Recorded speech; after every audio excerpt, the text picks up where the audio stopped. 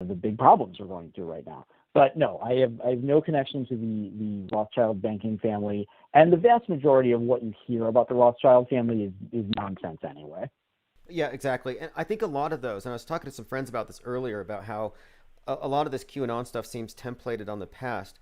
And it seems like a lot of the blame and scapegoating of the Rothschilds has been moved to Bill Gates and the Hollywood elite. It's more like they've just kind of transferred their their their bad guy to another group that's more relatable and easily identifiable, and you can see them on Twitter and Facebook. And QAnon is very celebrity obsessed, which is also very fascinating because it pretty much suggests that everybody on the political left is guilty. And I would ask QAnoners who call in, I would ask them, so Hillary Clinton drinks adrenochrome. Does Donald Trump? They would say no. And I'm supposed to believe that this practice is partisan. So that's how you can, that's to me, that's just a giveaway that this Right. is just way too partisan to be anything other than a massive libel and slander campaign.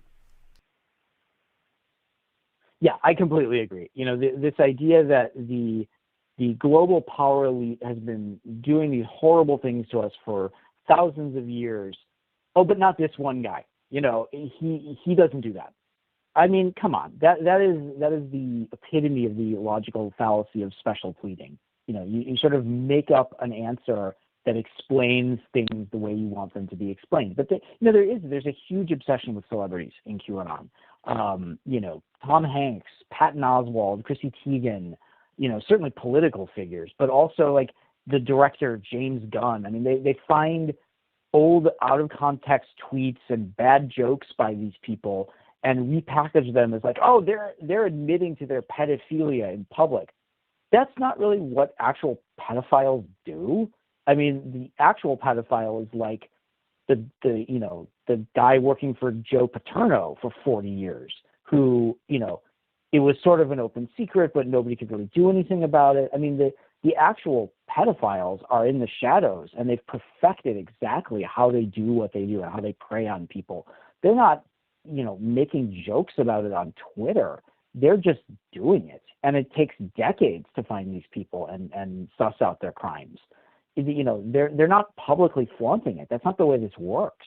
And so, in so many cases, QAnon is really just sort of a fundamental misunderstanding of how the world works, and it pictures a world that only exists in the way you want it to, rather than the way it actually is. Yeah, it reminds me in many ways. The whole narrative itself, it reminds me of eschatology. It's like, in a way, they're waiting for the Great Awakening, where the seals are opened, which to me sounds biblical, opening the seven seals or whatever. But in this case, it's Yeah. the sealed indictments. So we find out who's guilty, who's innocent. We can have the judgment, and then we can have the Great Awakening. And now you mentioned Nasara. This is the utopian side that people may not be aware of about QAnon. What is the big promise at the end of the road here for QAnon when they beat the deep state? What is this Nasara for people who haven't heard about it before?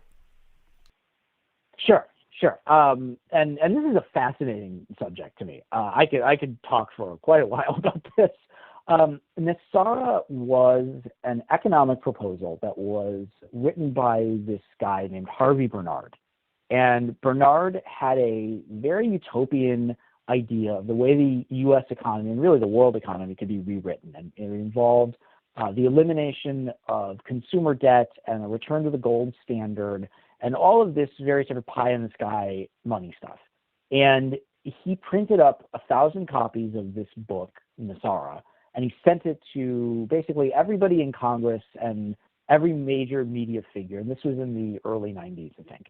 And of course, none of it went anywhere. Like nobody, Nasara never became law. It is not the way we live now. But Nasara was incorporated into an already running scam that was called Omega. And Omega was the brainchild of this guy named Clyde Hood. It was this sort of small-time grifter in Mattoon, Illinois, this little town in downstate Illinois. And Clyde Hood reinvented himself as a Fortune 500 investment banker who had access to prime European banknotes. And he was one of 6 people in the world who could access these notes. And for an investment of $100, you could buy a prime European banknote. and then you could roll it over, and you could roll it over and roll it over and roll it over, and finally there would come a day when the prime European banknote would mature, and you would have millions of dollars. Clyde Hood and his inner circle of about maybe about a dozen and a half people got filthy rich off this.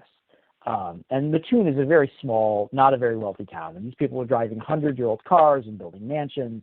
There are stories of sacks of cash that are so full they would fall apart when you pick them up. There was a lot of money going around with this. One of the victims of Omega was this woman who lived in Yelm, Washington, named Shani Goodwin. And Shani Goodwin also had a talent for grifting. And she took the mythology of Omega and welded it to NESARA to create this mythology of this vast amount of trillions of dollars that was being held hostage by the dark forces. And there was a white hat group that was fighting this dark cabal. And at any moment, these trillions of dollars in prosperity packets were going to be released to the world. And if you knew about NESARA, and if you were on Shani Goodwin's email list and you sent her money, you would have the first access to this money. And NESARA is still going. And this is something that peaked in about 2004. Shani Goodwin died about 10 years ago, at least 10 years ago. But there are still, right now, there are NESARA Facebook groups, there are NESARA Twitter accounts. There were people who thought that the CARES Act was actually NESARA being passed. There are people who are still devoted to this. And it is a utopian economic system that will make everybody rich. And of course, they don't understand that if everybody was rich, then money doesn't mean anything anymore. It has no value. So that is one of the things that you see in QAnon, is this kind of endless optimism for this great world to come. And the only thing that's different about QAnon is that it's not about money. And so you can keep people on the hook forever, and you're not doing anything illegal. You know, a bunch of the people with Omega were indicted. A bunch of the people with NESARA were indicted. And that's the difference with QAnon, is that it is really endless at this point. Right, because they're selling hopium. That's all they're selling. And I've been using that Right. phrase. I heard that phrase, but it seems to fit because, and I find it dark to be hoping for a doomsday. It's not that bright, but yeah, at the end, everybody gets free money and lives happily ever after. And what's more, I hear talk of technology being released. That Space Force was Trump's way of getting a lot of the suppressed technology that the elite were keeping from us out into the open. And people have even connected Donald Trump's uncle to Nikola Tesla. And they make connections between Trump, Right. hidden technology, time travel, all of this to be released when Trump conquers the deep state. So yeah, there is this Great Awakening does have a very utopian vision for what comes after. Yeah, and it connects back to these previous, fringe culture totems. And somebody like Nikola Tesla is a perfect example of that. There is a connection between Donald Trump's uncle and Nikola Tesla. During World War II, John Trump, who was a physicist, was working for the FBI and working in their, one of their offices working with kind of cutting edge technology. And it was John Trump's duty to go through Nikola Tesla's end of his life papers and see if there's anything useful in there. You know, Tesla died really in squalor. He was living in a hotel and he was consumed with OCD, and he was making these just crazy inventions of death rays and things like that.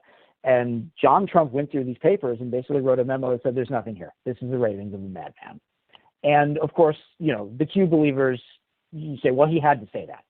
He couldn't allow the FBI to get the technology, but he memorized the technology and he passed it on to Donald Trump so that Donald Trump could implement it. I mean, it's just like completely off the wall stuff and doesn't really interact with the real world at all. But this is the world that these people live in, that this is not a new thing, that this has been going on for centuries and for millennia, this battle between good and evil. And so everything gets sucked into that and pushed out through that prism. So you can take anything that happens. You can take, Nikola Tesla's deathbed rantings, or you can take John McAfee's death. You can take anything that happens in the news and bake it to fit within this framework. And what it is it's an endlessly self-sustaining universe. Okay, with the McAfee in particular, so there was an element there where I can understand why they tied it in, because right after he died, the letter Q pops up on his screen, and he has already been connected with investigating Epstein Island with a drone. So many believe that was him. So you have that. But then people said, well, his computers were over in the condo in Florida that collapsed. So they add Yeah. on to it. But what do you think about the core thing here? McAfee having Q put on his Instagram. That's the kind of thing that makes me think QAnon will never go away. Because how do you debunk that? Right. Yeah. I mean, when you look at McAfee, and I think McAfee is a really good example of somebody who's like Isaac Cappy, clearly troubled. I mean, you watch the videos they've made, you read his social media posts and the bizarre, grandiose claims that he made, and you can tell something is not right there. This is not a person who has a healthy relationship with the world. And he had just at that moment, he was already in prison in Spain, and his extradition was going to go through. He was going to be extradited to the United States for tax evasion. Here's a guy who's looking at probably a fairly substantial prison term. His life as he knew it is over. And I can completely understand why this is somebody who said, I'm not going to live that way. I'm going to go out on my own terms. And, whether there's a bribe to a guard or whatever, I mean, we may never know that. But it's not difficult to see why he would take his own life. And at the same time, it's also not difficult to see why he would continue trolling people after he was dead. And I don't know who ran his Instagram account, but clearly he had some kind of a social media team. Now, whether that person did that of their own accord or whether there was some instruction to do that, I have no idea. But clearly that is just trolling from beyond the grave, knowing that when this goes public, people are going to be talking about this. And people are going to be talking about you after you're dead. They're not going to be talking about why you're going to prison. They're going to be talking about this thing that your team put up on social media. And it's kind of brilliant as sort of performance art. It's also really sad, but as just a piece of like social media era performance art, I think it's brilliant. Right. Well, I have found a few instances where McAfee was kind of insinuating that he was Q. And at other times, he insinuated he was the guy who was setting the drone over Epstein's island. So, what's your take on this Epstein Island thing? Is it connected to Pizzagate, and is this connected to reality, or is it mostly mythology? Like, what's the real story here, in your opinion, with this Epstein narrative that Sure. they broad brush everybody with? Sure. Yeah, and when the news of Epstein's death broke, I was sitting there. I think it was a Sunday, and I was like, "This is going to be the Super Bowl of conspiracy theories. Like everybody's going to get in on this." And of course, it's completely understandable why. Here's a very powerful guy who is in prison, and people who are in prison are not supposed to be able to take their own life. That's just that's what prison is for, to protect you from doing that, so you can be tried.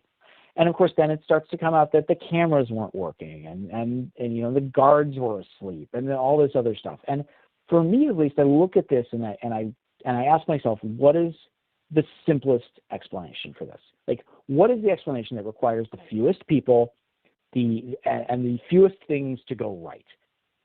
Maybe he got knocked off in prison by the Clintons, or maybe by Trump, or maybe by whoever.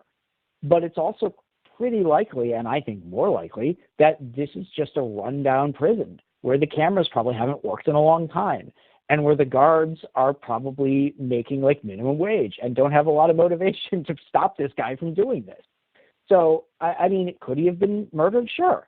But is it more likely, at least to me, that he took his own life, seeing what was going to happen to him, seeing that he was going to have to face his accusers in court? That to me makes much more sense.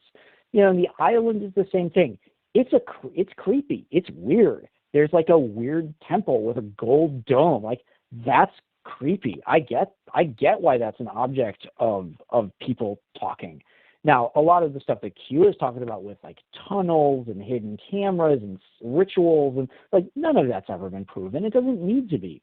We knew what Epstein was. Everybody knew that he was a criminal. He'd already done time in prison. Everybody knew he was a creep. I don't think anybody knew the extent of it, but the idea that Q like discovered all of this, and Q is the reason we were talking about Epstein. No, the reason we're talking about Epstein is because a guy who deserved justice was about to get it and denied it from us. To me, that's the story. The story is Epstein escaping justice, not drones and tunnels and rituals and stuff like that. Right, quite a lot added on there, and it's important to separate the mythology from the actual Q drops. And a lot of this mythology, as we've described and discussed here, is very much crowdsourced. And your book really does put it all into, I believe, the right context to understand what this movement is. And so the full title of your book, it became a movement, a cult, and a conspiracy of everything. So I wanted to talk about the cultic aspect a little bit here. For one, we have the religious side of it.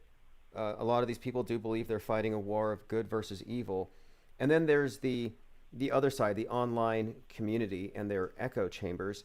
Uh, how do you think people break out of this? Because I saw at the end of the book you had a lot of words to say on the topic of cult mind control and deprogramming. Do you think that this is something that will require systematic deprogramming for a lot of these individuals to actually get off of this hope for this eventual revelation or awakening? Well, I want to say first of all that term deprogramming is really not it's not what most people in the sort of cult extraction field use. I mean, I know there's a lot of debate about what this really is. Is it a cult? Is it not a cult? Is it brainwashing? Is it not brainwashing?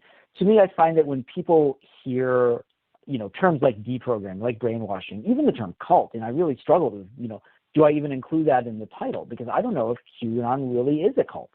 It's cult-like in a lot of ways, but then there's a lot of ways that it's not quite like a cult.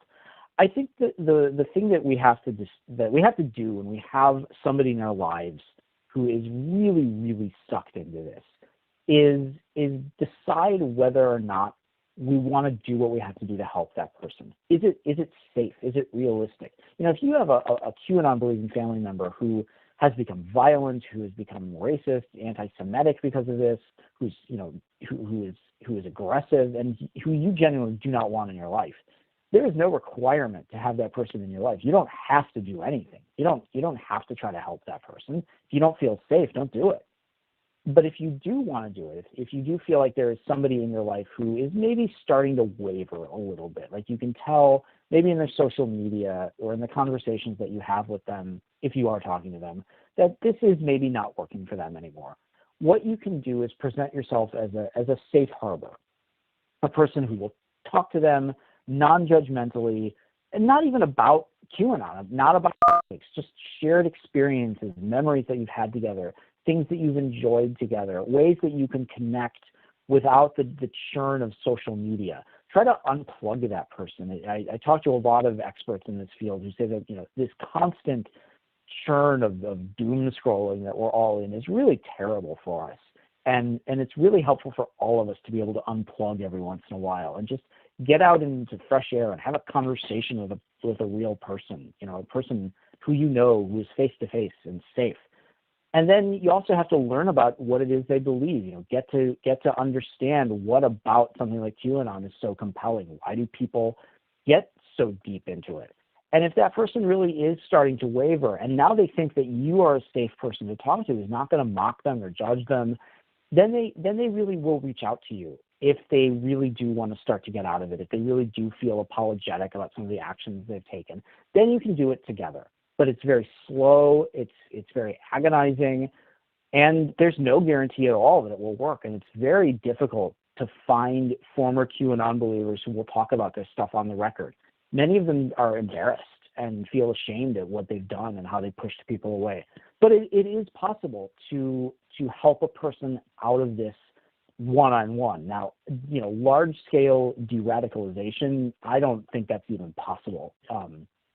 Certainly not with something like QAnon in the social media era. It has to be one-on-one. It has to be sort of day by day, and it's very grueling. Well, there's no more Q drops, as we discussed. That it's been more than 6 months since they've heard anything, and so a lot of it's grasping at straws. And I keep thinking, okay, this has got to lose traction if nothing happens, nothing concrete. And then you have individuals like General Flynn at these, he went to this QAnon, it wasn't specifically QAnon, it was a Patriot gathering, I believe it was in Austin, where he kind of flippantly answers a question Right. from the audience. He fields a question and they say, can't we just install Trump? And he pretty much said he doesn't see why not. Same with Sidney Powell. So a number of characters Right. out there, the Pillow Yeah. Guy, Mike Lindell, they have all said Trump's coming back Yeah. in August. Now, these individuals, I think, are primarily responsible for the continuation of this Q narrative. What do you think? Are these the three main players? Are there any others you can? Absolutely. These are some of the biggest players. What Flynn and Wood and Powell have done is really take hold of this leaderless story. And, one of the biggest problems in the QAnon community right now is that there's nobody's in charge of it. Nobody's directing it. And on one hand, that sort of sends all the followers scurrying in every which way direction. Now, it's also good to me. It's not a problem because this is a point where somebody could take control of this movement and use it to specifically direct violence. And that has not happened, and that's very fortunate. But these folks know exactly what they're doing. They know how much faith the QAnon movement puts in them. They know how much faith the QAnon movement puts in Donald Trump being the real winner of the election, and everything that's happened was all necessary in order to really prove all of the fraud. You hear the phrase in Q land a lot. It had to be this way. Trump had to appear to lose in order to win. And of course, I ask people, well, why couldn't he have just won? They never have an answer for that. It's always about it's always about exposing the corruption, which I guess you have to pretend to lose in order to win. And these people know that. People like Mike Flynn, they know how devoted the Q movement is, and they have exploited it. They've massively exploited it. Michael Flynn has $5 million of legal bills he has to pay. And in QAnon, he has a movement that is more than willing to give him money to do that. Lin Wood, it's the same thing. Sidney Powell, it's the same thing. Giuliani, the same thing. Maybe they're not out there quoting Q drops, but they don't have to be. They're throwing out the terminology of the movement that lets people know that I'm one of you and I believe the same things that you do, and I've got the power to fix it. And it's very dangerous, at least to me. I think so. I think they're playing with fire, and I think there is a financial incentive. I find it very fascinating that Mike Lindell has $2 million worth of masks he can't get rid of because they're not good enough to meet CDC standards, and nobody wants to buy them. And I'm like, Right. okay, obviously somebody here some people here are definitely making some money in this. Now, I have some questions in the chat section from people. Clockwork 113 wants to know your thoughts on some other conspiracies. He says, "What's your take on the Mandela effect?" Any thoughts on Oh, the Mandela effect. Sure. And that's what that is our sort of collective misremembrance of things, and it's named after people who could swear up and down that they watched the televised funeral of Nelson Mandela, except Nelson Mandela didn't die then. He died, fairly recently. But people who are like, oh, I was a kid and I saw Nelson Mandela's funeral. Well, you didn't. You think you did because your brain has told you that you did. And the Berenstain Bear books are the same way, or that Sinbad movie that doesn't exist. I think it's a Sinbad movie. But yes? the Mandela effect, I think, is a really good example of our brains really being kind of terrible at retaining information. And, we all sort of we tell people, well, I know what I saw. I know what I remember. Well, what you remember may just not be accurate. What you saw may be completely misinterpreted or something that you have turned into something else. I mean, we are all kind of terrible at remembering things for how they actually were, but we're great at remembering things for how we think they were. So I think it's a fascinating, sort of brain chemistry subject. Yeah, I agree. I looked into it and I read about the eyewitness testimony, just the research on eyewitness testimony in general and how unreliable it is, and also how powerful the effect of consensus is on our beliefs. And I think this kind of relates to the QAnon thing, because I know a lot of people who believe in the Mandela effect and they hang out together. And if you don't believe it, they call you an NPC or a troll and they kick you out because they don't want it Right. debunked. And I kind of feel like the QAnon community is almost like the Mandela effect community, where it's a self-reinforcing echo chamber. Totally.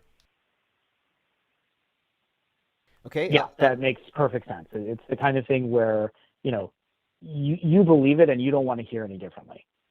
Totally. And eyewitness testimony is always unreliable. There's a great example of this in the Flight 800, the plane from New York to Paris that crashed in 1996.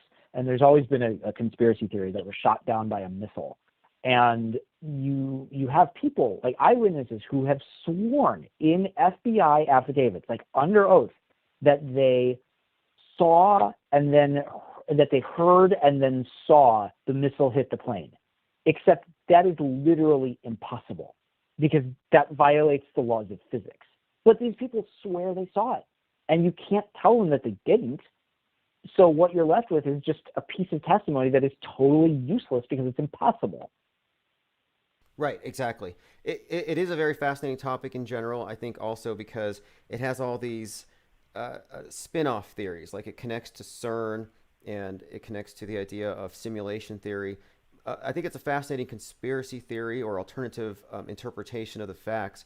But as far as conspiracy theory goes, QAnon, I think it's kind of an outlier. And I kind of resent, in a way, the fact that it kind of broad brushes everybody. Like, for one thing, QAnon is really big on the Space Force. And in that Q&A you alluded to, he said that the Earth is not flat. So this would take the flat earthers out of the QAnon crowd, which makes sense to me because the QAnon thing seems more political than metaphysical or getting into the nature of the world.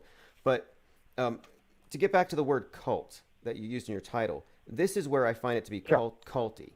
It's the online community that it doesn't even matter what your beliefs are or what convinced you. You're in the group now, and you just turn on your phone and you're there. That's the part that I agree with you that we're dealing with a cult, just a culture.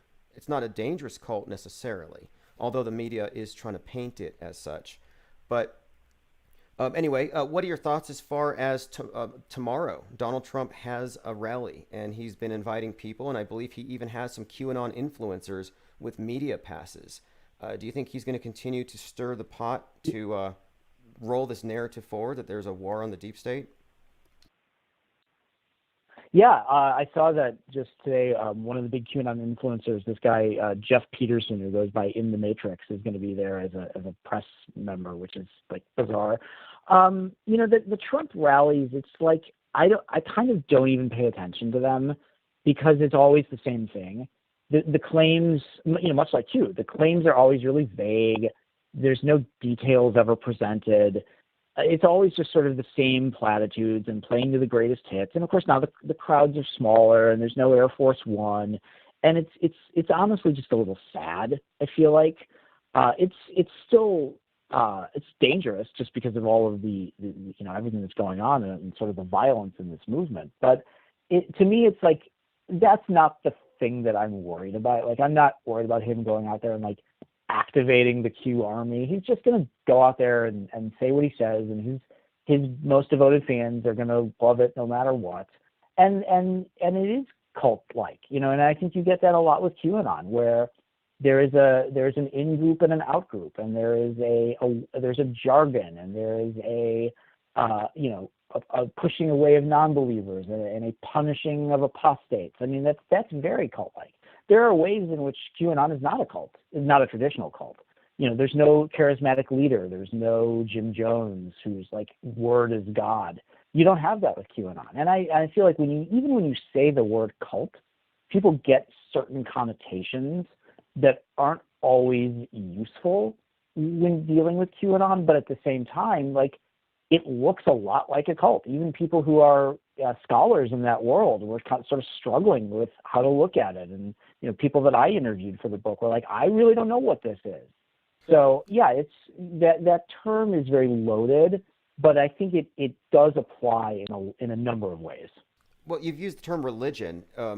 Religion in a sense that I think it becomes, or rather, a movement. But I've used the word religion. I've seen other people use that in a sense that it's like a total worldview, but it's like it's a political religion. And in many ways, it seems like they've templated, maybe deliberately, they've templated their political narrative onto the book of Revelations itself.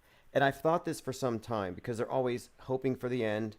and it's a rolling prophecy. And you can find this with many prophecy cults where they can prophesize the end of the world, and when it doesn't happen, the faithful will find a reason to stick around, and nothing can ever really end that. No amount of contrary evidence will ever undo it because they can just explain it away in some way. So, this is again the side of it that I think is somewhat culty. But as far as their charismatic leader, they've got Trump, and Trump's own biographer said that he's going through his Fat Elvis stage. And I think he even called it sad, as you did. And I'm like, okay, well, if Trump exits, what becomes of QAnon? Like, is this the end of it by your assessment? Or do you think that there's going to be someone else who can keep this thing going? Like Majority Green or Matt Gaetz, these characters, or Flynn. Do you think there are any people out there who are going to manage to keep this going post-Trump? That is the question. What happens to a movement that has a messianic view of Trump when the messianic figure is not around anymore? I have no idea. I think about it. I think about that a lot, and I don't know. Now, I think that if Trump were to officially kind of anoint a successor, where he brings Matt Gaetz or whoever up on stage and say, I'm not going to run again, but this is my candidate. I'm going to support him with everything I've got. He upholds the MAGA values, whatever. That would be a little bit different. But, right now we have no idea if Trump is going to run or not in 2024. And I sort of go back and forth on, of course he is, and then of course he isn't. So I really don't know. But I think that there are figures in that world who are charismatic enough and beloved enough to pick up the mantle. And I think Flynn is definitely one of them. He's absolutely beloved in that community. He knows exactly what to say. He has that sort of military background and sort of the homespun American values. And of course, he was a victim of the deep state and the Mueller witch hunt and all that stuff.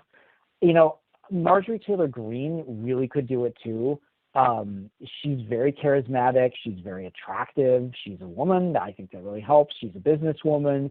She is an outrageous button pusher. That's what she was doing before she got into politics, was just trolling, and she's great at it. So I think that she absolutely could do that. Beyond that, I don't look at Matt Gaetz as being all that charismatic. I don't look at somebody like Ron DeSantis as being all that charismatic. Ted Cruz is never going to be that guy. Mike Pence is certainly never going to be that guy. So I would say of the figures in Trump world that I keep an eye on, I think Marjorie Taylor Greene and Michael Flynn are the two that I could see becoming the successor to that messianic role in QAnon. Got it. And one of the things you said here, people came to QAnon because of the pandemic, and they stayed for the stolen election conspiracy theories. And that's a great point. People had a lot of free time. It was an election year. And so I think it was a great opportunity for people presenting this information to have a captive audience. So on the stolen election conspiracy theories, where do you think that's going? Is this all just ginning up discontent, or do you think they actually have any sort of intention of overturning things? Well, they can't overturn it. The election is what it is. You can say what you want about it, but Joe Biden's the president. The electoral votes were certified. The process played out as it's always played out. He was sworn in. He's got the nuclear codes. He's the president. So whether or not you want to believe that doesn't matter, because he is. But I think that the QAnon promoter community has really latched onto this idea that Biden is not the real president. And you can get people to believe that because they want it to be true. It's the same with so much of QAnon in general, is this idea that it's true if I believe it, and it's my truth. And you can't tell me what my truth is, only I can. And of course, so can Lynn Wood, apparently. But I think they're going to ride the stolen election as far as they can. And they're doing it right now with the Maricopa County audit. There's no indication that there was any particular fraud in Maricopa County or anywhere else. There never has been. I mean, there's always a few votes that get thrown out for whatever reason, but never to the extent that they think is going to happen. And where it all falls apart for me is that there are no details offered up of how this is all going to happen. How would Trump be reinstated when there is no law that allows for that? How is this extraordinary thing going to happen? Who is going to make the decision? How does this all work? And they never tell you how. They just tell you that it's going to happen. And that's where trust the plan comes in. There's no mechanism for this to actually take place, but it's going to. So just trust it. Because it'll be fine. And that is a movement that is very malleable and can be exploited in any number of ways. So I think they're going to have quite a long time of prophesying that Trump will return to office. And then at some point it will become clear that he's not going to, unless he runs in 2024 and he wins, which is entirely possible. And of course, then they will, vindicate themselves, even though what they believed was going to happen didn't happen, and will, sort of have to start all over again. Yeah, and that's a great point. They'll feel vindicated even though they didn't actually accomplish what they were supposed to. And this is something I comment on frequently. In 2015 or 2016, or when this thing started to really pick up steam, this deep state narrative, or I guess 2017 was it, with the Save the Children thing, where they wanted to save the children who were being trafficked for adrenochrome. And I thought, well, that was 2016. This is 5 years later. Now we're talking 2024. At some point, it's going to be save the disaffected teenagers. Like, they didn't save the children on time, if that was the objective. So, yeah, it's just it's not a credible story to me anymore if it extends that much further into the future. But anyway, your book does quite a lot, I think, for bringing this thing down to reality. I think you've done a great job of going through all of the claims and how they've arrived at their different conclusions, and you've separated the mythology from the actual Q drops, which have already stopped. So I want to ask you, where do you want people to go purchase your book from? Do you prefer we go to Amazon, or you have a link that I think I have on your Twitter page? Is that where I should be sending people, for people who want to read The Storm is Upon Us? Yeah, there are any number of places you can buy it. Obviously, if Amazon's your thing, go for it. If you want to support your local bookstore, that's great too. Whether by going in person or bookshop.org is a great resource for that. You can get it as a Kindle. You can get it as an ebook. There's any number of ways to get it, and I really appreciate people who are maybe more or maybe less skeptical about QAnon reading the book, because I think it will put a lot of things in perspective about this, about where this came from, how it is being exploited, what about it is true and what about it isn't. Why do we believe things like this in the first place? And I think that's useful for anybody to have. And if you want to follow me on Twitter, I'm there at RothschildMD. I talk about all this stuff quite a bit. This is a really important subject, because it's not just about QAnon. It's about how we process information and how we allow it to influence how we think and what we do. And I think we're really all just figuring this out as we go.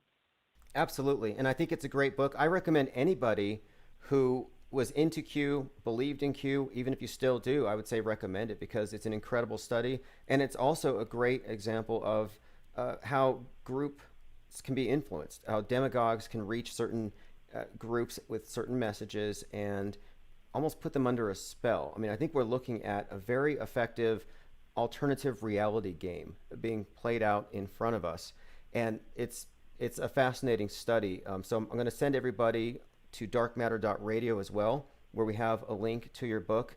I have a couple more questions for you, if we can keep you for another 7 or 8 minutes here and just make it a 90 minutes. Yeah, sure. Commenter here says, ask him if he thinks Q sent Kyle to Kenosha. Now, the background there is QAnon. Of course, Q has the number 17 attached to their symbolism. So you have Kyle, who's 17. He has a white hat when he shows up at a Trump rally, and then he goes to Kenosha.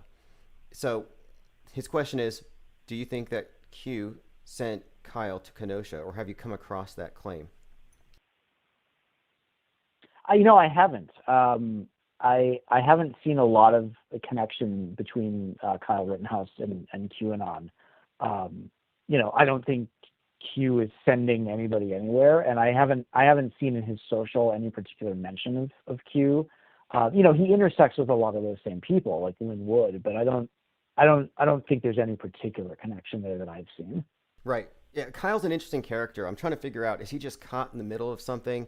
I've been following his mother's pleas to uh, get justice for Kyle or get him help because Lynn Wood more or less exploited the kid's situation, kept him, I think, locked up a little longer to raise money, and it looks like a mess.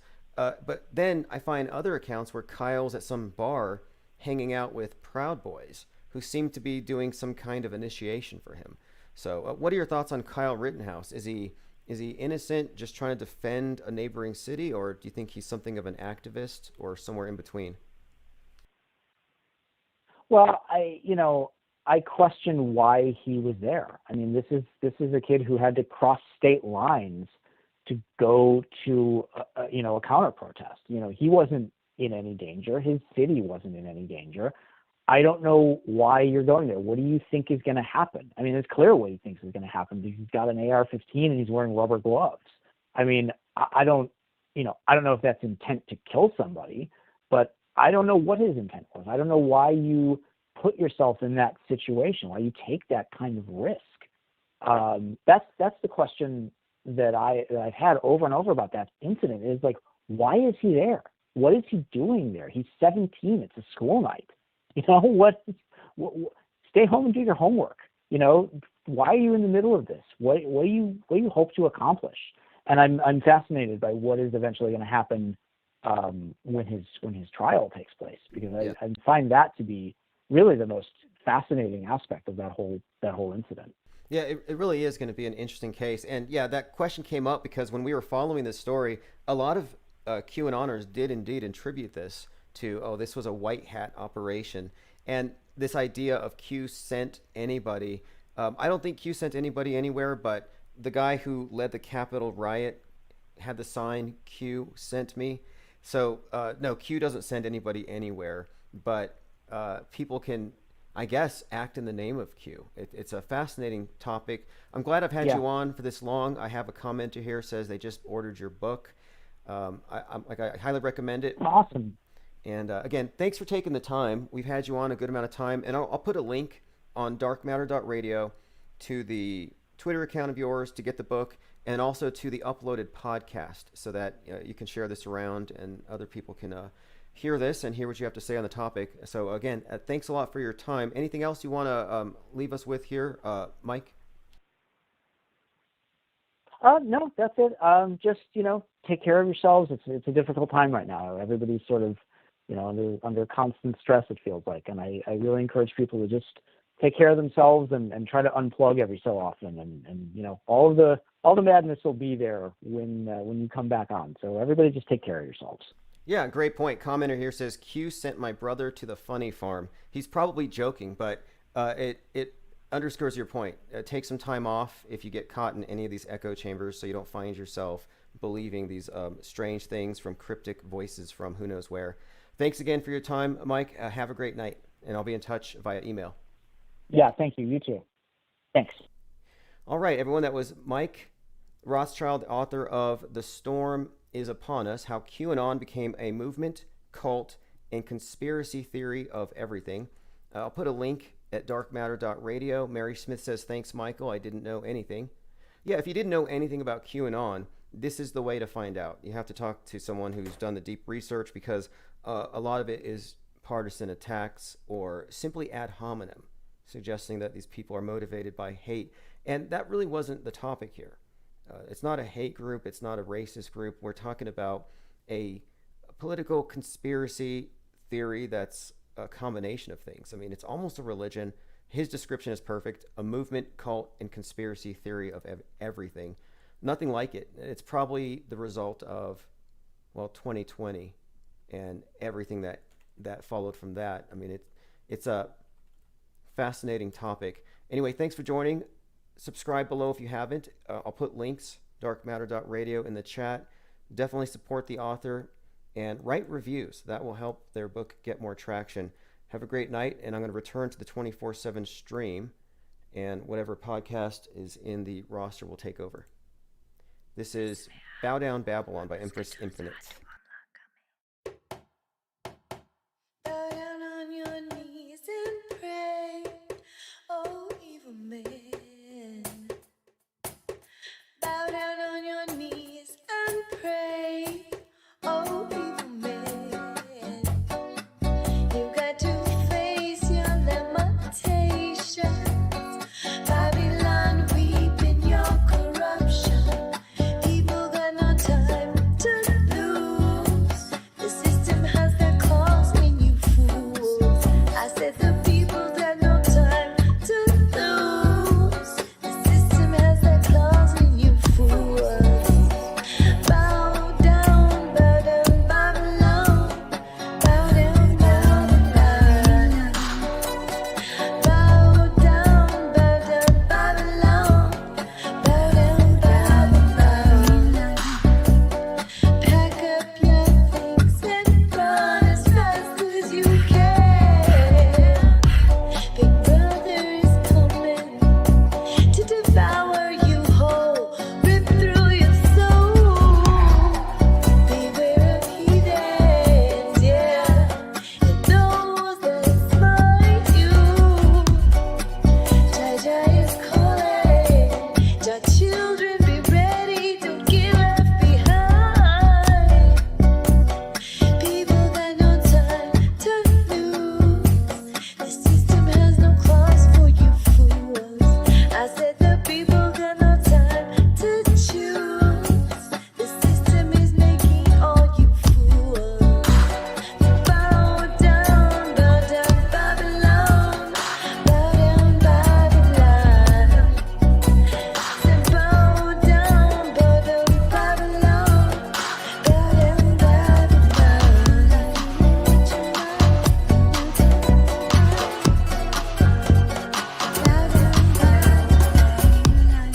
Wise up, my people, yeah. Rise up, your children. Wise up, my people, yeah. Rise up, rise up, rise up, my people, yeah. Rise up, your children. Wise up, my people, yeah. Rise up, rise up, rise up, my people, yeah. Rise up, rise up, wise up, my people, yeah.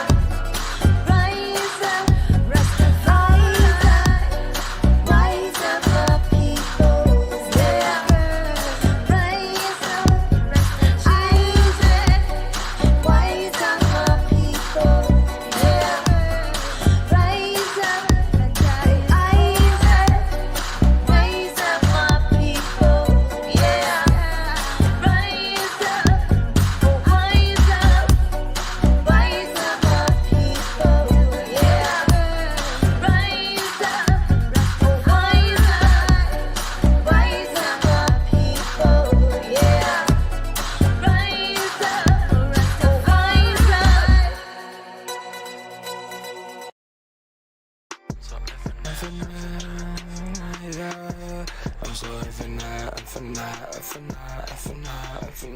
All right, thanks for joining. We're going to be going through some voicemails here. We've got voicemails from 2 weeks going back. I believe going back as far as June 11th, and it's 7-3. So, sent out some live notifications. People should be arriving here shortly. We're going to take care of that and a few other things. Hello to the chat. How many of you were here last night for the Dark Matter After Midnight with the author of the... It's an anti-Q... Well, it's not anti-QAnon, but it's a QAnon book, but it's not a pro-QAnon perspective. It's more of an objective analysis of the movement / cult. Very informative. But it's go time. if there is anything to the cult, and it always seems that way, it's always go time. It's always about to happen. But right now, I think it's true. Right now, it's actually about to happen because Trump's out right now in Florida. He's stirring the pot, asking questions about Ashley Babbitt, and that's a very complex thing. I mean, think about it. Who killed Ashley Babbitt? That's what Trump tweets out. Well, not tweets, he puts out on his own platform. But those of you who are aware and appraised of the truth of this whole operation know that that was theater. Nobody died. So there's not only not a martyr, but there's no victims because there was no insurrection. But the truth doesn't really matter in this context. And I think we all understand that by this time. Here's the latest from Trump. He's going to be making an announcement in New Jersey on Wednesday. And he's going to talk about protecting the First Amendment. So we'll see what that is. I'm still waiting to see what happens in Florida today. There was an event out in Boston. Wakefield Reading residents asked to shelter in place as armed standoff closes I-95. I was looking at that to see if anything would happen, but nothing happened as far as there wasn't really any kind of gunfire. Nobody got killed. Nobody got shot. But there was something worth examining here, and I think it has to do with, and it'll probably have to do with guns. It says here, as you've heard, there are a number of guns, and we're working on identifying these individuals. But it's armed individuals. So it's a Second Amendment thing, we'll see. It has to do with possibly even the fact that the group had some sort of ideology behind them. I think it was, here it is. The suspects are part of a group called Rise of the Moors. Now, I'm not very familiar with this group, but in my experience, most, if not all of the groups that we see out there are led by feds. And when is that not true? It's true with the Proud Boys. And that's coming into play right now as Kyle Rittenhouse is being looked at very closely because of his relationship with the Proud Boys. So if you remember when he went to that bar and he did the AOK sign, well, the AOK sign is no longer okay, as you all know. Well, that's being held against him. And it turns out the people he was hanging out with there were part of the Proud Boy group. So the mass media is saying, oh no, he was associating with racists. But to me, it looks like, no, he's associating with feds, which kind of underscores the idea that Kyle has been controlled opposition all along, that it was never an authentic thing.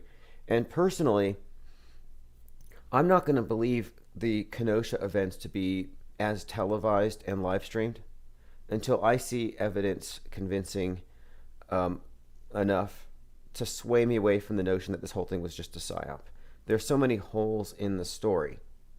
In particular, I guess the only thing that would convince me would be the arm of Gage Grosskreutz. You know, if we see that bicep intact, we know it was a hoax. And to date, he has not emerged to show the scar. And supposedly 90% of his bicep was shot off. And I'm sure many of you saw the footage, and we hyper-analyzed it.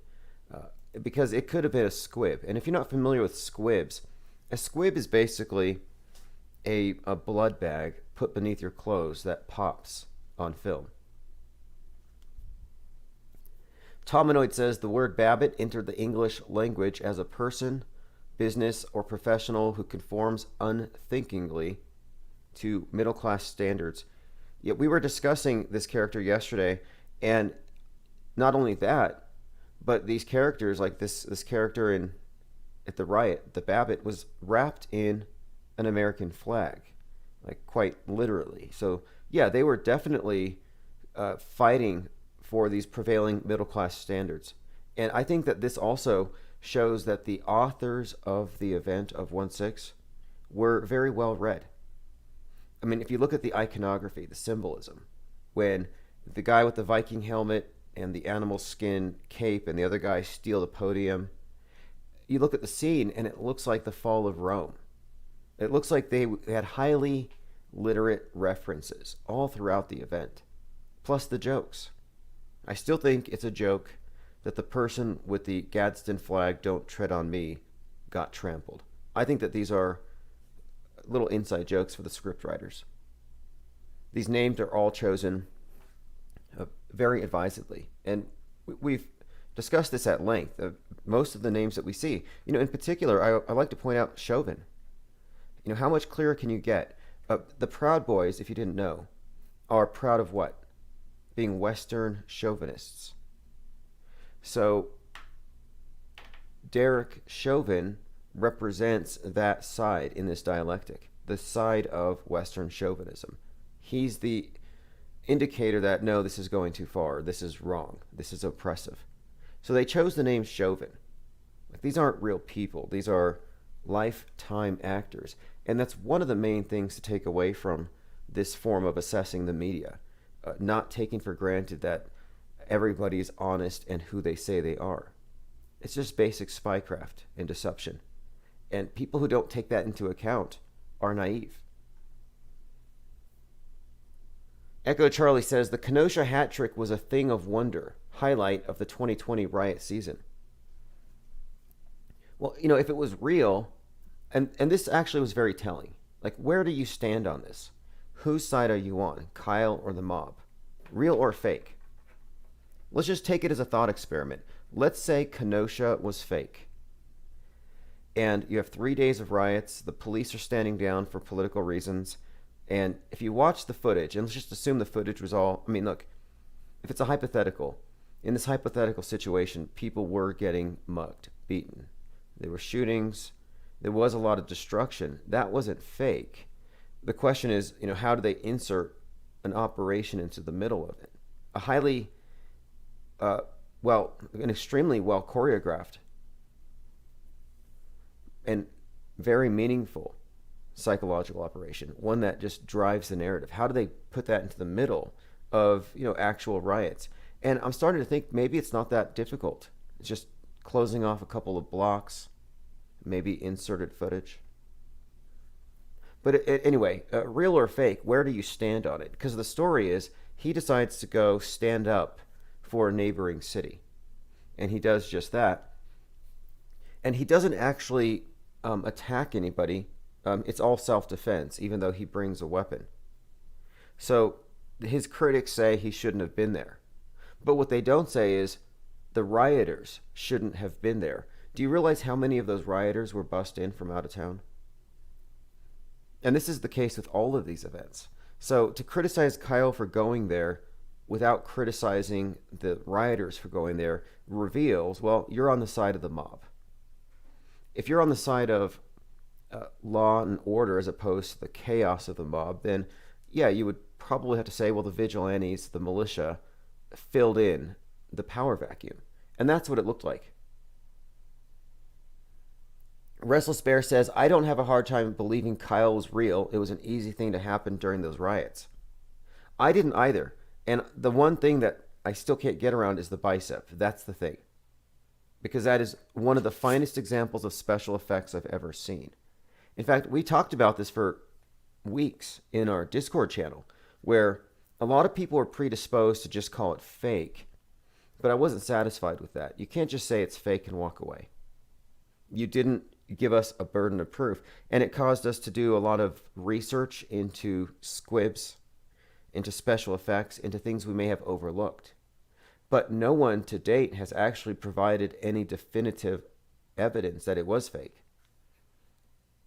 We have a lot of questions, and it is very questionable. Is it fakeable? Well, that's the thing. Is it fakeable? And my answer there is yes. And I was leaning towards real until Lin Wood stepped onto the set. Lin Wood, the attorney from, I think they call him Attorney of the Damned. He represented the Ramses parents. But when that individual entered the scene, I kind of thought, okay, this has got to be spectacle. And then Donald Trump goes to Kenosha, drops off a $42 million check. And I'm wondering, well, could this have just been a theatrical production to help sell his election. Sell the Purge narrative, like from the movie The Purge, where America is going to go to hell quickly if we don't get a law and order president back in. So I'm more inclined to think that Kenosha was just a movie, more or less, superimposed onto the real thing. But look, if I find out it was real, I'll give props where due. I've been saying for some time, someone needs to go find out. I'm not saying dig up any graves or twist any arms, but I don't think it'd be difficult to find out. And that's the thing. It's not on me to find out. It's on the person who's asserting the whole thing to be fake. Restless Bear says, I think they took advantage of a convenient situation. That's the other possibility. It's likely that you do have the real riots, but then you have the instigation. You have the agitators, the agents, the provocateurs. But then you could have an entirely pre-scripted, choreographed sequence of events inserted into the middle of it. Echo Charlie said Donald Trump wanted to win Wisconsin in 2020. Right. Well, there's a few other things about Kyle you should know, too. It wasn't like he was just watching YouTube videos and he saw the riots and he said, I have to do something. His background was training with the police as young as 14 years of age. He was involved in fundraising and trying to foster inter-community communication with the police departments and the people in their neighborhoods when he was like 16. So he was already an operative, if you ask me. He was already an operative. He was trained for this. And there was something I thought was kind of interesting that night in Kenosha. A number of things stood out to me. In one scene, a police officer walks up to the militia individuals, and Kyle's among them, and he says, okay, we're going to push them down this way. Talking about the mob of people. And he hands Kyle and the other a bottle of water. So they get bottled water.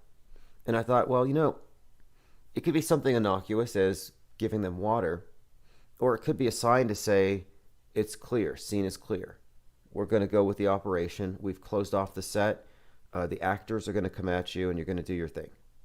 So I'm open to the possibility that we looked at a psychological operation. I mean, the Derek Chauvin event was fake. I mean, the name is not a coincidence, and the correlation to Proud Boys.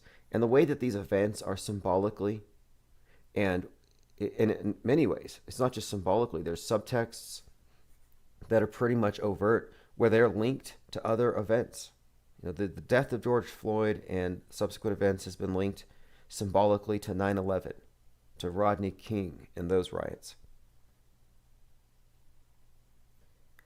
Well, Kyle's on trial, so that's going to be something to be following over the next few months. What happens with Kyle Rittenhouse? They're going to point out double standards. Like, how did he walk away from the scene holding a weapon, whereas anyone else holding a cell phone would have been shot? They'll try to play it like it was some kind of an example of privilege.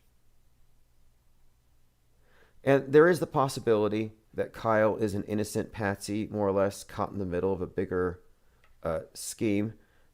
His mother, Wendy, would kind of suggest this, unless she's an actress.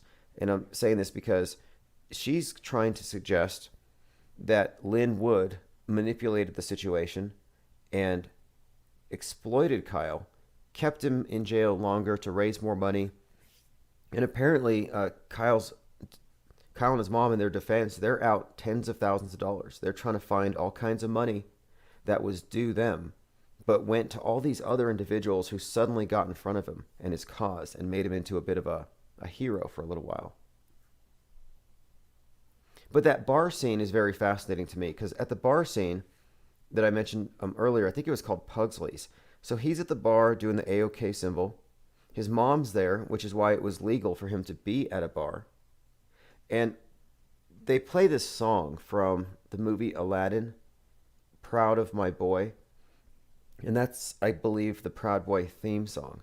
So, again, it's all looking to me like a Fed-run operation. And Kyle, innocent caught in the middle or an actor? Again, I'm leaning towards actor. The only thing that will ever change my mind, and if you want to change my mind, you're going to have to go out to Kenosha and twist a certain arm. I'm not going to say whose. A Trump supporter warns CNN reporter of, quote, civil war if former president is not reinstated soon. Now, this is from thehill.com, and it's also a CNN reporter, so there's no reason to assume the person they're speaking with is a real person. But if you look at social media, you can kind of see the vibes and how people do think this is a real thing. He didn't lose. I know he didn't lose, one woman told O'Sullivan, indicating she believes the claims that widespread voter fraud led to an unfair election that swung in Biden's favor. He's coming back soon, and you guys are going down, a Trump supporter identified as Ron said, sparking laughter from the others in his group. The military knows it was a fraud. He won by over 80%. He's coming back in the middle of August. So that's about 6 weeks from now. Again, this is all backed up by things that have been said overtly and insinuated by people close to Trump or in the periphery there. Individuals like the pillow guy, Sidney Powell, General Flynn, they kind of seem to be doubling down on it. O'Sullivan asks, what happens if that doesn't come true? And the response is, we're going to be in a civil war because the militia will take over. A self-described member of the Three Percenters who attended, now that's another one too. The Three Percenters is a group that was added to a terrorist list in Canada. So in Canada, Three Percenters are terrorists. Anyway, says at least 6 members of Three Percenters have been charged with conspiring to attack the U.S. Capitol. One woman told O'Sullivan she believed that it was completely staged. And I believe that. In fact, I know that to be true. And until there's evidence to the contrary, I have no reason to not think that to be true. The so-called insurrection of 1/6 was a lot of cameramen, camera women or whatever, and theatrical photographs being taken, people being walked around, let in. It was not an insurrection. But you do have a lot of shady characters who showed up with weapons in their hotel rooms, and they're being arrested. And so they're painting this up to be, this was meant to be an insurrection. They were trying to take over. They wanted to hang Pence. But it all hinges on the testimony of a few very questionable characters. People like Jake Angeli, the guy with the Viking hat, who claims that Q sent him. And I talked to the lead Q investigator yesterday in that interview on Dark Matter, and he said Q doesn't send anybody anywhere. There is no Q sent me. But I want to point this out, though, because my thinking on this whole Q thing, and this is why I feel like it's a very important topic, is that everything we're experiencing now is part of a template. And I think that we're just reliving what happened after 9/11. So you have 9/11, and then you have the post 9/11 world. And the post 9/11 world was characterized by smaller attacks, the Patriot Act, civil liberties being curtailed. You had pro-war and anti-war. This 19-year program based on eliminating this worldwide ubiquitous threat, which is gone now. So the new 9/11 for this next 19 years, I believe, was COVID, which kicked off on 3/11, the date the pandemic started. And since then, you can see how the narrative has changed to where now, instead of radical Islamists that everybody's learning about, that we have to get educated on, the new threat, like after 9/11, suddenly everyone had to become an expert on jihadis.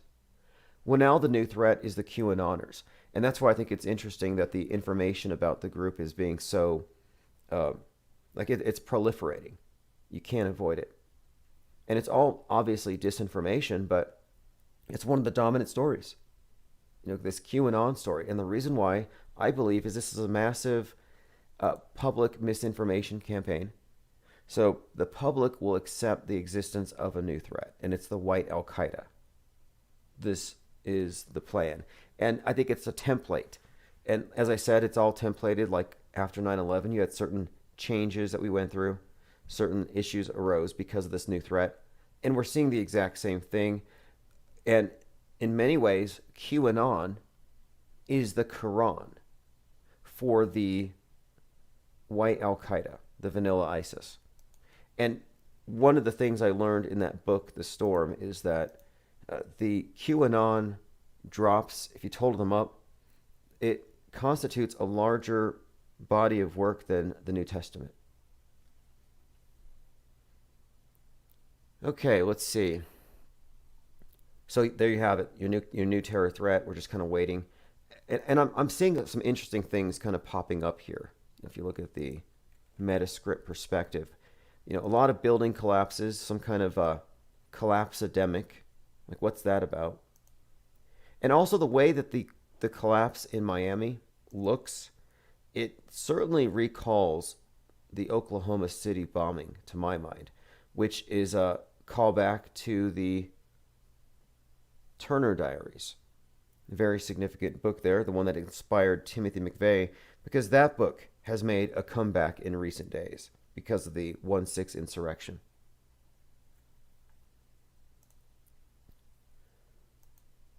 I want to bring up something kind of random here. Someone had tried to suggest to me about a year ago that Steve Carell, the comedian, is actually playing the role of Alice Cooper. And so I have a picture comparing them. And so that's gone around for a while. That's not a new one. You've probably seen this. There's a number of reasons why it's not there. But anyway, then I have seen people making comparisons of Jill Biden and Alice Cooper. And I'm like, I'm sorry, but you got to draw a line somewhere. You can't say that Alice Cooper looks like Steve Carell and that Jill Biden looks like Alice Cooper. And then you put Alice Cooper, Jill Biden, and Steve Carell together, and you don't have a match all the way across. Because you couldn't say Steve Carell and Jill look anything alike. So it kind of debunks itself, but I just thought I'd put it out there. Not the same. Although I did find a picture, and I think it was posted by... No, it was actually posted by Alice Cooper himself, where he held up a photo, or a meme rather. He framed the meme comparing himself to Steve Carell. I'll see if I can find that post. Oh, look. According to FEMA, the best way to prepare for hurricanes, get your vax. Can do to our communities and the importance of having an emergency plan and taking the steps to ready yourselves, your family, and your community. You can take simple steps to prepare for hurricanes, including getting a COVID-19 vaccine and building a ready kit with items and documents you need in case you need to evacuate. All right, get your vax and then pack your bags. Good advice. Right now, though, another one of the stories that we cover here quite often, or this ongoing development, is the attack on conspiracies, and that's the purpose of QAnon. I think the whole purpose of QAnon was to infiltrate not conspiracy, but alternative media and broad brush everybody. And I see that it's worked quite well, because now they can set a precedent and say, hey, conspiracy theories used to be a laughing matter. Look at the flat earthers, look at the Bigfoot believers. But now conspiracy theories make you dangerous. Sort of like religion. Oh, religion's fine, but we can't have radical religions. This argument, the slippery slope argument that is used against religion can be used against the free flow of information itself. And that's what I think the ultimate purpose here is. I think it's about thought control and about censorship. In fact, the COVID-19 pandemic, in my opinion, was a convenient excuse, just a cover, something to do in order to give them the opportunity to cure the infodemic. And the infodemic is the real thing. That's the information that contradicts the powers that be, the ones that control the media, and it's the real conspiracy stuff. Not the fake conspiracies that they give the masses to mock and laugh at, but the real questions.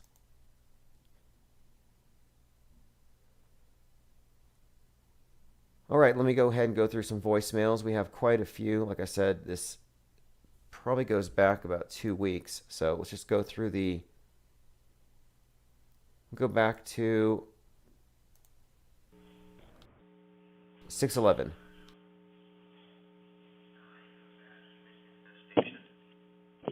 Hello? Okay, I think he calls back.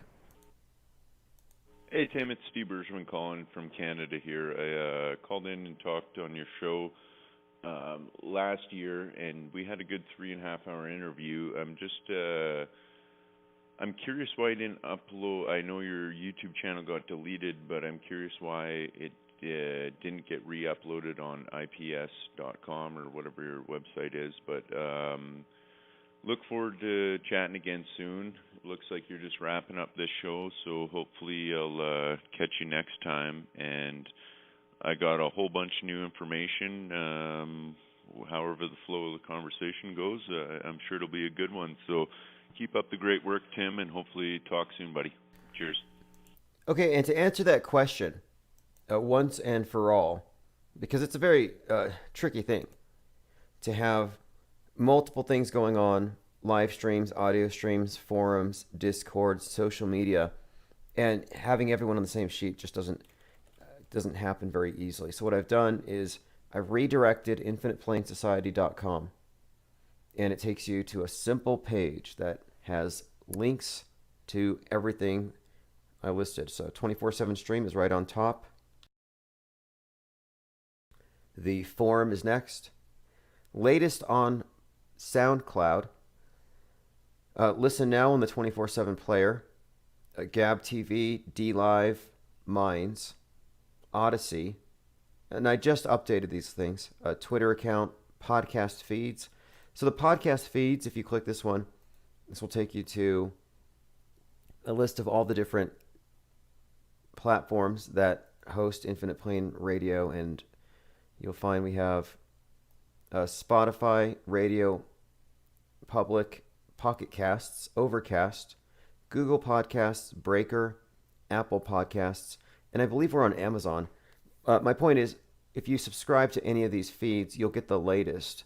And if you want the video, I'll usually put the video link in the description. And we also have the video links posted at that infiniteplainsociety.com. So, and if you didn't know, on SoundCloud, even though it's an MP3, I upload them all as video. So you can download it and you'll get the video. Echo Charlie says, why can't they just do a subliminal vax campaign? Right, exactly. Well, that's part of it. See, I happen to think that it's all a psyop. It's all meant to, it's a schism. It injects a schism into society. But the psychological operation is all about the boundary. So you got borders with your nations. You have your home, your front door. And you have your skin. Like all these different boundaries. And the threat of the needle going through the skin with an unknown taps into some primal fears, I think deep fears, fear of the unknown. And of course, the trust relationship that you have with government, I think, determines your relationship to the vax issue. And that's what they've been playing off of. So I think that they wanted it to be a polarizing thing. That's why they didn't just give it to us as a pill. Or just, hey, if it's convenient, just go pick up this pill because there's a bad bug going around. No, it's got to be this injectable. I think it's all a psyop. It's not a real transmissible pandemic that we're experiencing here. It's just a war game based on this hypothetical thing, like a demon that possesses. But that as long as you accept the premise, you're kind of stuck with this dilemma. Do I take the jab or do I not take the jab? Those of us who don't believe aren't really stuck with that dilemma. But the jab thing, the jab question, it's almost like, are you saved?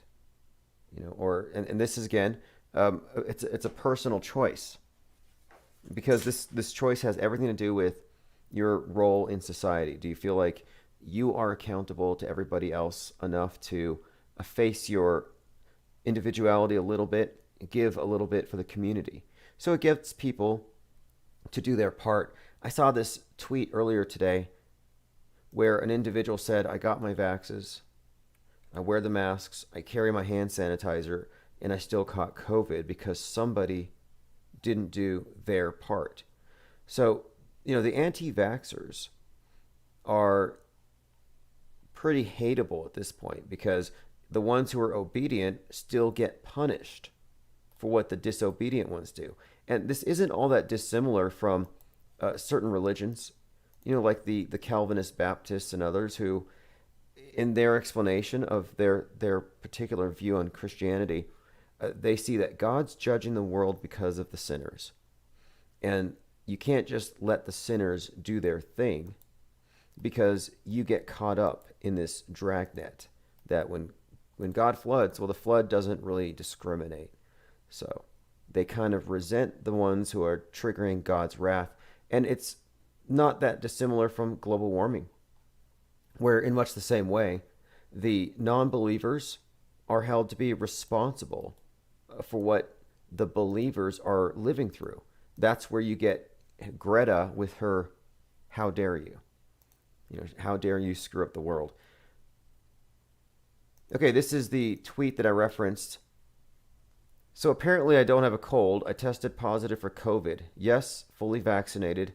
Yes, wear my masks and carry hand sanitizer. So far, things are manageable. Mostly, I'm just mad that despite precaution, someone around me wasn't doing their part. Angry face emoji. So somebody else got him sick. He stayed clean. He got vaxxed. He's masked. He probably has a space junk helmet on, but somebody didn't obey. Some Trumper, some conspiracy theorist, some vax hesitant, super spreading bioterrorist. And this is an important point too. The left, the pro-vax, they would be pro-mandatory vax far before the right would, because they're pro-gun control, which is about government mandating, your self-defense be relegated to the authorities. So, it's about power relationships. And so they're mad because not everyone's doing it. And this is typical of religions. They can't just have their own faith and live and let live. No, they won't be happy until everybody's converted. And this is one of the themes behind the last major PSYOP, 9/11, where the terrorist ideology, when you get into it, the idea is that you can't have your second coming, you can't have your paradise until you've killed all the non-believers, the infidels. And that's what we see here with all forms of utopianism. So the anti-vaxxers, the non-vaxxers, you're actually considered to be infidels in this new paradigm. And the new religion, which most people, including most of your friends, family, and neighbors and coworkers are all part of, the new religion is a combination of Islam, Christianity, scientism, and Judaism, all mashed together. And the space program itself has given all of the faiths a new heaven. It's the new religion. The new Bible is essentially the smartphone. And here's the thing. Right now, we're living through, I believe, a mass curation process where now everybody has the Bible in hand. That is the authority. This is the authority on reality. You have the book that tells you everything you need to know about creation, your life, your role, what is forbidden, what is acceptable. The new Bible is the smartphone, but the problem is it has too many authors. See, in the Bible, you have one author, it's God. And you have a few spokesmen, men, and that gets the message out with the fewest amount of signal attenuation. It's a clear message. As clear as they could have gotten it, but you see it's not perfect.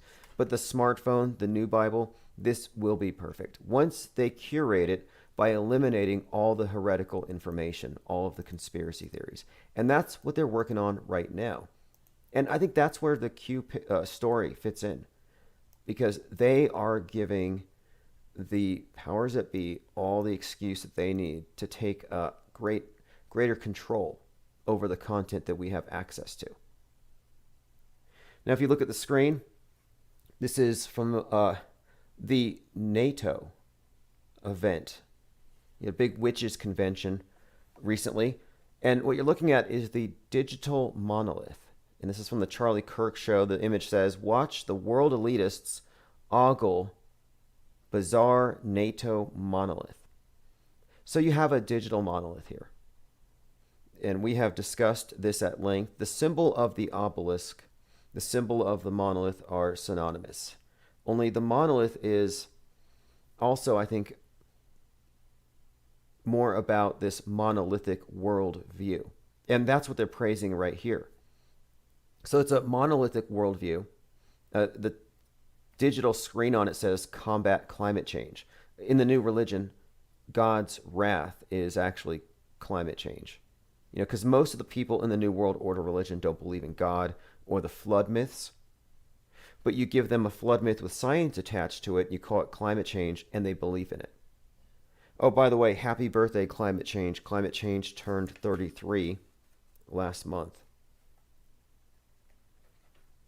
But the significance of the digital monolith, this is what I wanted to get into. Because I've been saying, ever since we started hyper-analyzing Stanley Kubrick's film, that the screen, your smartphone screen, is the monolith.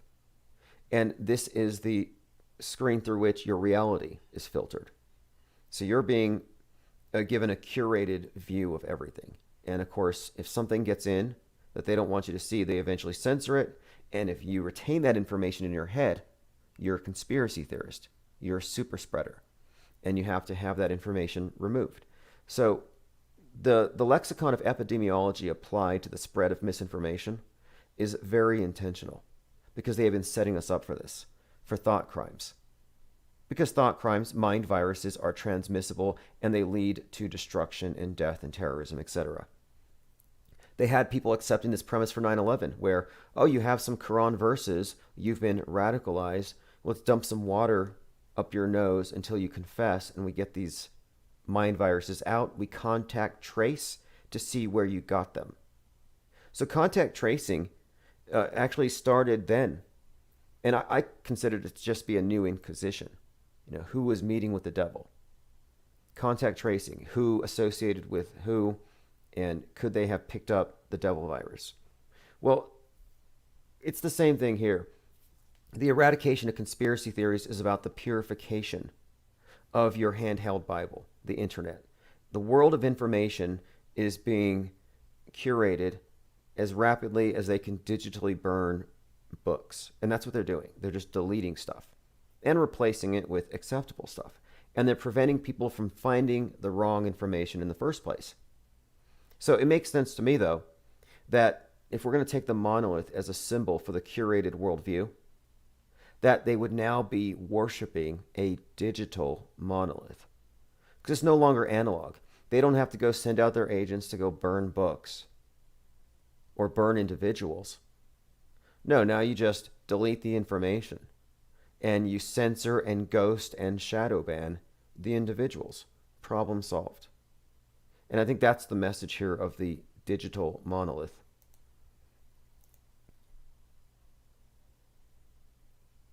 All right, let us continue. I have a few other things I want to go through today.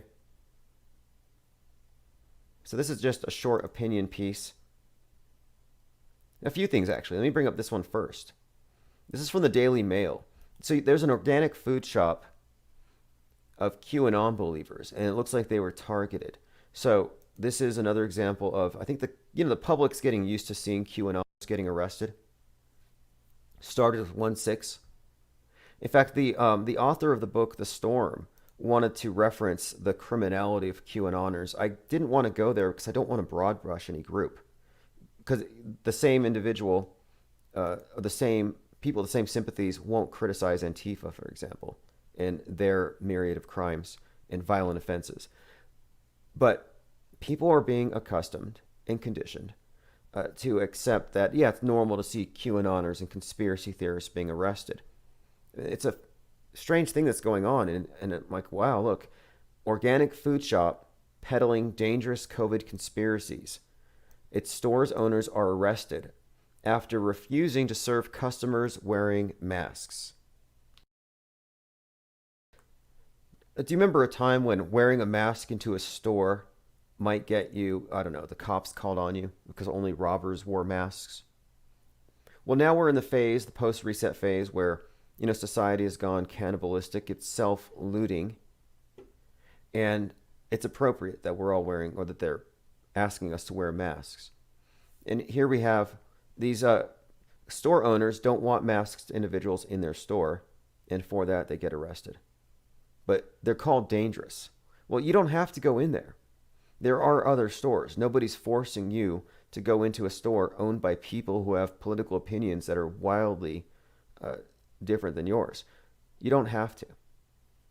It says the store's social media pivoted from 6 years of posts about healthy eating, as seen here, to conspiracy theories. Right. And that's another thing too. Conspiracy theorists are said to be immersed in their own universe.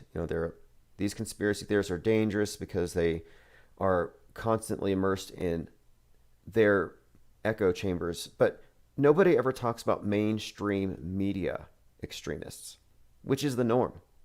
I mean, mainstream society has been totally conditioned to think that they have everything right and that their fears are legitimate, and acting on those fears is rational.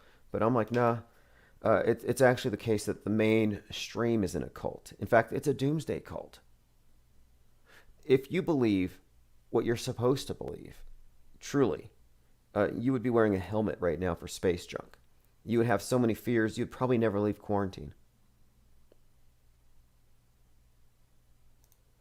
Okay, it says here, June 29th, 2020, they started posting anti-vaxxer quotes, which rapidly escalated to posting several times a day with QAnon-style memes of COVID and U.S. election conspiracy theories. So you see this rapid escalation? This is the slippery slope. Like, oh, one day he listened to Alex Jones. The next day he heard a flat earth video. And next thing you know, he's shooting up a synagogue. Like, they always have these slippery slope stories. It says QAnon is a discredited far-right conspiracy theory that claims a cabal of satanic cannibalistic pedophiles run a global child sex trafficking ring and conspired against Trump while in office. The caption on the shirt says, "Everybody needs to rally. We need to wake up." At the last rally, I believe, in Ohio, I heard somewhere that they weren't allowing you to wear Q shirts, which I think is just capitulating to the MSM. You're going to let the MSM dress you? If they tell you to take the Q off your keyboard, are you going to take it off your keyboard? Here's an opinion piece from politicsusa.com. Opinion: armed rebellion threats confirm Trump is a national security risk. Now, these are the stories that the public will accept to be real. I'm telling you, this is the new ubiquitous terror threat, and this is probably going to be protracted for the next 18 years. This is going to be the new radical Islam, vanilla ISIS, and we're watching it, I think, unfold. I think it has to exist in the mind of the public first, and it's almost there. The insurrection planted the seeds, but I think we're waiting on another PSYOP, an OBL type thing, another Timothy McVeigh to step forward and instigate something. Because look at these opinion pieces. This is what people actually believe. It says, there have been plenty of warnings that Trump represents a clear and present danger to the national security of the United States. After the events of January 6th, there should have been a government-wide effort to silence the treasonous Trump, but there has not been. There have been ample warnings and threat assessments from intelligence communities that he's a national security risk, but little is being done to stop the maniac. Now, this is an opinion piece from Politics USA, but I'm reading this because it reflects what I believe the majority will accept. The top counterterrorism official at the DHS, John Cohen, says Trump's delusion about reinstated in August could lead to political violence in the United States. On Friday, MSM host Nicole Wallace was speaking to Mr. Watts and commented, "It's jaw-dropping that the disgraced, twice impeached ex-president's utterances are now a national security threat on a daily basis. It's remarkable that it continues on. It's also remarkable because it's significant online. Think if you're a believer in this conspiracy and you've seen everything from QAnon to January 6th and the inauguration, how would this not lead to violence over time?" So this is from the DHS, and they're talking about these rallies in Ohio, and they're suggesting that these are clear threats, and they call it the big lie. The big lie is what they call the notion that Trump didn't lose.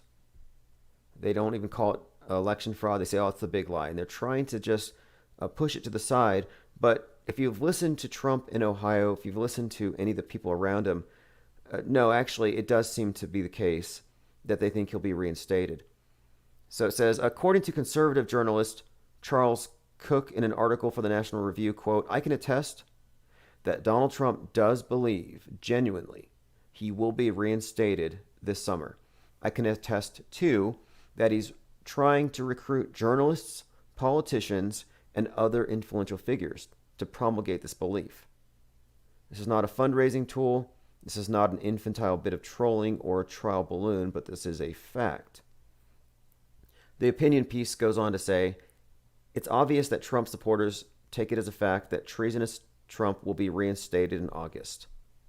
And many of them are ready to take up arms against the government if this fails to come into fruition." It says, in a free society, it's difficult to muzzle fanatics and underlings like Matt Gaetz, Marjorie Taylor Greene.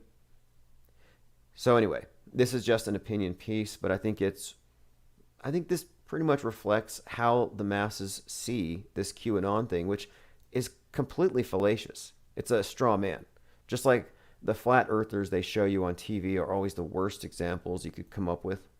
It's the same thing here.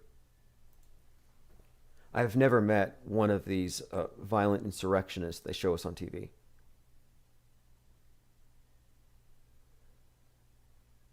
Echo Charlie says, healthy eating and yoga is the gateway. Yes, that's something that they've said too. Healthy eating and a belief that everything is connected. These are the things that define the yoga crowd, and the yoga crowd are said to be very susceptible to QAnon. The yoga crowd was called out last summer by the BBC for having a conspiracy problem. I think it's because they breathe too much. They're the ones who are just obsessed with the stuff, the air. Like, breathe in, get more of it. So, of course, the NWO, who's trying to cut down on our carbon footprints, would want to, clamp down on the breathers. All right, let's go through. I got some more voicemails.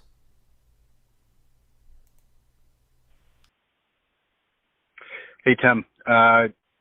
Just wondering if we could auto-hoax the cyber attacks that are happening quite often the last few weeks. And I just noticed today at UMass Lowell, they went under a 2-day lockdown or cancellation of classes and due to cyber attacks.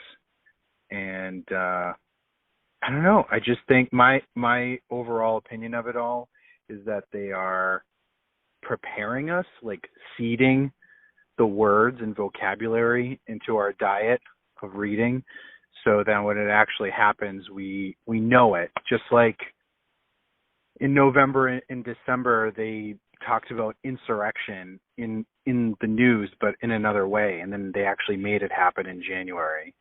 So I don't know, food for thought. Good call, and appreciate the message there. And the cyber attack threat, EMP threat, these are all things that have been wargamed. And everything they wargame, they do in reality, or what we call reality, which is an alternate reality game, if you really look at it. Hi, my name is Alex from Ring Central Team of Experts, and this is a courtesy call to check whether you guys need assistance on your... Oh, no, actually, we're back online. Appreciate that. Hey, Tim, check this shit out. I just live in a little podunk town in Missouri. and they had their little Republican, I don't know, fundraiser yesterday. Who shows up? The McCloskeys. Oh, the McCloskeys. And the McCloskeys stepped out of the cover, out of the book, The Turner Diaries, right off the cover, into the world in 2020, 42 years from the publication of the book. The McCloskeys, the Turner Diaries, these are all very important figures right now in the zeitgeist. In fact, I've been doing a bit of Metascript analysis this morning, and I was just looking at the year 1969 and the parallels between 69 and 2021, especially with regards to the space race. But there's also a bit of helter-skelter, and a lot of this has been foreshadowed with the McCloskeys and the callbacks to the Turner Diaries, which we'll get into. It all does connect. So anyway, this individual is describing how he's out there in Missouri, and he came across the McCloskeys. What the hell? I just want to tell you that they're paying them to run around to all these Republican fundraisers. Everybody getting their picture taken with them. So they want to get their pictures taken with a couple that became famous for pointing guns at marchers on their street. Now, this was I guess the climate was a little chaotic. There were riots at the time. They knocked the fence down, but their house wasn't being broken into. Nobody stepped on her lilies. They didn't touch the lawn. So they come out with an AR-15, and she's got a gun, like a golden gun, kind of held sideways. It was just a psyop to say, hey, look, wealthy couple, no kids, giant mansion, very insecure and violent. Then you have the peaceful marchers, and they're in a city where they have a very high homeless population. And so the gated community has to confront this. So this is all theater, and I believe the McCloskeys are playing into it. And if you take a selfie with them, well, you just took a selfie with a couple that appear to be templated off of the cover of the Turner Diaries, the inspiration for white nationalists everywhere. It just makes me laugh. Okay, another voicemail from the same individual. Oh, this should be good. This is the Pac-Man one, I think. That's all I got. Yeah, this is the one. Okay, so I wanted to talk about the Pac-Man world record because I saw that the highest score you could get for Pac-Man is 3,333,360. Then I started doing research on it. It was achieved by Billy Mitchell in 1999, and that he faked the whole thing, and it was all certified by Twin Galaxies because he was a part owner in the company, and so they had a bunch of fake world records. The biggest one being Billy Mitchell with Pac-Man, and then he started trying to sue a bunch of people talking about it. Man, that's all I got. Okay, so let me take a look at that. Okay, so I wanted to... Yeah, it does seem to be. The game's maximum score, 3,330,360 points. The Ballad of Pac-Man King. Yes, I'll look into this. And as you know, the number code always tells you stuff. The video games have been an integral part of this PSYOP entertainment complex. In fact, the most influential game of all time was Space Invaders, which was released 42 years before COVID. And the number 42, Outer Space Invaders, these things are always connected, but the video games have it all. I have a collection of video game covers, like one called Warp Speed. Like, think Operation Warp Speed. And the video game from decades ago is about driving around delivering vaxes at the end of the world. And the cover art has these meteors or something coming from the sky, space junk. And the space junk, and it all looks like COVIDs.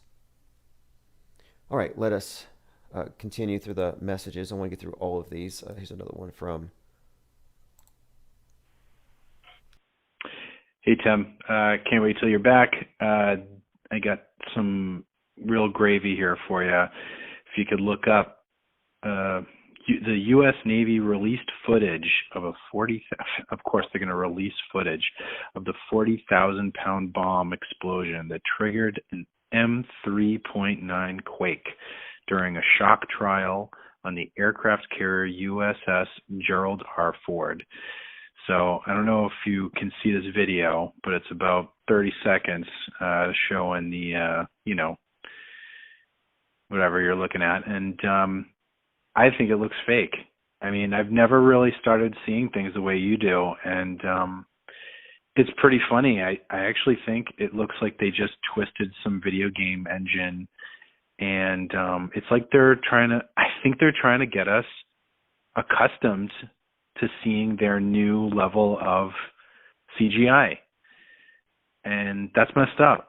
I don't know if I can see it or if you can see it, but let me know. And anyways, that's it.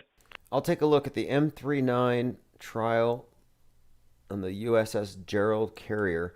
I'll look into this because our worldview, I believe, is more or less, and I found what he was talking about, it's informed by video evidence. And is video evidence? Well, television lies. A photograph is a lie. That there's a level of mediation that the mass minds have gone through, our minds have gone through. A lot of us have pulled out of it, but if you're still in it, yes, you have become acclimated to accepting obvious CGI as evidence of something real. You haven't ruled it out, and it matters. It matters in the aggregate. I mean, how many fake things have you accepted on bad evidence? And how does this, in the big picture, form your worldview? It may seem innocuous. You're like, oh yeah, I believe that I saw a video of space junk landing near, I think the last one that we saw was out near Seattle. It was space junk. The other one landed in the Indian Ocean. But anyway, so you don't question it. You just passively accept, okay, space junk's real. Well, then when they amplify the psyop a little bit and they have space junk knocking down condos, well, you're not going to be in a position to say, no, they're just faking it to put us under space junk lockdowns. And a few years ago, you may not have believed that they could have done COVID lockdowns based on something like, with such a low kill rate. But I think space junk lockdowns, climate lockdowns, these are all things that they would like to have us go through, and they will accomplish this if people don't question the computer models and the simulations. So the caller brings up a good point that, yes, we have been conditioned to live in a simulation. Okay, I have a few other voicemails I want to get to. Okay, let's see what we have here. Canada.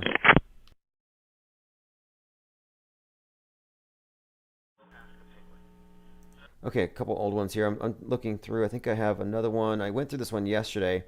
I have an individual who's pretty mad about the debate with McToon, which is another discussion in itself, and we'll go over that separately. Because there isn't a debate to be had here.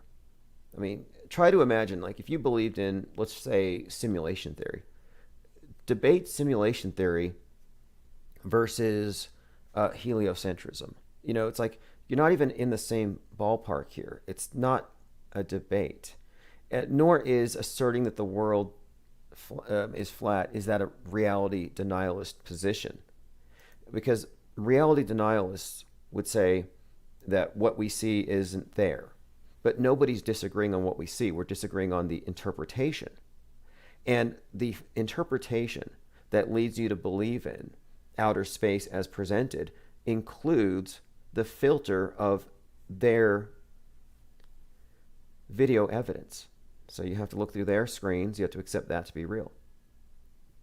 And I kind of wonder, too, this moon landing thing, right? For decades, the moon landing hoaxers have been called out as the kooks. And it kind of moved on to flat Earth. And the more I look at the flat Earth topic and debate, well, look, I don't think you can debate flat versus round. I think it's fallacious. But you can easily debate moon landing, real or fake. You can. And so that's where I think we should be focused, or where I want to kind of focus, is on what we can debate. And I think that the flat earth debate has been inserted, or is being inserted, in order to, I think, take away the credibility of people who could actually credibly criticize these space agencies and their hoaxes. Like, how are you going to be in a position to criticize the Mars bases or the lunar bases if you can't defend your quote model, if your credibility hinges on that? Why are you going to defend a straw man? And the model that you've been given to defend, and I say given because it just showed up one day, is full of holes. And it presupposes that it says a lot of things. Like, it presupposes that, that this evidence means, therefore, that we're enclosed. There's no more land. So the model we've been given automatically rules out that the world's any bigger. And I think that's a problem too. There's so many problems with the model we've been given, it's not defensible. And then also you have the biblical baggage attached to it. And you can't bring a Bible to a conversation about flat earth any more than you can bring a Bible to a conversation about climate change. Now, let's talk about climate change. Well, let me get my Bible because I think God's doing it. Here's my verse. This one here says, oh, the sodomites make God mad and he will send the floods or turn you into a pillar of salt. It's like, no, I'm sorry, but that's not evidence. It's not evidence for climate change. You can't use the Bible for evidence about the shape of the world or the animals on it or anything. It's the source isn't admissible. And so no globe believer or even globe defender, none of these individuals debating would disagree with that. They would say, yeah, the Bible has no place because you can't trust it as an authority for a lot of reasons. And I would say this, and this is where they won't agree with me, that the screen that they get all their information from, that is the Bible of the day. And that if you accept everything that comes through the screen as absolutely true because it came from that authority, well, then you're in the same position as the people pushing the false biblical model. And it's false because it hasn't been conclusively proven. Even if it turns out to be accurate, you don't have a model right now. There hasn't been any investigation, no new evidence for either side. And you won't ever see any attempts to unite on this and explore, because they don't even want to have doubt. What they're doing is I think they're mostly attacking the idea that the people who doubt establishment science can actually have a point in the first place. They don't want to admit that you have any points. When I talked to this Mick Toon, and one of the first things we discussed was the ISS. I brought up how they have an arm, and the arm was hit by a piece of space junk. The piece of space junk ripped a hole in the arm above its elbow. That's what they reported. And so I said to him, okay, you find this to be interesting? He said, yes. And I said, well, the mission was called Celestial Immunity. So isn't it interesting that the ISS got vaxxed? And I believe he laughed at that, but then changed the subject. But my take on it is that, no, this is not just a coincidence. This is not just a way of telling a story based on a random occurrence. No, the fact that the ISS got, for the first time, hit with a piece of space junk in the arm above the elbow on a mission called Celestial Immunity tells you that this is a propaganda operation. That alone is so discrediting. So we're not in a place to debate because they can't defend the space station, and they won't even try to defend it. They want to keep you focused on the Earth's curvature. Do you know the curvature of the Earth? And can you see too far based on your vantage point? And then you include their formula that includes the assumed radius of the Earth. There are so many assumptions built into it, but you can't say that the flat Earth quote model exists and that it's competitive with the globe model. Because the globe model, if it is a lie, then it's going to fit your expectations. Same thing with the ISS. When you look at the space station, the footage that is from the inside, or the spacewalks, well, if it's not real, what you're being given is meant to fool you. Every question will have an answer. Every observation will have a false explanation. I mean, the naivety of the people defending things like global warming and pandemics and even the globe itself, the naivety is what kind of astounds me here. In a way, it's no different than the nature of those who are faithful in their religion. I would call them MSM fundamentalists. And the MSM, the mainstream, is what comes through the screen. And it's beyond simply the mainstream news. It includes entertainment. It includes all of your comic books, video games, really all media that gets published falls under this. And if it doesn't, it's usually getting censored or marginalized. I have a video here, Crisis Shakers. I've been seeing a lot of these show up, and when I see videos like this, I think we're looking at a psyop, the other side of the COVID psyop. So if you remember last year, people were dying of COVID everywhere, and you saw the actors on the screen. Well, now the anti-vaxxers have their victims. I'm Skelton, and I'm very real, and unfortunately, this is also very real. So she says, I'm very real, and unfortunately, this is real. And it's a video montage of people shaking and saying that they got the vax. Now, they're not at the hospital. They're not talking to the doctors. They're not getting big settlements or payouts. You're not going to see them on the nightly news. No, they go to Instagram. They shake it up. They shake their money makers right on over to GoFundMe. Help people who have been injured by the vax. This person here says, I pray that everyone keeps donating to help with the circumstances. Like, yeah, keep throwing the money at them. They're raising $50,000 for these 5 crisis shakers. That's the term I coined today, crisis shakers. Hey, if any of you watched South Pole's Saturday Night Live parody, there was a skit that was mocking Jeff Bezos and Elon Musk and their rocket envy. Well, look what got posted today. This is a comparison of Blue Origin and the rocket that's going to go to Mars. This space race thing is all reminiscent of 1969. You have a lot of competition between these, and it does turn out that, yes, Jeff Bezos is going to space with his brother. However, Richard Branson's going to get there first.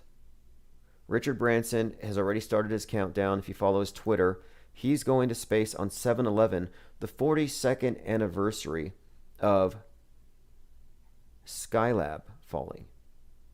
Interestingly enough. All right, let me go through the rest. I think I have all of the voicemails covered. I want to double check. Here's Richard Branson talking about going to space to check out the customer experience. I am so proud to have this remarkable crew of mission specialists and pilots by my side as we fly to space. I've always been a dreamer. My mum taught me to never give up and to reach for the stars. This July, our dream will become a reality. This July, our dream will become a reality. I mean, you see how reminiscent this is of 1969? This is why you have to read the Metascript. Go to the metascript.com if you haven't, because there is a templating going on to our reality. And if you can see it in the big picture, then you'll see the nuance. And 2020 summer was templated off of 68s. And we were looking, last year, I was saying, if this is their methodology, if this is their MO, then next year we're going to see 1969. We're going to see space race, rockets to the moon. We're going to see another Charles Manson, and who knows what else. We just go through the history books and see. And in many ways, we do see this rhyming of history right in front of our eyes. So I find that to be very fascinating that on 7/11, the anniversary of Skylab, we've got Virgin Galactic going to space. Another kind of interesting occurrences here. Statues of Queen Victoria and Queen Elizabeth II have been toppled, desecrated, and damaged in Canada. In the same day, I see a statue of Princess Diana go up. I've also seen a video of simulations showing satellites being taken down by the Chinese military. And someone sent me this. This is Call of Duty Season 4. And you have imagery of satellites being taken out of orbit. It's just one of the things we'll be covering soon. Anyway, if you're concerned that anyone you know is becoming an extremist, I have a link here. It's from Facebook. It says, "We care about preventing extremism," in Facebook. Others in your situation have received confidential support. How can you help? Facebook and Twitter are both trying to stop extremism at the source. So if you know any extremists, make sure you go report them to Facebook and other social media giants. All right, thanks for joining. This is Where's the Curve by Chief Crow. Subscribe below and get the replays, podcasts, and also InfinitePlaneSociety.com is now a hub with all of the links that you could possibly need.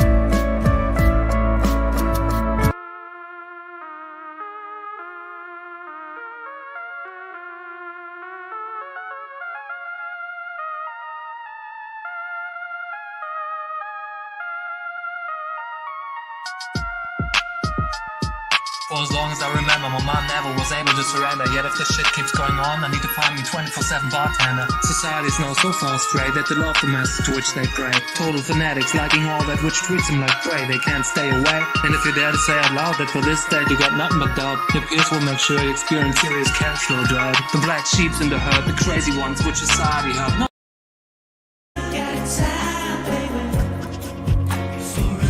Crisis actor with soulless eyes and a heart beating out the soul. Okay, thanks for joining. This is Chief Crow and the Flat Earthworms, Auto Hoax. I'll put a link to the song in the chat.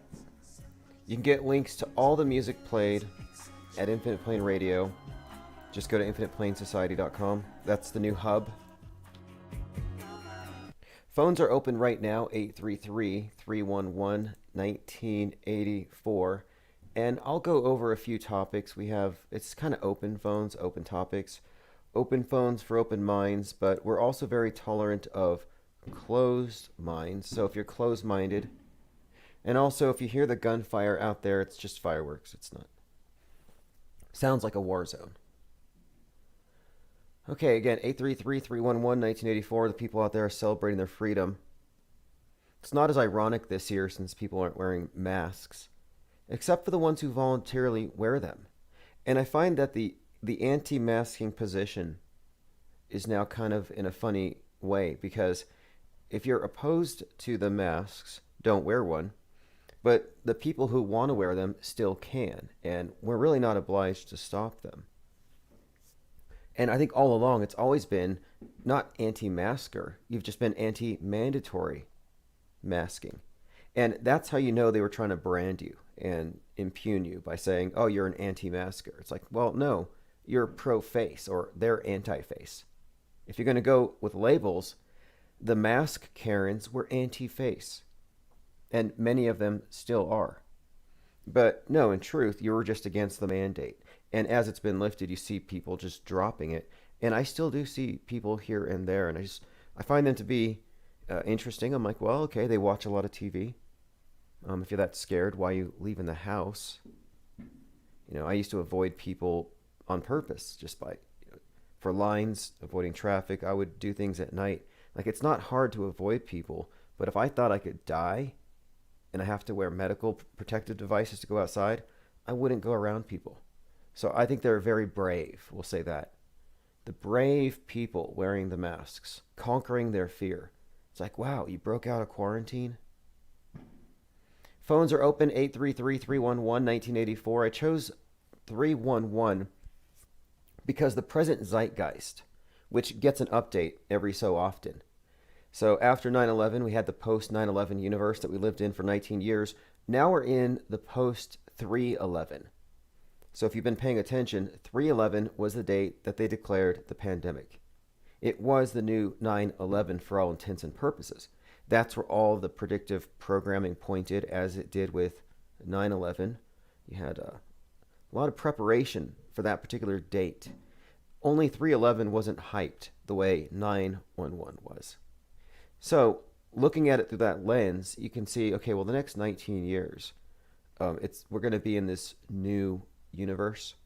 So it's the post-3/11 world, post-COVID. And not post, because it's not over. It won't be over. What's also interesting, and this is one of the topics, is that they've reinvented the previous threat of radical Islam, but now it's the radical QAnon. It's quite literally that, as you'll see, as you've probably noticed, that the radicalizing verses of the Quran have been replaced by the radicalizing verses of QAnon, and now you've got vanilla ISIS everywhere. White Al-Qaeda. And I put the 1984 in the number because that's the year it's always going to be. I don't think Orwell was warning anybody about how things could go wrong. I think he was just describing things as they are.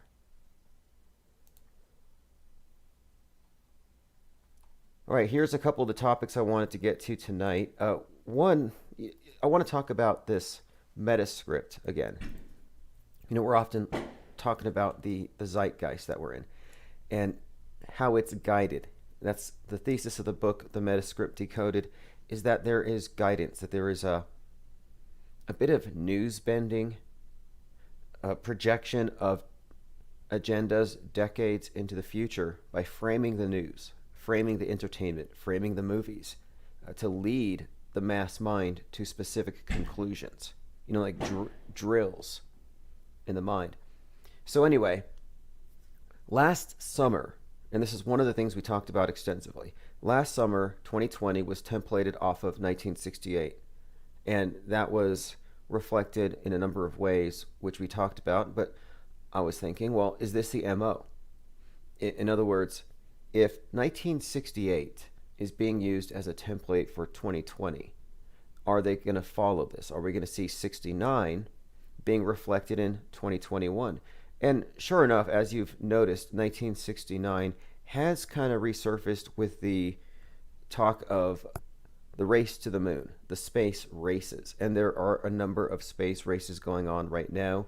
Races to the moon, races to space, competition between the space CEOs here in America. Then you have the Chinese and their race to Mars. Then you have Tom Cruise and his race to film the first movie on the ISS. So this has all been against the backdrop of the crypto talk, which kicked off with Elon Musk and the Dogecoin to the moon meme. So this to the moon talk and its association with these space personalities has been pretty prevalent if you're just looking at the zeitgeist here. So I'm looking into this 1969 and I came across something very interesting. So one of the things that we noted last year, 1968, aka 2020, you had these peaceful protesters. And they were called peaceful. That's just how the media framed them. And it was kind of perplexing. I'm like, are they just gaslighting us? Why would they keep calling them peaceful when they're stopping cars, fighting in the streets, burning things, breaking things, even if they're only damaging property and not killing people all the time? It's not peaceful by definition. But this got me thinking, okay, well, this could be part of the script. And so here's where it ties in to the past. So 1969 was when the peaceful hippie types became violent. At least this is exactly what Charles Manson was talking about. And by the way, when Charles Manson became a cult leader, he became a cult leader after he was released from one of his stays, and I think he was 33 years old. Cult leader Charles Manson became the 33-year-old. Anyway, this is one of these stories I wanted to get into today. The story of Charles Manson and Helter Skelter and its relationship to 1968, 1969, and how it seems to be kind of reflecting today. And we'll get into this. I have a bit more to talk about on that. But before we get any further, I also want to comment on this. Richard Branson going to space in 7 days on 7/11 happens to be the 42nd anniversary of Skylab falling. So I'm like, okay, that's kind of interesting. Richard Branson is competing in the space race between these space popes here, between Bezos and his brother and Branson. Let me go ahead and go through your comments before we go any further. One Step Too Far says, did you see the cop kill the guy who stopped the mass shooter? No, have not yet. Have not yet. But go ahead and post a link and I'll go over it. So let's go ahead and get into this. My main point is this. Charles Manson had this prophecy about this race war. And he was trying to instigate it, interestingly enough, with a psyop. That's what they were doing. And he imagined in his head that the Beatles album, the White Album, was communicating a message to him. And this is what he was communicating to his cult followers. So you have this this album that he's reading all kinds of significance into. And so the song Revolution Number 1 is the one that he interpreted. Much like QAnon, you could take messages and interpret them in any way. with this particular, with the Manson cult, they interpreted these Beatles songs in very self-serving ways. So they took Revolution Number 1 to mean this, though, that it was a transition from peaceful protests to violent revolutionaries. That this was basically what he was suggesting, that they had, that he was there to kick off this revolution, which he called Helter Skelter. Now, here's one of the lines in here is, well, this is what his interpretation was, that they were in the end of days, basically. Now, Helter Skelter, this song, Revolution Number 9 is another one. Revolution Number 9 is just noise. It's machine gun fire and oinking of pigs with the word rise being chanted. I mean, I find it to be unlistenable. I think it's garbage. But the fact that Charles Manson was basically creating a psyop, a false flag, blaming these murders, real or fake, I think they're probably fake, but blaming these murders, scapegoating blacks in order to kick off a race war. It's like he should have just gone to work for CNN. I mean, that's a very Jussie Smollett type of operation. But that's what they were doing. Anyway, I find it to be very curious, very interesting material. And again, I'll get into why, and it has to do with this Reflections of 1969 in 2021. And that's one of the things I'll be returning to as we get deeper into this. In fact, I've been updating some of our mind maps. Other things to talk about. A few other things. This is Big Think. We are all conspiracy theorists. Trump's rally just ended, and Salon just put something out a little while ago. Donald Trump's real legacy, the weaponization of alternate reality. It's funny, like the media has no self-awareness. It can talk about how putting people into an echo chamber of conspiracy theories can make them violent, or they're in an alternate reality. They're being manipulated by demagogues. And it's like, what do you think you're doing? Most of the hate crimes are instigated. All of the wars are supported and instigated by MSM. It's not the conspiracy theorists causing the problems. But we talked about this earlier. What we're actually seeing is a mass purification. It's a holy war. It's a holy war, and they make it look like they're trying to, clean up the surfaces of things that could, germs and viruses. They want to sanitize things, but no, they're trying to clean your minds. We're looking at a global brainwashing operation. I've been saying for some time that the pandemic was really just a cover for getting rid of memes and ideas. In other words, they're fighting an infodemic. The infodemic is real. The scamdemic is what it is. I mean, there's hardly any point in really going deeper into that. Also, just so you know, tonight we're going to be adding more music to our 24/7 live stream. I'm also going through archives. So if you have any requests, if you have any tracks you haven't heard in a while, we're also creating videos for some of these tracks to put them back into circulation. And I'll be playing a couple of those tonight. In fact, let me go ahead and take a quick break while I make sure my phones are on. The number is on the screen, but this is a track from One Step Too Far. This is Moon Man. Be right back.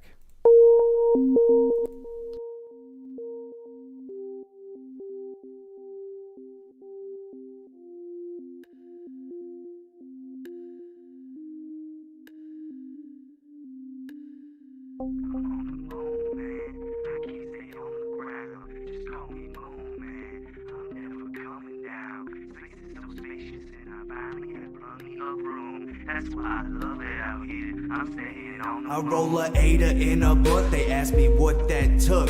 I manipulate mathematics, roll up on a math book. You getting shook, I'm shaking bacon. All these looks that you be making cause offenses that I be taking. So watch it before you make them. Shooting stars and asteroids, the night sky is fantastic, boy. making straight galactic noise when flashbacks hit from Acid Boy. And every time a flashback hits from every single acid hit, I remember just what happened when the last few times I had a bit. Anyway, let me get back to the night sky where you're looking, you'll find me when I die, so fried, oh my, I'm burning a bunch of lies. The shit that ain't never harsh, in fact the shit is always kind. So I made a game plan to stay landed on the moon. Leave me stranded dancing in my moon pants and chanting about a new sense of sense that I'm free from urgency and nothing could be hurting me. And when I walk I'm hurdling, gravity's now absurd to me. I'm on the moon, man, I can't stay on the ground. Just call me moon. All right, that's a sample of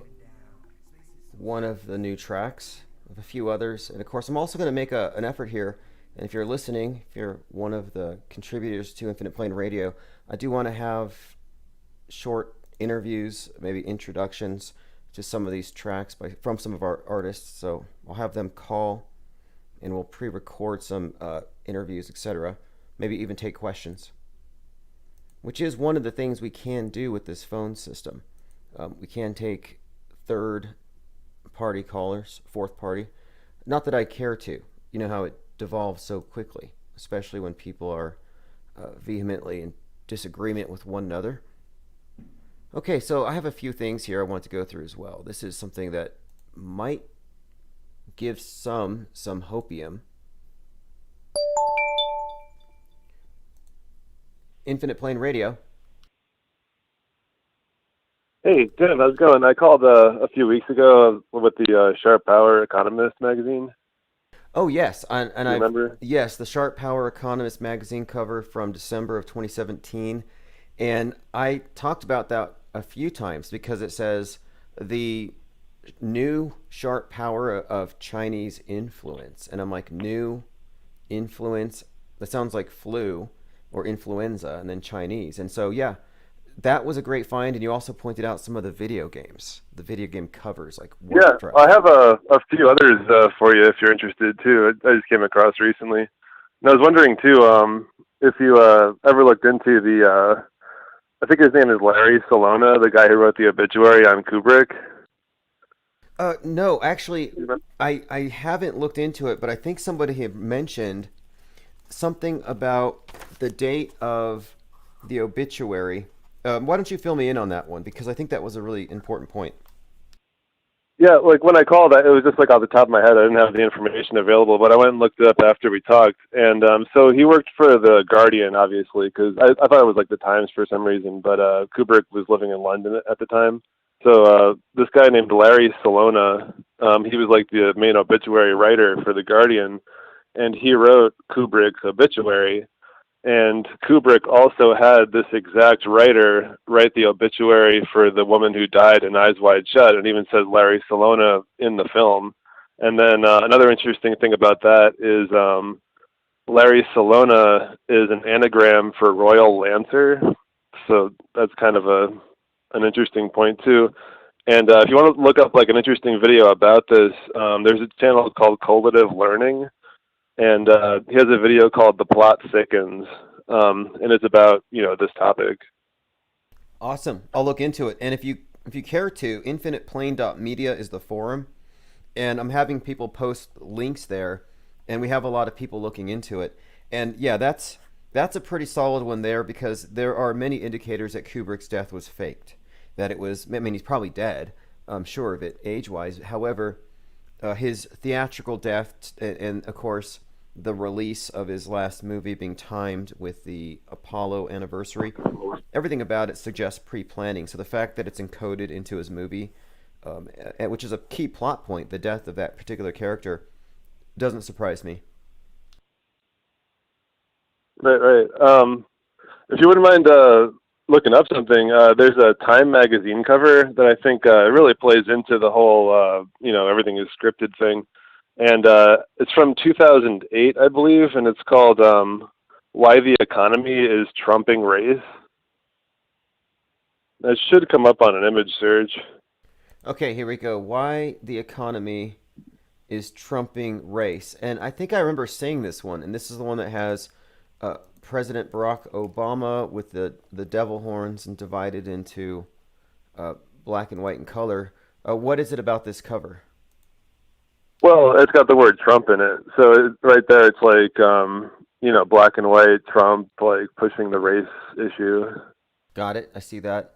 Yes, absolutely. And that's something about Trump that I find very interesting and telling here, because if you want to think he's rogue, go ahead. But there's no one I can find more hardwired into this metascript than Donald Trump. In fact, today is the 36th anniversary of Back to the Future. And that movie, of course, Donald Trump is in it. He is Biff Tanner, the inspiration for Biff Tanner. And it's loaded with predictive programming for 9/11, as I'm sure you know. Yeah, for sure. No, Back to the Future is crazy. And to add on that, too, the Biff Tannen character is a conglomeration of Trump and Elvis, which ties into the Jurassic Liars theory. Totally, yeah. I mean, if you took Elvis and Trump and you just merged the two, you would arrive at Biff Tannen. And they did that on purpose, I believe. I think it's all intentional. That movie is very significant also because of the time travel and the numbers in that movie. It was released in 85, but it like Trump there's all kinds of references with Donald Trump to time travel, always involving the number 85 and 58. I mean, even Trump Tower is 58 stories high. There's so much about that movie. In fact, I have some links on it. So no, I always appreciate when you find examples of predictive programming like this, because it just tells us, yes, we're looking at a stage. Yeah, exactly. Have you ever heard of the movie Daybreakers? No. What is Daybreakers? It's got Ethan Hawke in it, and so it's pretty intense. It's a movie about widespread virus, like pandemic, that starts with a bat, and it basically turns terrible people, if you will, into vampires, and then they turn people around them into vampires. So it's kind of like a vampire pandemic.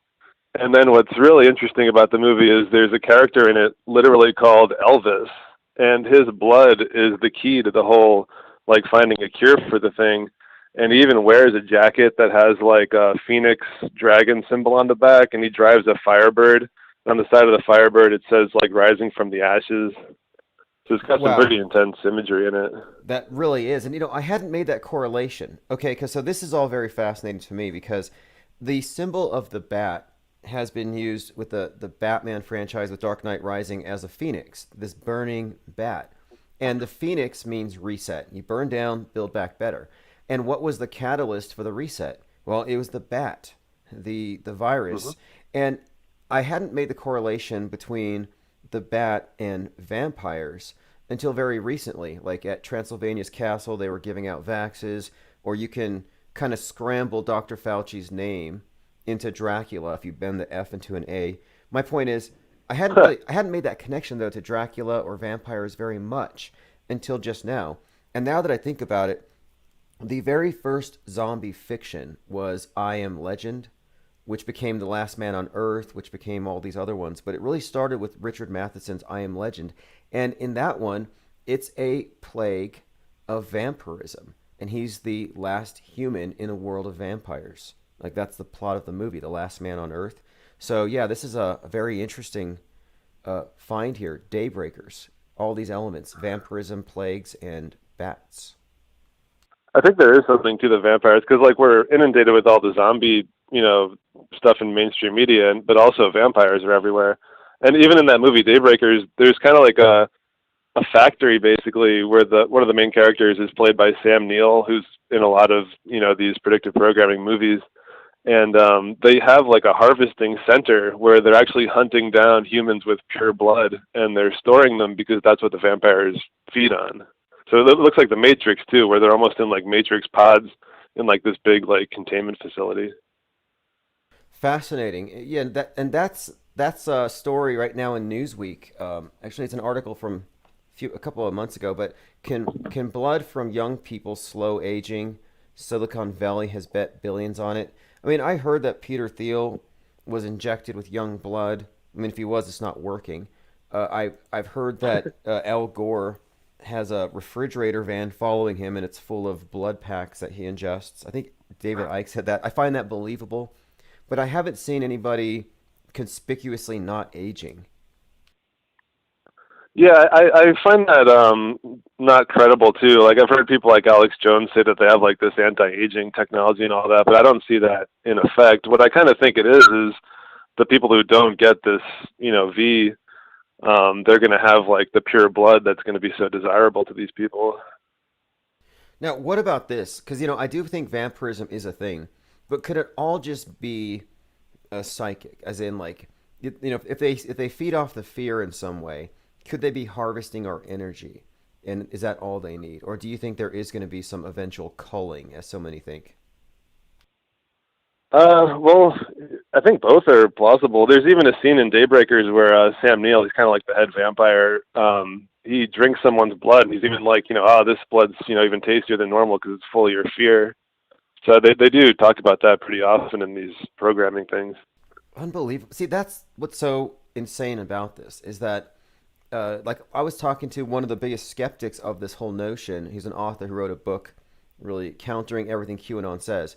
But you can't say they don't have a point when everything in the culture seems to constantly reference this predation, this intra-species predation that the elite class are somehow involved in blood drinking or whatever. And it's all over. I mean, I'm always talking about the one where Lady Gaga has the piano shaped like a human brain, and she's got Freddy Krueger gloves while she's playing the music. And the song. Oh yeah, that's crazy. And the song's called Adrenachromatica. No, it's called Chromatica, but you think adrenochrome. And her mouth has this glowing mask that's glowing purple. So I think that song is just kind of flaunting it, the performance. So I can see why people arrive at these conclusions. And Sam Neill, I'll have to check this movie out because he's always in movies that contain a great amount of symbolism. Like he was in that In the Mouth of Madness, which is one of the few movies I've watched probably more than 5 times. Yeah, that movie's like all of John Carpenter's stuff is it's almost like a Kubrick level the way he implants all these things in the films, and he just seems like he's just as connected. I think so. I think some of the ones who there's a few of these directors that I think are meta scripters, and it's indicated in their films, and I have a list of them, and also authors as well worth looking at, and that's why I find it fascinating when you bring up things like these Economist covers. Well, we have Economist covers, we have the movies, all these things are communicating the zeitgeist right out in the open, and that's what we're reading. These video game covers are also very fascinating. So Daybreakers, the battle for blood begins. Even that is very suggestive of the Vax Wars, the battle for blood, and it's got the crossbow, like the penetrating device. Oh yeah, I didn't think about that. There's a lot of crossbows in the film. Fascinating.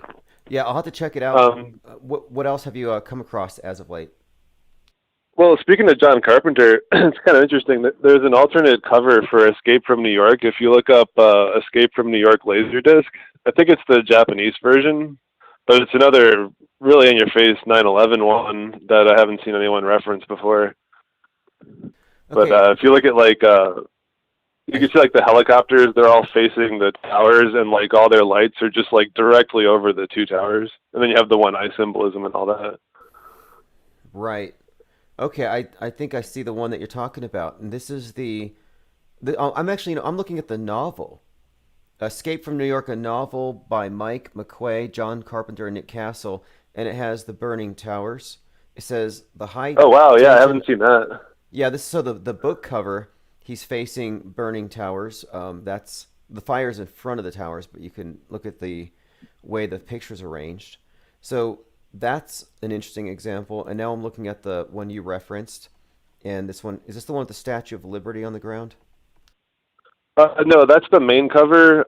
There's one where it's like a big, Kurt Russell's head is like the main focus of it with the one eye. And the 2 towers are kind of in the background with a bunch of helicopters facing them. Okay, I'll come. You might have to add in. If you do like a Japanese Laserdisc, maybe. Yeah, exactly. And okay, I'm finding it here now. The Japanese version. And you're correct. I can see added layers of symbolism. The one eye symbolism is always prevalent on so many movies. That's Fascinating. Yeah, another metascriptor, another author worth looking at, and even this novel might be worth looking into. For example, Tom Clancy's a novelist who's being credited with having predicted a number of things, and it's uncanny. Like, did you know Some of All Fears predicted 9/11 more or less, and on 9/11, an American astronaut was reading that book, and he claims that he there, I see it on your screen. yeah, he claims that he witnessed 9/11 while reading a book about it. I mean, so unbelievable. It's sorry to interrupt. I saw it flash on your screen there. It's not that one you have. There's a few, obviously, but it's the one where Kurt Russell's head is really big. Oh, okay. I see. The one where his head is there's like the snake is back. There are so many here. I'm kind of inundated with covers, but notice though how conspicuous these things are between the Twin Towers and the Space Needle. That's where a lot of the focus seems to be. Do you think the Space Needle has had its comeuppance yet? I don't think so. I'm kind of. I know that Jurassic, his dates, haven't quite panned out yet exactly, but I kind of feel like it's going to happen maybe like, I don't know, within the next 3 years. Yeah, I've been following Jurassic's work, and I think you might be right. And oh, by the way, I did find your cover here, and yeah, it definitely has helicopters firing, and the bullets are going right through the towers. And Donald Trump claims that he saw the second plane from his one of his building. I wouldn't be surprised if he was like. You probably know this, but his apartment was used in the movie The Devil's Advocate, and it probably did have a front row seat for that whole event. I think so too. I think they were laughing. I mean, I think that they really get a kick out of this stuff. The Dancing Nurses says it all. And did you know the date of the Freedom Tower, or rather the One World Trade Center Tower, the one that replaced the Twin Towers? Do you know the date that thing was opened? I think it's 11/3. If that's correct, I learned it from you.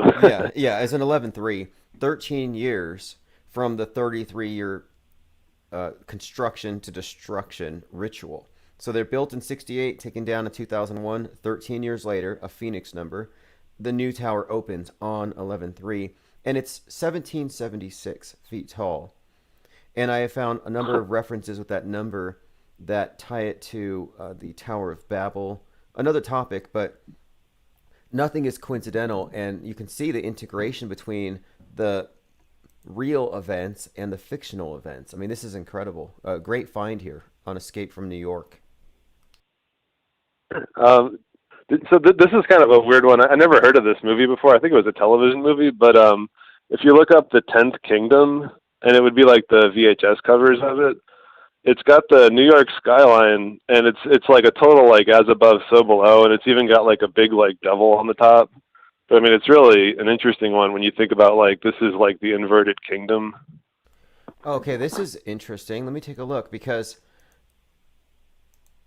now I see this. The 10th Kingdom. And there's two different versions of the cover. Okay, I'm going to go through a few, and I found the one that you talked about that has the devilish face on the top with the Twin Towers reflected on the bottom. And then they do the opposite too, where the towers are on top and the other like Fantasyland is on the bottom. It's like they're purposefully inverting it with their two versions.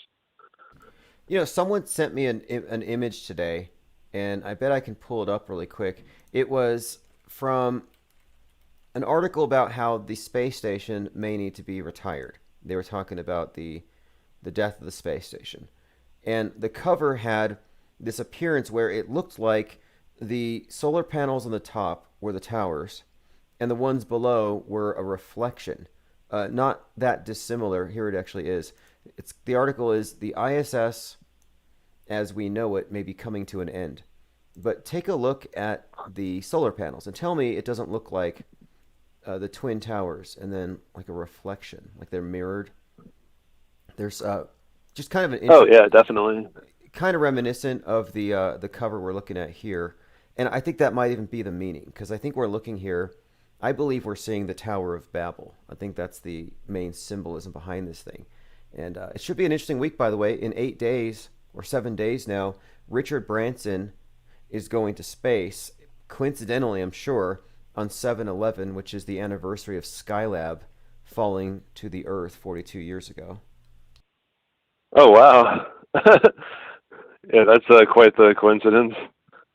And people who look at they're also doing that.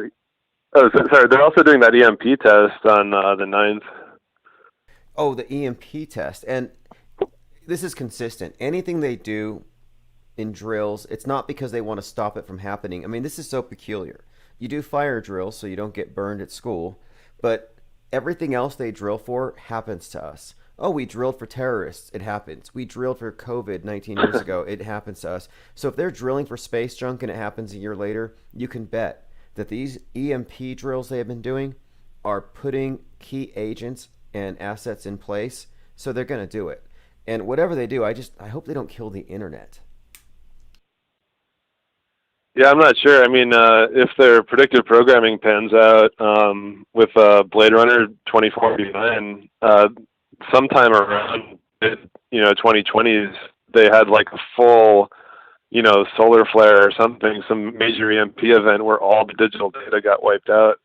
So I mean, I hope it doesn't go that far, but it might. Yeah, and commenter here says drills are rehearsals, and that's kind of how I look at it. And there's a number of video games that are showing satellites being shot down. That's been a reoccurring theme of late. In fact, I was mentioning the song Helter Skelter because the first line says something about a she falling down. And the whole song is about, of course, this instigated war. And as I said, I believe 2021 is partially templated off of 68. So I'm looking for predictive programming that way. I mean, if predictive programming is real, as we're demonstrating here, then you can look back and you could find it to be a predictive model if you know what you're looking for. And anybody who's looked at the Metascript, like the metascript.com, the breakdown, the connections with the number 42 will understand why it's so consequential that Richard Branson, Virgin Galactic, another reference to the goddess of the night sky, why Richard Branson would be going to space on the anniversary of Skylab falling. I mean, that's quite a ritual, if you ask me. Yeah, and I think you've touched on this before, but his character is based on the character of Zaphoid Beeblebrox, I think it is, from Hitchhiker's Guide, and that's the 42 from that book, too. Exactly. He's based on a character out of the Hitchhiker's Guide to the Galaxy, and Jeff Bezos is another interesting character. They're all interesting characters, but they all kind of relate because he's in New Mexico right now, Branson. He's going to do this in New Mexico. Bezos is from New Mexico, not far from where I live right now, actually. And I think they're also templated, Bezos in particular, is templated off of The Man Who Fell to Earth, David Bowie film, and a character about a Martian who comes down to Earth, uses his superior knowledge to become extremely wealthy, like owns all the biggest corporations, and then he basically goes back to Mars. And I think there's a correlation between all of these characters, and we've analyzed this before. So anyway, it's just very consistent that the guy from Virgin would be taking a flight on the anniversary of Skylab. It's a trip, right? Yeah, no, I totally agree. I've seen that movie before, The Man Who Fell to Earth. There's actually an interesting Elvis scene in that movie, if you remember, where he's like sitting down watching the wall of TVs, and an Elvis song is playing, and they make a lot of mentions to different numbers. I think the number they mention is 84, which is like one of Jurassic's numbers that he talks about. Oh, yes. So that's an interesting scene. And, okay, Elvis and Bowie share a birthday, which is 1/8, which is also kind of fascinating. Let's see. Then there's a number of things that relate all these characters together, and it all seems to tie that number. Like Elvis dies at 42. David Bowie, of course, his name, DB. D is 4, and B is 2, 42.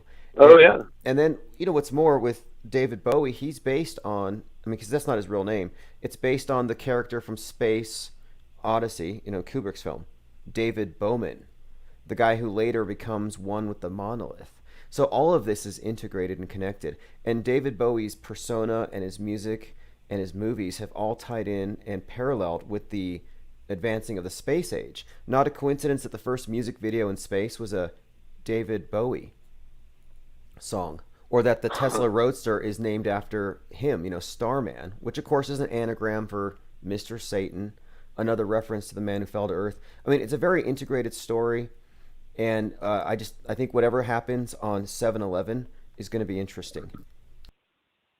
Yeah, I'm looking forward to that. Have you ever seen the movie Upgrade or heard about that? No, what's Upgrade about? Oh, that's a definite must-watch. It's really entertaining too. Like Daybreakers is entertaining too. But so Upgrade is about a guy who becomes basically a quadriplegic in a wheelchair, and a character who's almost exactly like a younger Elon Musk. His name, I think, is even Eron, like Eron. He gives him this chip to put into his back that's going to give him back his movement, but then the chip slowly starts to take over his entire body, and it's very similar to the neural net or the Neuralink that Elon is supposedly developing. And there's even a scene in that movie where someone sneezes nanoparticles onto someone else, and it starts to affect them. So I mean, it's got a lot of the nano neural net predictive programming in it. Okay, I'm going to have to watch that one. That one looks solid. I mean, I saw an article by Futurism today, and they called him Elon Muskenstein, or like Frankenstein, or Franken Muskenstein. They think he's going to do this thing where the Internet of Things is going to somehow involve all of us and AI, artificial intelligence. And have you heard Grimes talking about how artificial intelligence is going to allow us to perfect communism? Yeah, I did see that video. It's pretty wild. Now, here's a bit of foreshadowing, I think, because that whatever you think of AI, I think it matters, because a couple of things here. AI is 19. A is 1, I is 9. So 9/11, of course, 19 hijackers, 19 years later, COVID-19. Now the World Economic Forum is talking about this global AI initiative, or Gaia, and global AI. And World Economic Forum is all about the post-reset. So rebuilding society with this global brain. And even going back, by the way, Pearl Harbor, that was actually called Operation AI. So it seems like so many of these major psyops that transform the world have that code attached to it. So it's worth looking at. And this movie Upgrade says, not man, not machine, more. Yeah, exactly. That's like what Klaus Schwab says. Precisely, exactly. Klaus Schwab, Klaus Vader, who is, at the head of this organization, which has the 666 in its logo, and Reset literally is just Phoenix. It's the same thing. It's their occult order, and it's presented in this way that's meant to be, I guess it's palatable to most people, this new religion, and people are going with it. Have you seen the digital monolith at NATO? No, I haven't. Okay, so this takes everything a little further, because everything we've seen, I believe, the major events from the 60s on forward have had Kubrick's signature all over them. And the monolith, which was appearing in 2020, again, another 1968 callback. In 2020, monoliths were appearing all over the place. Well, just now at NATO, all the world leaders, including Joe Biden, were ogling at this big glowing monolith, and they call it the digital monolith. And it's an idol, basically, but it's the new god. It's the new monolith is digital, because I think this is basically about this AI god thing that's going to police us all. I think this is their god. I wonder if that's who they're going to set up as the leader of the New World Order here. It's like literally, like everyone's kind of expecting a person or an alien or something, and it might just be like a monolith AI device. That would be consistent with Stanley Kubrick and his vision and this idea of the space odyssey. And all of this stuff is very much, I think, fascinating to talk about, because clearly it's part of our story. They're shaping our zeitgeist, and every one of these book covers and movie covers just reinforces it. I mean, how many coincidences do you have to see before you can just call it a pattern? And at this point, I mean, this is almost an art form. reverse engineering decades of propaganda to figure out what the truth is. Yeah, I had a kind of an interesting thought. I was researching, viruses because of all the stuff that's been going on. And have you ever heard? It's just kind of weird. So, like, if you think of like the last year of Trump's presidency, have you ever heard of the Epstein-Barr virus? Okay, I'm glad you brought this up. So, for the way I came in contact with this is that A.G. Barr, his father Donald Barr, worked at a high school who employed Epstein. Now, Donald Barr wrote a bunch of Gothic Gothic tales, but they were like romance novels, but they were very dark, basically about keeping teenage sex slaves on desert islands, but not islands, but small planets in outer space. So anyway, that's Barr, and I'm like, wait a minute. So A.G. Barr's father hired Epstein, and this guy's a total creep, and he wrote books about what Epstein created in the future. So I thought that was strange, but when I was searching across them, I found, that there's an STD called the Epstein-Barr virus, and I looked into the Epstein-Barr virus, and it causes people to have the Alice in Wonderland syndrome. Well, I didn't get that far. What's that? Okay, the Alice in Wonderland syndrome is a neurological disorder where people feel smaller than they are, larger than they are, or they lose track of time. Wow. So this is all really strange. I mean, it sounds like being Cosby'd, but there's an STD called the Epstein-Barr virus that gives you the Alice in Wonderland syndrome. I was thinking about it in terms of like scripting too, because it's like, what are like three of the biggest things that happened at the end of Trump's presidency? You got Epstein, and then Barr, his attorney general, and then the virus. Ooh, Epstein-Barr virus. Fascinating sequence there. And yes, the Alice in Wonderland syndrome, AIWS, is associated with brain tumors or psychoactive drug use, and it may be the initial symptom of the Epstein-Barr virus. Well, that's wild. I never heard of that. Right. Well, it's all, to me, this all sounds really, strange considering how often you see Alice in Wonderland associated with mind control. And here you have Epstein and this story about child trafficking and human trafficking. So that all kind of ties together. And then again, Donald Barr, the book that he wrote, it's worth looking at on the Wikipedia. It's called Space Relations by Donald Barr.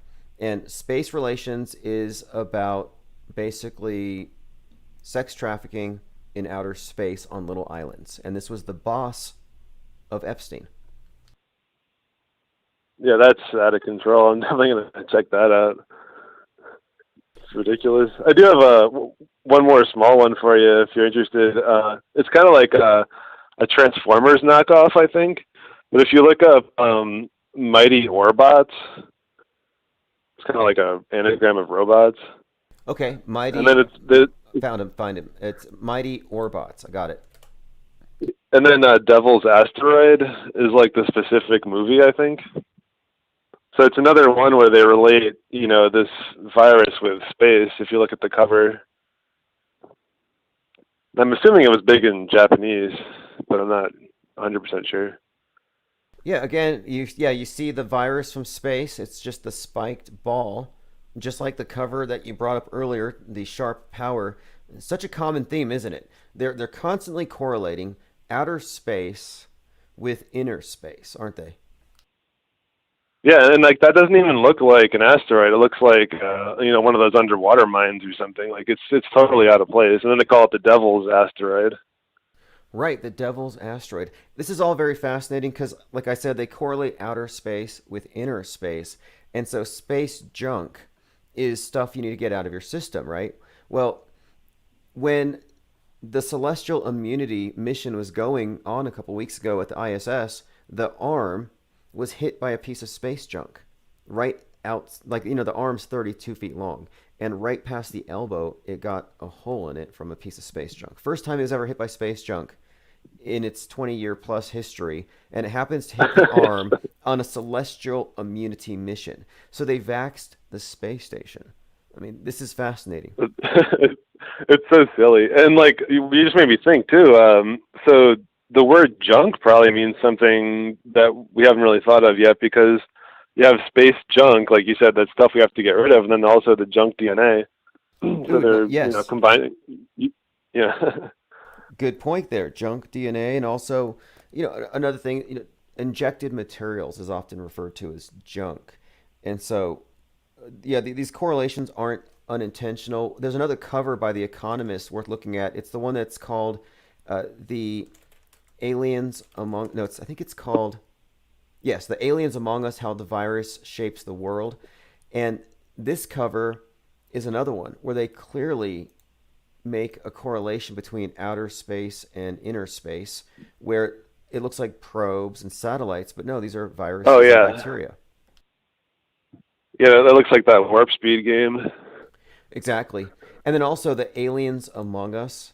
Well, who are the aliens among us? These, of course, would be the invaders, the ones who are carriers or super spreaders. So there's a subtext here, to this virus and the invasion story, and then the outer space story. And then also, if you look at the cover of Independence Day, it has the mothership descending upon I believe it's the Empire State Building, and it's like blasting it with.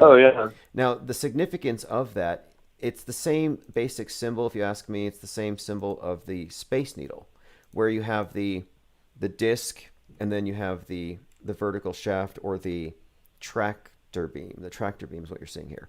But anyway, Independence Day is another movie that this one was foreshadowing 9/11 in some ways. People compared it to 9/11. But when they lit up the Empire State Building like a big needle, it also looked like the cover of this movie. But this is another example where it's outer space invasion, and the symbolism is connecting again to the needle, the Vax needle. Yeah, that's pretty ominous. And when they lit up the Empire State Building, that was crazy, where it was red with the siren going off. That was just ridiculous. Right, and it was like the Eye of Sauron or something. But and I have an image of it here, and it looked like a big needle. And they said that they're going to keep this thing lit until the pandemic is gone. And I'm like, so you got a big glowing needle on the skyline there. And I think that they, I don't remember exactly when or what it was for, but they were projecting like images onto the Empire State Building, like different like gods and goddesses and things like that. I don't remember that off the top of my head. Awesome finds. Escape from New York. I'm going to take note of all of these. The 10th Kingdom one. Let's see. I'm going through. I'm bookmarking all of these, and I'll put these on my Minds.com account for people listening. Definitely appreciate you pointing these out, because this is very revealing. And I think one of the best things you've pointed out so far was the Economist cover, Sharp Power, 2017. Sure. There's one that says Space Invaders scene too. I don't know if you've seen that. The Economist. No. Which one is that? I think I don't remember the exact title, but it might. If you just put in Economist Space Invaders, I think it'll probably come up. But it's another one that just equates all this to space. Oh, okay. This is fascinating, because I see it now. It says, "Will vaccines work?" It's got the Space Invaders game and a bunch of needles that look almost like Empire State Buildings. That's fascinating. Yeah, it looks just like the Atari game again. So like they're really like, they started this symbology early with the prior to even 8-bit games or 8-bit. Now, the significance of Space Invaders, here's another correlation here, is inner space invaders, right? Or the virus. And they look like little viruses. But also the game Space Invaders is the most influential video game of all time, and it came out 42 years before COVID. So there you have the number 42. Oh, wow. Always associated with space and Space Invaders. So 42, another example of it correlated with 2020 and tying into this particular agenda. And on the cover here, it also says, searching for alien life. So the other articles often relate to the picture in a subtextual way, searching for alien life. And then you have, of course, the viruses. correlated with UFOs. Yeah, that's the big. Everyone, expecting an alien invasion or something, but I feel like it's already here. Fascinating. I'm going to put all these in our collection. I mean, this is great work here. The Economist just has to be listed among the metascriptors, along with the various authors and directors that we are, finding to be a part of this. Yeah, absolutely. Thanks a lot for your time, man. Yep. I appreciate everything you do. Awesome. Well, hey, thanks for calling, and call back anytime. And again, everyone listening, the number's 833-311-1984. All right, have a great evening. I have a couple of other people trying to call in. You too. Thanks. And if I missed your call, just leave a voicemail. Let me get to your comments. I think somebody had a link here. One Step says, I posted the first TV spot for Spider-Man that includes a bank heist that ends with robbers escaping in a helicopter and getting caught between the Twin Towers. Okay, somebody asks, is there a 30-second skit of Giuliani in drag with Trump motorboating him? Really odd. Oh, yeah, there is. In fact, I can probably find that for you. Oh, what about it? I'm sure there's a rational explanation. It was a roast. This was a press roast in 2000, and I don't think they foresaw YouTube, Instagram, TikTok. I don't think they ever imagined that this would come back to haunt them in any way. But yes, that is what happened. But whatever it is, I don't think it was like blackmailable material there. Yeah, great call. Appreciate that very much. We get all of our best tips from our listeners. All right, how did we get to a video of Giuliani smooching Donald Trump? Okay, let's get back on track. Phones are open, 833-311-1984. I think I had accidentally cut a call. Just go ahead and call back at your convenience. Evolvement posted this in Discord. I don't know if these are actually like on the market right now. Mask Kini, is that what that is? Okay, it looks like a couple of masks tied together, and then it looks like a swimsuit made out of masks. I don't think it's real. Although I have seen people swimming with masks on. And it's like, what do you do if one of them doesn't come back up? Like, do you rescue them? Okay, I'm going to go through a few other links. Oh, by the way, Donald Trump spoke in Florida today. I just heard a broken record. Let me know if you heard anything in that. I didn't catch anything. Got a shout out from Toto Cult. Says it's been a minute. A lot of people who have fallen away, who have lost touch with Infinite Plane Radio, are finding us again because some of our old channels that have been banned are coming back from the dead. They always come back. Sometimes it takes a little while, but they do come back. I do have a bit of hopium to share if anybody's interested. We'll probably get to that in a few. Yeah, we'll get to that. Came across something. It ties into everything else having to do with this time travel. Donald Trump, Time Traveler, Baron Trump, and all these books that seem to suggest that, yes, we have a time traveling president and they're involved in some kind of, what would you call this? I mean, the war in the deep state involves all kinds of elements that people aren't really fully aware of, I don't think. But you wouldn't believe what I came across today, so let me pull this up. It has to do with Ingersoll Lockwood, the author of the book about the time-traveling Trump. And what this person found is this. There's a secret message on his website, the author site. So somebody set up a site for Ingersoll Lockwood. And on the site, there's hidden like messages, like Easter eggs. So here I am. I'm at IngersollLockwood.com. And if you select all, you'll find that against the white background, he has messages in here for people to find. So I went through the messages, and here's what I found. This is not CNN. And that was also an Easter egg, I guess. But this is all hopium. So this is what it says. It says that military intelligence intercepted a plan by the deep state to destroy America 16 years ago.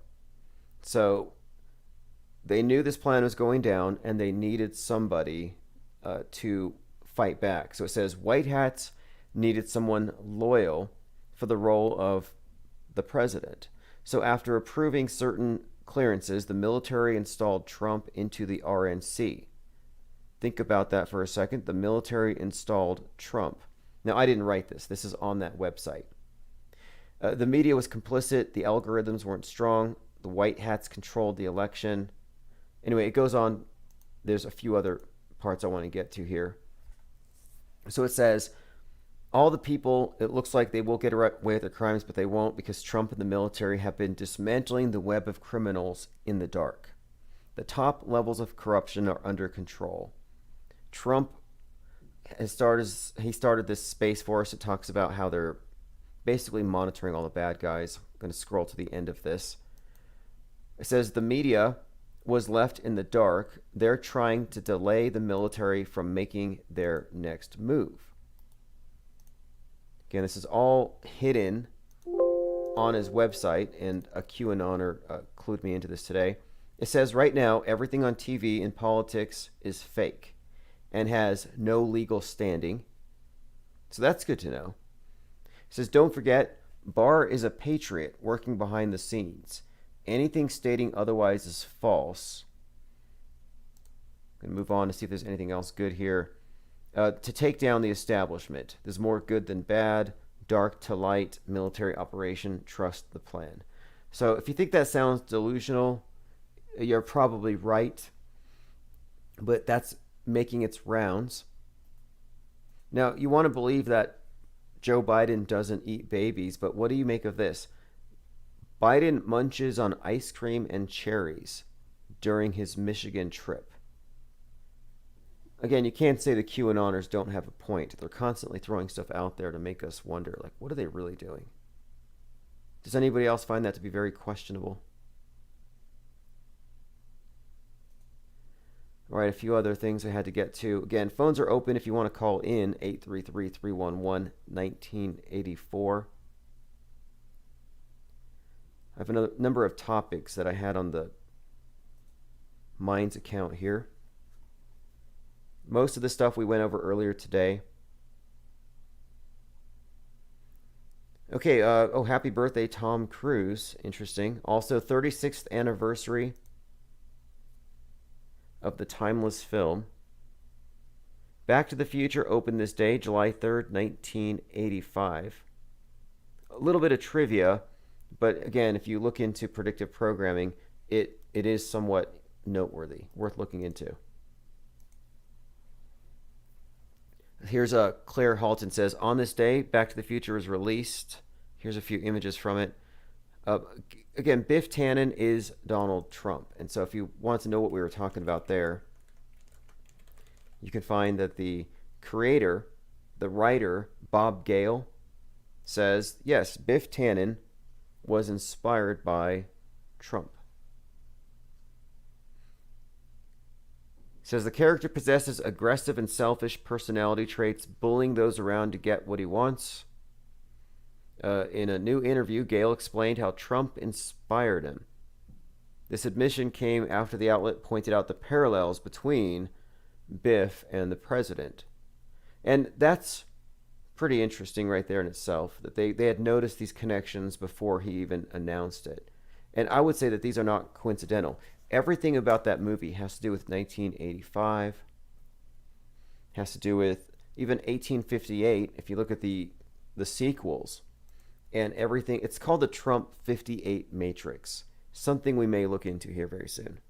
In fact, we'll do a mind map on it because it's unbelievable. But when you see it, you'll know, okay, well, it's there. This is, again, why I suggest that maybe he's not rogue. Restless Bear says it's the 50th anniversary of Jim Morrison's death. Okay. Oh, by the way, Rush Limbaugh was on the air for 33 years. Doors fans remember Jim Morrison in Paris on the 50th anniversary of his death. Just another empty casket. No autopsy, very unusual. Sealed, no witnesses. All of this very unusual. He's probably there in the background somewhere.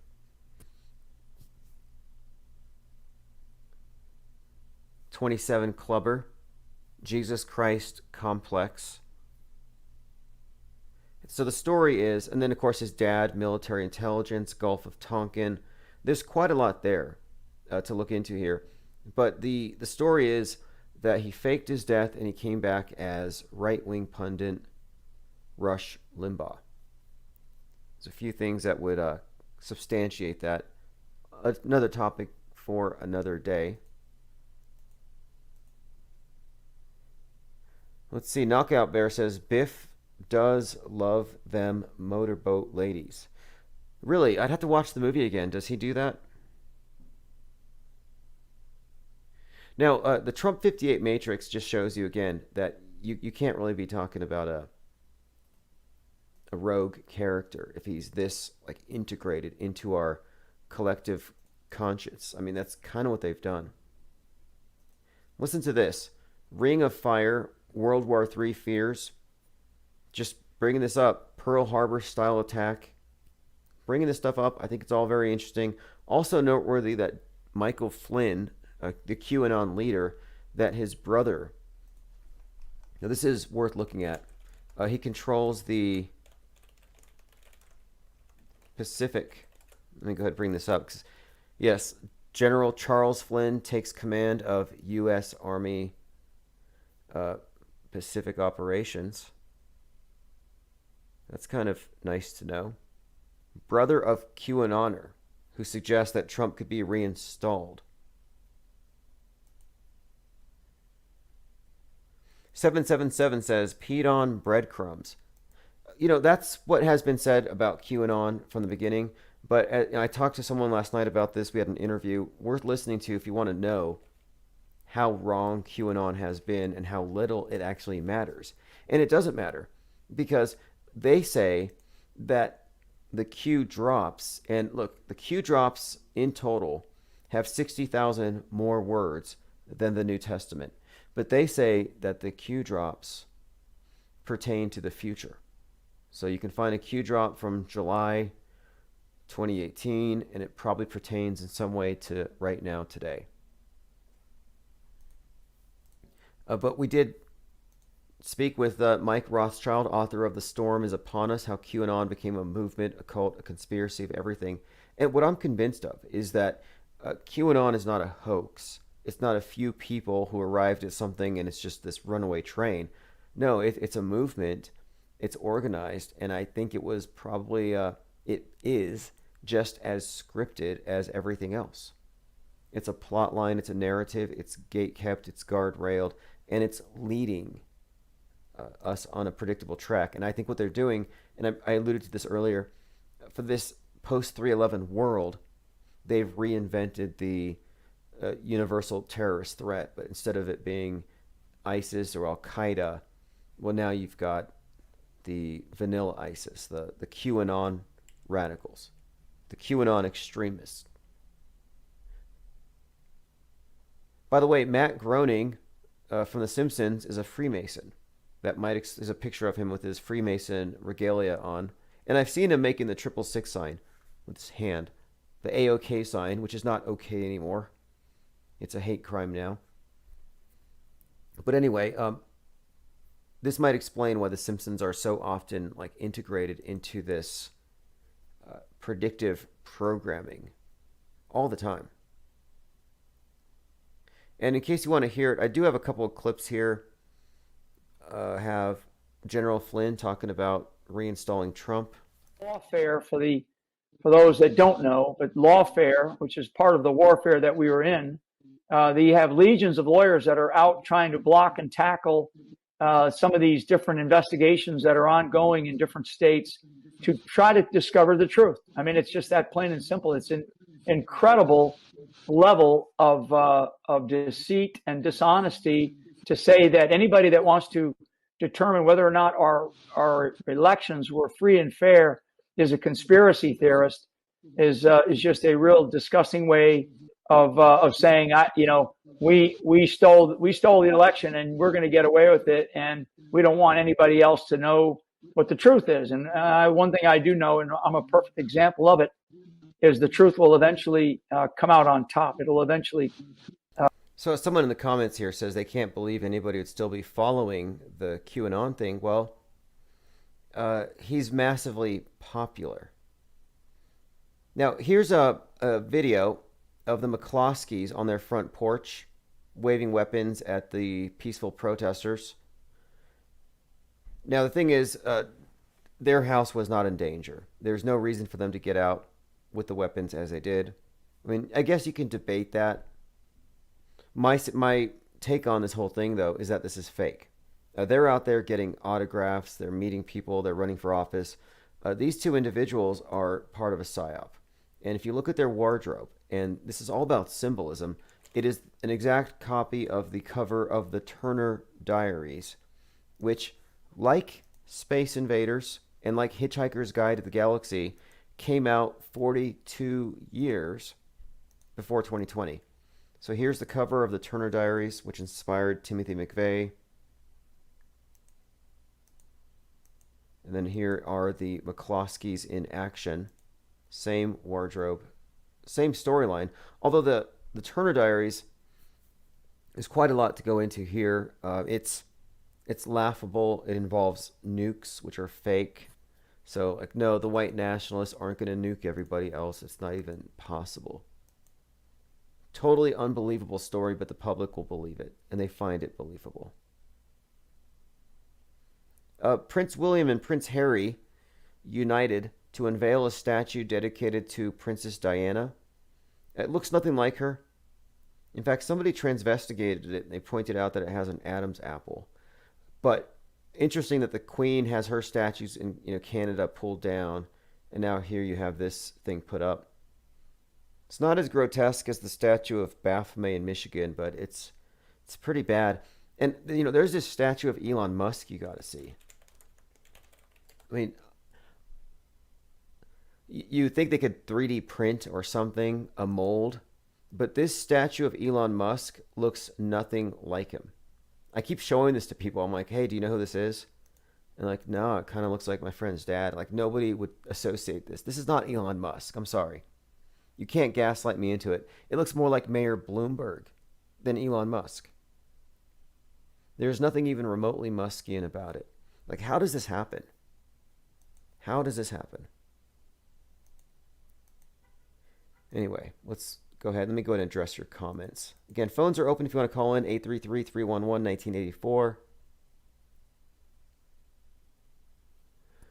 Let's see what we have. Lickety says Flynn calls him a betrayer. Oh, yes. She called it.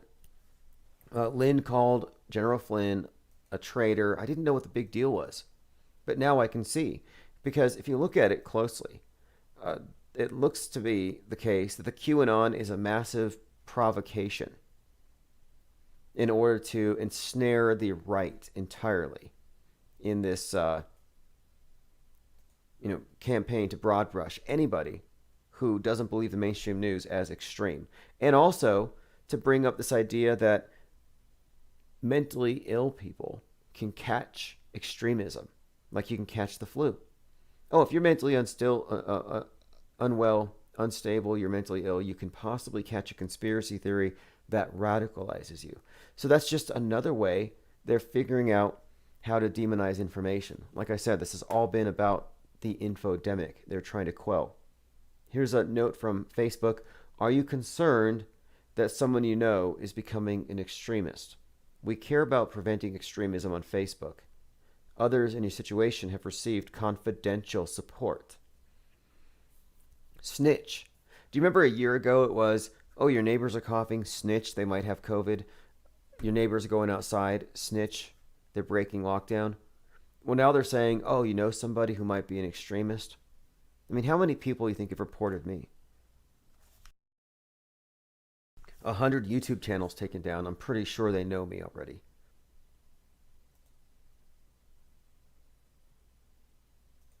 Oh, by the way, Rachel Dolezal embraces the social media influencer who transitioned into a Korean.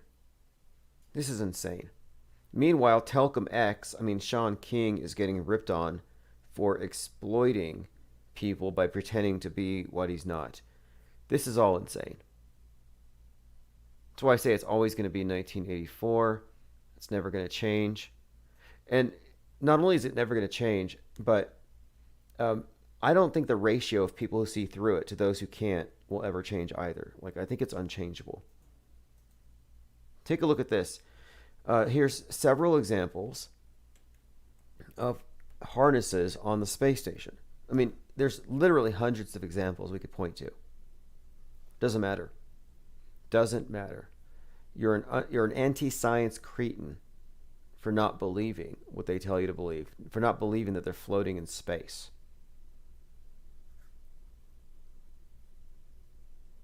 Elon Musk said his Starlink satellite network is on track to beam broadband internet everywhere in the world, except polar regions by August.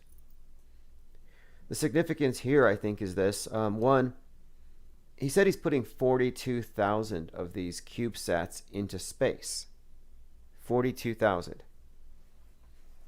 The reason that number stands out is that it references, of course, the Hitchhiker's Guide to the Galaxy. Now, the Hitchhiker's Guide to the Galaxy is being referenced as well because, like the caller had mentioned, Richard Branson is based on one of the characters, one of the Tritagonists, Zaphod Beeblebrox. This is Richard Branson, right out of that movie, Hitchhiker's Guide to the Galaxy. So Musk has said he's almost completed his mission of providing broadband internet everywhere in the world. Well, I want to point out that the movie itself, in the very intro, which I won't play the audio because it's horrible, but it starts out with the globe, as seen from outer space, surrounded by cube-shaped UFOs. Like CubeSats.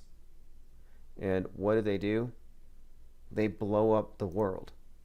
So the movie actually begins with the Earth blowing up. But again, it's cube-shaped UFOs. So you see the pattern there? Cube-shaped UFOs, cube-shaped orbiting routers.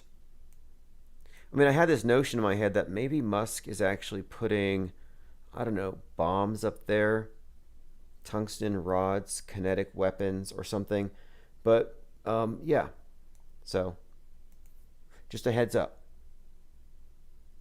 Salty Siren says, I knew he looked familiar. Oh, yes, he's Zaphod Beeblebrox.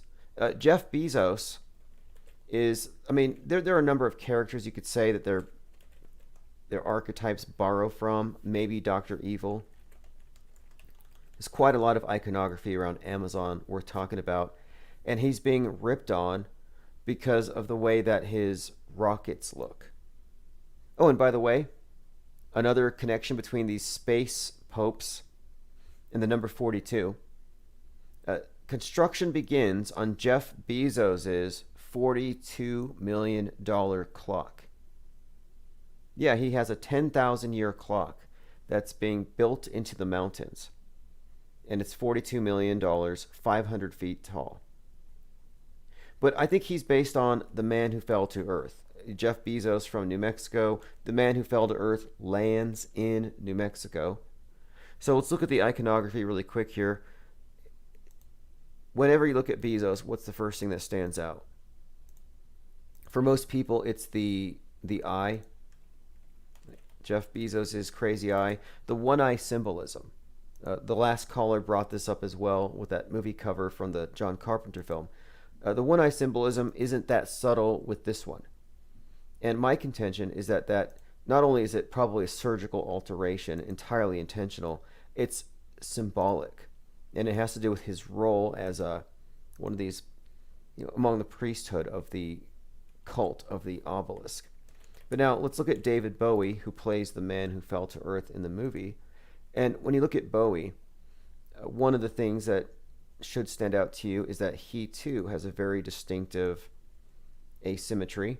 One of his eyes has a very dilated pupil, which is it's emphasized on all of his album covers. And then, of course, you often have this as well, the lightning bolt, Satan falling from the sky like lightning. And by the way, when the Tesla Roadster was sent to space, it was playing the song, a David Bowie song. The character in it is called Starman, which is an anagram for Mr. Satan, which I think could also be another reference to this idea, the man who fell to earth. But there he is up there. Another example, though, of how Bowie is all over this space odyssey. And Bowie, of course, David Bowie is based on, rather this character is a reference to David Bowman of Space Odyssey.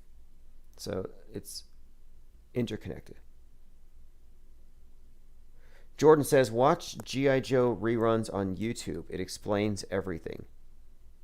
I believe it. Now, the song Space Oddity is the one about Major Tom. And I'm wondering, could Major Tom actually be, I don't know, Tom Cruise, who's going to the space station here soon? We shall see. All right, let me go through the rest of the topics for the evening. For some reason, the nonners are looking after Britney Spears. This is from George News, a big QAnon channel. This is what they're saying. Britney Spears is a trafficking victim. The situation ties to Pizzagate. An exposure of what happened to her can expose the bigger epidemic of trafficking in Hollywood, Project Monarch, and much more. Goes on to say, getting Britney's story out will save her and liberate so many other Hollywood victims who have been enslaved and abused by the satanic Hollywood machine. Pray for Britney. So, Britney, if you're listening, the QAnoners are out there praying for you. Knockout Bear says, leave Britney alone. Martyrs. They're looking for martyrs, I guess. Now, how do you catch a person who catches predators for a living? Have you seen this? The Chris Hansen from To Catch a Predator is being sought after because he skipped court. Apparently he was subpoenaed and he decided not to go. So now they're trying to catch Chris Hansen. Not sure how they do that. Zara says Rose McGowan spells it out nicely. Now, Rose McGowan, didn't she date Marilyn Manson? There's a connection. Now, there's a few connections to go into there with Rose McGowan, Marilyn Manson, and a few others we should probably look into here. Okay, this is a good one here. Let's look at Rose McGowan. Wasn't she part of the Children of God cult? Was that her, or was that... Yes. Rose McGowan's childhood in the cult Children of God. So this is all very interesting. I'll have to hear what she said. So I'm going to have to catch up on this because she was involved in the cult that Joaquin Phoenix and River Phoenix were a part of. So this is a cult helmed by a rogue preacher, had all kinds of Pizzagate stuff involved. So you may say Pizzagate is a hoax.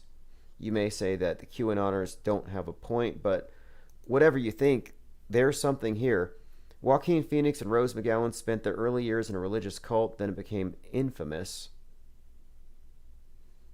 It says, I remember this stuff. It's pretty dark, pretty sordid.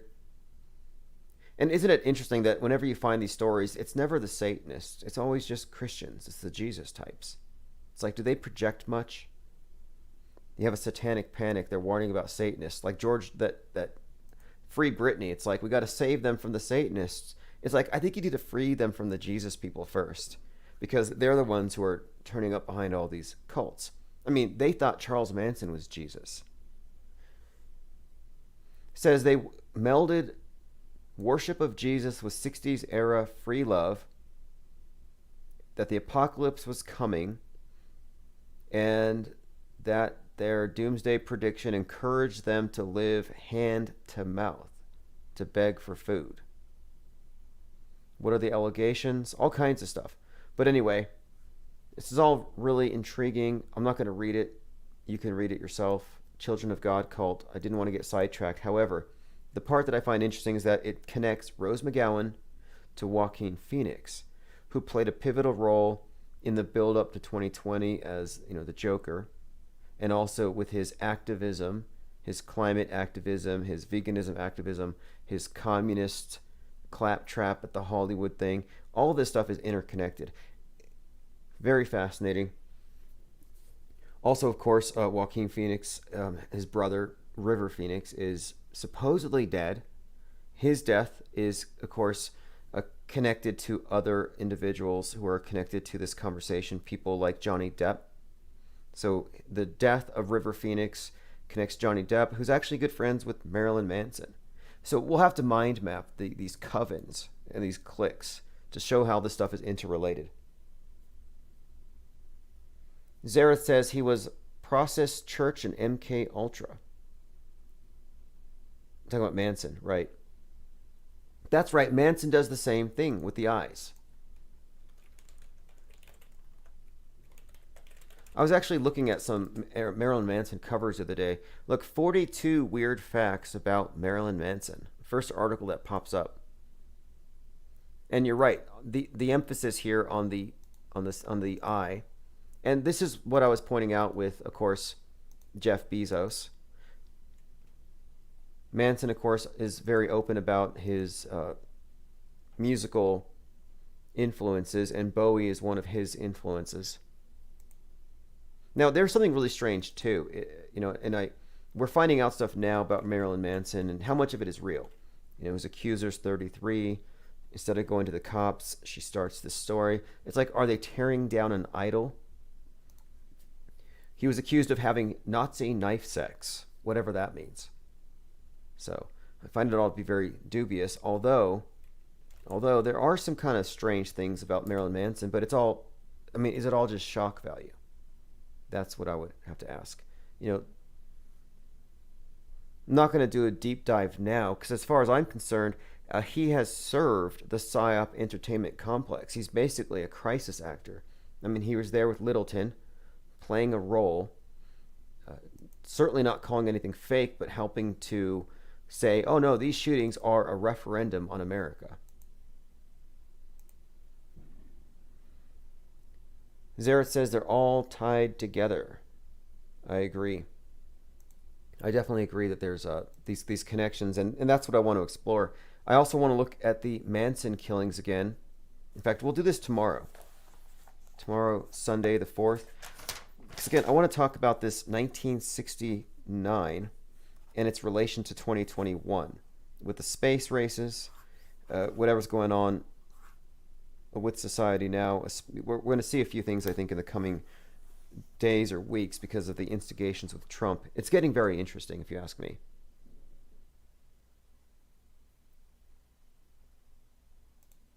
I'm going to leave phones open for a few more minutes. I want to scroll through my Twitter feed. So if you want to follow along with my Twitter, it's @RealTimOsman. That's my Twitter feed, @RealTimOsman. And what I mostly do there is I take notes on things. I like things. I retweet things that we'll be discussing later. Here's a quote from Branson. As the Virgin Galactic founder, I am so proud to have this remarkable crew of mission specialists and pilots. Again, just want to remark on this Virgin. Virgin is another reference to Isis. The ISS is a temple to the sky goddess Isis. The New Agers, the Thelemites, call Isis Babylon. So you'll find terms like Isis, Babylon, Virgin, interchangeably used, referring to the space station. And that's why I've been talking about this thing being the Tower of Babel, and that it's going to take a fall. So none of this is coincidental. If it's on TV, more or less, it's scripted. I mean, there's Obviously, some things that aren't 100% scripted, but that's why I'm talking about a lot of these things from the meta script perspective, where you can see how there's this bigger picture that everything fits within. And it's so consistent through the decades. There's quite a lot to talk about, but like I said, we'll continue with this tomorrow. If you have anything to add, if you want any of the links, just go to infiniteplainsociety.com, go to the forum, and I'll post the links to everything we've discussed here, everything the caller brought up as well. All right, one more thing. Like I said, we have a lot of new music being added into the 24/7 stream. So if you go to infiniteplainsociety.live, we always have the 24/7 stream going. So I'm going to take off. This is a new track. This was posted by Symbia. Infinite Plane Radio. Hey, Tim. Hey, what's up, caller? Not much. I just thought I'd call in and see how's it going with you. Pretty good, actually. What have we been discussing tonight that piqued your interest? Did you hear the last caller? No, I didn't really catch the last caller, but I heard you talking about 42, Elon Musk. Then it got me thinking, like, have you looked at his dad and how weird it is that he married and had a kid with his stepdaughter? Have you covered that? No, although... That's 42. No, I haven't. 42 years younger. Okay, that's interesting. Elon Musk's family tree. I remember that he said his dad was evil, and he cried. And I thought, this guy's got to be acting, because why would somebody... I mean, he's crying, he's in his 50s, but he said, quote, "My dad has a carefully thought out plan of evil. He plans evil, and he's done every crime you can think of." He's roasted his father, and that's actually a direct quote. Yeah, it says that it's like, yeah, his estranged father marrying his stepdaughter that's 42 years younger than he is. I just see thought that was... Okay, Elon Musk's dad, 72, had a baby with stepdaughter who's 30, 42 years younger. Yeah, great connection there. Very, very bizarre. This whole story just gets weirder all the time. Yeah, how does that make any sense? Like, you know, what's going on there? How, like, that's not a coincidence. Well, you know, if I had to guess, you know, just given this whole, my view of what the space program actually is, the esoteric side of it, it all revolves around, I believe, sex magic and this belief that they're incarnating certain energies when they're conceiving at certain dates and times. And so I think this is some kind of occult eugenics. You know, these inbred elites with their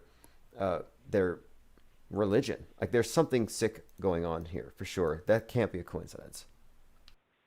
Yeah, I thought I'd call in. Yeah, I don't know if you covered the Yulin Dog Meat Festival. I haven't going covered on in China, where they're eating like a few thousand dogs. I don't know about your feelings about eating dogs, how that goes. I've heard about that. I've heard of rescue operations. It's insane what I've seen. I don't know how much is real, how much isn't real. We can get into that, but really quick on what you just said. Someone said Chalk Body Outline did a stream on Elon Musk's father. Interesting. I have no clue who they are. I'll take a or look. what that is. I'll take a look. But yeah, of course, that's. Do you take up any issue with people eating dogs, or is it just like to each their own, or what's your opinion on that? I guess I would need more information. Can you send me a link or post a link at infiniteplane.media in the forum to any documentary on the topic, and I'll comment on it. Anything people post there, I'll go over, but I don't have I just meant like, you know, like domesticated house animal, you know, canines. Like, do you take up issue if someone were to eat them? Yeah, I see what you're saying. And yes, I mean, I hope people aren't eating Fido. You know, I get that. And I will look into this topic about what's going on in China. All I know is that from what I've seen, there are people who are involved in rescue attempts. I'm not sure. So I mean, who's saving the bats? If you have an issue with the people eating dogs, what's the big difference between a dog and a pig? or a bat for that matter. Who's going to save the bats? Yeah, or a bat for that matter. Appreciate the or a call. Look, I'll look into this dog festival and I'll comment on it because it sounds dark and satanic. So appreciate the call. Have a great night. Likewise. Thank you. InfinitePlane.media. Go to the forum, post whatever you want. We will talk about it. And I'll show you what I mean. This is why we have the forum too, because a lot of these discussions are ongoing. So if you have something that you want talked about, you will get views here, and I will share it, and we'll learn what we can. So let me see what we have in here. McTunes and Fight the Flat Earth destroy Horatio Barron. I'll look at that one. John McAfee's Dead Man Switch. Another nothing burger. No surprise. Although, I'm going to dig in this one a little bit more tomorrow.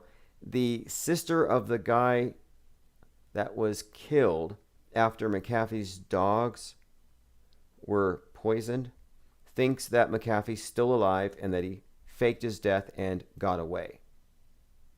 Also, I may revisit my conversation, not debate, my conversation with McTunes and offer, I don't know, some kind of commentary on it to see what it's worth. But, we're dealing with broken machines. They've given over their perception to the monolith. And I think that's actually what it means. And I put this in the book, The Metascript. The meaning of the monolith, the space age, the space odyssey, is about man merging with machine, man's consciousness merging. That the monolith is just a giant smartphone with a person's mind inside, and they can go across the universe. And that's kind of what I think we're seeing here, is that the more you're integrated into the surreality, the more that you're plugged into the matrix and the world stage, the more you're on the other side of the screen. You're in your smartphone, you're in the TV, you're in the monolith. And I think that's the bigger message, and I think that's where most people are. And if you're debating people who are in it like that, well, you're not even debating. You're coming from a different viewpoint. I mean, it's worth talking, it's worth discussing, but I think you have to know the limitations of each other's positions. I don't accept video footage from this particular agency as evidence, but I can understand why you would believe what you do if you do happen to take that as evidence. Zareth the Alchemist says, people taste like bacon, so I've heard. I saw this conspiracy theory that said that the cabal, the elite, that they have certain gene pools they pull from. So for example, and this, I don't know where I read this from. I think it was above Top Secret. But it said that there are human hybrids already, and that there are these hybrids that are human and pig. So you have these human-pig hybrids that are apparently making up a large number of the police forces out there. Now, this isn't a joke. I read this on Above Top Secret, and I thought that's nonsense. I thought it's just totally unbelievable that you have groups of people who are like genetically connected to pigs. And then I thought about a certain person whose father was a cop, and I thought, well, looking at him, maybe. Yeah, it was from Above Top Secret, so it's not any stranger than the reptilian thing. Oh, anyway, Dead Man Switch. The Dead Man Switch was supposed to have gone off. It's been a week, right? How long after someone dies? I think it might have been 7 days. If he hasn't tweeted, it would go off, and we're supposed to get 31 terabytes of data. And this was not destroyed, as some had believed, in the collapsing condo. That actually didn't happen. I have to go through one more quick piece here, just because the title. Donald Trump's real legacy to America, the weaponization of an alternate reality. The weaponization of an alternate reality is what happens left and right. This is what happens when they insert something not real, like radical Islamic terrorists, like the invisible body-possessing demon that's now spreading across the land, and it's going through variants. They create an alternate reality. They weaponize it. They polarize groups. And if you ask me, the only thing in the vax is a schism. And that's, I think we've been vindicated on that. All right, thanks for joining. If you know of any extremists, make sure you report them to Zuckerberg or Jack Dorsey. Anybody with extreme opinions. All right, this is PGA and Symbia, Speak Penguin or Die.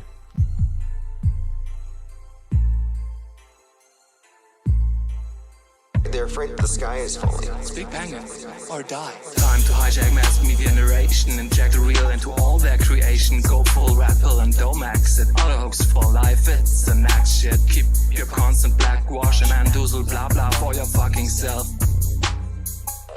We're here for science, bitches, don't make us wait. It's 3:12. Go full rat pill and don't max it. Auto hooks for life, it's the next shit.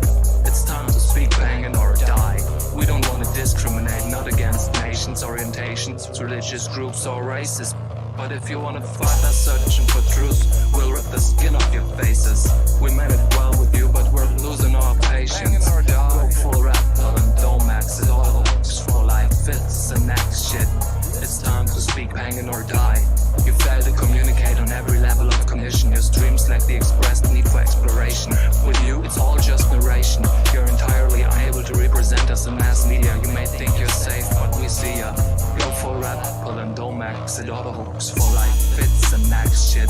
No, speak Penguin or die. Speak Penguin or fucking die. Go die already. Go for rap, pull and don't max it. Auto hooks for life, it's time to hijack mass media narrations, inject real into all their creations. Go full rap pill and don't max it. All hooks for life, it's the next shit. Keep your constant blackwash and mandoozle blah blah for your fucking self.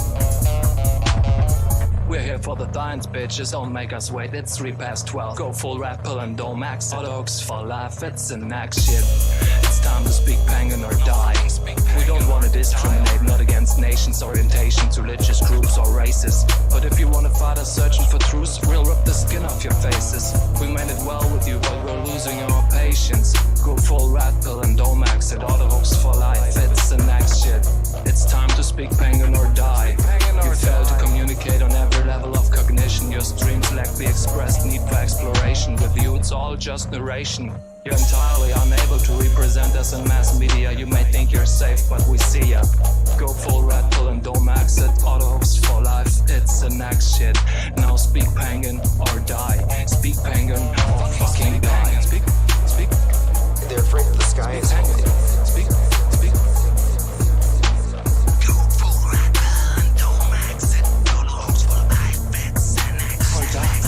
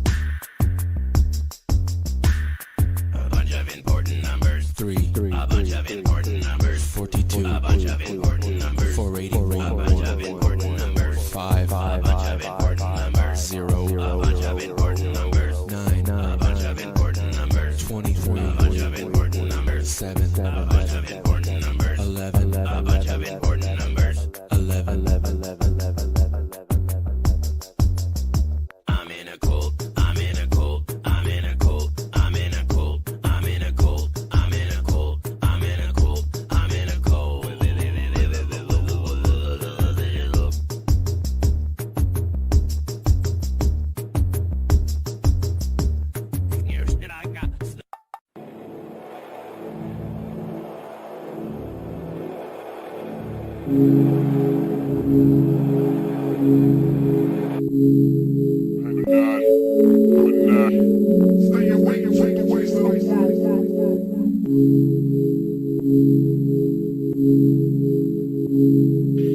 be the Penguinati, the new Illuminati. We're to free your mind, your soul, and your body. They can't stop me, but they keep on trying to keep denying that they got all of them eyes prying on our personal lives as the lies unfold. The truth is sitting around waiting for some truth to be told, but let it be known that we are the hoax. Questioning things of that, I'll take you out of your comfort zone. I'm not saying I know there's no dome, but it kinda feels like I'm going right back to the globe. While the shepherds fight to fleece the flock, the doomsayers debate about their doomsday clock. Some say we're in a cult of believers, but how we in a cult when we're nothing but leaders? Think and let think, man, you know that's the credo. We keeping that in mind everywhere that we go.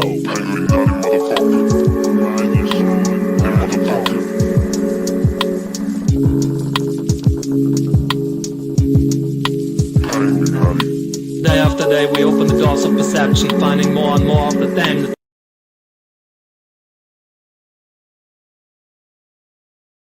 Okay, I'm interrupting here. Let me go ahead and jump in. I am going through some of the footage now of the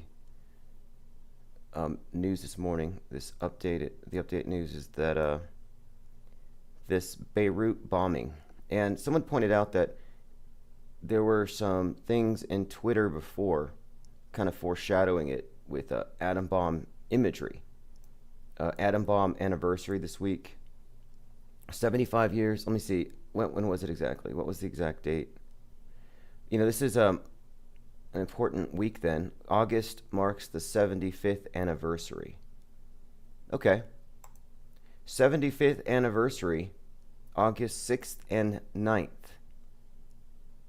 Since the U.S. dropped atomic bombs on the Japanese cities of Hiroshima and Nagasaki. So that's interesting timing there. So let's go ahead and go through some of that footage now. I'm going to go ahead and bring some of these up. Michael says it's Obama's birthday. Barack Obama's birthday is today. Interesting. Okay. Well, hopefully Michael, has something nice for him. No hate. Says here, bombing put an abrupt end to the war in Asia. If they were just to bomb us all with tear gas, it would actually put an end to the COVID-19 scenario. Because if you didn't know that, actually, it's scientifically demonstrable that, yeah, in fact, you can cure COVID and purify the land with tear gas. Okay, so let's see. Big explosion in Lebanon. I read somewhere it was a fireworks company or something, but before I say more, I want to point this out too. We've been looking for some kind of event, some new 9/11-y event in order to bring about the next phase of this, something a little more real than COVID. And so that's what we're going to look at here. We have something spectacular in terms of visuals, very impressive explosions. What they are, don't know. So let's go ahead and get started. Notice Bear says, I hope the bomb kills COVIDs. Watch them say, well, I don't know. Their writers have great imaginations, and I'm sure they'll come up with a way to make the bomb spread COVIDs. Okay, so here we go. Let's take a look at some of the footage. This is 3 hours ago.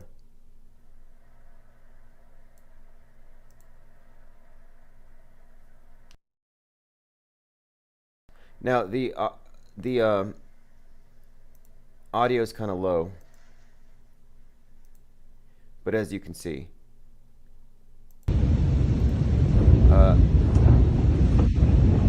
pretty spectacular. It looks like a very theatrical explosion. I mean, this is huge. Let's go ahead and see what the comments say. Well, here's another one. So you had a blast and a follow-up blast. So here's the next one.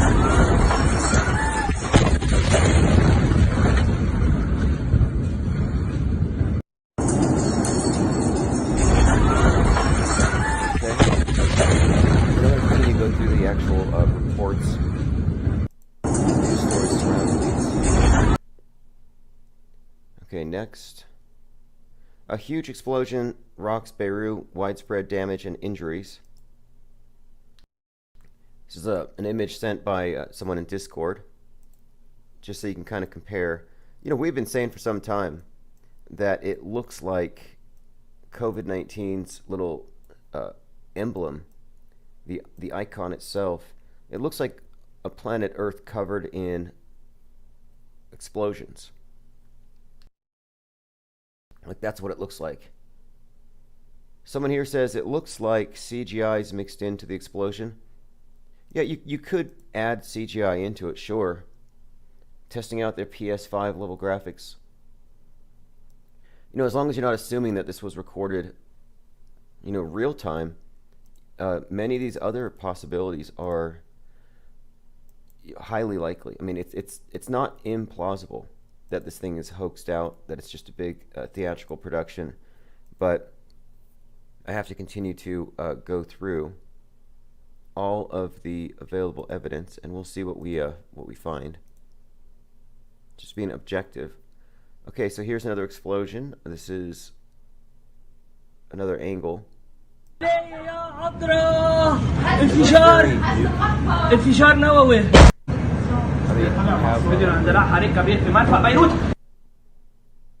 Fast rising cloud. How big would you say that is?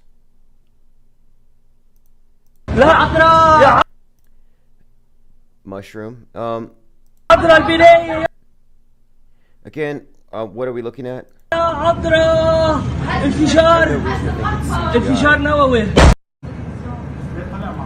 I also have no reason to think it's a world-ending event. I'm just kind of curious the timing of it. This is the week. This is an anniversary week of the Nagasaki and Hiroshima. Let's go ahead and go through some more. Kez says that one looks fake AF. Well, you know, what are you comparing it to, though? You know, here's why, as a video editor, my take on it is, you know, I instantly see fake. You know, it's pretty obvious. In this one, the camera movement and the sound, that's where you would have difficulties faking things, unless it was pre-produced. So that's the other side of it. So nothing, you know, I don't really think it looks fake necessarily, but I have to see more footage. Now, like the space station, for example, they show you stuff, and their cameras mounted, or SpaceX, when they land rockets, their camera's on a tripod, no motion, very easy to fake. But an unsteady camera like this, not so easy to fake. Although it could be an effect, but again, let's just continue to go through.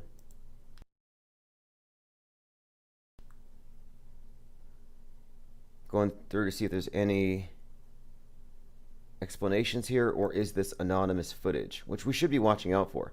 You know, like if they're going to fake asteroids falling or something, we need to watch all the footage and make sure it's not just a whole lot of footage from some anonymous source handed out through actors.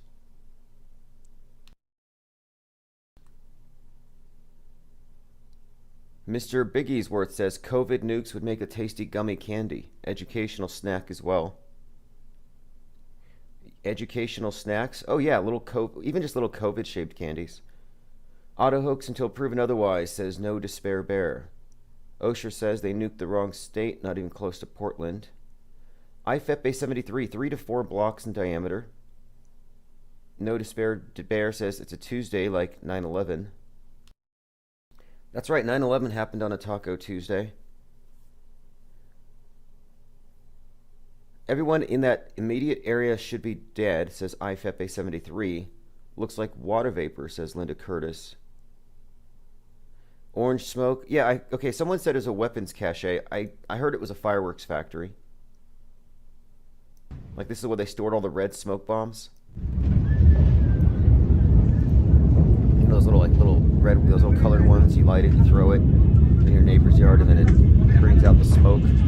Yeah, this is definitely a smoke bomb factory. Really, that is spectacular. Chalk Body Outline says, is that Elvis in the cloud? Oh yeah, you know, there are so many things that were spotted in the 9/11 clouds that you can't unsee. You saw the devil. If you watch that one, let's see, had a, like that one made all the tabloids. You did see a devil in the smoke. I saw another one in the 9/11 towers that I can't unsee it. Here it is, in fact, like when they fell. So does anybody here see what I see? And this is a snapshot from 9/11. Now there is a meme that corresponds with this, which I could probably have access to if I asked in Discord. But yeah, there are a lot of people who see these still shots, and they usually see things in it. If anybody knows what they see, okay, Chalk Body, you see it? Oh, sure, you see it. X, you see it. Who else sees it? Pow Chicka Pow Wow, says Kez. Exactly. Okay, I think we're all on the same sheet. So anyway, here we are looking in the clouds at the explosion in Beirut, looking for similar things. Any indication of fakery or hoaxery. It's dramatic. No reason to assume that anybody died or cried yet. I did see some overturned cars, but the people near the cars were all very well dressed. They didn't look like they were covered in anything. Yeah, this has been 75 years since the bomb was dropped on Nagasaki. Again, watch the follow-up explosion.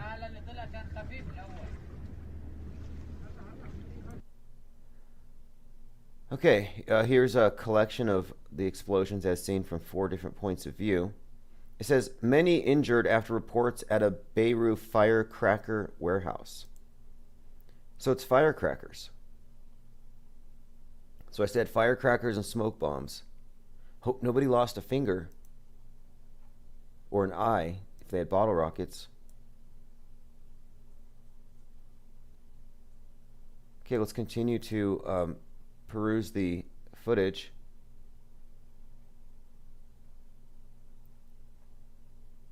Next, what we have here, this is from RT, breaking, massive explosion rocking Beirut, cause unknown. Now, when people say it looks like CGI or it looks, fake, one thing to consider is you've only seen these things in CGI. You've only seen them faked, or most of what you've seen has been faked, like in the movies. So, one thing I'll say, one thing that makes it look legit to me is multiple cameras consistent on the timing. Again, unless this was massively pre-produced. So I'm not doubting the reality of the explosions. I'm just not sure what they are. Smoke bombs, firecrackers. You can see some flashes down here. I find it very, very difficult to believe that this is a fireworks factory exploding. Like, we've never had a fireworks tent where somebody drops a cigarette and then you have a big, awesome mushroom cloud rocking the city. It doesn't happen like that. They would all have to explode, at once, or one exploding would blow the other ones out of the building. Like, I don't know if this is how it would work. It's too singular a detonation to be several million packs of Black Cat fireworks and M80s just spontaneously blowing up. And part of the explosion here, I'm going to watch it in slow motion. Okay, so you definitely see the buildings are detonating. And this is where it does look kind of CGI-ish. You have like a swirl of cloud cover, like exploding out from that ground zero radius here.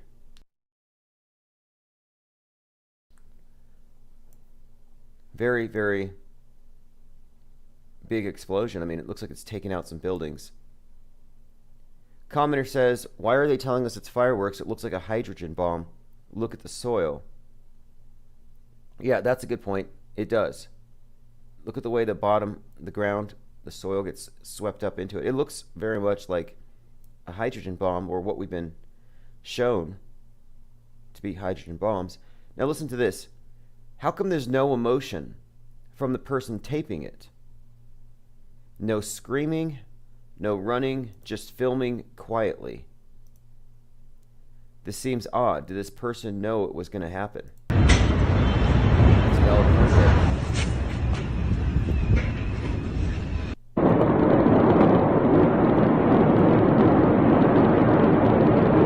Tim Osman says 50 tons of ammunition nitrate from a seizure 9 years ago. Okay, so let's say it's 50 tons of ammonium nitrate from a seizure 9 years ago. It all exploding at once like this in such a spectacular manner 75 years after the bombing of Hiroshima, Nagasaki. I'm saying fake. This is obviously fake. Compared to Oklahoma City, right? Commenter says, why the red smoke? Linda Curtis says, there was aftershock hitting the windows and people filming. Many tons of fireworks would be needed for a fire cloud that large. I agree. So we're suggesting it's unexploded ordnance. No screams, no panic, just dropping the phone. No yells.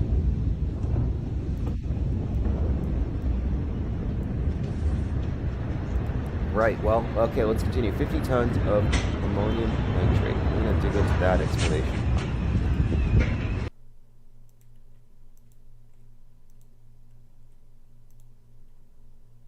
Okay, let's see what we have.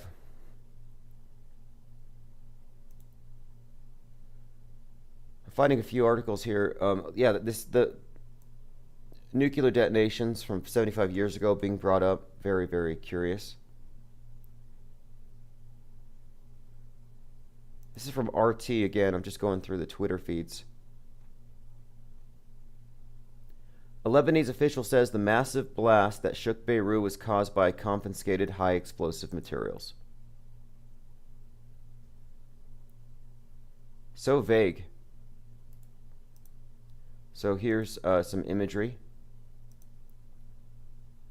It says, it would be naive to describe it as fireworks, they told Lebanese TV. CNN producer in Beirut says there is a chaotic scene in the emergency rooms. People with broken limbs showered with broken glass. Footage shows a blast shaking Beirut.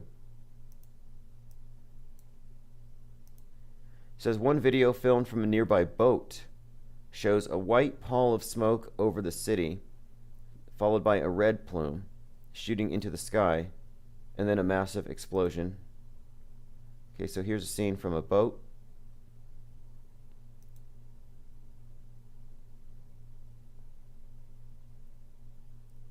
Yeah, I want to see it from the ISS, from one of these satellite cameras. So this was Instagrammed. What? There you have your sound. What? What? What, bro? What? What? Okay, let's go ahead and see what the official explanations are.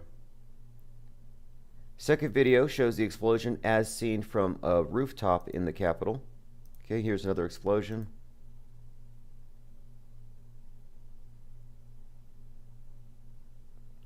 I would say that the viewers are reacting appropriately. These aren't steady cameras. It's not tripoded. Lebanese hospitals told to prepare for casualties, large number of injuries. Okay, now this is where, I have to ask questions. Like, this looks fake to me, and here's why.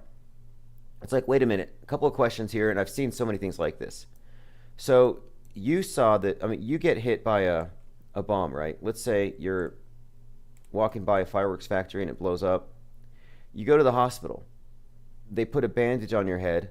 They don't bother to clean the blood off your face. They give you a bandage on your head because you presumably have a wound there.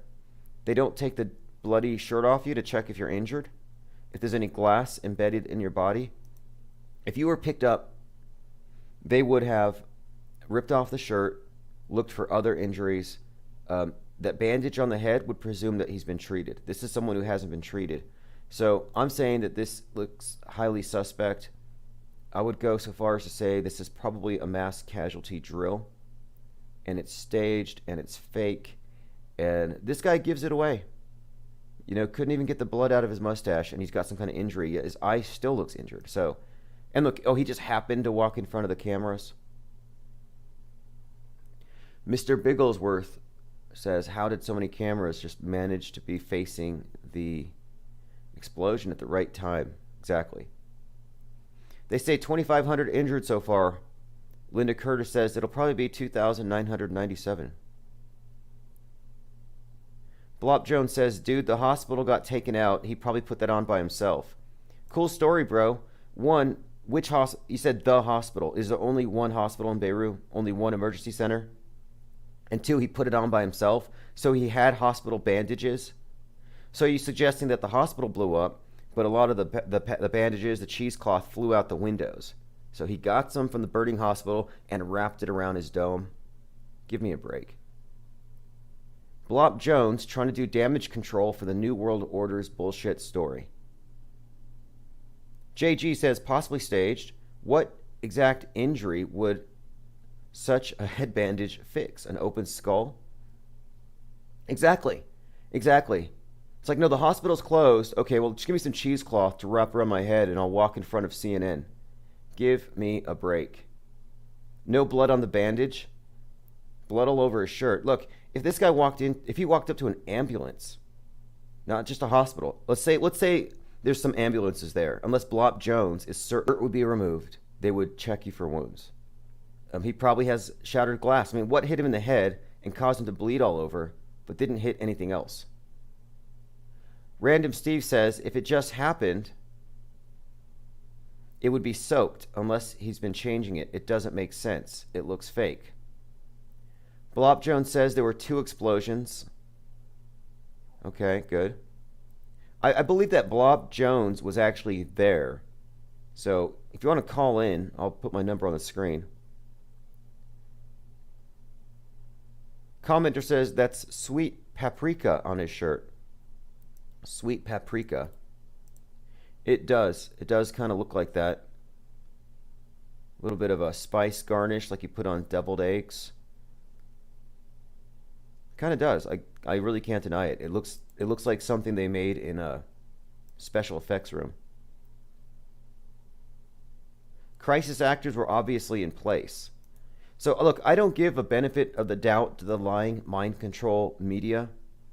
I don't give a benefit of the doubt to well-known, well-exposed, pathological liars. So when you say, well, maybe the hospital was closed, so he had to do that himself, you're giving the benefit of the doubt and you're giving excuses. You're making excuses for the mainstream media. It's like the story makes no sense, so we get some commenter, well, here's why it makes sense. Because this guy, and I know him, he had to just grab some cheesecloth and wrap his head up because the hospital got blown up. Like, how'd you know? You know, I mean, I'm surprised I haven't had someone call in and say, this is really offensive that you're calling it fake because my friends are there and they just got, blown up and they're still missing. Like, really? Random Steve says, if the bandage was soaked and dripping, that would be the picture the cameraman would get. Right. I'm still curious as to what kind of injury he has. And look how clean the bandage is compared to everything else. Abbas Ibrahim, chief of Lebanese General Security, says it might have been caused by high explosive material that was confiscated from a ship and stored at the port. Right. Again, that's their official story. If you ask me, it sounds unbelievable. Just spontaneously exploded. Give me a break. Makes more sense than a fireworks factory. Oh, it was a fireworks warehouse, and we didn't have our. I mean, do they think we're stupid, or do they know? 200 says year of the psyops. Absolutely. Okay, let's go back and look at some more of the reporting. Again, this says a wounded man walks near the scene of the explosion. How much did they pay him? How much did this crisis actor get paid? American crisis actors, at least the ones who are being paid to crisis act during COVID-19, are getting paid $2,400. It's broken up, and they still haven't paid us our second half. But how much do Lebanese crisis actors make?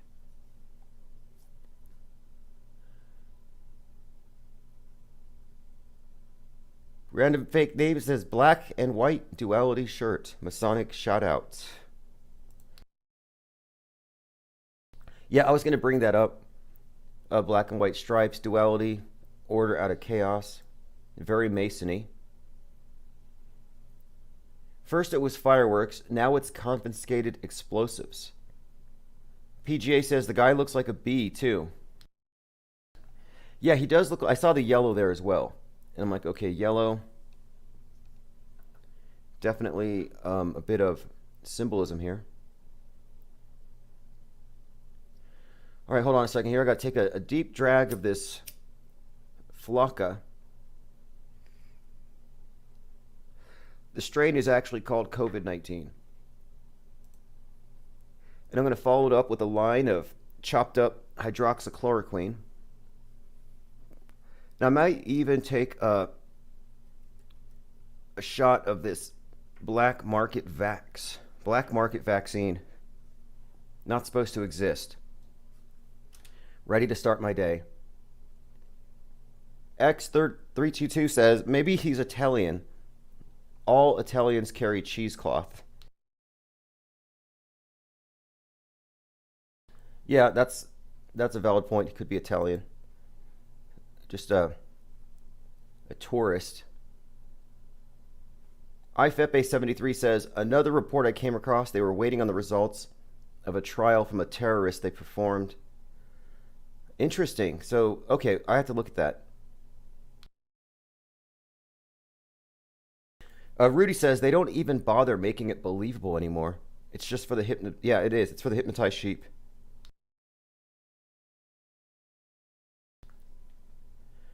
Okay, so they've added to it then. It could be a terrorist attack. JG says it's red like a COVID plume. Yeah, that's the other thing. Someone posted a picture of it. It does look like a COVID plume. And so, again, you look at the COVID-19, and the COVID-19 is a symbol. It's an idol. And zoom in on the thing. Just another fake sphere that they're using to control the masses. NASA probably made this. Okay, so to me, this looks like, and I thought this from day one when they first showed it to us, I said, this looks like the planet Earth, the fictional planet Earth.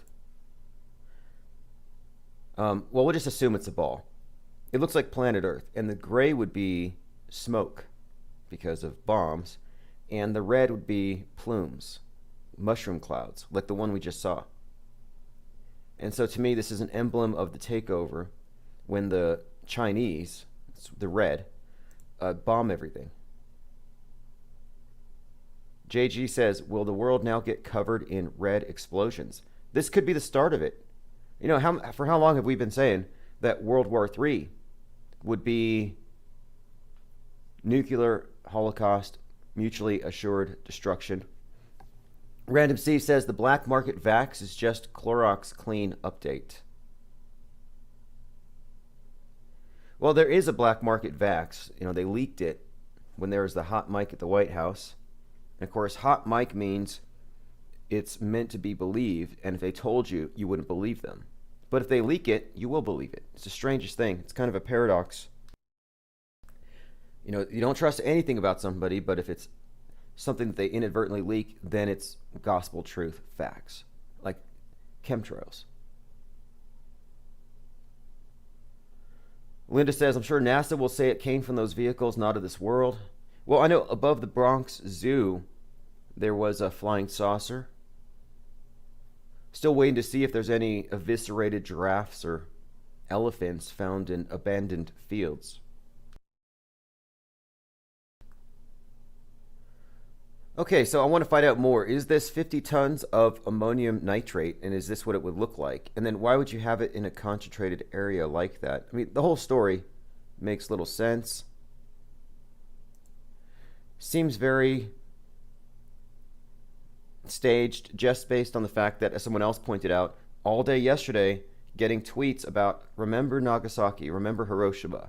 You're seeing images of nukes all over the Twitter sphere. And we wake up, to this.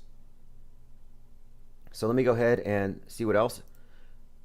Look, 75 years since the atomic bomb was dropped. Take a listen. 多分亡くなったんだろうと思いますけど、その後は分かりませんけど、その子の目が今でもこのお話をすると涙が出そうになります。辛い辛い。Okay, so basically, though, 75 years, the survivors of the nuclear attack on the Japanese towns of Hiroshima and Nagasaki want to make sure their stories live on. Campaigns and online events are taking place to remind us of the world's first nuclear bomb attack. Now, the nuclear bomb, kind of like asteroids, kind of like COVID, kind of like global warming, is another world unifying psychological operation. So the world has to see it, so we all know, look what happens if we don't get along. Look what happens if we don't unify politically, ideologically, religiously. I mean, the justification for the one world order in many of the ways they have presented it to us is world peace. That's why all these astronauts are always saying, from up here in space, at the International Space Station, where we're all friends, we don't see national boundaries. We don't see borders. It's all just one. And that's all, of course, more propaganda, idealism. Now, this is a quote from a survivor. There is now a sense of impending crisis that we don't have much longer to live. So the powers that be rule through contrived crises. So here we're looking, again, this whole week. This is a quote from Jerry Brown. The world is under siege, under the sword of Damocles, and is not paying attention. So the idea is that the world's like basically in a huge, like a Mexican standoff. Everybody's pointing at everybody. This is still a threat.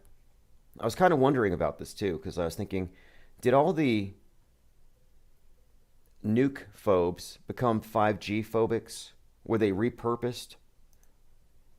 And look, if you look at the anti-nuclear weapon crowd, those activists sure wasted a lot of time and energy.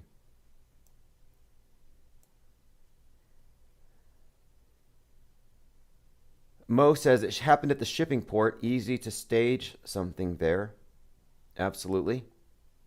Blop Jones says if they did have a bunch of explosives stored, it would be a perfect target for the Jews to hit. Right. How do you know it wasn't Muslims in a plane crashing into that building where they knew that the Lebanese had stored 50 tons of ammonium nitrate? Or maybe it was a white racist, white nationalist Nazi hijacking a plane that had previously been hijacked by radical Islamists, and he flew it into a location where he knew there would be explosions and that it could be easily blamed on Israel. Or it could just be a staged event, fake and staged. Magnus von Thule posted a link. I am interested in the link, but I'm not going to click it without a blurb if you want to tell me what it is. Okay, it's another explosion. Thank you. Mr. Bigglesworth says, the official narrative says it has nothing to do with Israel. Hassan says gas accident. Look, either it's the fireworks warehouse, the town like stores their fireworks there for every 4th of July or something, which makes a lot of sense.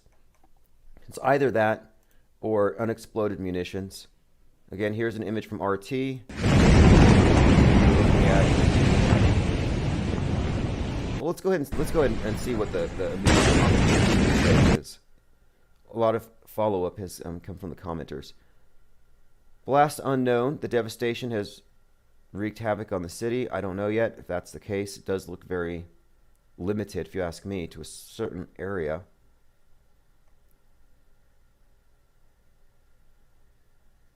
Lebanon's health minister said there's a high number of injuries. No deaths have been reported. No deaths have been reported. Quick, if you really want to capitalize on this, you have to go to these people.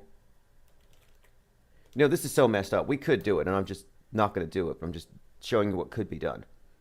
You go to these people don't exist, or these people do not exist. .com. And what you will find is a website that generates fake dead people.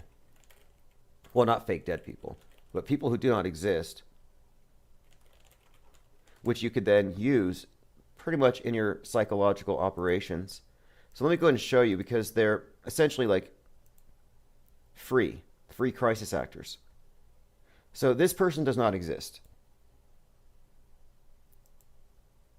Now, again, this is all from a website called thispersondoesnotexist.com. And every time you refresh it, it generates a new face. It's called Generative Adversarial Network, the GAN. So basically, we're looking at non-existent human beings, and they look real. So here's how I would approach this. Let's just take this person. We'll say she was blown up in the explosion. It wouldn't be difficult to construct a narrative here where we say, this person, we'll just call her Tina Baker. Sorry, Tina, I'm borrowing your moniker. So Tina Baker was killed on August the 4th, 75 years after Hiroshima and Nagasaki, by an explosion from a munitions factory. Then we set up a GoFundMe account to pay for her remains to be properly interred, and a funeral, and awareness about unexploded ordnances and or fireworks. And then we bank on it. I mean, you know how much money you can make with GoFundMe? So anyway, sad story. This person, Tina Baker, blew up in the explosion. Prove me wrong, and if you question my narrative, you're committing a hate crime, you're a right-wing hate monger, a racist, a bigot, and you should be censored. How do you like that? Commenter says, let's do it. Oh, you mean let's do what the MSM does and what they enable? Let's create fake victims and raise money on GoFundMe from dupes who are manipulated by emotional appeals? Rip Tina Baker. We may have to do it. I'll consider it. Let's see if there's any other victims that look believable. There's a Karen. No one will have sympathy for her.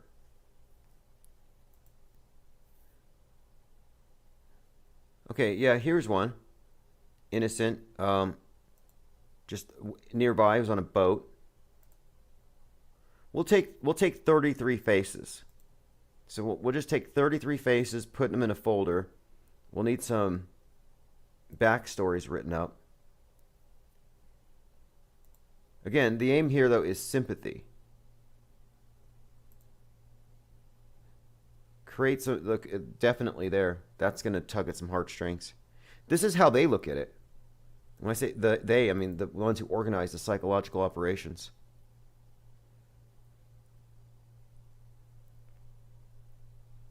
All right, so let me go ahead and continue. Yeah, rip Tina Baker. We may have to do a GoFundMe. Because GoFundMe dollars bring people back to life. And they actually do, in a way. You know, imagine this. You're an out-of-work actor. Hollywood's been shut down because people found out it's run by pedivores. So you become a crisis actor, right? You fake die, you get paid. It's like a whole new life. Brand new start, new career, new identity. It's like being reborn. Okay, look, mother of all bombs, MAOB, says a Moab-sized explosion went off in Lebanon. Yeah, mother of all bombs right now happens to be trending, which nobody died. Okay, here's an aftermath shot in the streets. Okay, so here you can see the blast radius. You could see what kind of damage it did. Overturned cars. And look, I'm looking at parts of buildings that are facing me away from the bomb that look intact, and the other sides in the blast path don't. So, I mean, it is consistent. I'm not necessarily doubting what they said it was. It's what it looks like. I'm just suggesting this is pre-planned, anniversary, huge propaganda move. It's not like they had a bunch of Antifas running around at night while it was dark, smashing stuff up. So when the sun comes up, they have a scene. Like, this is a legitimate explosion, blast. And are these areas that are full of people? Looks like all the windows have been shattered. There's a statue that didn't get knocked over. Now, I'm just pointing this out. That building has a 33 on it. Doesn't mean anything necessarily. But, yeah, if this was Antifa, that statue would have been down. So it was a real explosion. Commenter says, it looks like a massive ordnance air blast explosion. I love all these experts. Like, you remember how nobody knew anything about coronavirus on March 10th? And then March 11th comes around, and everybody knows everything about COVID. Everybody's an expert. And then June comes around, and now everybody knows everything about police brutality. And, you know, it's like they become instant experts. Well, everybody's a munitions expert now. Everybody is a munitions expert. And so expert Mike Glenn says, oh, that's a GBU 43 MOAB massive ordnance air blast explosion. And then left-handed lunatic says, no, moron, that's not a Moab. Those need to be carried by C-130s, and anyone would have noticed a large plane flying around with a bus-sized bomb. So there you have a couple of bomb experts, munitions experts on Twitter, debating over the cause. It is spectacular. I mean, really, we didn't get a real 9/11 with the COVID. We didn't get any visuals. Just cheesy CGI graphics. But this is pretty dramatic, this explosion.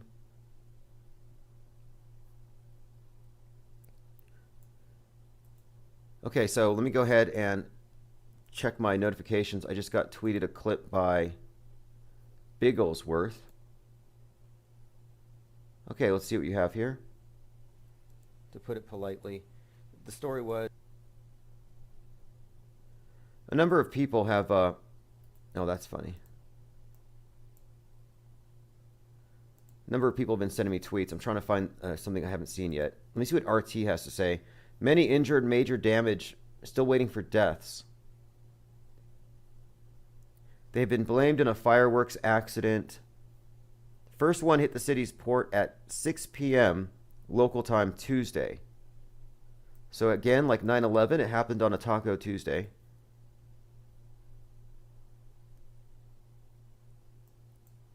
The first blast struck the city's port shortly after 6 p.m. Tuesday. Within minutes, reports flowed in of another more devastating explosion.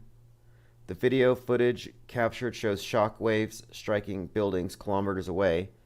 Massive mushroom cloud of dust, debris shot into the sky.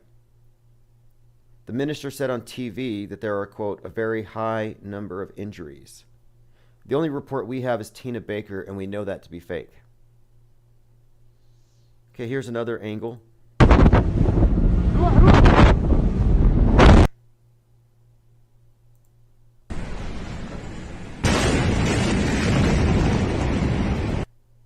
And if they were to pull off a fake nuke, and I had thought about this before, that they might do this. If they pull off a fake nuke, they can use it as an excuse for shutting down power, and they can say, well, it is imperative now that because of fallout, you have to wear masks and gloves and foot covers. I Will Create TV says, no coverage on CNN about it, just 2 small reports. I thought it would be a big story. RT says, this is a huge blast. Hopefully nobody got hurt.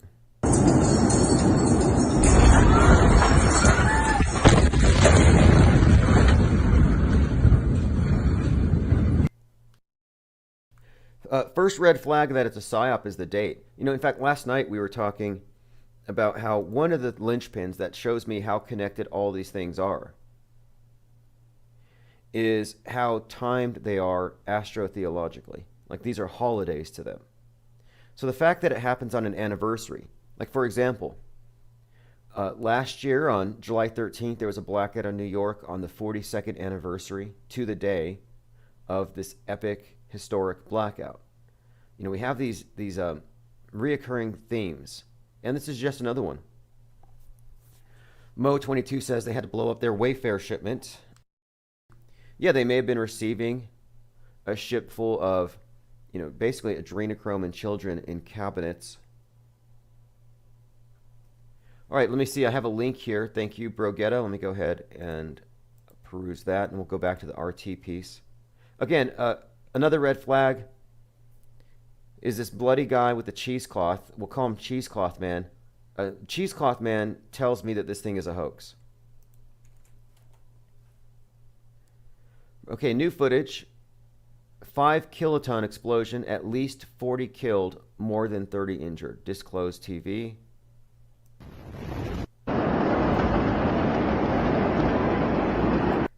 Okay, so we see explosion 1 and explosion 2. And yeah, you can see the roofs being blasted off these buildings. Look at that.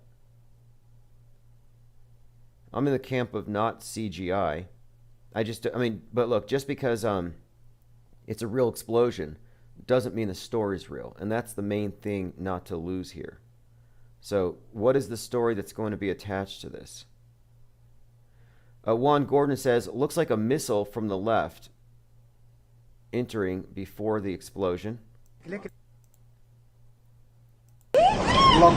So let's take a look here and see about that. And if I find any video of interest like this, I will give you a link if we find anything that's revealing. Okay, so supposedly, and this person here, this is Juan Gordon. He says he sees a missile enter before the explosion. So it's a 22-second clip. I'm at 8 seconds, 9. I see a bird. Okay, no missile, although I did see a bird.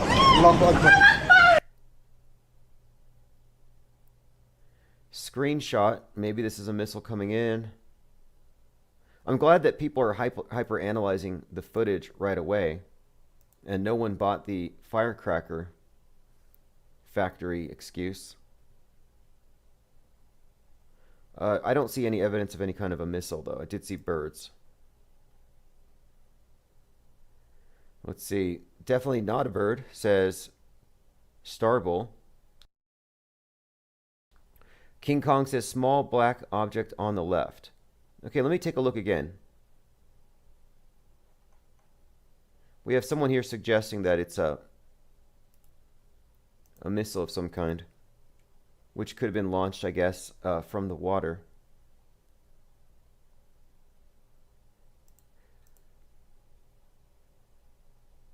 Going through your comments, Strawberry Blind says possible tornado in Rhode Island. This year we did see the advent of the tear gas NATO. We had fire NATOs before, then we have tear gas NATOs, which is what happens when Dad Tifas use leaf blowers to push back the tear gas away from their snowflakes. Like, stop tear gassing my snowflakes, you fascist Nazis. And they blow the tear gas back. And then the fascist Nazis, they get their leaf blowers and they blow back. And so you have two currents pushing the tear gas, and then it ends up becoming a literal tornado of tear gas. Usually it catches up bits of debris, burning debris.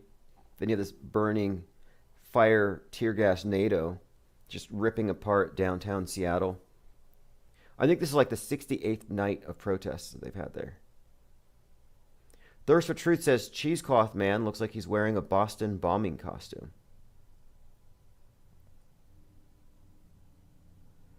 Simi says birds are all CIA drone vampires. Yeah, I thought about CIA drones being used to give us our vaccines. Mr. Bigglesworth says 2,500 casualties, many suffering superficial wounds caused by broken glass. Now, if that's real, it sucks. And you look, I mean, was this area heavily populated? Is that consistent? Does it look like 2,500 people would have been in the path of this explosion? These are important questions to ask because numbers can be fudged with easily. Now, if they're actually hurting people in a psychological operation or a staged event, that's extremely problematic for a number of reasons because they don't actually kill people at staged events. You know, you assume that there's huge numbers of deaths because what you've seen in the TV and all the fake news in the past.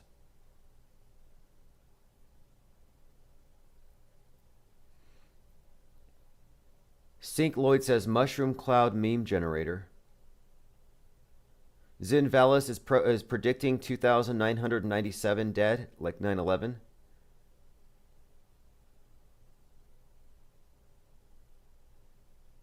Yep, exactly. Simi says tear gas tornado sucking up ass Chazistan incel tears.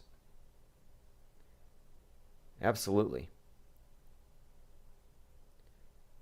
Okay, let's see. Will there be another explosion on 8/8 or another one on 8/11?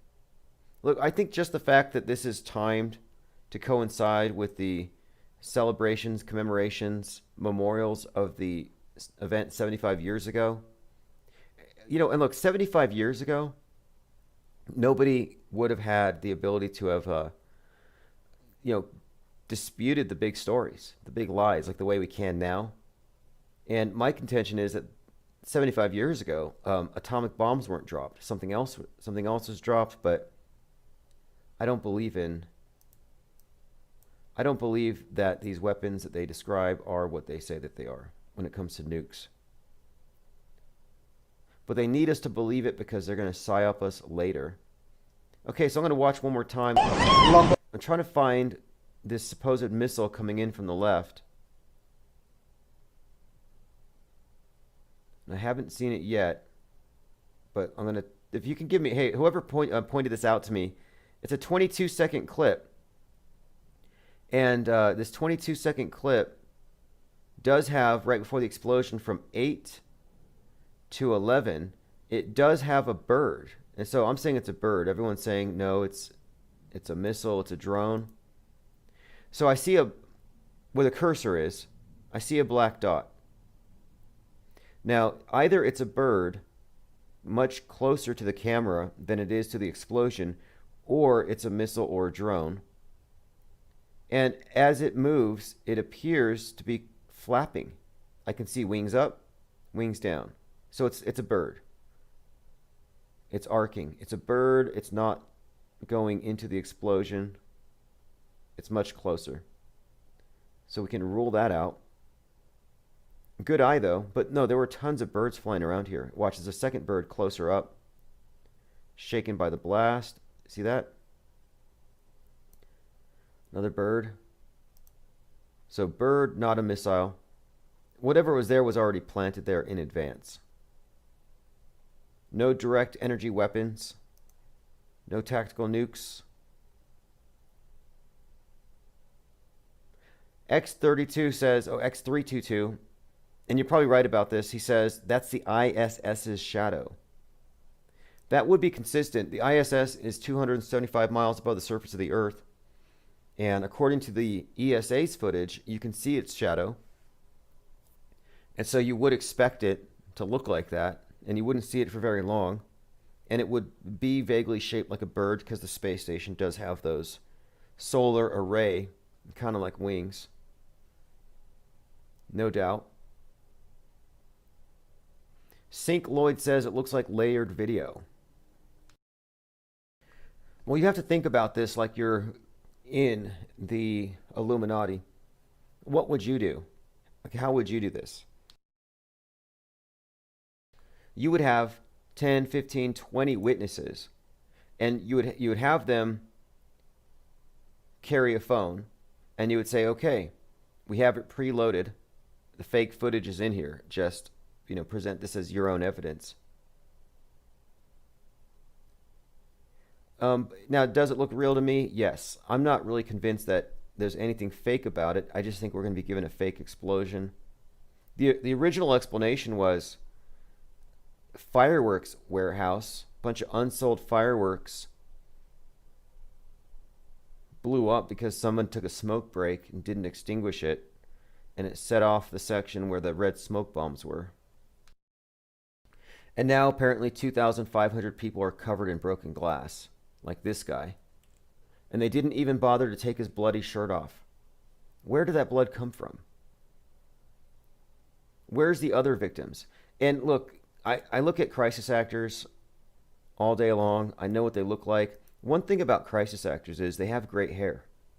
And you can't say that this disheveled man with this fake injury, theatrical blood, doesn't have like studio quality, movie ready, film ready hair. Okay. Let's see if there's any more developments. Again, look what's trending. 75 years since the atomic bomb. And now it's trending Moab. Deaths, injuries reported after massive blast. Huge explosion shook the Lebanese capital on Tuesday, causing extensive damage, wide-scale destruction across the city. Lebanese Red Cross reported hundreds of casualties. The cause is not immediately clear. Let's see what Sky News has to say. And hopefully they're not going to show us footage from Hiroshima and Nagasaki and claim that it's from today. Because Sky News was giving their footage to CBS and it was footage from Italy. And they were saying, oh yeah, that you can use this. So CBS is showing us these emergency rooms saying, look what the epidemic is doing in your town. This is the epicenter of it. Meanwhile, the footage was from Sky News and they had shot it in Italy. So I don't really trust them, but we're going to see what they have to say. Okay, looks like I have some numbers here, actually. Explosion was heard 150 miles away. They're now saying 2,750 injured. Nearly 50 killed. Very 9/11-y in terms of the numbers.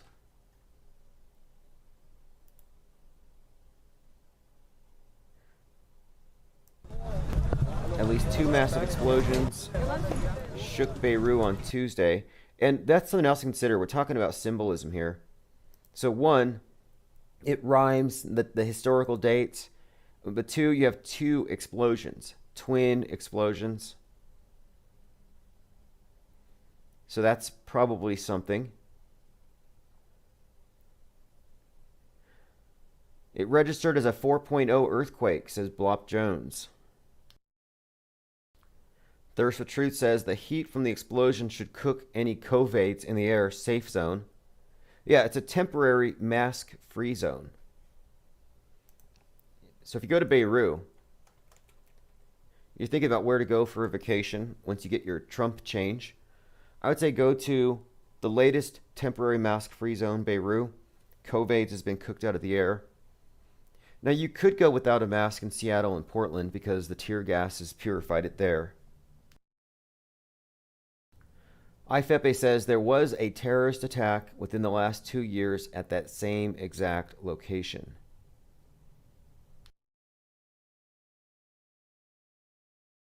I want to link to that. Let me see if I can find something.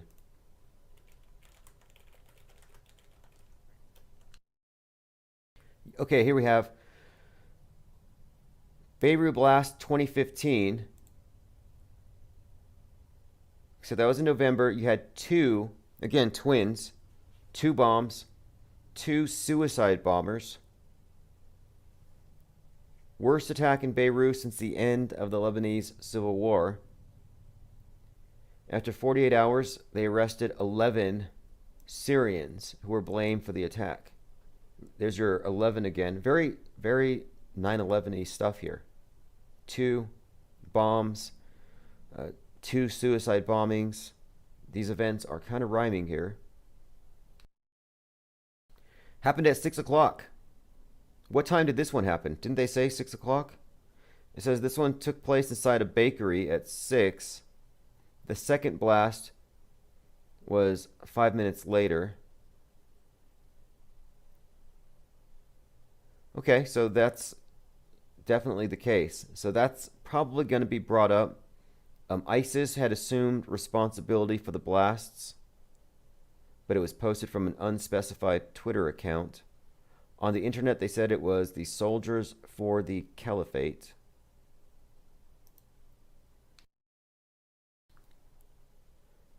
Again, two explosions heard 150 miles away. It says it coincides between, okay, this is some of your motivation. It does coincide with mounting tensions between Israel and the Lebanese Shiite militia, Hezbollah.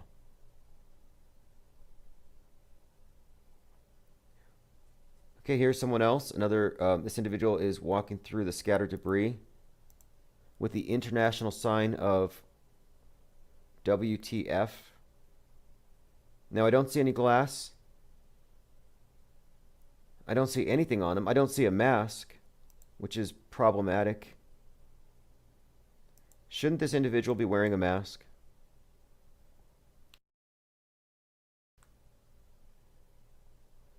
This is Washington Post. I'm really taking a close look at any and all photographs of so-called victims. Red Cross told all ambulances to head to Beirut to report for duty. Okay, so here we have some close-ups of the location where it happened. I'm going to go back to the Twitter sphere and look for anything breaking. Again, the timing of it is especially telling. Have you seen any pictures of dead, injured, or wounded? Does anyone here think that there are 2,500 victims? Jordan says, soon to follow, major blood donations. Yeah, I've pointed this out before. At every one of these psychological operations, you've got a lot of people crying afterwards when you have these candlelit memorials. They have like these cry festivals at the scenes of the death. They pass around the candles, big group hugs, lots of tears. Then you have the Red Cross. They get lots of blood. And I'm like, wait a minute. The crisis actors don't have any tears. And the crisis actors don't bleed real blood. Fake tears, no tears, theatrical blood. But then the consequence of the fake event is they get real tears. They get real blood. Isn't it interesting? It's like a big sacrifice, but instead of actually sacrificing people, you pretend to do it, and then you get real blood and real tears, real emotion. AK All Day 2323, hashtag Lebanon Strong. If you have a Teespring account, I would say hit up Teespring and set up your Lebanon Strong. If we do go ahead with the Tina Baker crisis actress GoFundMe account, we will want those. Okay, let me see what we have here. This is from the BBC. Many injured as large blast rocks the city.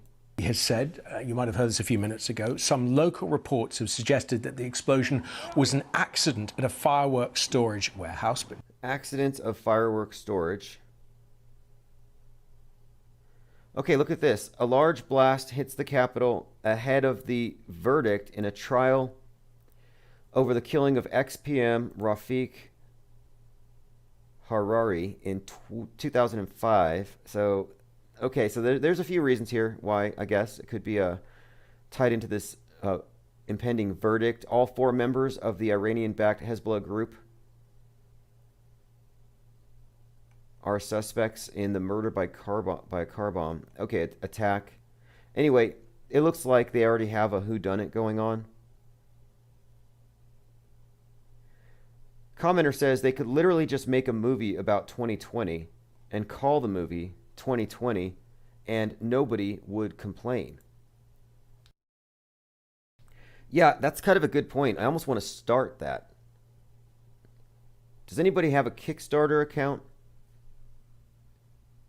Let's kickstart it. Let's start a movie called 2020. It'll be the most fucked up movie of all time. And, we don't even need to release any plot details. Just a short blurb, 2020. And, yeah.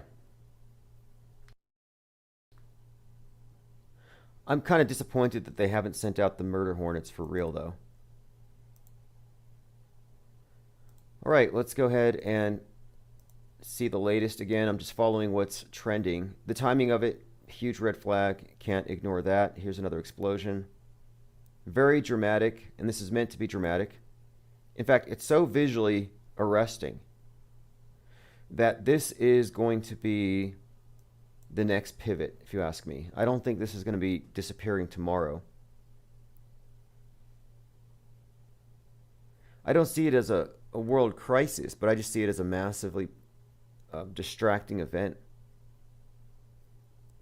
Like, it's not going to make the news anymore that some Karen got yelled at by a manager for not wearing a mask. Or some snowflakes melted because they got tear gas, after remaining on the streets after it's been declared a riot. Like, that kind of stuff is getting old.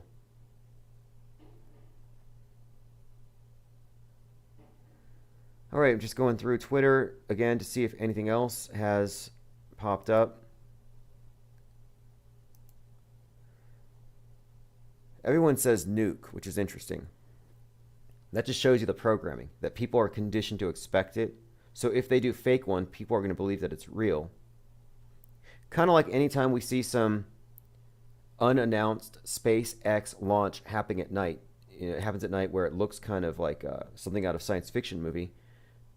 People will say, oh, it's a UFO. Intelligent life from out there coming down to judge us. Okay, so yield estimates for the explosion are at least 100 tons of TNT.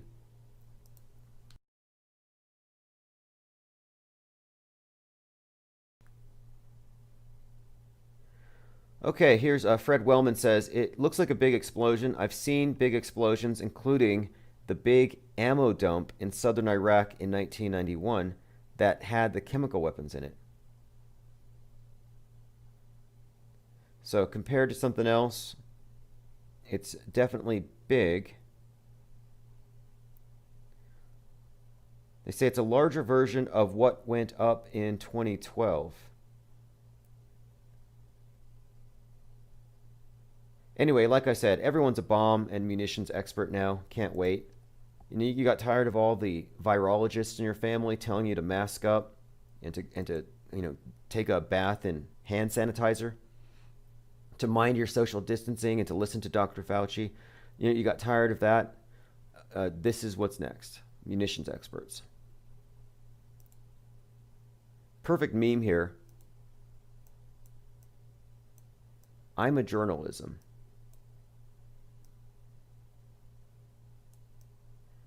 If you just got here, thanks for joining. The topic is the explosions in Beirut.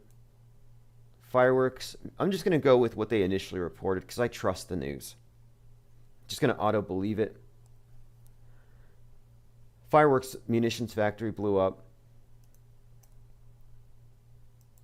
Huge cloud, shockwave, heard 150 miles away. Hey, check this out. People are digging up pictures from Spanish flu era. And people are just as ridiculous 100 years ago. People were just as brainwashed, kooky, and ridiculous as we are today. Commenter says, this could be just the beginning if this is an attack, and then you could have a counterattack. The thing is, if it was an attack, wouldn't you bring your own bombs? Like, why would you blow up something that was already there? So it doesn't seem like an attack. It seems like a dramatic inside job thing. It would have required some kind of, insiders being involved. An attack would be they pull up in a boat and launch something and bounce. And then they, of course, target areas that aren't full of explosions, so they can blow those areas up. But anyway, like, what kind of terrorist will go hit the fireworks factories? Like, I'm going to make a statement. I'm a terrorist. I'm going to blow up this city. But let me go ahead and go for the place that is probably already designated as, if anything's going to blow up, it's got to be on this side of town. So that's where your firework factory goes. It's not like the firework factory is going to be next to a school. So it's a pretty safe target. It's like, do you want to open your business next to this building? It might actually explode and wipe you out at some point. No way. No way. Again, we were looking in the smoke clouds for any indication of fakery or any kind of apparitions. Like after 9/11, all kinds of things were popping up in the clouds, in the smoke, and in the fallen debris. Haven't seen anything yet, but I will be looking. It did kind of look like a COVID-19 cloud. Again, there may be some correlation here to the verdict in a trial over the killing of the ex-PM in 2005. Okay, I think I'm going to leave it at that for now. We will be back later. One of the first red flags, though, was Mr. Cheesecloth here. Can anyone explain this photo? Can anyone explain this? I mean, to me, I'm looking at this as most likely in the category of crisis acting. For a few reasons. What kind of EMT in good conscience could let somebody walk around like that covered in blood? Doesn't even look like he's been treated yet. They didn't have the courtesy to switch out his shirt or anything. Okay, so I'm going to take off. I will be back in a few hours when we have more information. So did you know 2005 film titled V for Vendetta is about a totalitarian dictatorship that gains its power by creating a society of fear due to an alleged virus.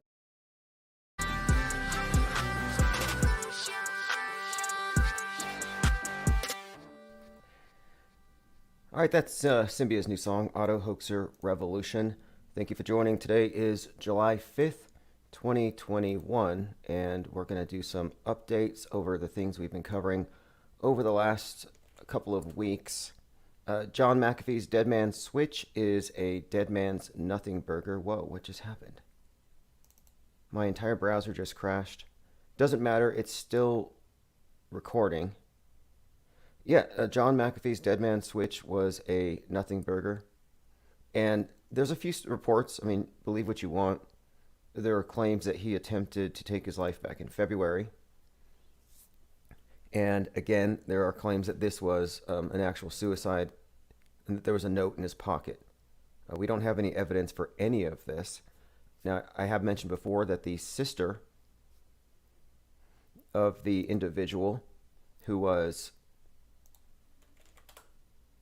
killed for supposedly or allegedly poisoning the dogs of McAfee believes that he's alive and that he escaped justice.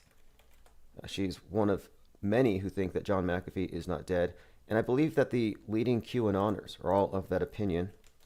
Hello to the chat. Thank you for joining. All right, so let me go ahead and continue through the rest of the updates. No UFO disclosure. I mean, what a disappointment.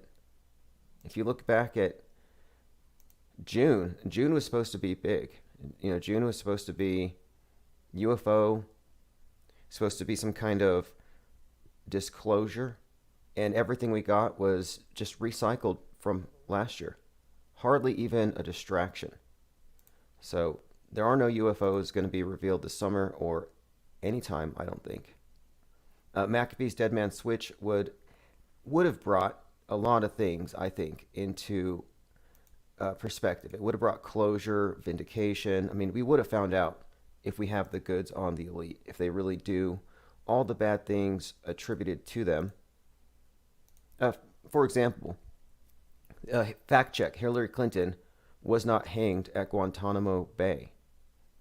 We have all these articles that are repeatedly debunking the claims of the QAnoners, who say that everything that we see is quite literally a movie to cover up for the fact that the deep state is being defeated. That's this ongoing story, and yet, despite all of my time looking into it and all my research, I have yet to find a single shred of evidence. And so I'm thinking, well, if McAfee's Dead Man's Switch has anything, we would be seeing it by now. It's been about a week and a half. Nothing. So I'm going to drop that story until something else comes up. Some mention was made in the last few days of Jim Morrison's death anniversary. His death anniversary, of course, Jim Morrison, one of the leading 27 clubbers. And so I have a number of articles have popped up in my feed regarding the conspiracy theories that have popped up around Jim Morrison. Did he live underground after faking his death? Is he still alive? Did he actually die? 5 decades after Jim Morrison, frontman of The Doors, was found dead in a bathtub in his Paris apartment, mystery still surrounds his death. No autopsy was performed. Now that's unusual, with many believing he died of a drug overdose, fueling multiple conspiracy theories which swirl today. So there's various accounts of how he might have died. Here's a few. CIA plot. A British journalist in 1983 said that the U.S. CIA killed him as part of a plot to eliminate counterculture figures. His father, George Morrison, was a rear admiral in the U.S. Navy at the time. Others suggest that his death was due to the French services or a Zionist plot. In a 2007 book, it was asserted that he actually died in a nightclub, the Rock and Roll Circus, from an overdose, and then his body was deposited over at the hotel. Another theory is that he was killed. 2014, Faithfull said her boyfriend and celebrity drug dealer, a junkie artist who supplied Keith Richards of the Rolling Stones, gave Morrison the drugs that killed him, probably an accident. Did he fake his death? And this is another story. This is the thing. We've looked into all of these, but the one they will not touch, the one that I think has the most supporting it, is the theory that he didn't die. He faked his death, or his death was faked, not as an isolated incident, not some individual going into hiding, but faked as part of a broader strategy involving total control over media and culture. And he's just a bit player. And the theory is that he came back as Rush Limbaugh, that he was repurposed into a conservative firebrand, kind of a controversial figure still, but now only in that direction politically. Instead of attacking the establishment, now he speaks for it. So what I found today that's kind of interesting is that he dies at 27. Then his girlfriend, Pamela Courson, who was 24 at the time, she also died of the same cause, overdose, 3 years later. So Jim Morrison's girlfriend is also a 27 clubber.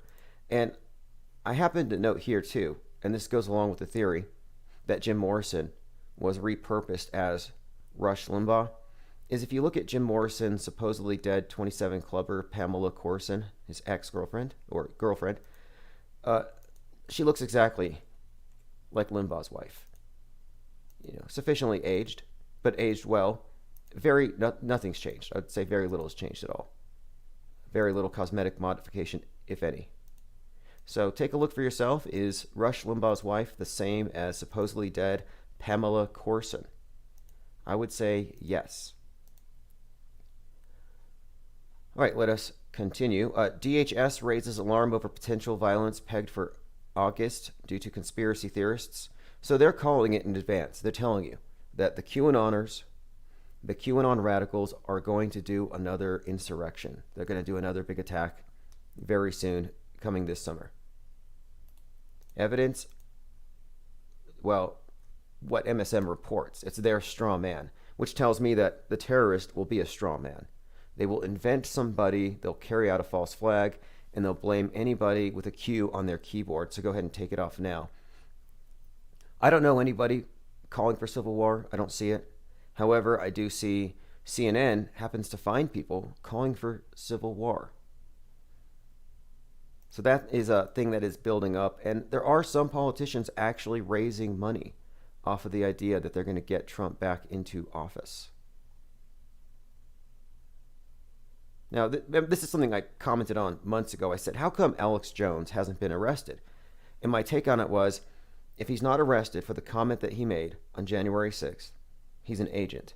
He's put there as an agent provocateur to heat up the rhetoric. And that's why he's immune. And so finally, July 5th, 2021, I'm seeing some taking note. InfoWars, Alex Jones tells the Trump rally, quote, Joe Biden will be removed one way or another. He doesn't speak for me. And I don't think he should speak for conspiracy theorists, quote unquote, or people who are even distrustful of the MSM, but he is. He is your spokesmouth. And I believe this is why he's allowed to sound off in the way that he does. I've played that clip before. I'm not going to play it right now, but he did say Joe Biden will be removed one way or the other. And everyone was cheering, and I thought that was extreme. Is he going to be visited? Now, I'm not a snitch. I don't really, I'm just suggesting that Alex is most likely there as the straw man I mentioned. He's the one that they created in order to justify censoring everybody. Listen to this now. Tell the DOJ, investigate and arrest Alex Jones. So there's a petition going around that is asking, why is he still free? Now, again, I just think what he said was so extreme that it's really surprising to me that he's still walking around. And you could say he's a character. You could say he's an actor. Sure. I mean, I remember when Madonna said she wanted to nuke the White House. But there's a distinction between Madonna with her pink hat and all these Antifa types and nukes being fake, and then an angry mob and Alex Jones there in a position to be said, I mean, look, he's an instigator. That's the thing. You can't really dispute that. And I'm just suggesting that maybe it's part of a setup, which is why I'm looking so closely into it. Now, I came across something very interesting, a couple of things, very strange. But you remember a couple of months ago, I said, hey, look, Joe Rogan is going to be canceled. I was predicting the cancellation of Joe Rogan based on 42 of his podcasts having been yanked. Spotify deletes 42 episodes of Joe Rogan. And if you pay attention, as we do, to the news and these patterns, the number 42 tends to signify a fall. So we were just suggesting, hey, Joe Rogan's probably going to take a fall here soon. This cancellation agenda. And again, I'm thinking that these characters are taking a fall willingly, that they're part of the program. Well, this is an interesting one here. We have Alex Jones full-on attacking Joe Rogan, all out, pretty much calling Joe Rogan racist. I'll play a clip just so you can get the gist of it. Is Joe, because Joe says we're all simian in a way, which we are. So he's not actually doing that. But according to your gods of Silicon Valley and your whole measurement system, dude, you're a really bad person that shouldn't be on the air. I'm not saying take you off the air. I'm just saying, Joe, I've got 6 more rounds in the cylinder of stuff just as bad or worse. So, again, that sounds like a threat in a way that he's going to drop some more material. But he's referencing a clip where Joe Rogan is making some comments comparing people to apes. And so Alex kind of says, maybe you shouldn't be on the air if you're going to play by your standards of, say, this, if you play into cancel culture, that's his point. If you play into that, then you should, you live by cancel culture, you should be canceled by it if you cross those lines. And, by the way, I think people forget this, or maybe it's not worth noting, but David Hogg self-canceled like 2 years ago off Twitter. And he did so because he complimented Abraham Lincoln. And later he said, "I cannot live with myself." Yep, February 5th, 2020, David Hogg canceled himself on Wednesday for expressing the opinion that Abraham Lincoln was a really good president just hours earlier. So he canceled himself, and then he had to tell everybody, "Hey, look at me, I canceled myself." So he's virtue signaling that he self-canceled. I mean, this guy's got, he's going up to heaven. Like, he's got a halo at this point. David Hogg's out there canceling himself. And I was cool with it. I was like, cool, he's gone. They're going to repurpose him. Maybe he'll be another school shooter, grow out his bowl cut. But no. He comes back to cancel Joe Rogan. Back from the dead. And that's who started the cancel Joe Rogan thing. And at first it was over sexism. That didn't work, so I guess they're going to try the racism thing. By the way, we have another group. We have the Dark Side that had hacked the Columbia pipeline. Now we have another hacker group called Revil, R-E-V-I-L, a criminal gang. The attack is a watershed moment, a combination of ransomware and a supply chain attack. A massive chain reaction on Friday. Infected. You see how they continually use the lexicon of epidemiology and infectious diseases to describe stuff that's happening on the internet. This is all very intentional. In fact, I would even say that the idea of the meme, which is a pseudoscientific idea, but like memetics, for example, I think memetics was put there to also build this association early on. It's not a coincidence that the individuals who got, let me bring this up actually, look up Virus of the Mind by Richard Brody. And I don't think it's a coincidence that Richard Brody, a programmer, had found a way to kind of model the way that we share information, to make it seem like, oh, we're just passive recipients and carriers of information, and you can catch bad ideas. You can catch a religion. You can catch a conspiracy theory. Viruses of the Mind. Great book. But, I thought it was a good explanation of how things work. It's an explanation. It does show some things, but I think that there's an agenda here. Like, there is an infodemic, and the infodemic is the truth is out there, and they're trying to get rid of that. Okay, so anyway, the stores that were targeted are basically being subject to a ransom. I think it's going to be something in the millions of dollars. We'll see what happens with that. All right, we have more. Twitter suspends anti-vaxxers, spreading the idea that COVID-19's that the vaccines are magnetic. The anti-vaxxers spreading conspiracy theories that COVID-19 vaccines are magnetic are being kicked off of Twitter, and the leading promulgator of that theory, Dr. Sherry Tenpenny, was kicked off of Twitter. Now, I've seen some where people are sticking forks and spoons to their bodies, and I'm not sure, but not everything that they're sticking is magnetic. But anyway, the story here is that, of course, they're being injected with something surreptitiously. And here we have L. Edwards, University of Reading associate professor, asserts that magnetic materials are painful to inject into a person's arm. He goes on to explain that this is the reason why vaccines are mainly composed of water and salt. The vaccine itself is a minimal part about it. Tenpenny has other allegations against the vaccine, including that there are 5G tips that will connect you to the network wirelessly. That's an interesting theory, but if they have that ability, they're going to sell it to people first. There are people who will line up to be injected with microchips before they ever have to find a way to sneak one into you. How many of you guys remember King Joseph, I believe it was Heli. What was the name of the king last year? It was there was an individual who claimed to be the king, or the king of England, and he was going to take his throne back. There were a few people who have been doing this in the last few years, but there was this hidden king, Gregory Hallett. Hallett. So the hidden king, Joseph Gregory Hallett, was claiming to be a messiah. He was raised in an occult secret society called the Priory of Zion, and he claimed to be the rightful heir to the English throne. He said that the coronavirus lockdown was for the world governments to silently shift their power to bring about a new world. So that's most of it.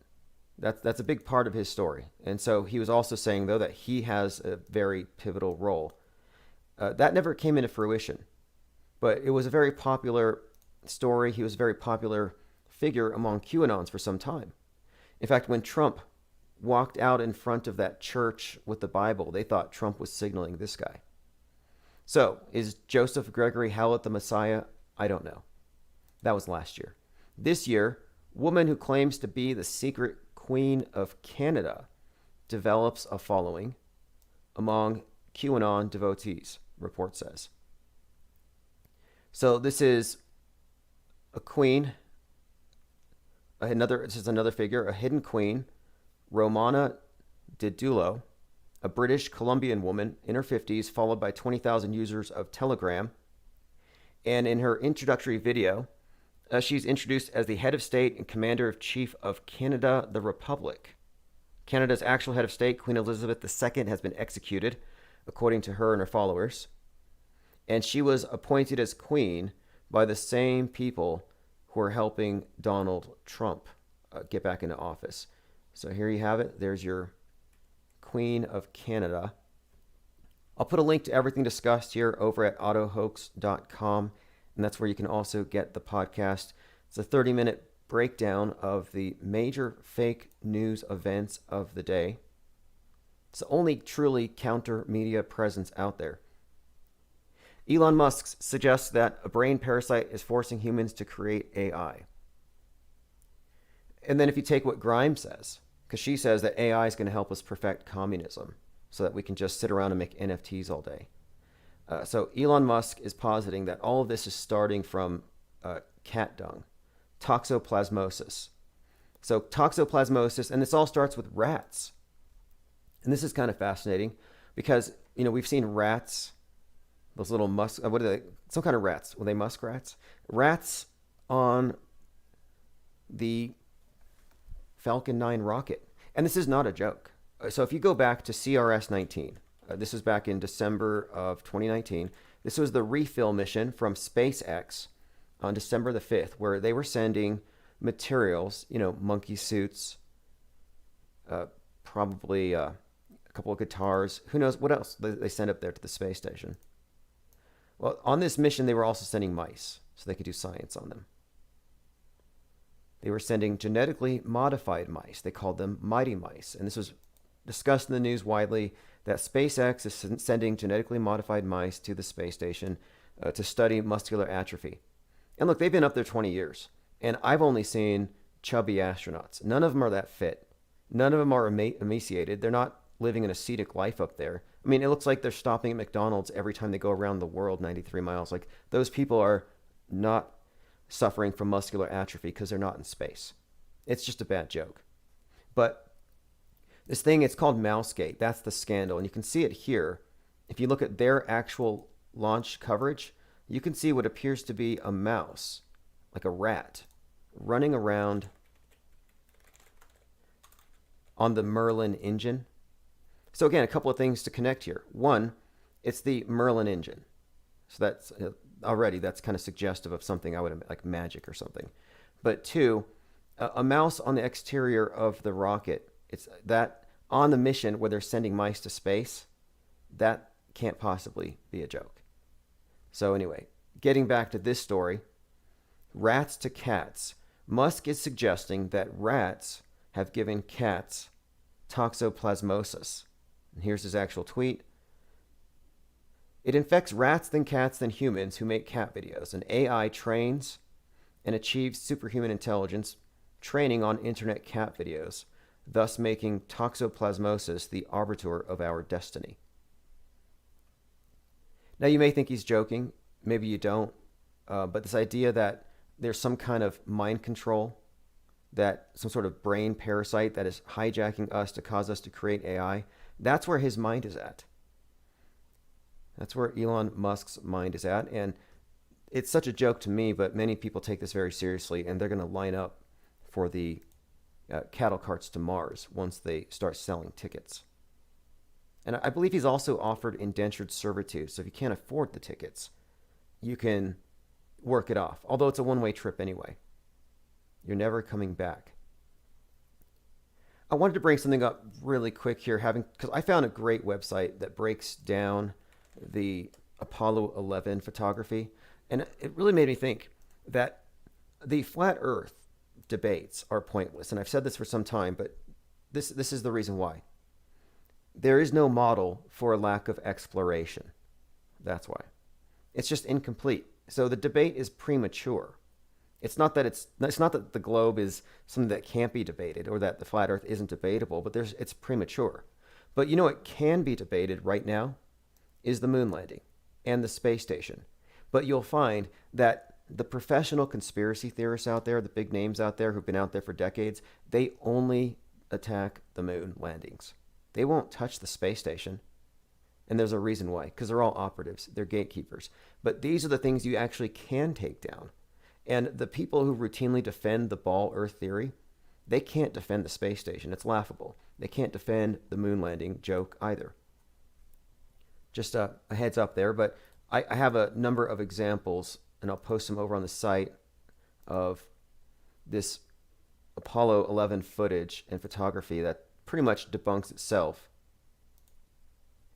How many of you saw the picture of the Bucket Brigade out there? We've had a couple of interesting things out there that look very phony. We have the fire in the ocean, and luckily they were able to go put that fire out. And then there was a mud volcano blowing up. Don't know if these things are connected. Oh, great. I have a great tip here. Someone sent this to me. This is a great find, having to do with what we've been discussing with David Bowie and Space Oddity. Very interesting material here having to do with the monolith and AI, all in one. This comes from My Third Eye. He asked me, is President Joe going to cede power to AI, as Bowie predicted in 1969?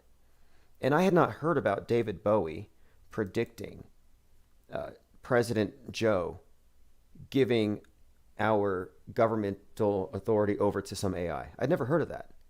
Well, this is the thing, The Man Who Sold the World makes a reference to this. The album Savior Machine. On Savior Machine, there's a few lines here actually, about a President Joe who has a savior machine, and he basically hands over power of the world to this machine.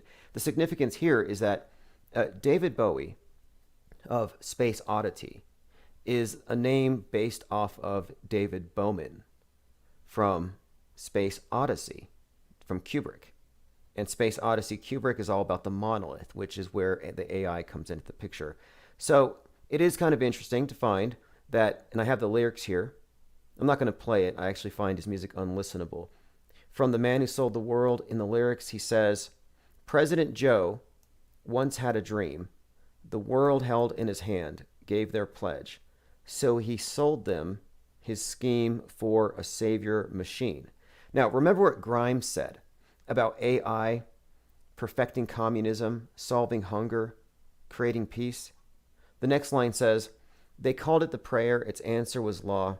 Its logic stopped war and gave them food. So anyway, this idea of a savior machine and the monolith and President Joe all connects together, especially when you look at the digital monolith over at NATO that they were ogling and worshiping over there. In fact, I searched digital monolith, and my article was one of the first ones to come up. Digital monolith NATO. One World Monolith. monocult rather. And this is, again, it's a television monolith. And you have all the world leaders up there. I don't know if they kneeled or if they kissed it, but they were certainly hypnotized by it.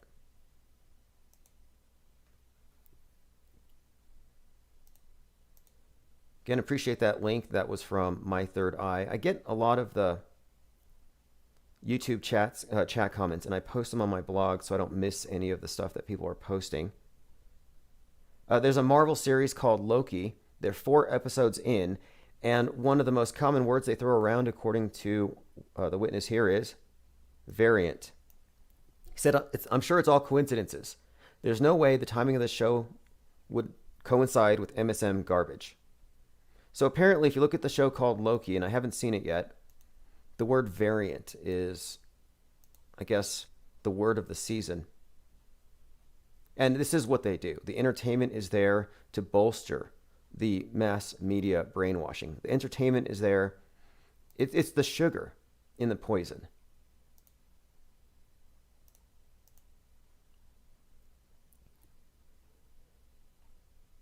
All right, let me go ahead and check my Twitter. I had a few links, and I think we're caught up on almost everything.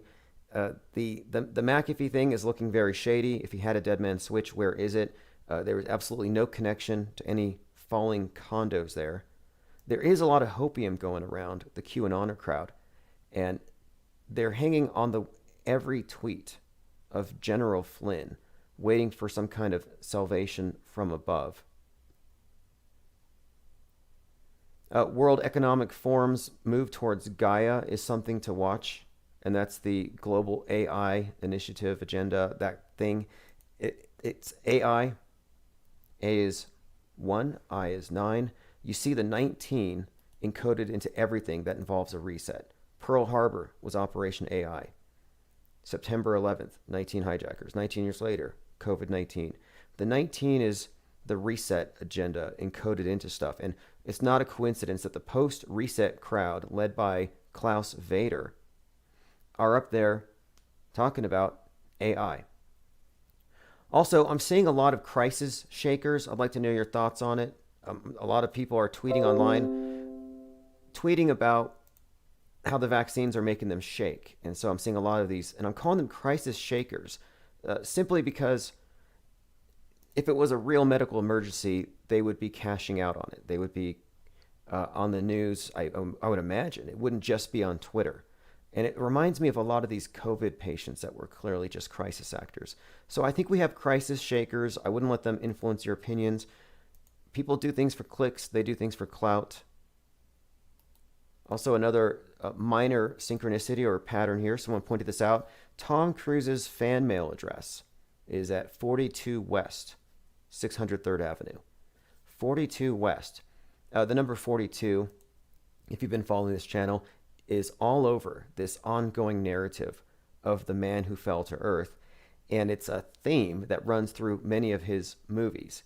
And the fact that Tom Cruise is about to go up to the space station sort of stands out right now. In fact, that's going to be something else to watch. Today is the 5th.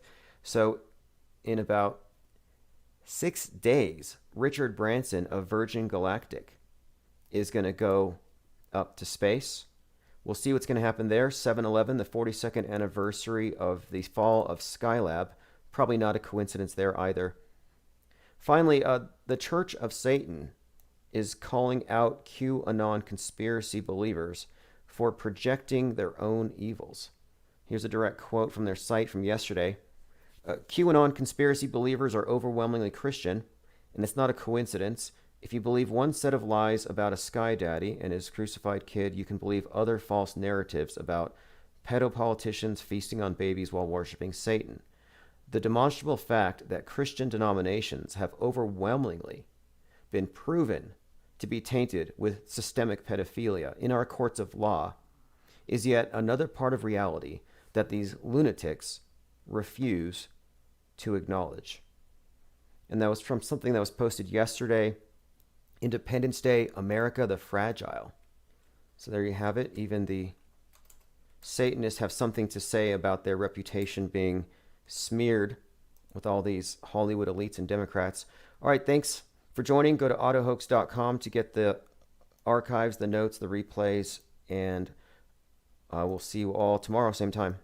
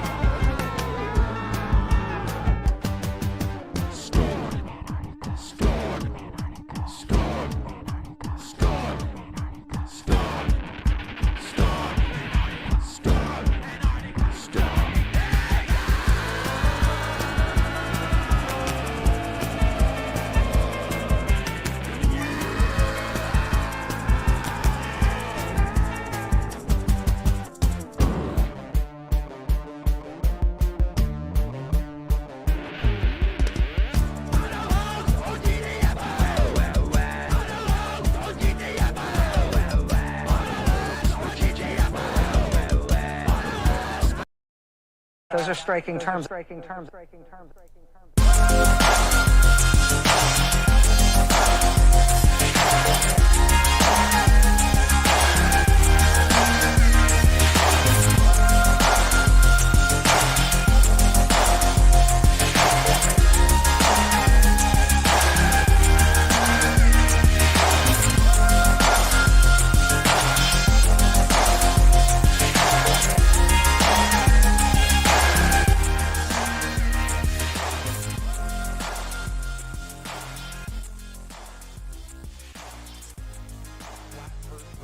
All right, everyone, thanks for joining. It's July 13th, 2021.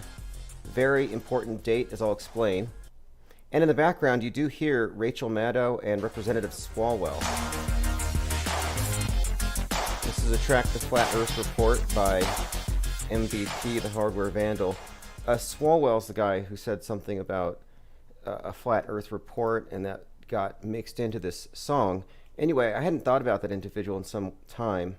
And then he showed up on my Twitter feed, shirtless. This is Eric Swalwell, on a camel. And it's really strange here, but he shows up on a camel with this double-armed wave. I've never seen people do this. It's like, look, no hands. Now, the camels are wearing masks, even though the Democrat representative is not. All right, I have a list of things to cover today, but first let me go ahead and check my voicemails. I got some great tips last night from people who have been following up on the leads, and it's actually totally believable and conceivable that we have, in fact, identified many of the so-called meta-scripters. It's diabolical. There's a diabolical genius at work behind this monolithic conspiracy, which has successfully hypnotized billions of minds, if there are billions. But it's not coming from the devil. Nothing supernatural about it. It's like Arthur C. Clarke said, any sufficiently developed technology would be indistinguishable from magic. And we have wizards in control of this place, and we have proof, and we can name some of these wizards. So let's go ahead and go into, first of all, I want to just jump right into some of these leads that were posted earlier today. Okay, a really good one is the date that, okay, let me start with this. Stanley Kubrick, major league metascripter of the 20th and now 21st century. The date that Dr. Strangelove was screening happens to be the date of the JFK assassination. Nice coincidence there.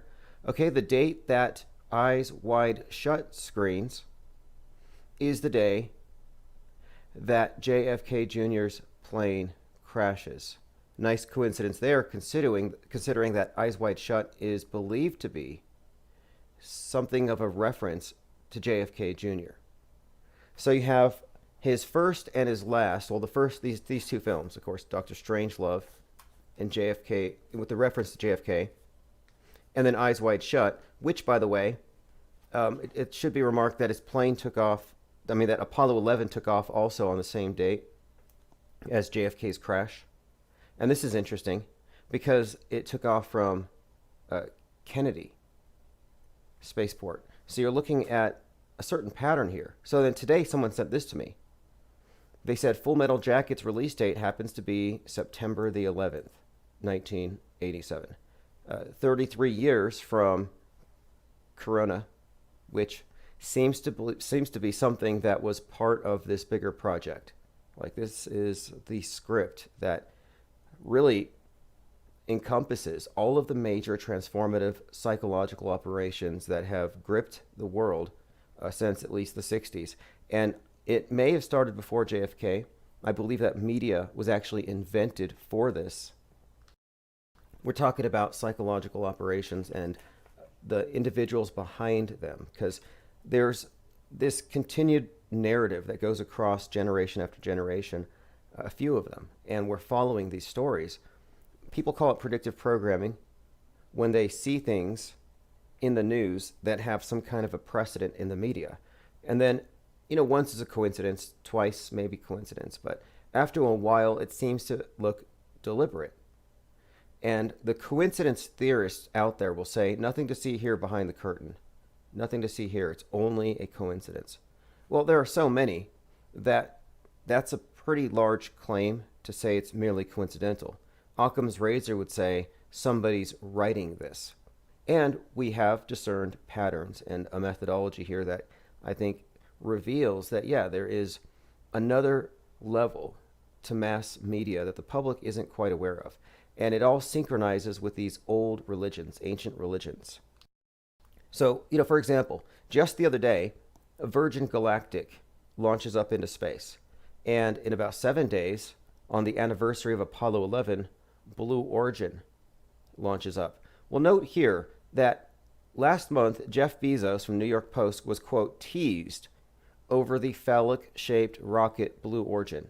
Well, followers of this channel know that that is not a coincidental resemblance. That is its primary symbol. That's what it's for. It's the Earth God. Now, that story came out recently, just kind of putting that out there into the memosphere and into the media that, look, he's being teased over this resemblance. And I'm starting to look at that next to the Virgin Galactic side by side. And I do think that there's something that you can take out of this, because clearly Virgin Galactic, with the mothership and all the goddess references, it's a goddess ship, the Virgin. It's pretty obvious. It has the corona on it, by the way. Interesting symbol for a couple of reasons, but the main one, of course, is that it's another sun solar reference, and then you have the goddess. So you're looking at, I would say, Isis, possibly the sun, the mother of the sun god, and then he's represented there on her belly with the corona. And you get the corona, you get the conception when the sun and the moon conjoin. That's the symbol. So I would say that Virgin goddess, Blue Origin god, and that the ritual that kicked off on Sunday isn't quite over yet. Because when people were watching Branson go really high but not to space a few days ago, that was church. This is the new heaven. And I guess people had a great time at church. Afterward, there's a song that was performed called New Normal. So I think that it's interesting at a minimum to note that here we are 7 days away from the anniversary of Apollo 11, and Jeff Bezos is launching his rocket up. And as I said, it's all just, it's a fertility rite. As strange as that may sound, that is part of the ritual here. And we will follow that. Also, Elon Musk got a little triggered the other day. I think this was last night. He got mad about people who, quote, attack space. He tweeted something about this. He said, those who attack space don't realize that space represents hope for so many people. So for a minute there, I kind of felt bad. But then I'm like, well, what about the thousands of people for whom a flat Earth means hope? You know, every time you fake space, you're kind of debunking what they believe to be true, what gives them hope. I have a question, because I'm not accusing them of using CGI with the Starship. I still think it's a blimp. I think it's a blimp that launches vertically. But every time I watch these launches, I see birds everywhere, like flocks of penguins and geese and ducks, and they look like CGI. And I'm hoping that they are, but if they're not, how are they not getting cooked? You know, here you have this, 40-story building spewing flame out the bottom, just heat in order to stop it. I mean, all the force behind this is like, how is it not cooking all those birds? How are they not just cooked pigeons all over the place? Kind of not buying it. And again, I think it's just a blimp, but if you want to believe it goes to space because it gives you hope, go ahead. I'm not trying to knock anybody's religion. Okay, another thing, a few just interesting non-coincidences, just worth noting. Apparently, Mercury was rising at 8:46 a.m. precisely on September the 11th. This is significant when you look at the fact that, of course, on September 11th, the first plane hit the tower at 8:46. And this is one of the things that connects the 9/11 event to the George Floyd event, just one of many. And interestingly, there are many connections between the George Floyd event, that drama, which is, it's mostly about this. It's mostly about Western chauvinism versus the NWO, or this New World Communism. And I see what they're doing, and we'll get into this. But what I'm saying is these stories are connected in interesting ways. And it's beyond just dates and numbers. There are stories that connect them. There is a script, a narrative, which I call the meta script. But there are connections even between the Rodney King beating and 9/11. And so it goes that deep. And so what I'm suggesting here is that this meta script thing that we're talking about is really based on, like everything else, really precise celestial alignments, which shouldn't surprise anyone when we look at this thing, because I think at the core of it, we're talking about the world church. And like the old church, it's based on astrotheology, but they've just repackaged it. But again, Mercury was rising at 8:46 on that date, just worth noting. By the way, Rodney King was indeed beaten for 1 minute 19 seconds, and he was hit in the head 33 times. We're going to do a Zoom conference soon, and we're going to discuss at length the symbolism and the timing of all of these events and the suspected metascriptors. I'm going to name them. We'll have a bit of a rogues gallery. Now listen to how insane things are getting. I mean, things are getting insane for two reasons. And I called this months ago, so you may have heard this. Months ago, I was talking about the 1619 Project. And the 1619 Project is the idea that we need to reframe our frame of reference away from 1776 and push it back to be more inclusive of the first arrivals from the transatlantic slave trade, pushing America's story back, which, this feeds into the leftist version of American history. And so there's a war right now over history. That's how it's being framed. In fact, I was looking at Time magazine today. You got to look at the cover. It says, let me see if the new one's up yet. If it's not, I have a picture of it. I'll pull it up. But it's war over history. 1776 versus 1619. And again, the significance here is that we're looking at this revolution versus the status quo, and the way it's being framed anyway. And it's not a coincidence that these high-profile deaths, like George Floyd, are a part of this story, because I believe it's all about bringing America down, as you'll see in the big picture. But anyway, here's another level of antagonism. So in order to challenge the 1619 Project, Trump had released the 1776 Commission. And I didn't know this, but he had actually released it on MLK Day. So unnecessary provocation, but it shows you the dialectic here. All of this is worth pointing out too, because 1619, around that time period, is the last time we had a great conjunction. And we made a lot about that last year, 12, 21, 2020, because of the timing of the Great Conjunction and the Great Reset.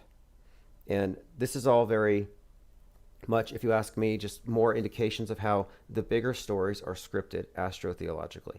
And it shouldn't be hard to accept that when you realize that, what is Christmas about? Why is it timed with the winter solstice? All religions are that way. And I had a book on the Druids that I'd read years ago that was about the various solar festivals and what they mean and how they personify the sun. And so I started seeing these same exact things in the mainstream media. And that's when it really started to dawn on me here that, yes, we're looking at the replacement religion. And it becomes very clear when you look at this new concept of outer space. Oh, by the way, speaking of outer space, Richard Branson's trip was predicted by The Simpsons. If you want to use the word predicted.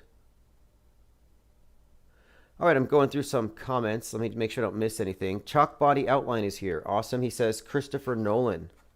Yeah, let's put Christopher Nolan in the mix, because I think he's behind the burning bat, the bat as Phoenix, and the bat was the catalyst for the reset, and the Phoenix is a reset symbol. It's actually a symbol of the resetters, the ones who run the place. If you ask me, it's their MO. Burn down, build back better. So I'll put him on the list. Tom Clancy, Spike Lee. Spike Lee was in fact, that's a separate topic. We'll go into that one as well, because it involves a lot of NBA players. Like, here's just an interesting side note, because we were just talking about this like less than 20 minutes ago in Discord. So Kobe Bryant, he crashes January of last year, the same week that you have all these major NASA fiery explosions in the sky, basically mysterious deaths. Now, that one is very questionable. I don't believe he's dead. But regardless, his birthday week was Mamba Week, and that was celebrated during the summer. And that was the week that Jackie Robinson was also celebrated. So here you have the NBA, Mamba Week, 42nd birthday. MLB, Jackie Robinson, number 42. They all have 42s on their jersey. So it's not exactly related. And then Chadwick Boseman, the guy who played Jackie Robinson and Black Panther and a character in a Spike Lee movie that was set in 68, dies at 42. Now, of course, they changed it at the last minute in the mainstream news releases to 43, but it doesn't matter. My point is, all of these individuals, these athletes and these celebrities, they're all intricately tied into this story. So it's not a coincidence that Kobe Bryant's last interview on Earth before he died, or before he exited the stage, was with Stephen Jackson, as in the twin of George Floyd. And that's just one of many interesting connections, but there's so many of them that it's a separate topic, but I'm bringing this up because these are all parts in a play. So listen to what Marjorie Taylor Greene said. She said, quote, "If this country can demand justice for someone like George Floyd," whatever that means, quote, "then we can certainly demand justice for Ashley Babbitt, and everyone deserves to know who killed her. We need to know who it is." So they're attempting right now to create a martyr out of that totally unbelievable story. And notice what she said, someone like George Floyd. Like that kind of, this is what they're doing. And the media, the mass media, is just pointing this out, that the right wing has a martyr. Now, I don't believe Ashley Babbitt's dead. I don't believe that other character was trampled to death while carrying a "Don't Tread on Me" Gadsden flag. Listen to this. Trump has found his January 6th martyr, from Vox.com. His fact-free mythologizing of Ashley Babbitt's death is part of a broader effort to justify the insurrection. They're so far off of reality, but we're off the grid mentally. We're not on the world stage. Now, this thing about mythologizing her death, yeah, he did. He's like, they shot her in the head. No, they didn't. And she had a big old backpack on that was filled up with probably My Pillows from Mike Lindell. Like, the whole thing was a psyop. Nobody died and or cried. The only guy that cried was that officer who was being crushed in the door, the guy with the RoboCop armor. I found his performance unbelievable. And then after, he's talking to the reporter, and you can see him smiling through his mask. And he's like, it was worth getting crushed in order to crush white supremacy. Just another bad actor. Okay, so Ashley Babbitt is going to be the new martyr. I have a clip here. Well, that's right. And I want to talk about that because she's spoken out. Her family has been on Tucker Carlson. Okay, here's Trump. And Pratt, what could Ashley Babbitt? They're protecting that person. I've heard also that it was the head of security for a certain high official, a Democrat. And we'll see, because it's going to come out. It's going to come out. Well, so there he is, throwing a little bit of accelerant on that fire. Okay, so let's go through a few other things. I wanted to talk about the fact that today is July the 13th. There's something very significant about this date. First of all, let's go with this, because I actually I have a mind map connected to this topic. So let's go ahead and see what I have in my notes. So basically, this date stands out because that number 113, or that date 11/3, figures so prominently in the bigger script. And it just came to my attention that 113 days from today would be 11/3. And a lot of interesting events were happening on this date. And, so these two dates are related. Like, for example, the Twin Tower ritual, just briefly, a couple of things about it. The tower construction to destruction ritual was 33 years. Construction started 68. They crashed in 2001. Or rather, they were burned in 2001. So then 13 years later, 13 is the number of resurrection. They build it up again as a new tower that's 1776 feet tall. Originally, they were going to call it the World Trade Center Phoenix, but that would have been too obvious. But it was obvious anyway, because they opened it up on 11/3/14. And the date 11/3 is a date worth examining in and of itself. But right now, let's focus on today, July 13th, which is, again, the reason why today stood out is that this is the anniversary of a couple of blackouts that were spaced 42 years apart in New York City. So 7/13, 1977, you had, here it goes, the blackouts began at 9:30. The power wasn't restored for 25 hours. Bushwick and parts of the Bronx, the extended power outage led to looting and arson. So this blackout was repeated to the day 42 years later. And this is just another example of the number 42 being associated with darkness and blackouts, which, as you'll see as we go along, there are many other examples. And it's very consistent. So the Manhattan blackout, July 13th, 2019, kicked off at 7 p.m. Eastern Time. And this one put 42,000 people in the dark on the 42nd anniversary from 42nd Street on. And these numbers were reported on. And, if you look at anything with SpaceX, you see the number 42 connected with everything. But, again, these are not coincidences. These are stories that are being told. So I had already been paying attention to this particular date. And then last year on this date, it was kind of strange that you had 3 33-year-olds that were being talked about because all three of them had died in very grotesque or mysterious ways. So you had the 33-year-old CEO with the green hair who was dismembered. His name was Fahim Saleh, 33-year-old CEO of Gokada, found dismembered in a New York luxury condo. So he had green hair. It says, a man in a gruesome murder. 33-year-old. And the guy who did it was, quote, dressed all in black. There's your Saturnian symbolism. Well, then last year at the same time, you had Naya Rivera, who had ostensibly drowned. And that whole event, there's a few different trails we could follow, but I'm not going to really follow too many of them. Glee actress dies. Again, this is out there. She drowned. And then at the same time, there was a poker player who was also 33.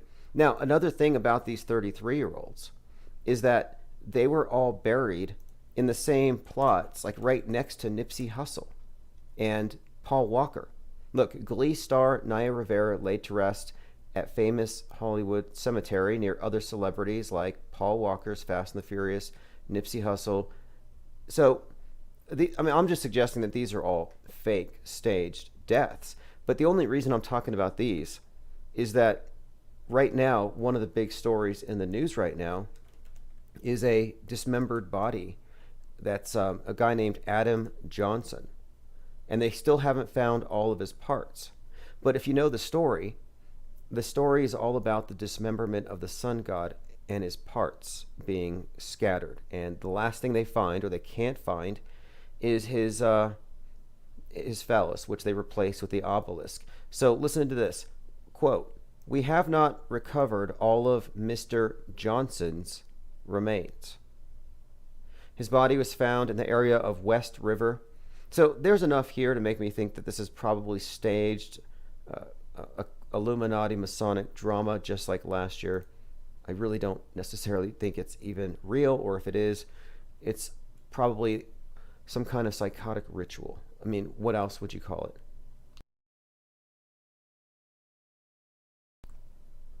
All right, let me continue to go through some comments. Mark says probably an empty cemetery. Oh, exactly. I think there's a whole row of empty plots. And what's more, okay, so Naya Rivera, her death, that's on the 7th anniversary of another character. And interestingly enough, that character who had died 7 years prior looks exactly like the guy that married her sister, who happens to look exactly like she looks. So it's kind of in plain sight. Stranger says the masses will never give in to what they know this is theater. Yeah, if they were ever clued into how fake stuff is, they would probably not be able to contextualize it properly, and it would just go in one eye out the other. The fact that these events are all interrelated by dates and by time in very precise ways is what fascinates me. So this was all part of coincidence theory 113. And again, that date, 11/3, has a lot of interesting connections to the notion of the Phoenix. In fact, check this out. The iPhone 10. Now just pronounce it. iPhoenix. The iPhone 10 was released, and I'll pull up the wiki here. It was released on that date, November the 3rd, 2017. So 11/3 is consistently being used with the Phoenix, and other things that you might find, again, with the Phoenix, the number 33 are always correlated. So again, after the Twin Towers had their 33-year construction to destruction ritual, what happened? They planned the World Trade Center Phoenix to be the replacement, and it actually opened on 11/3. I have hundreds of examples, but I'm not going to go through them all this moment. Although, if you want to go deep into the numbers, go to the Metascript, 2 words, themetascript.com, and you can order the book by that name, which I put everything out, I think, with a framework and a context, and I explain it in such a way that you can see that, look, we're just pointing out what's there. You can arrive at your own conclusions. Again, if you just got here, Full Metal Jacket had a release date of September the 11th, 1987 in the UK. Very significant for a few reasons. And it has to do with Stanley Kubrick's films and the release dates, timing, giving hints as to things he's been involved in, such as the moon landing, or maybe even 9/11, or Corona. Tyrone says Naya Rivera, Nile River. Right, exactly, probably. And that name was probably chosen for that purpose years before, like when she took the role.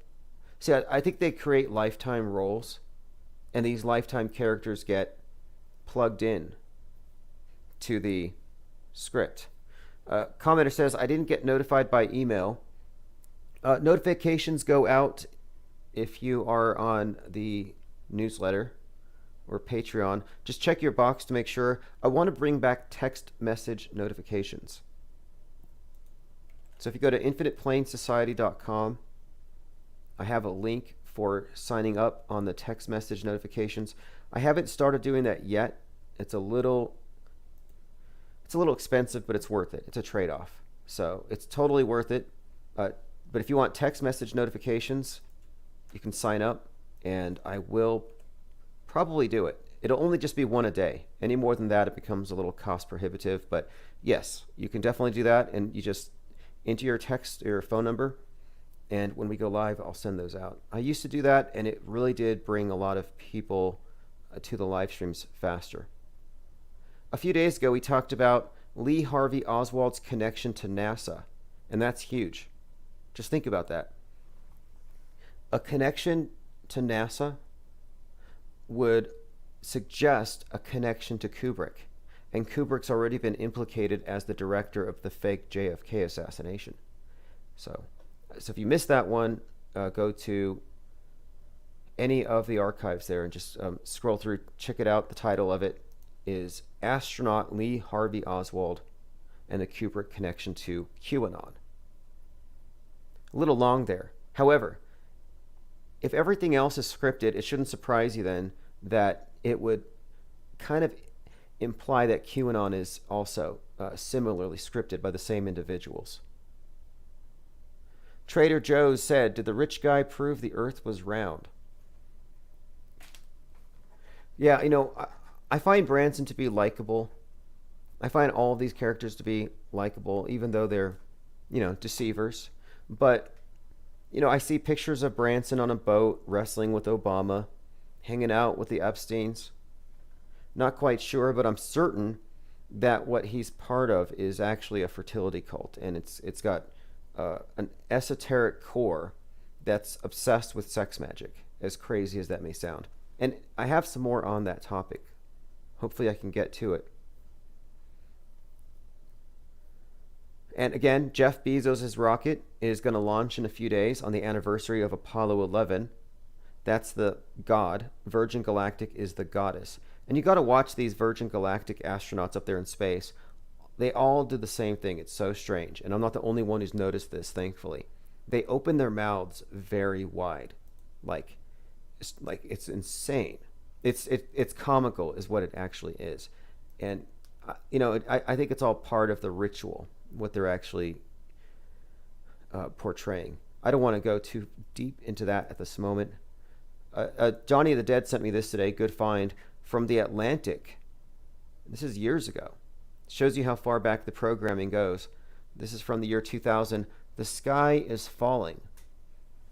It is inevitable. Asteroids with the power to annihilate us all will come this way. Can NASA divert them before it's too late?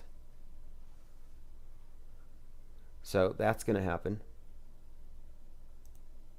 In fact, someone sent me something, I think it was Leonard Nimoy, warning us about global freezing. So if you don't remember, before climate change, it was global warming. It got too easy to call them out on fake global warming because it just wasn't obvious, it wasn't uniform, it just flat out wasn't happening. So what happened is they changed it to climate change because climate change is a little more vague. Well, before global warming, they tried to go with global freezing. So here's Captain Spock. They bring him on because, well, credibility. At least 8 times in the past million years, it has advanced and retreated with clockwork regularity. If we are unprepared for the next advance, the result could be hunger and death on a scale unprecedented in all of history. Okay, unprecedented hunger and death, blah, blah.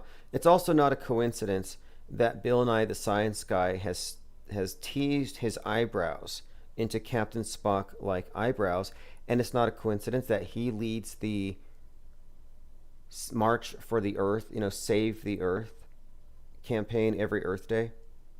No, they're both part of the same racket, but years ago it was cooling, now it's just random climate change. Although now the focus is the infodemic, and that's the focus of the World Economic Forum. And all of this is worth paying attention to because it's pretty obvious that Cyber Polygon is about to happen. Whatever they're drilling for is actually, it's a rehearsal. They're rehearsing for it.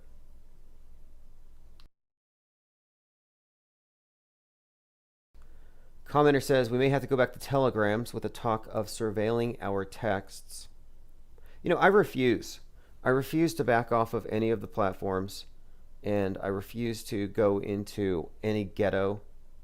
Oh, it's like, oh, you have this opinion. Let's just put you all in that box. Like, I like a lot of these other platforms, but it's like, do I want to spend all my time with a bunch of Trump fans? Nothing against them, but what's happening is they're divorcing themselves and they're creating an echo chamber, and I don't necessarily think it's all that productive because you have to spy on the other side anyway. Like, I don't like giving up ground, and too many people do that. That's why, as you noticed, we have another YouTube channel. We got 3 channels because they cut one off. So we spawned 3 more, hatched 3 more. Frontman242 says, is we live? Yes, we are. Mark says, Bill Nye is totally a Spock archetype. Oh, yes. There's more with that one, too. You could even find Bill Nye doing the live long and prosper hand sign, which, by the way, isn't necessarily live long and prosper. It has a different origin. I mean, look how... Does not Bill Nye look like the devil standing there in front of the Masonic Lodge or whatever? Very ominous. Very, very creepy looking individual, I have to say. Now, I want to point you out to the Devil Tarot card. And take a look at the Devil's raised hand, and you'll see it's the same gesture. Live long and prosper. Also take note that he's sitting on a black monolith. That has everything to do with what we're talking about. And I think you can even correlate the symbol of the inverted torch, which is a symbol of ignorance, of putting matter over mind, spirit, or flesh over spirit. It's a symbol of ignorance. And I think there's some other... I don't want to go too deep into it, but maybe later. However, not a coincidence. Also, here's Bill Nye the Science Guy making the peace sign in front of a picture of Jay-Z making the peace sign. And you can find plenty with Jay-Z, Do What Thou Wilt. He even seems to be integrated into the 9/11 predictive programming with his blueprint. So there's quite a lot there. And then you also saw him doing that performance with Marina Abramovich. I don't know if I'd call that satanic. It was performance art, but Marina Abramovich does engage in some pretty strange activities like simulated cannibalism and smearing her blood on the walls and, quote, eating her pain, whatever that means. Also, I think it's noteworthy here that Jay-Z's connected with Beyonce, who was performing at the Super Bowl, the Blackout Bowl, where the lights went out for 33 minutes. I wonder what they were doing when the lights were out. Pizza party under the bleachers? Okay, let us continue. So many topics, but I have a Minds account that this works better for me than anything. Sometimes I'm just too busy to blog properly, but these links that we discuss, I don't want to lose them. So if you go to my Minds account, anything we discuss, you'll find. New Navy witness says he saw a Tic Tac underwater. So now we have the underwater TikToks, or Tic Tacs. I have a theory about the Tic Tacs and the cigar-shaped things. One, if they see it on their screen, it's probably not even there, it's just a sim. But there is the possibility that people have seen cigar-shaped, unidentified flying objects. And I happen to think that these would be rockets, regular rockets. Maybe people catch a glimpse of one of these cylindrical blimps. You know, when they're filming one of their fake launches. Let me go ahead and show you what I mean. This is the clearest example of how they fake space. I think this kills it. NASA's shuttle program debunked, if you ask me. So what you have here, it's an actual footage from Endeavour's external tank falling away. And it's a handheld camera. And so what they inadvertently give away is that they're not in space. And they give it away in the very first second before they stabilize. They're not 200 miles above looking down through the clouds at the ocean. Nope. They are on the ground filming the sky. And the external tank that's, quote, falling away, yet it's not falling, it's just kind of hovering there. Yeah, that's a blimp. That's all it is. And at the end of the video, you actually see a glimpse for like one frame of a blimp recovery plane in the same shot as the thing. And I actually turned up the contrast here so you can see it. A blimp recovery plane. So it's an optical illusion. They're looking up, they say they're looking down, and nobody knows. And this is, again, this is from NASA's own site. You could find that link at autohoax.com. No further comment is needed. I mean, the program was effectively debunked with that video. And they don't do handheld cameras anymore for that reason.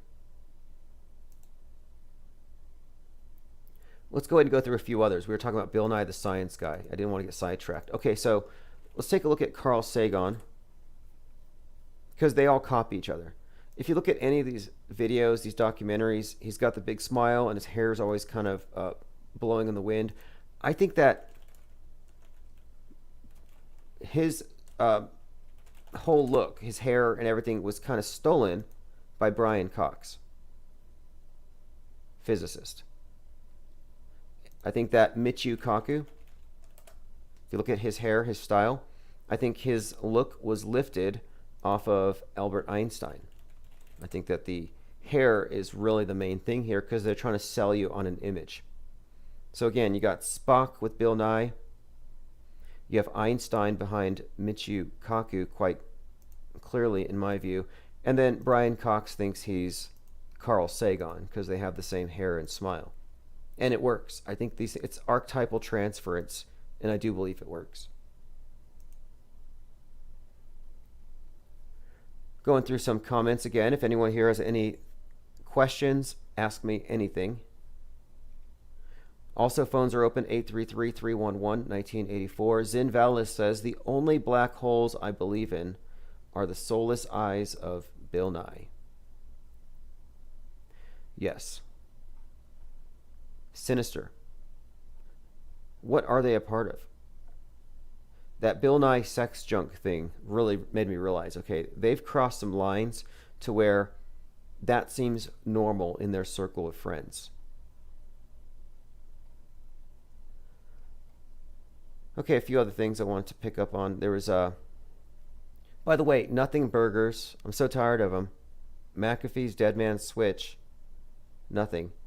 So if there's anything, though, to the QAnon, and it actually does, weirdly enough, it ends up hinging entirely on JFK Jr.'s reemergence.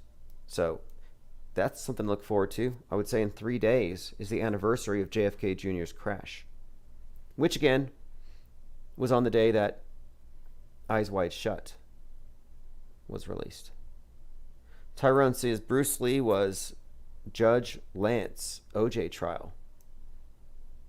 You know, I think that Bruce Lee and Brandon Lee are a couple of interesting ones we should look at really quick because we're looking at death fakers. Now, the OJ trial was a complete farce. I think that, okay, first of all, I'm pretty sure that Megyn Kelly is Nicole Simpson. That has never been debunked effectively, and the more I look into it, yeah, it's the same person. But what's more, I believe Nicole Simpson played her own sister and cried for herself. And then the other guy, what's his name? Is it Goldman? Yeah, this whole event is such a joke. So the other individual was actually played by Kato. If you look closely at the pictures, you could see Ron Goldman. Now, Ron Goldman was supposedly killed alongside Nicole Simpson. Now, look at Ron Goldman and Kato, the guy that was living there, and it's the same dude. just the wig. I mean, we're looking at actors. And so it makes me wonder, what has OJ been doing this whole time? Was he ever real? I mean, this is crazy to think about. Like, you couldn't really picture OJ Simpson with Megyn Kelly, could you? Like, I often wondered, maybe he lives in her basement. They have it styled up like a jail cell. Frontman says, South Africa. I did see some of the looting, and you know, it's a great advertisement for the Second Amendment, because when you're dealing with mob psychology, you're dealing with something that you can't really reason with. At first, I thought it was just Portland. I wasn't really too shocked by it, though. Really, it wasn't anything worse than what we saw here in America last year. Green Smoke says, notice how much Trump's sons look like Princess Diana. I haven't. Although, Princess Diana, Michael Jackson, JFK Jr. are all part of this QAnon storyline. Like, when the Great Awakening happens, these death fakers will come back.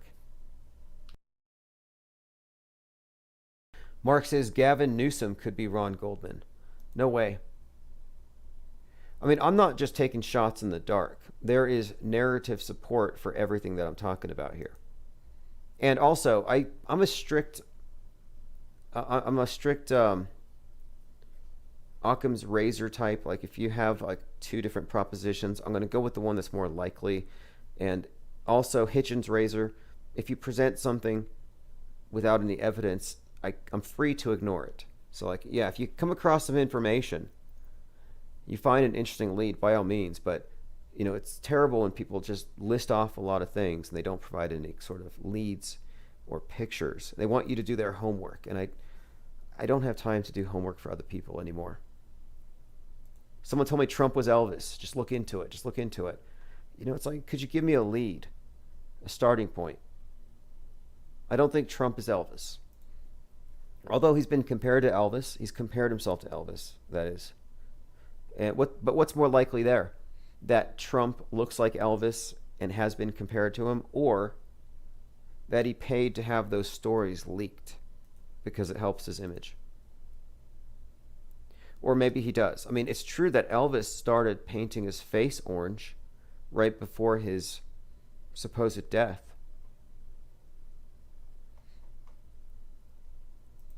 On the screen, you see a picture. It's film director Stanley Kubrick meeting with NASA in 1965. Again, the other day we were talking about the Riley's Coffee Company, where Lee Harvey Oswald worked, and how everyone there managed to find jobs at NASA. And he thought he was going to work at NASA. So when people said, well, where did this guy work? The guy who shot the president. Well, he worked at Riley's, and now all those people are at NASA. So now it's starting to look like he did get a job at NASA, because apparently they're just a movie company and they don't only do outer space.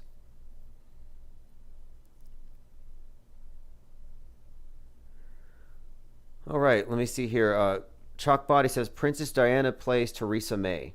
Now, I've seen some resemblances there, and I think that's believable in a way, age-wise and everything. But no, this is the one. I actually think that Princess Diana is David Furnish, which is a whole other level of inside joke. So let's look at David Furnish. And you might note that there's like one or two pictures of them together, supposedly. But again, there are very simple ways to explain this away. So David Furnish is the husband of Elton John. So if you look at David Furnish side by side with Princess Diana, you'll probably see it. Anyway, that's one of the theories, and I happen to think it's the most likely.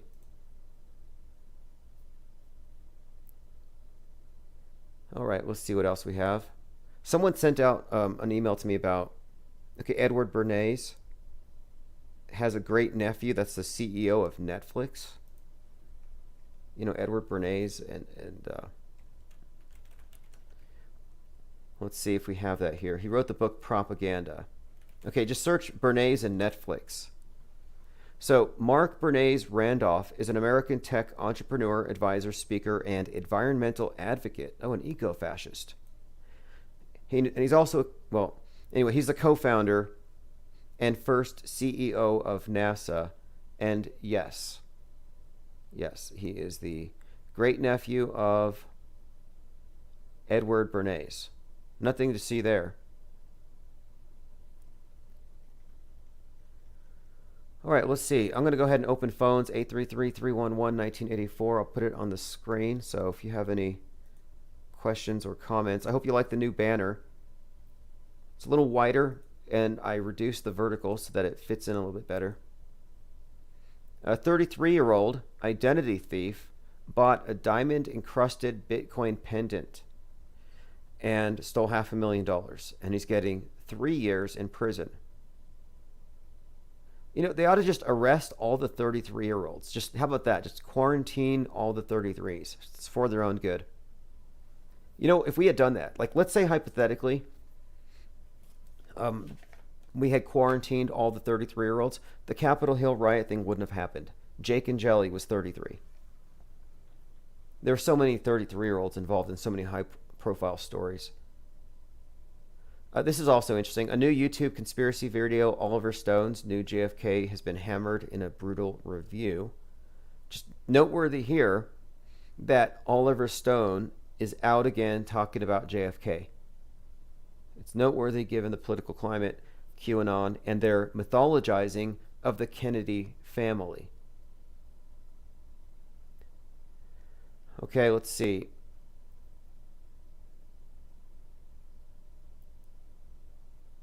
This is another angle too. Continue worrying about Q because it's not going away, it's only hiding. And another one here, the barricades have come down on the Capitol. So the barricades are coming down, and now there's this hyped up threat about QAnon attempting another insurrection.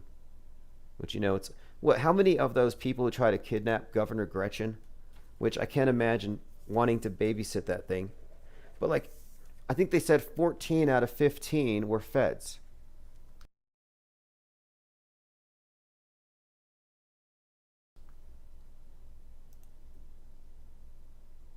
After assassination of Haiti's president, conspiracy theorists focus on the Clinton Foundation.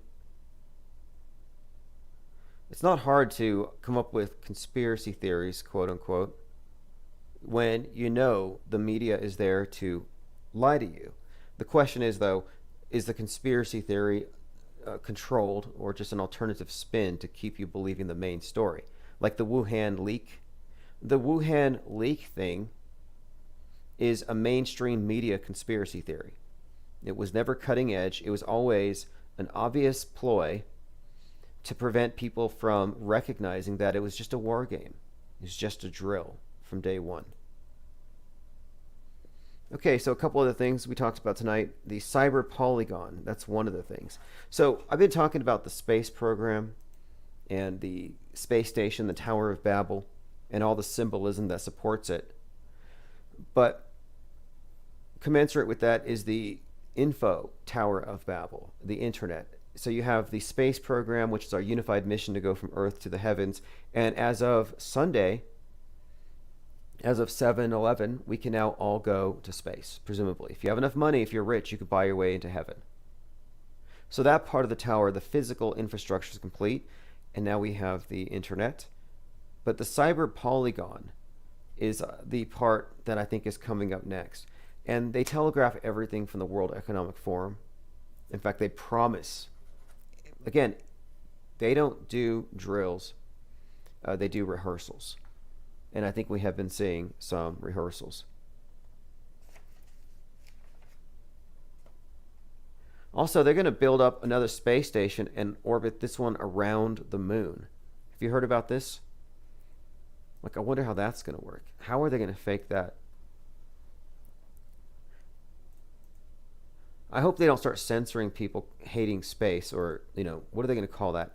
Musk said, you know, today, he's got a real problem with people who, quote, hate space, which, you know, it references the commies more than the flat earthers or the space critics. But they're really selling those tickets thanks to Branson going 52 miles up.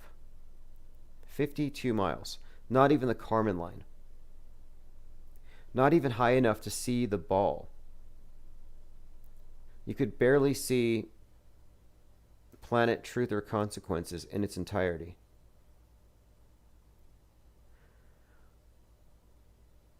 All right, let me go ahead. Let's see. Going through comments, Tricky says the Fed Bolshevik Institute. Oh, sure. I mean, I kind of think that QAnon from the very beginning might be a fake anti-communist thing, which makes sense because it allowed them to get the docs on everyone, anybody at all critical of the program. I mean, look what Parler did.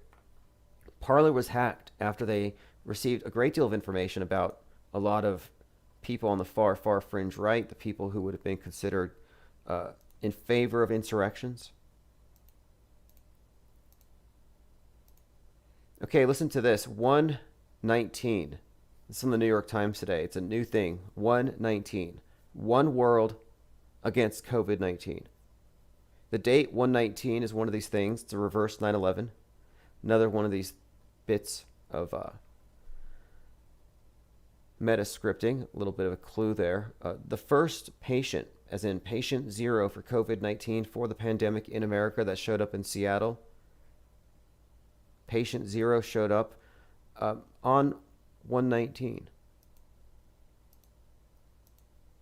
All of these dates have a very significant meaning. And again, the dates, because it's about the coordination with the sun. That's the reason why these dates are so important. And that's the objective measure. You could say you're just connecting dots. You're letting your bias confirmation make connections where there aren't real connections. But no, I'm like, well, no, I can't control the rising and the setting of the sun, the timing of it by any means. So that's your objective measure there. Now, I do see a lot of talk about Trump getting back into office here in a few weeks. And I think they're running with everything, throwing straws with these audits. But it's obviously gaining traction, and Trump is helping. In fact, he sent out something today suggesting that Biden had ceded 6 million votes. But I'm going to play a few seconds here, and this is from Real America Voice. Sheets signed by the person that doing them, and apparently they are, Steve. And not only that, the Secretary of State has the information. These sheets that they got, it's redacted, so they can't determine who was doing this, but we know that whoever did commit fraud. Now I want to switch over to the images of the ballots, right? These ballot images that they obtained through their lawsuit that are the official images from the Dominion machines, 2 different ballots right here, right? This is the ballot number, the ballot number here, different from here, but as you can see, it's the exact same markings, Steve. Okay, now, does it mean what they say it means?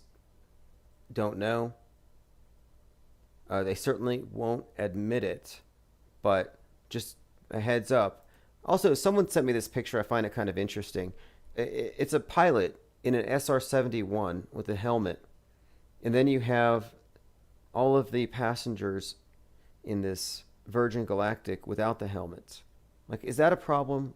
Is that a discrepancy? Should we be expecting them to be wearing helmets?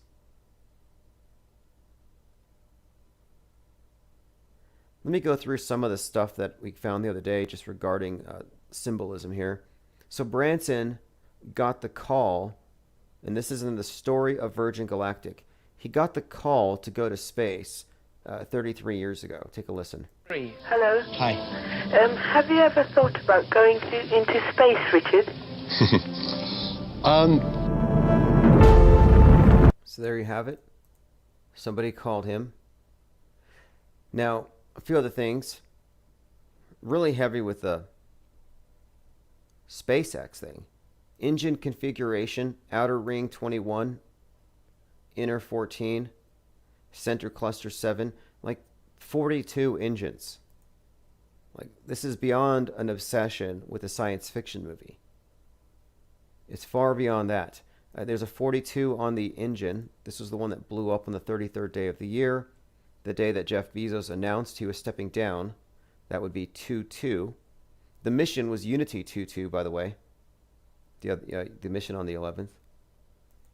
And it was on the 42nd, there's your 42 again, the 42nd anniversary of Skylab falling. Strange. Again, there's quite a lot more, but it's like with everything else, this is going to require a more in-depth analysis. I'm going to do a Zoom conference on this. A few other things about Branson, too, is his character is modeled, I believe, largely off of a character from Hitchhiker's Guide to the Galaxy. And this character is something like, you can just look at his image, you can kind of see he's sort of this space pirate, I guess you would say. So he is an outrageous man, kind of a womanizer in the movie. Looks exactly like Richard Branson, and I'm suggesting it's not a coincidence. Just like it's not a coincidence that Elon Musk came from a book written by Von Braun, even though he's an amalgamation of a few characters, the Elon, but he's also a bit of Willy Wonka and Iron Man, kind of mixed in there for good measure. Also, back in 1986, Branson had a ship called the Atlantic, and he crossed the... I'm sorry, it's called the Challenger, and he crossed the Atlantic. So in 86, he's in the Virgin Atlantic, crossed the Atlantic. A couple other things about that one. He says, quote, so many memories of Virgin Atlantic Challenger. It'd be great to see it back on the ocean. He says, this was 1986. IBM had just unveiled its first laptop. Soviet Union was launching the Mir station, and Tom Cruise kept daring us to fly higher with Top Gun. Now, IBM, by the way, this is all very interesting too. IBM is sort of referenced in the Space Odyssey movies as HAL, H-A-L, move it all forward, one letter. But look, again, we're talking about this event, this launch, which is this is the inauguration of a new age in space travel, space tourism. And the fact that they do this on the 42nd anniversary of the day of Skylab falling just shows you, I think, just another example of how ritualistic and obsessed they are with the timing of things. How you have a mission, a flight, encoded with these numbers, and it happens on this anniversary date. And this isn't an exception. I mean, every single launch is just as encoded. Let's see here. Stranger says 50 mines in D Live. Salty says he looks like a donkey. Are you talking about Branson or the actor? The actor there? Well, yeah, look, I like Branson. Out of all the space popes, I think he's the most relatable. Check this out. Tom Cruise, by the way, if you want to send him some fan mail, his address is at 42 West. You know, he's done 42 movies, divorced 3 of his wives at the age of 33. I mean, these people are so encoded. Like, I would love to hear a coincidence theorist try to explain everything away. Now, listen to this. This is from 1969. And this is another example of this phenomenon of the years, the playbooks being reused in sequence. So 1968 was templated for 2020, as we've discussed, and we'll go into these things in depth in a very systematic way very soon. But we were asking last year, is 2021 therefore going to mirror 69? And sure enough, it has in many ways, including most specifically the space race. Well, here's another example. 1969, there was a Bowie song from an album, Savior Machine. And this is, I think it was originally called The Man Who Sold the World. And it's about a president named Joe who saves the world by handing control over to an AI god. It says the world held his hand. He sold them his scheme for a savior machine. And again, the significance here, I think, is that just a few days ago, you had all of these various world leaders over there at NATO worshiping, genuflecting, kneeling before a massive digital obelisk. I mean, there's no other way to explain it. You know, it was an act of adulation and worship. In fact, here I have an article, The Occult Meaning of the NATO Digital Monolith. The significance here, too, is these have been appearing since last year. Like I said, 68 was the year Space Odyssey was released, and 2020 we had obelisks appearing everywhere. Now here is something that coincides with the emergence of all this talk about Gaia and artificial intelligence, handing over the control of government to AI. Then you have Elon Musk's wife, Grimes. Interesting names, you know, Musk, Grimes, and Baby Yucky. Grimes is out there saying that AI can perfect communism. Well, that song from David Bowie references how the savior machine solves hunger. And David Bowie, by the way, has many interesting connections to David Bowman of Space Odyssey, because Space Odyssey is part of the template for the Metascript for these major events. This is Kubrick's role. And musically, they have accompaniment in popular culture that goes along with all this stuff. It tracks along with it. And David Bowie's character, his persona, and his music has actually tracked along with the space age as it has emerged.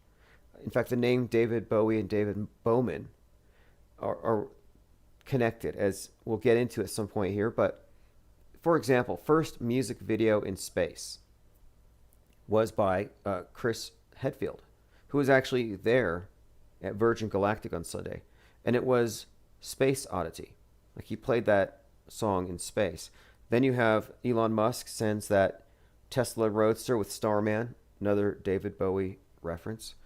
In fact, I think the BBC played that song during the live broadcast of Apollo 11. And those are just a few examples, but it goes pretty deep. And just another layer, I guess you could say, like the soundtrack to the Metascript, you would have to include David Bowie's catalog in there.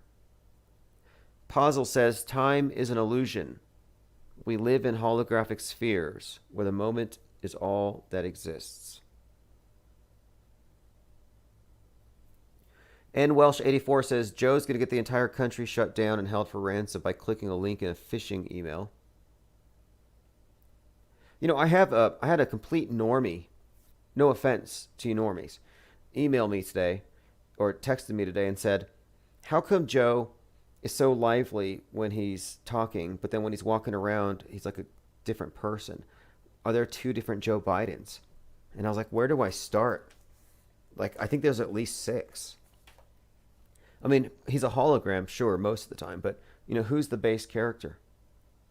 And I'm still kind of leaning towards Joe is Bo, the Bo Jiden theory. I'm sure most of you here have heard of that. If you haven't heard about the Bo Biden being Joe Biden theory, just say something in the chat and I'll elaborate if you care.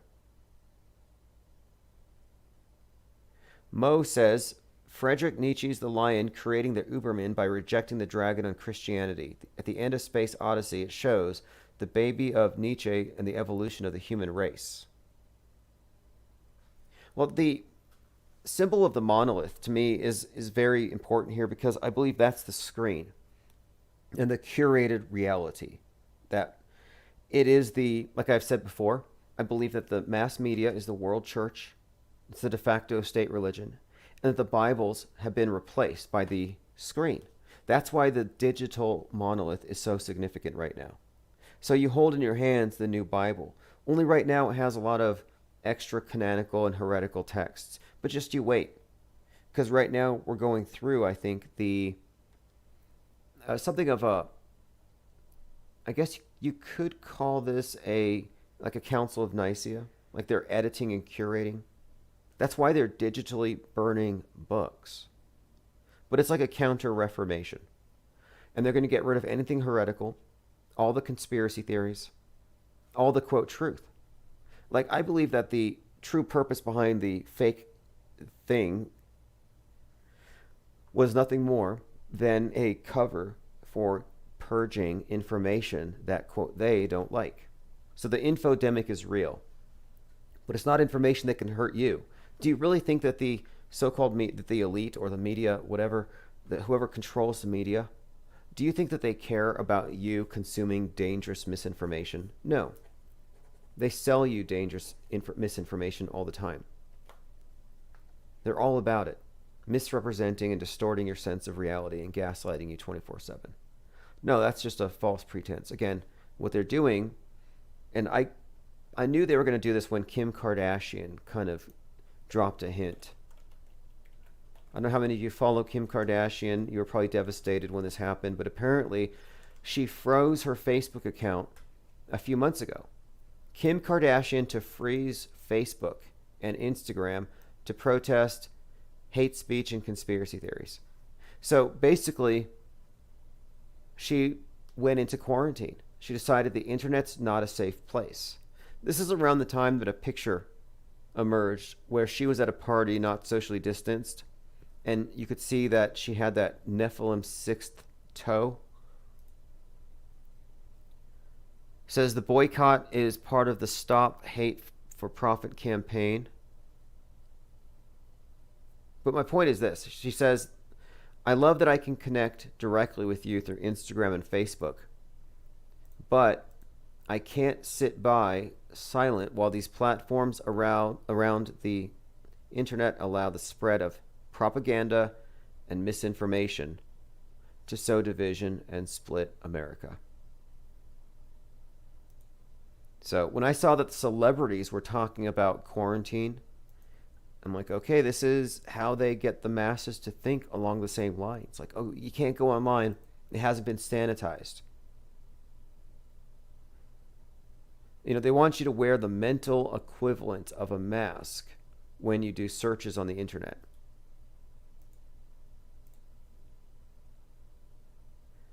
Now, if you missed it, Cyber Polygon, this is the planned and well-rehearsed coming crisis to replace COVID. And here you have Klaus Vader. Pay insufficient attention to the frightening scenario of a comprehensive cyber attack, which would bring to a complete halt to the power supply, transportation, hospital services, our society as a whole. The COVID-19 crisis would be seen in this respect as a small disturbance in comparison to a major cyber attack. All right, there you have it. Major cyber attack. Something to look forward to. Now, I've been a critic of that notion for some time. I find it unbelievable that they would risk cutting you off of their source of misinformation. It's like you're hypnotized. They can't break the spell. But I could see them doing it for a short period of time, maybe even in an area. But that's something on the horizon. And again, everything that you see in the news, you can pretty much guess. You can pretty much find, actually, you can find a precedent for it. But if you see it in last year's news or 2 years before, chances are it's going to happen. I have a great example in the Chinese space junk. They were doing drills for space junk in 2019. A piece of Chinese space junk almost hit New York in 2020, like to the month. It was in May. They called it the fictional event operation, where they were training with FEMA and the ESA for following space junk, and it almost hit us. And then a year after that, another one almost landed somewhere, and that, of course, was the one from just a couple months ago. But again, a drill is just a rehearsal. Something I brought up yesterday, if you missed it, Abigail. This is a movie that came out last August of 2019 rather, right before Corona. Abigail lives in a city whose borders were closed off because of an epidemic. Her father was one of the sick. Going against the authorities to find her father, she learns that her city is actually full of magic. Well, you can replace magic and magi with misinformation or critical thinking, because this movie is about a fake epidemic being used to lock down a city and get rid of a certain segment of the population. Now, this is sort of a fantasy genre, so they call it the Magi, but really it's just critical thinkers. And you even hear the phrase, quote, fake epidemic. Again, it's called Abigail, came out in August of 2019. A movie about a fake epidemic being used to steal people's freedoms.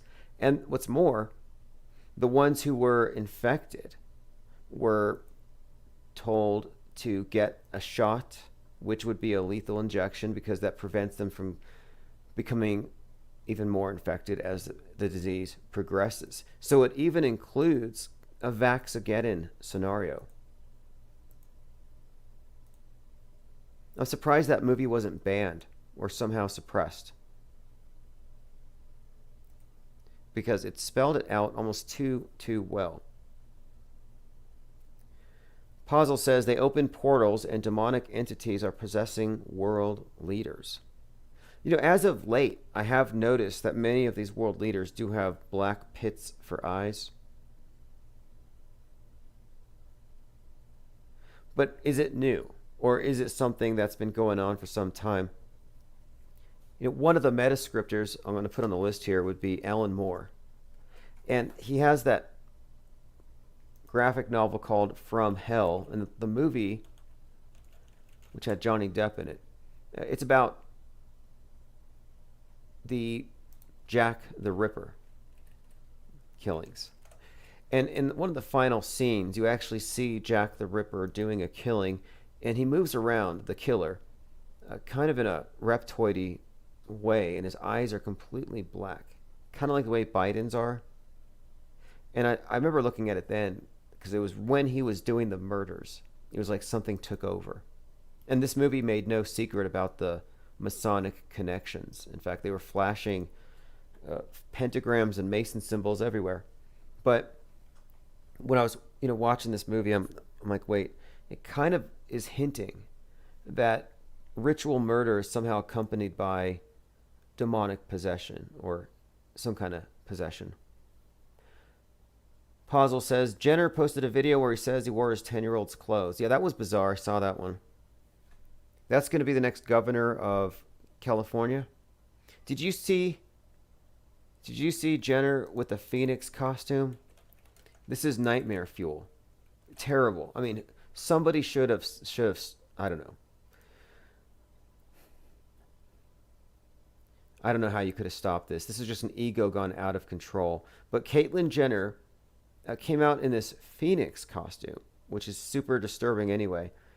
But she sang this song, and it was a terrible song. I won't even play it because I don't want it to get stuck in your head. Just the worst thing I've ever seen, but it was just grotesque. Like, we really bottomed out. I don't know how this happened. But anyway, that's your next governor. But yes, I saw this video where Jenner was talking about wearing the clothes of from her daughter, and somehow got caught because the daughter had a camera in the room. Very, very strange times.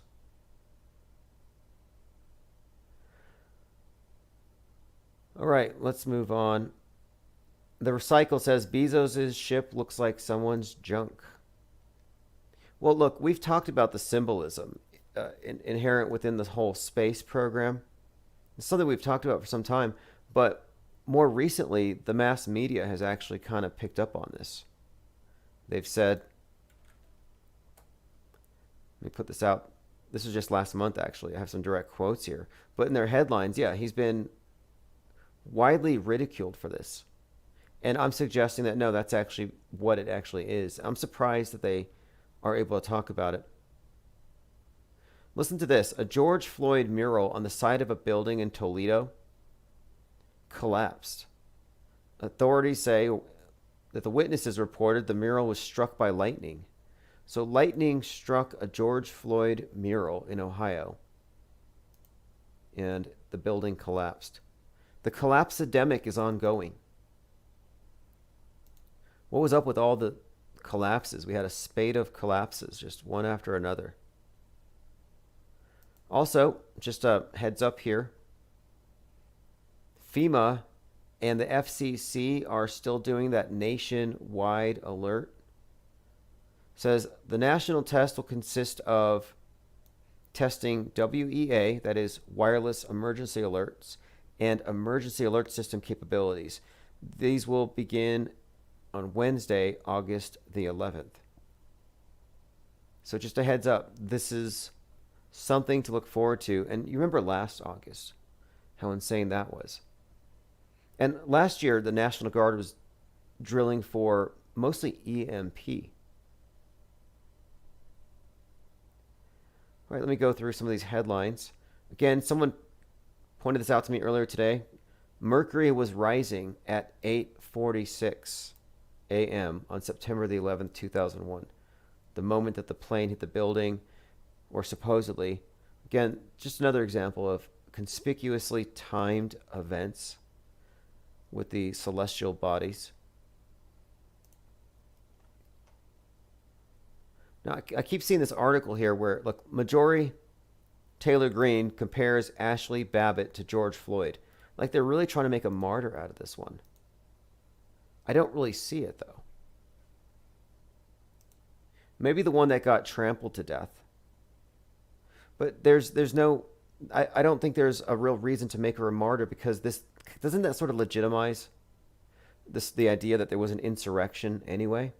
That it wasn't just this, what was it, an art enclave led by Jake Angeli, son of a Democrat judge, 33-year-old voice actor. Character actors.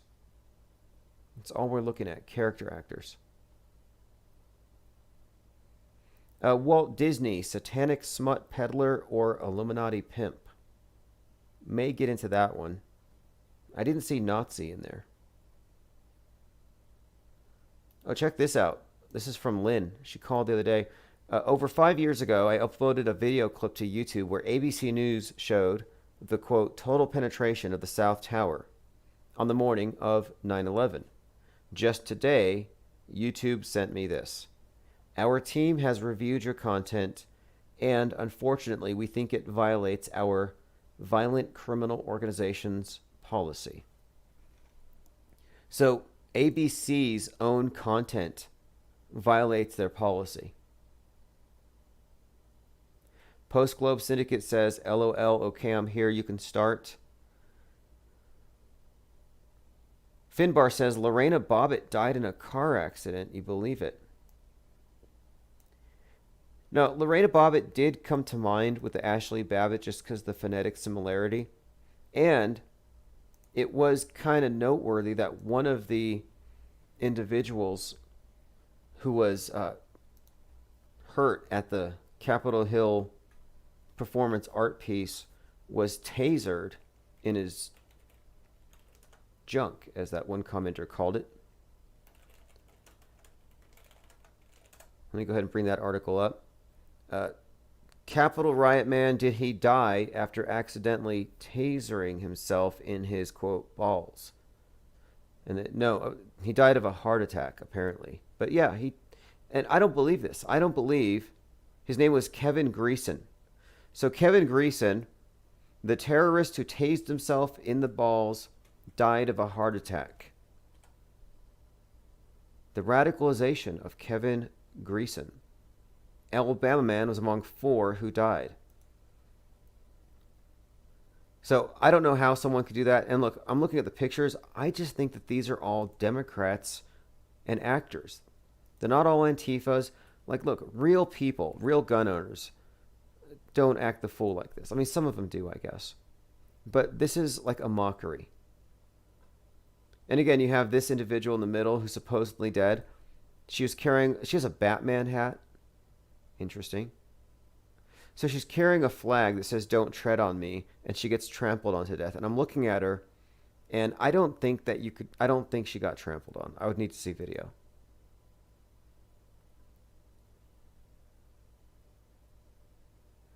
All right, let us move on.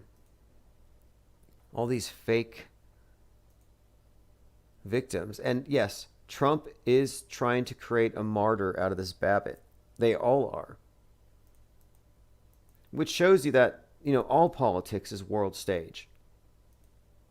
That's why I find it plausible now that JFK Jr. might actually show up again at some point here very soon. Like, that's how unreal things are. Expect JFK Jr., Princess Diana, and Michael Jackson to come down on a flying saucer at some point. And he'll admit that he was Q the whole time. I have a little bit of numerology for you here.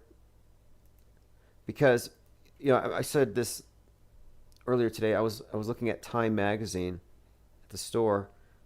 In fact, let me see if I can pull up the cover for you. Very interesting cover art. I believe it says, the War for History. Yeah, this is the one. No, the History Wars. Okay, so this is on the shelves right now. Critical Race Theory. Now, this is just a few words on the top. Concerned Patriots, Historical Facts, Civil Rights, Declaration of Independence. Okay, this is the cover, but the highlighted part says the History Wars. And on the top it says 1619 and 1776. I actually put this in my book, The Metascript. I had drawn attention to these years and their significance in the story that's unfolding. So Trump put out the 1776 Commission on MLK Day. Kaepernick is one of the most vocal proponents of the 1619 Project. So this is, again, another created schism, but I think it's worth paying attention to because in many ways Trump has been he's been credited for keeping Kaepernick off the field. So the kneeling and the time off the field. So Trump is the one who, quote, crucified him in this story. In fact, the story is pretty deep if you get into it. And I put a lot of this stuff in the book.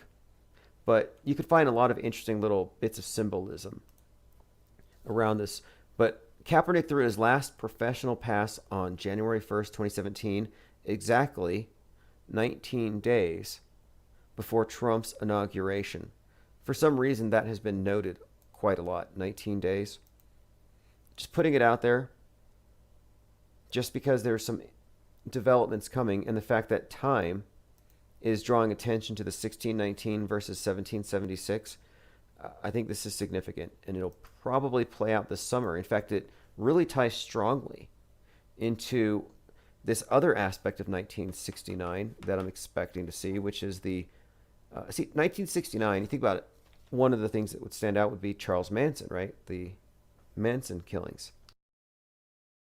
But they did this for a reason. It wasn't just to kill people for Satan or something. No, they were doing it to start a race war. I was like, why didn't Manson just go work for CNN? He was trying to do a race-based psyop, scapegoat the blacks, and start a race war. He called it Helter Skelter. And supposedly the message was given to him through a Beatles song called Helter Skelter. So anyway, that was 1969. So again, Save Your Machine, David Bowie, 1969, kind of foreshadowing the digital monolith. Helter Skelter, 1969. I think we're going to see that here with this present setup here between the 1619ers and the 1776ers. And then the space race, another aspect of 1969 that we're seeing playing out right now over our heads. I mean, these are very interesting times, but there are no coincidences, and that's the most fascinating part about it. So I have a couple images here just to clarify what I was saying about this Bezos versus Branson.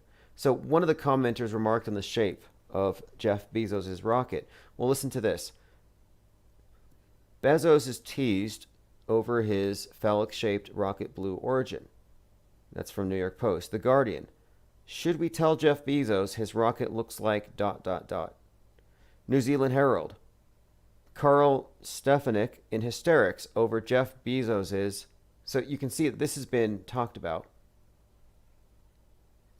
This is, again, not a coincidence, because it's drawing attention to the central purpose of these rituals. So now you compare the two. Look on the right, look at the Virgin, the goddess, and now look at the god on the left. And you can kind of get an idea that, yes, we're looking at fertility rites. Doesn't take a whole lot to put those two together. It's all symbolism, ritual drama. Nobody ever went to space. One more thing I'll put on the screen. One of these astronauts with Virgin with the mouth wide open. Very dangerous. Very, very dangerous, I would say. If you look at the video from Virgin Galactic, there's some debris floating around inside the thing. That shouldn't be there. I played that yesterday, so if you want to find that, I'll put a link in the chat. But basically, the only glitch that I could really find in the Branson's message from space is that there's like, you have this, I'm just thinking it's condensation coming off the rocket when it's at 55 miles up or whatever, right there above planet truth or consequences. And you can see these little white specks flying off at a 45-degree angle to the right. Well, when the rocket, here we go, camera on the inside shows Richard floating around, you can still see some of this debris from the outside, which tells you that that's from a layer, that this is actually being filmed in a studio, and that you have CGI special effects, and they didn't cancel it, and they should have. They should have canceled it 3 seconds sooner. So to me, that's a dead giveaway. It's probably not real, but I kind of feel bad pointing that out because of what Musk said. He said that people who are hating on space just don't appreciate what it means and how much it means to the people who believe in it. So I kind of don't want to ruin space for everybody. That's not my point here. You know, again, if that's your religion, I'm not going to criticize it, but we're just describing things as they are.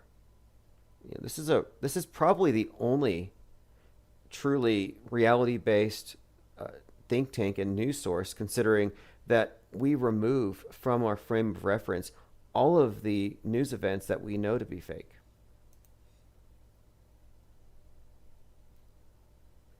Ivar says, imagine thinking that an 80-year-old went to space.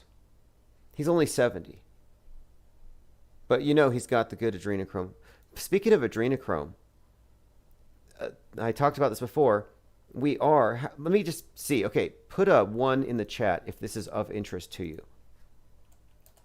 Because I've been trying to figure out a way to keep Infinite Plane Radio on 24/7, and I want to keep the 5 nights a week and add a few podcasts to the roster, but they're constantly demonetizing us, which, you know, it doesn't sound like a lot, but it adds up. Like, for example, DLive, the cowards that run that company, decided to take away our lemons because we talked about the 1/6 art show. I mean, Insurrection, performance art piece. That was so obviously just theater. But anyway, because of that opinion, they pulled my lemon supply. Well, the lemons accrued every hour. So $1 an hour plus. Doesn't sound like a lot, but 168 hours a week times 4, you know, that's like a part-time job. So I'm trying to figure out a way to replace that. And so I thought, why not adrenochrome? For some time, I've had this notion that I think if anybody could market adrenochrome, it's going to be us. I think Infinite Plane Radio could actually have that as a signature product. So I've shopped around, and what I've settled on is a B12 type shot, like 5-hour energy. Only it's going to be basically adrenochrome, but you'll look at the label, you'll see it's just B12. So put a 1 in the chat if you would buy some, if you would order some. Because here's the thing, in order to bring it down to, I think, a decent rate, like 99 cents each, you have to buy in volume. But for the first order, it won't be that much. So I have to test and see if there's genuine interest. And if it gets good ratings, I put it in my Amazon store or my Fulfillment by Amazon warehouse, then sure, we'll be the leading adrenochrome supplier. Okay, I see Justin Scott, Knockout Bear, Lickety Split. Yeah, okay, fine. Looks like a go. I see a few others. Okay, so that project's going to still move forward. It's not going to happen until next month, but I won't be taking pre-orders. Going to get a sample first, and you'll be able to see it. You'll be able to see it before, like you're not going to order it based off of a picture on a screen. I'm going to actually have a case here first. But it's going to be a drop shipping thing because I don't feel like manually fulfilling orders. I don't have time. I can't be your adrenochrome Uber Dash. All right, let's see what else we have here. N Welsh 84 says, only if there are aborted fetal cells. Put a penguin on the label. You know, I saw something very disturbing a few years ago. Someone had sent me a thing. They said that the elite were taking, that the adrenochrome junkies were taking it from penguins. Have you heard that? I don't even want to search it. Okay, again, a couple things to look up to or look forward to this week in a couple of days. If there is any chance that JFK Jr. is going to make an appearance, I would expect him on the 16th. And I say so because that's the anniversary of his crash and the anniversary of Kubrick's final film. No coincidences here. Now, as far as the space race in general, my next focus is coming up in 7 days, the anniversary of Apollo 11. And again, that's going to be Jeff Bezos heading up into space. So we'll be following that. I'm going to put a link in the chat. Go to infiniteplainsociety.com. I would say at least once a day because I post the latest archives there. So you'll never miss anything if you go to infiniteplainsociety.com and click at the very top, the very first link. All right, appreciate all the comments, and same time, same place tomorrow. And I've taken to premiering everything that we do at night the following morning or afternoon. So if you miss it at night, we generally have a notification going out. So if you're on the newsletter, you'll get it, and we get together for chat and go over the previous night's stream. So you can look forward to that. Thanks again for joining. This is Lucifer Tim, the official Flat Earth International anthem.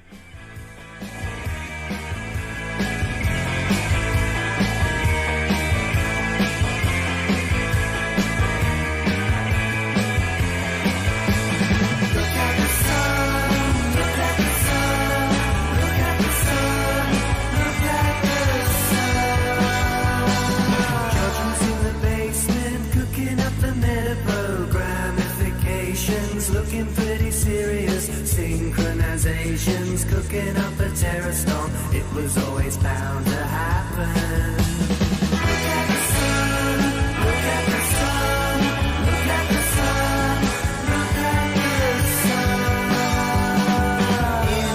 Individual cognizant, dependent and free, been kicked out of me, hypnotized by words of my magic. Distorted symbols and lies have been spiked with disinformation. They want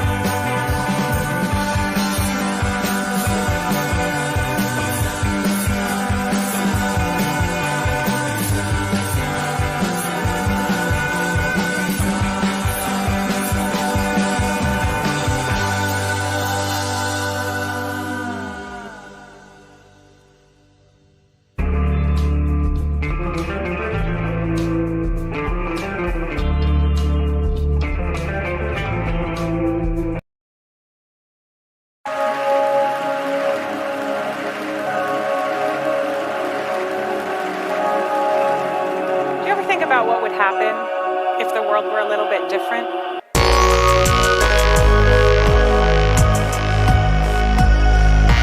Dark matter, dark matter, dark matter, dark matter, dark matter, dark matter,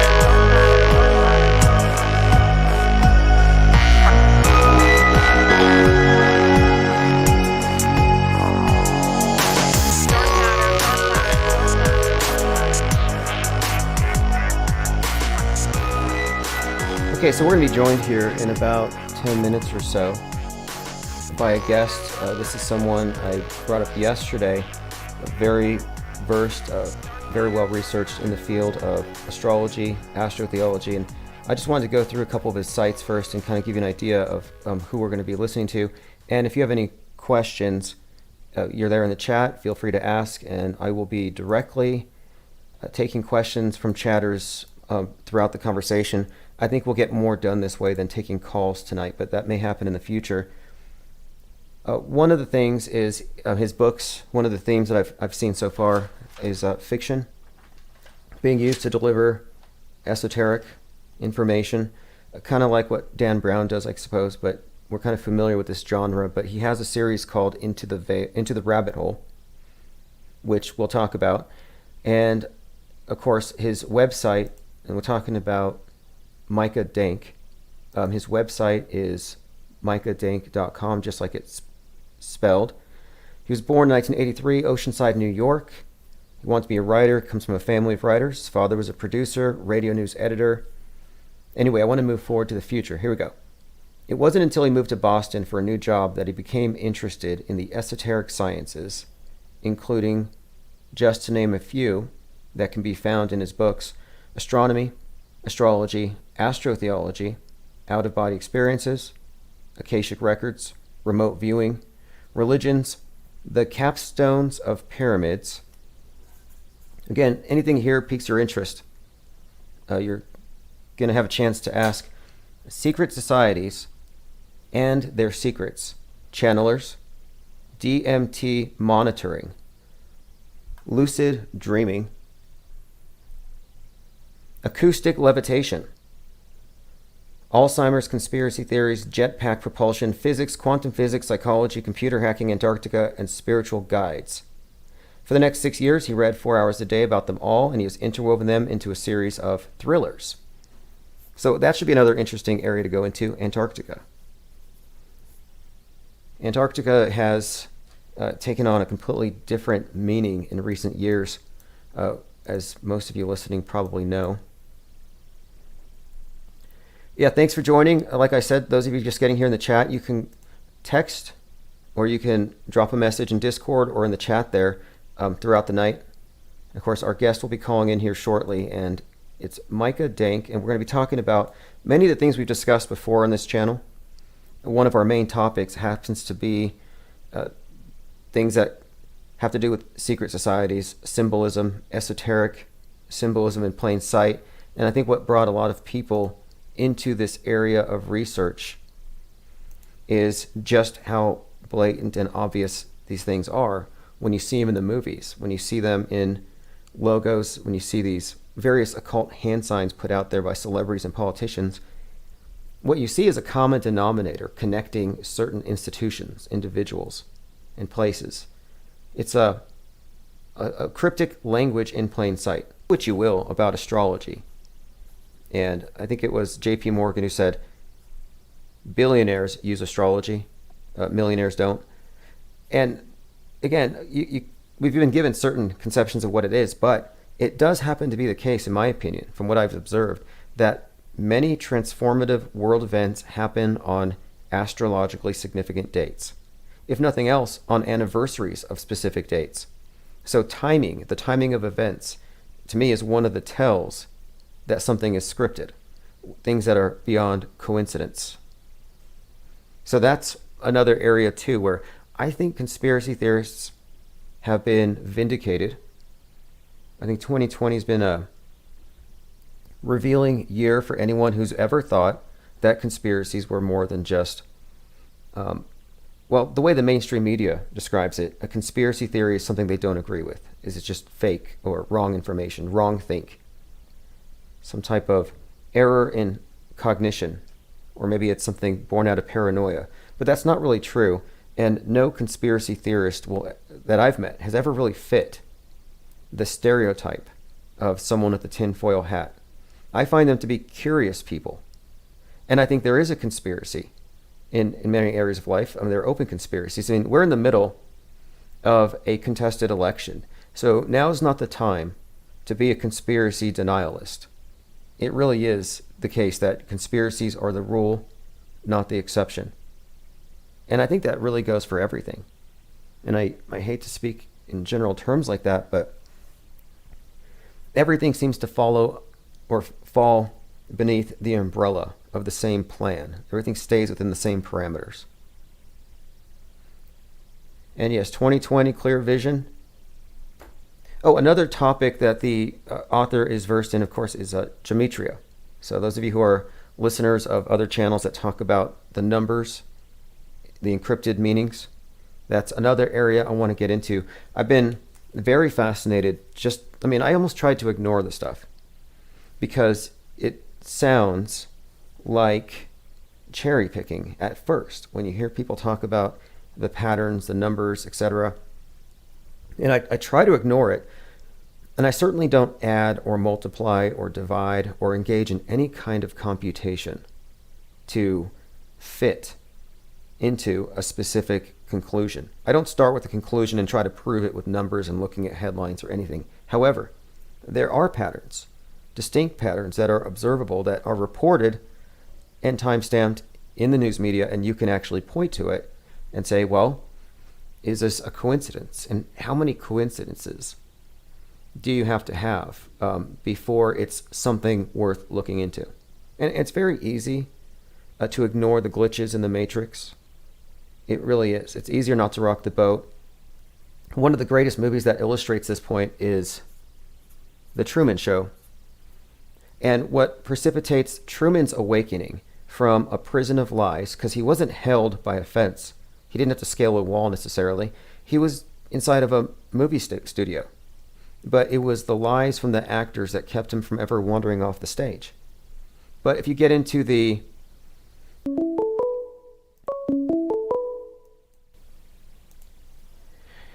hello, is this Micah?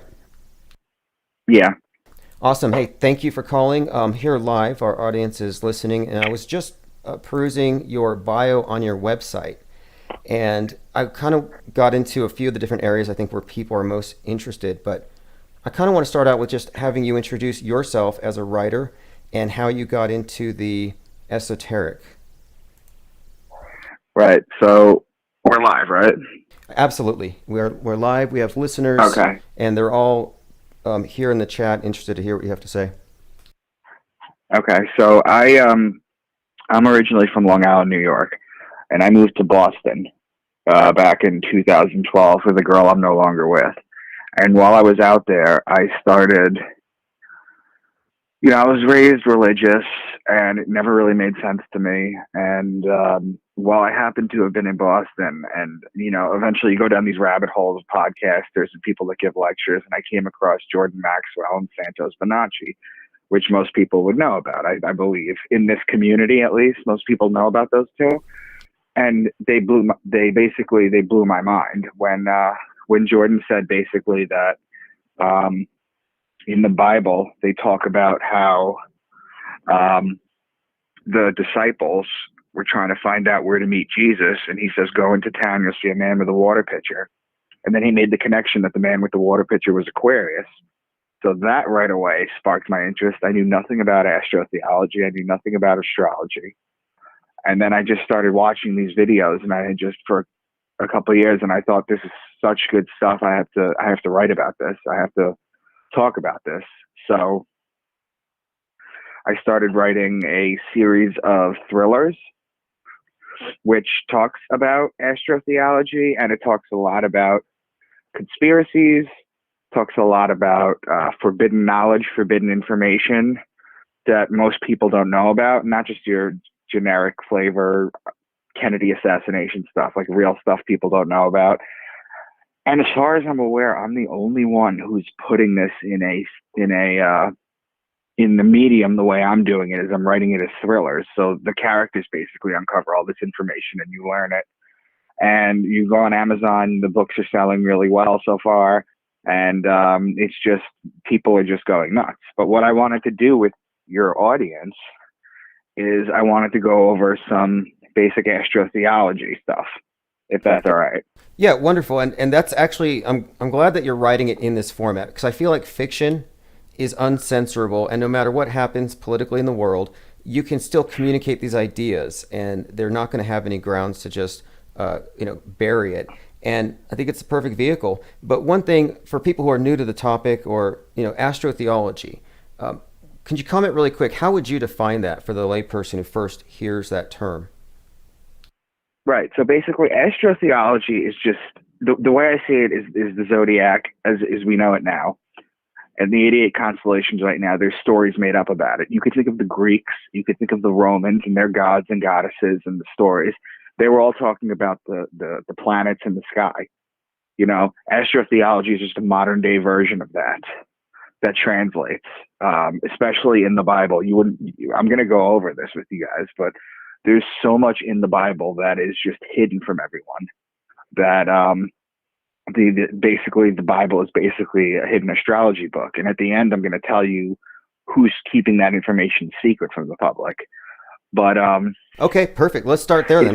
I'll let you go through it at your own pace, because you're probably going to answer a lot of our questions on the way there.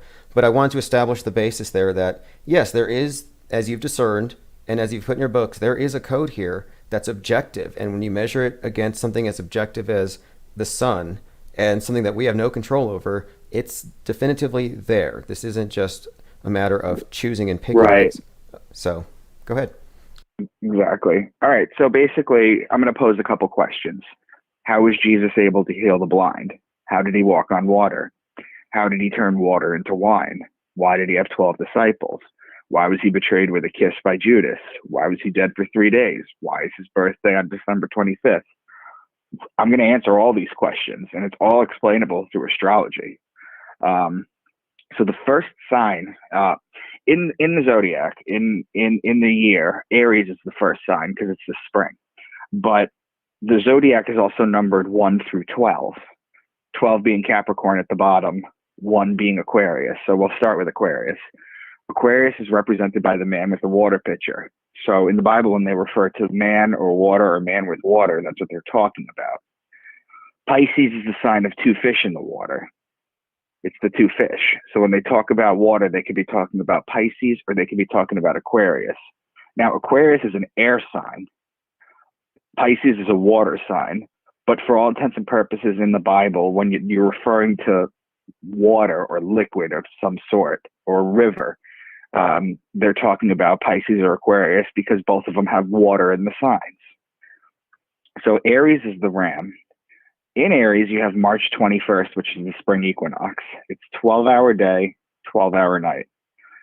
It's also the Passover. The Jews celebrate the Passover, or it's the passing over of the sun over the equator and on its way back up to the top of the heightened summer solstice. In Christianity, the passing over is changed, and it's called the resurrection of God's Son. So in astrotheology, the idea basically behind it is Jesus is the Son of God, not the S-O-N of God, but the actual sun in the sky of God as it goes through the 12 signs of the zodiac. It's also, Aries is also why the Jews smear the lamb's blood on the door. So when they talk about ram, lamb, or sheep, they're referring to Aries. Also, the ruling planet of Aries is Mars, who is the god of war. So you have a few things going on there. Now, this is interesting. Taurus, I'm just going to go through the 12 signs, if that's okay with you. Yeah, please do. Go in sequence or however you want to describe it. Go ahead. All right, so Taurus is the bull.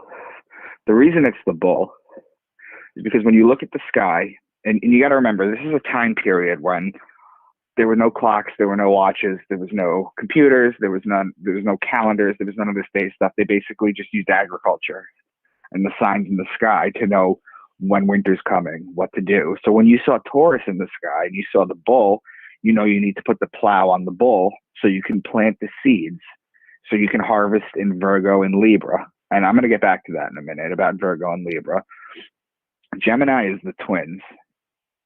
That's Castor and Pollux Troy, whose sister was Helen of Troy. It's the story of Achilles. Nothing significant happens in as far as astrotheologically goes in there.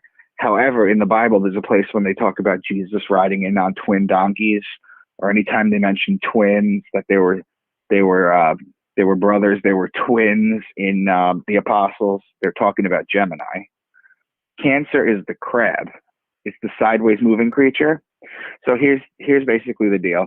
The sun rises a degree on its axis every single day until it hits June 21st, which is the summer solstice. Then for 3 consecutive days, it stays on that height of axis. And then on June 25th, it drops a day, it drops a degree, and it goes a degree down all the way until it hits December 21st, which is the winter solstice. And then in the winter solstice, on the 21st, it stays put at that lowest point for 3 days, and then it rises starting December 25th, which is why Jesus' birthday is on December 25th, because that's the resurrection of the sun. It's also the sun in December 21st. For 3 days, it doesn't move. That's why Jesus was also dead for 3 days. And then he resurrects on his birthday. So I'm going to get back to all that. So wait, so in the summer, I didn't know that. So in the summer, it actually, like in the winter, it's staying in the same place for 3 days. Is that what the crab symbolizes, moving sideways, no perceptible movement? Or yes. Okay, cool. Yes, that's exactly what it means. In fact, in the ancient times, this was in the ancient Egyptian times, during the zodiac of that time, it was known as the scarab.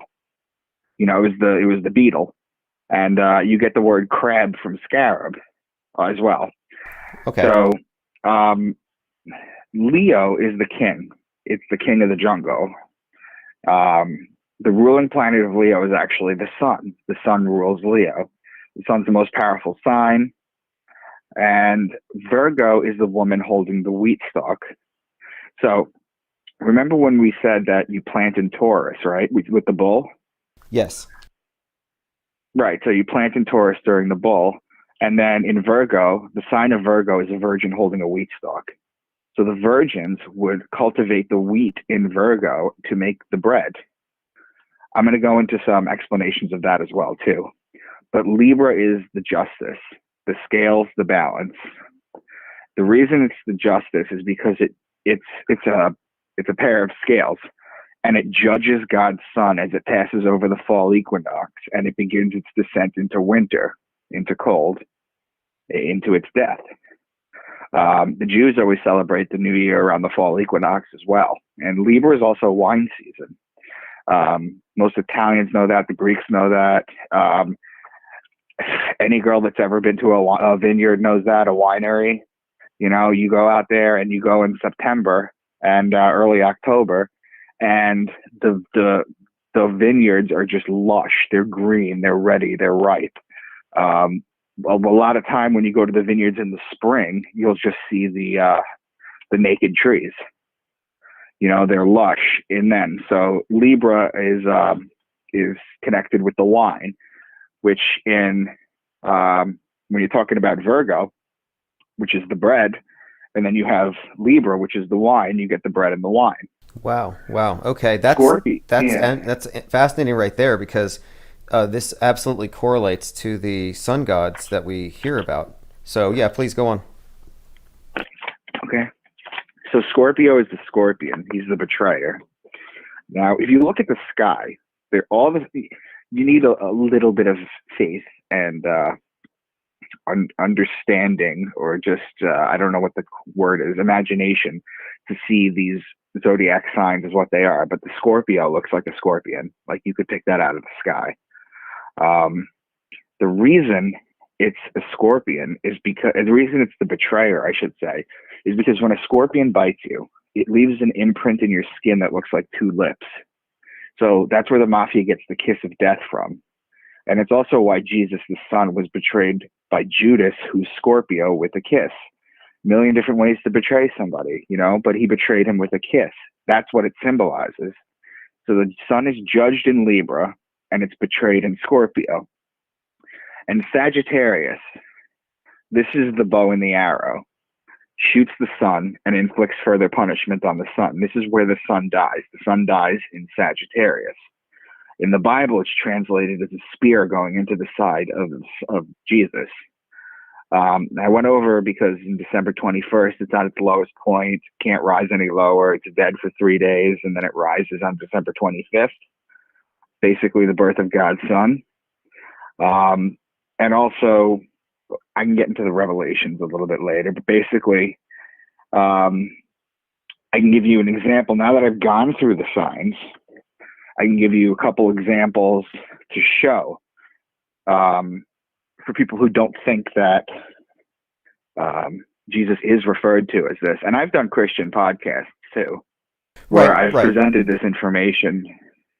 What do you encounter? I mean, like, do they have to accept that, or do they assume that these things were blended and that was a contamination, or do they just have to kind of gloss over it? I mean, how do you explain it away?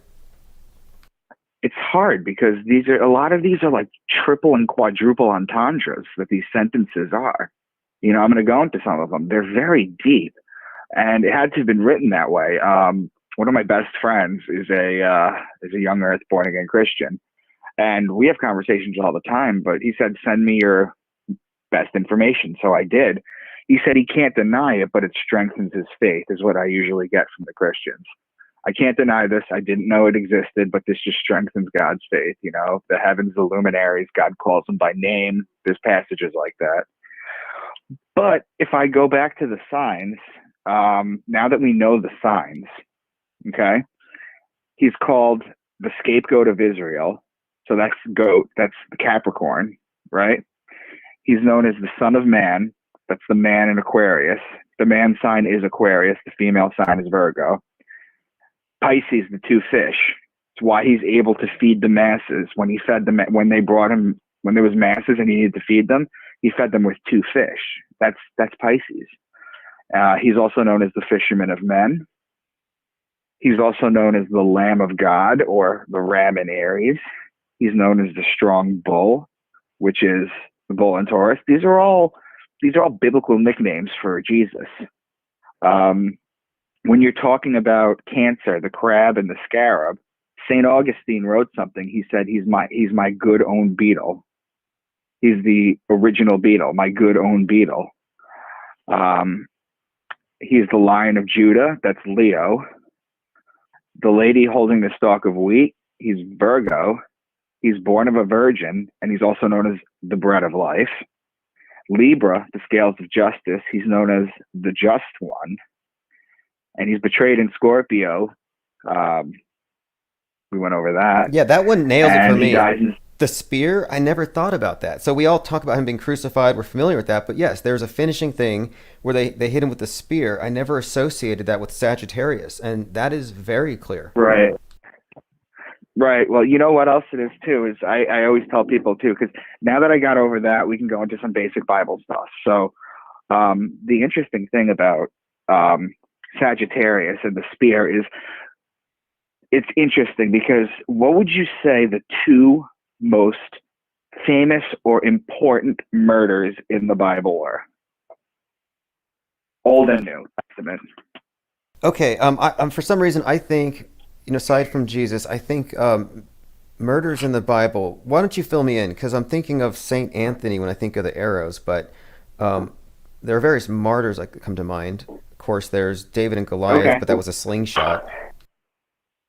Right. I would put forth that, or I would make the suggestion that Cain and Abel, the first murder, was the most important. Now, do you know what Cain means in ancient Hebrew? The word Cain. No, I don't. Cain and Abel, you're right. That should have crossed my mind. That was the first murder. Cain kills Abel. And no, what does it mean? Cain actually translates to spear. So the two most famous the first murder and the last murder in the Bible, the most important ones are connected by the spear. That's some symbolism in there that they threw in there. Right. See, that's the thing about these things seem to rhyme. You have Abraham and Isaac, and I look at those two, and it looks so similar to me to the images of Saturn devouring his child, or about to slay or hit a little kid with the sickle. Right. And I'm like, there's something here. There's definitely patterns, and it's these patterns over time that correlate with astrology or astronomy and the position of the sun that tell me that this is too objective. This is objectively real, and that's why it's so intriguing. So let's go ahead and continue on with that then. The first murders, that was another spear. Right, so that was a spear. Now, when it comes down to things like astrology, there's people that talk about it, and I forget if it was on Rogan's podcast, but Neil deGrasse Tyson came out and he said that New Year's Eve, there's nothing, or it might have been on his Twitter, New Year's Eve, there's nothing significant about January 1st or for the new year. Because if you think about it, throughout history, it's been the equinoxes and the solstices. It's been one of the four that has been the new year. You know, as far as the Jews go, the Passover, the New Year, you know, Christian, the new year is January 1st. Do you know what significant is there? Because Neil deGrasse Tyson is just wrong when he says this. I figured it had to do with the goddess Janus, two-faced, looking into last year and forward into the next year, or something like that. Is that the reality of it? It's not quite that, but it's a lot simpler actually.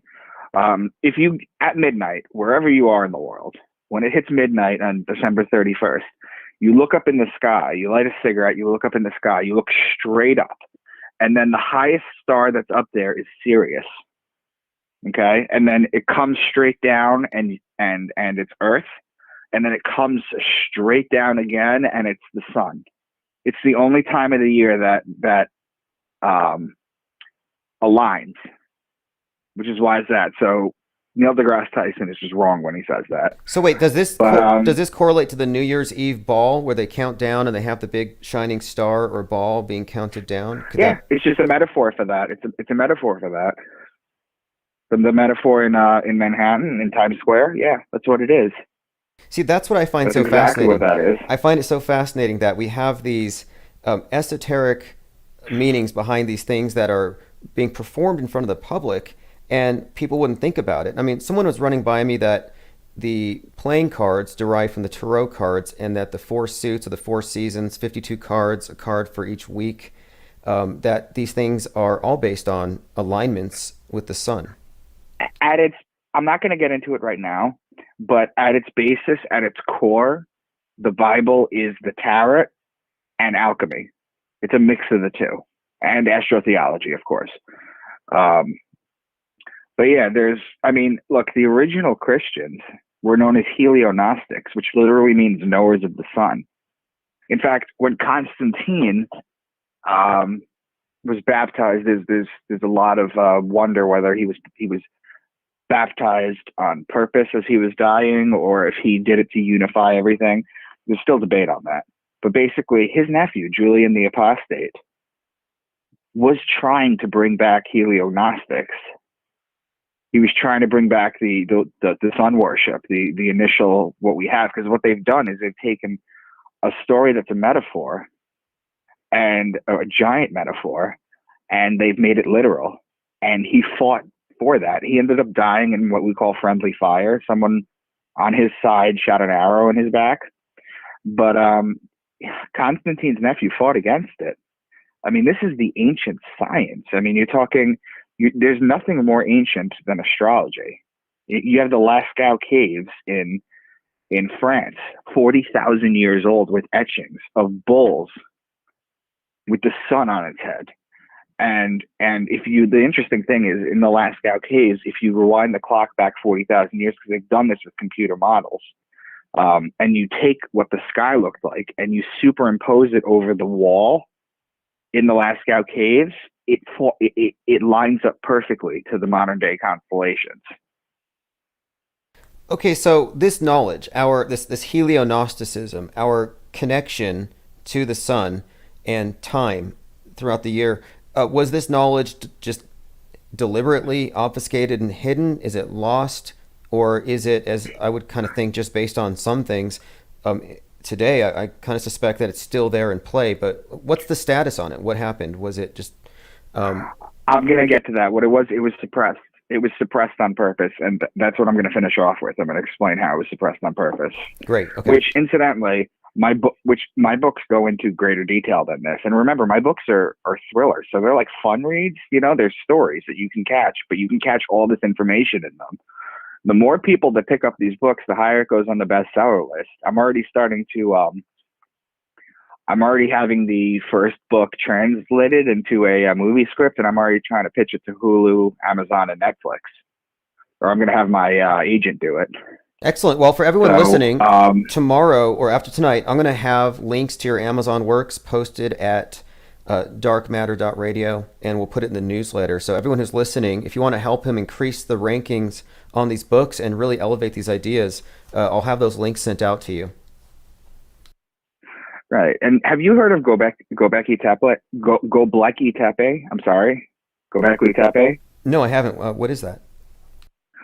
It's they found it in Turkey. You know, they're saying that the world is 8,000 years old or 6,000 years old. There's an 11,000-year-old city there.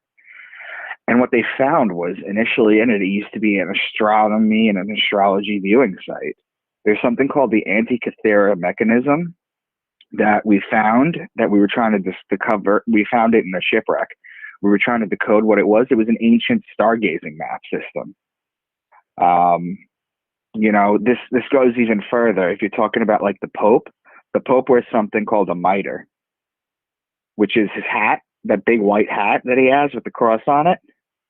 If you turn it sideways, it's a fish. And you can Google it. You can mitre fish. You know, you can Google it.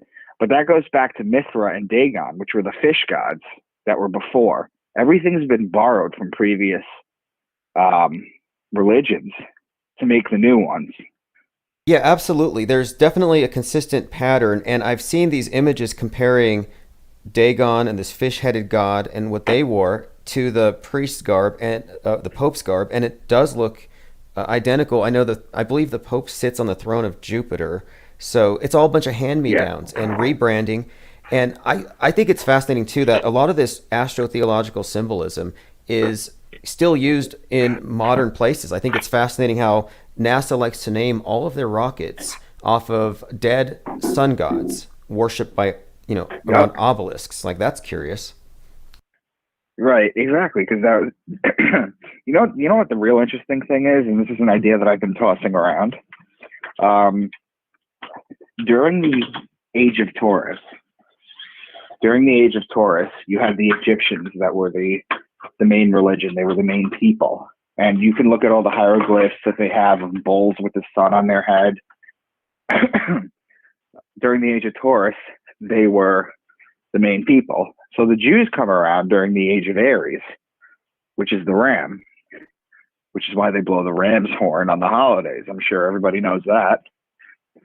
But that's why they do it. They blow the ram's horn because it was Aries. When in the story of Moses, when he comes down from the Temple Mount, he sees them worshiping a golden calf. Now, people take that literally, as if these migrants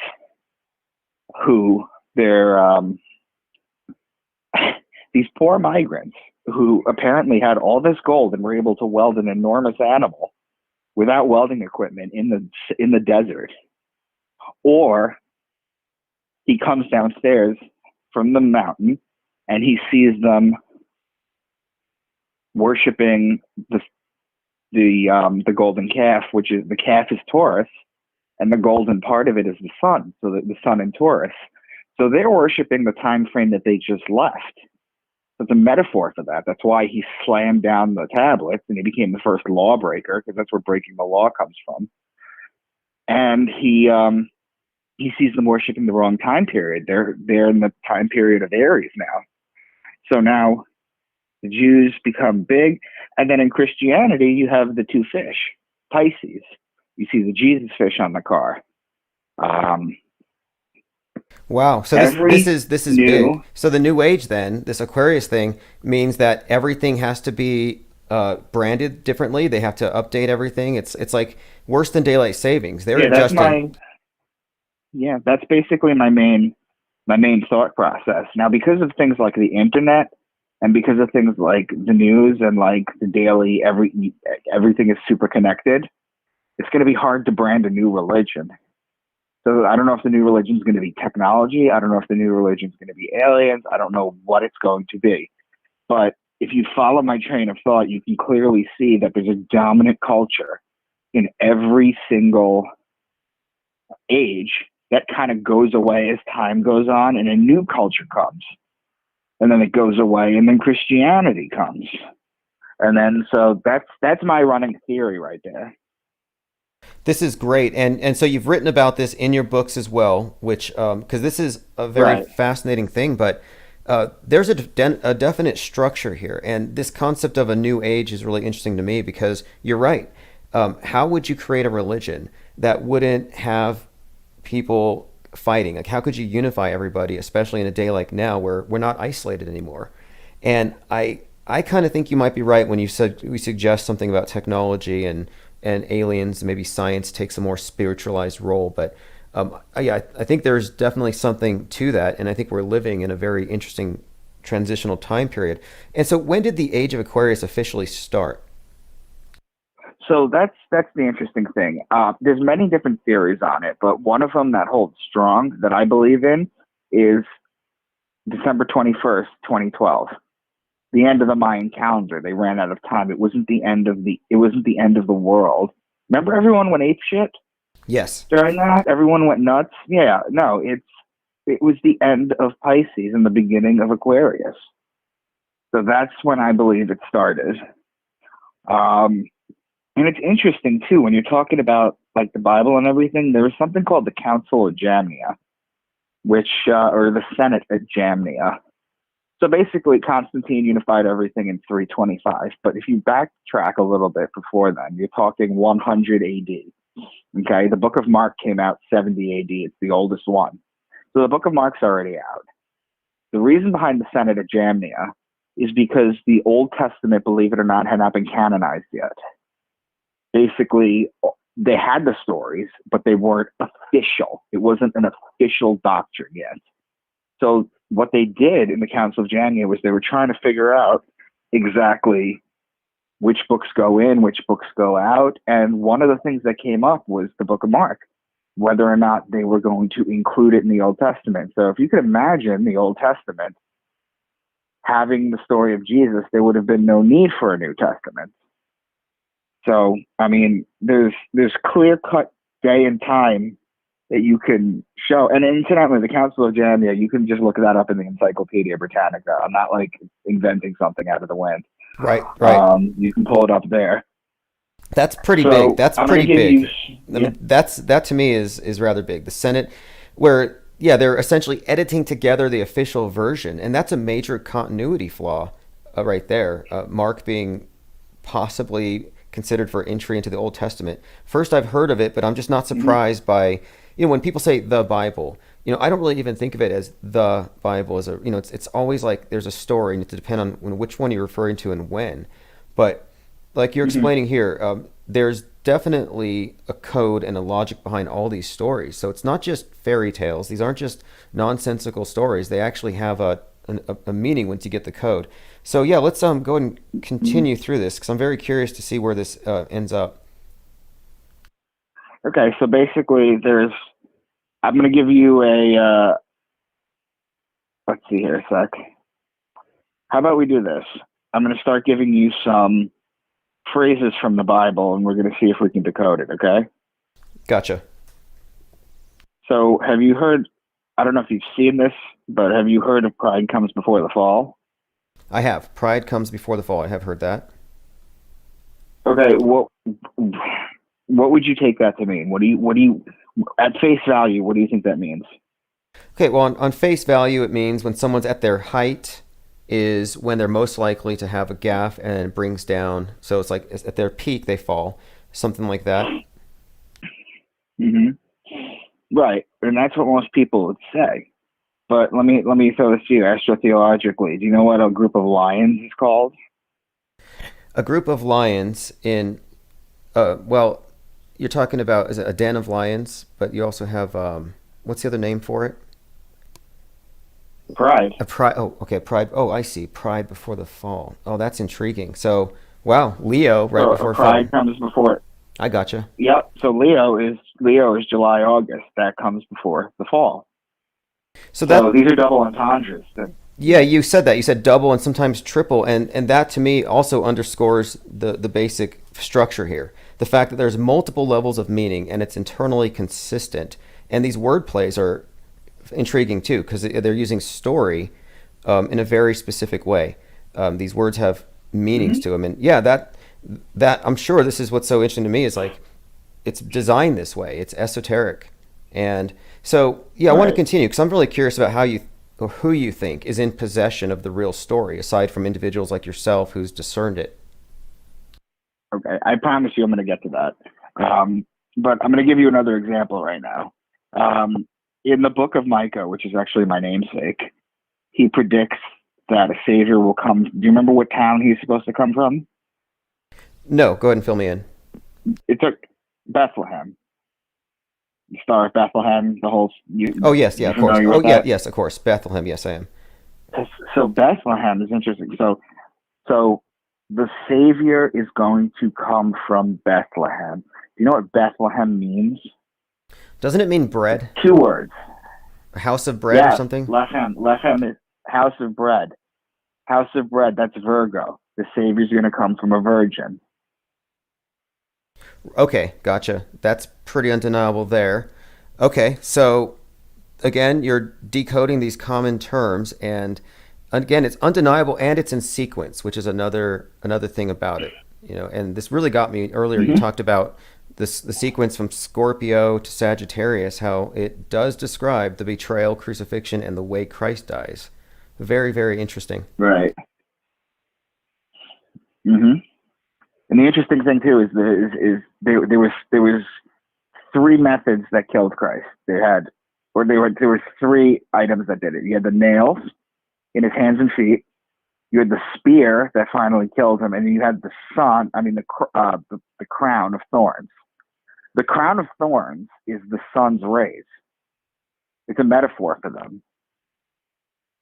If you Google Jesus on any platform, and you look at the images, you're going to see 2 things. You're going to see, number 1, his heart is outside of him, maybe with barbed wire across it. Number 2, you're going to see that there is a bright orange glow behind him. The sun is always behind him in pictures. They just openly show it to you. It's just people don't know this. Right, right. So the orb of the sun, the halo, is literally the sun. The crown of thorns symbolizes the sun. And someone pointed out to me, I think it was Apollo, has the laurel wreath worn on the head, which is, again, another solar connection between something worn around the temples of the head. Exactly. Let's see here. So I think it was, I forget I should have looked this up before we spoke, but there was a place where he called the place Peniel, for he had seen God face to face. I think it was Daniel or Joseph, I think. He called the place Peniel, for he had seen God to face. But it's not Peniel, it's actually Pineal. It's just a mistranslation. Right, pineal and seeing God face to face. Right, that's pretty blatant there. Right. And I've seen a lot of pine cone symbolism around the Vatican. I've seen that, and I've taken that. It kind of means the same thing. It's suggesting knowledge about the role of the pineal gland in seeing God. Right outside the Vatican, you have what's called the Court of the Pine Cone. And you have 2 phoenixes on either side of it too, which is the creature that dies and is reborn, like Jesus, like the sun. It's all, they have the pine cone on the staff that the Pope holds. And you see it everywhere. It's on Quetzalcoatl. Every place has the pine cone. This is universally known.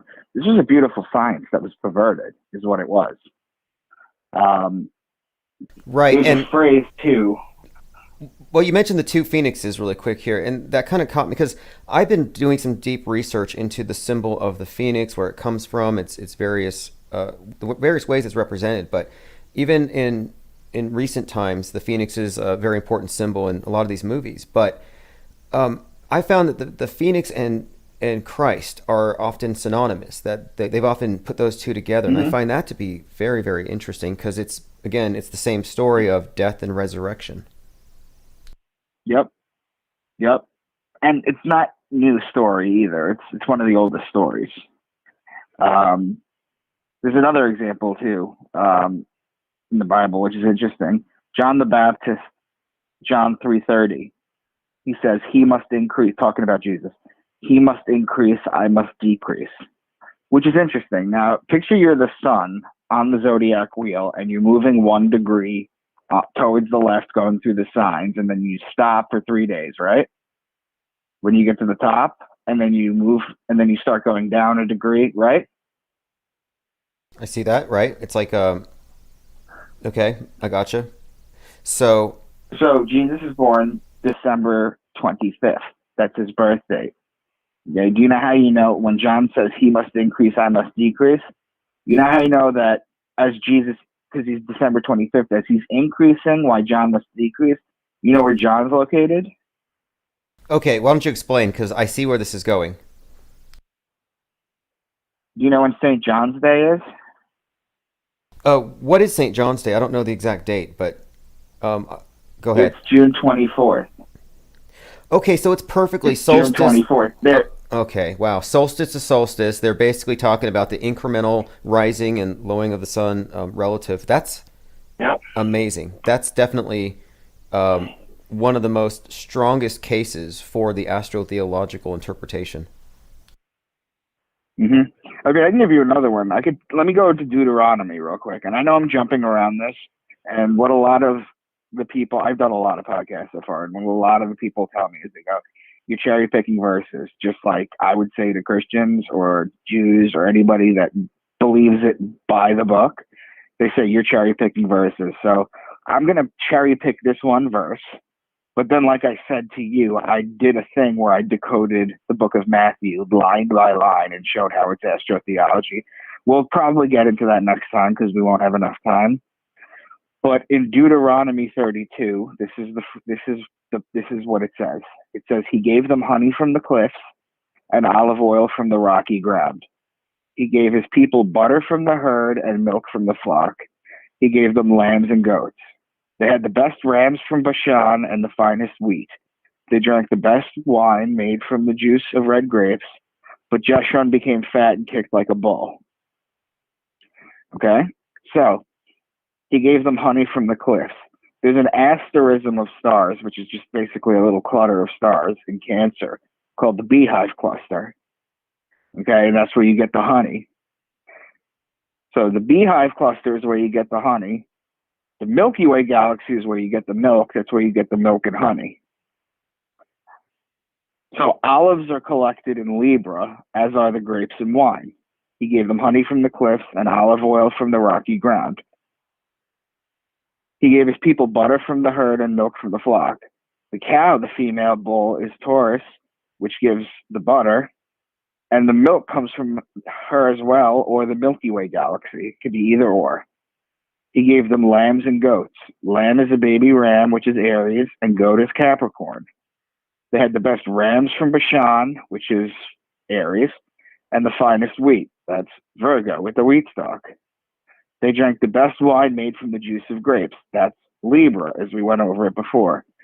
But Jeshurun became fat and kicked like a bull. That's Taurus. So in that 5 sentences, you see how many times they refer to the stars? Yep, they're making correlations. It's a mnemonic device. It's rather incredible. It's rather it's elegant. I mean, it's hidden in plain sight, but yeah, it's definitively linking these with these signs above. Absolutely. Perfect. Okay, so I'm going to go into... I'll show you what I did. I did this on a smaller scale in the book of Job. You familiar with the book of Job? Oh yes, excruciating tale. But yeah, go ahead. Really? Well, it's this the part where he's being tested in all these things and his losses. Like the tale is, yeah, I've read it, but I didn't read it. I didn't read it prior to knowing that the stories had these other meanings. I just remember reading the character and feeling kind of bad for him. Exactly. But so check this out. I'm gonna go through. Do you remember when Job is just bitching about what he's going through, and God comes back and he challenges him, and God speaks? Yes, I do recall that. Okay. I hope your listeners do too, because check this out. Can you lead forth the Mazzaroth? This is how Job 38:32 starts. Can you lead forth the Mazzaroth? The Mazzaroth is the zodiac. It literally means zodiac. Mazzaroth over time becomes Mazalot, which survives today in Judaism as Mazel Tov, which is good fortune or good. It literally means good fortune from the stars. Okay? So, what is the Lord's challenge to Job? His first two are obviously astrological. Can you bind the chains of the Pleiades? Can you loosen Orion's belt? Right? So, then he says, can you bring forth the constellations in their seasons or lead out the bear with its cubs? The constellations are the zodiac above. The bear and its cubs are Ursa Major, the Great Bear, and Ursa Minor, part of the Big Dipper. His next line is, who can tip over the water jars of heaven? That's Aquarius. Do you hunt the prey for the lioness and satisfy the hunger of the lion? That's Leo. Who provides food for the raven? The constellation Corvus, which means raven, was bordering on Virgo. Do you watch when the doe bears her fawn? Mariga, M-R-I-G-A, means deer and is located in Orion. Who let the wild donkey go free? Acellus borealis means donkey and it's located in Cancer. Will the wild ox consent to serve you? That's Taurus. The wings of the ostrich flap joyfully. Lambda Achille, which means two ostriches. Do you give the horse its strength? It laughs at fear, afraid of nothing. It does not shy away from the sword. The quiver rattles against its side, along with the flashing spear and lance. That's Sagittarius with the bow and arrow. Does the eagle soar at your command and build its nest on high? Aquila is the Latin name for eagle and is the constellation a few degrees above the celestial equator. Can you pull in Leviathan with a fish hook? That's Pisces, the fish. That's God's entire response to Job. And I went line for line through that, and they literally they're just hiding stars. That's all it is. This is really interesting. And you said Mazel Tov, good fortune, makes me think, well, zodiac means animal wheel, and fortune, the wheel of fortune, is the tarot card, which has, if you look at that card, it has the zodiac on it, and that's the actual wheel of fortune. Very interesting. Mm-hmm. Okay, and so you decoded that, and that's pretty clear. It's pretty obvious, and it's a story about the stars above. And so this is why I'm like, this is hidden in plain sight, but who's doing the hiding?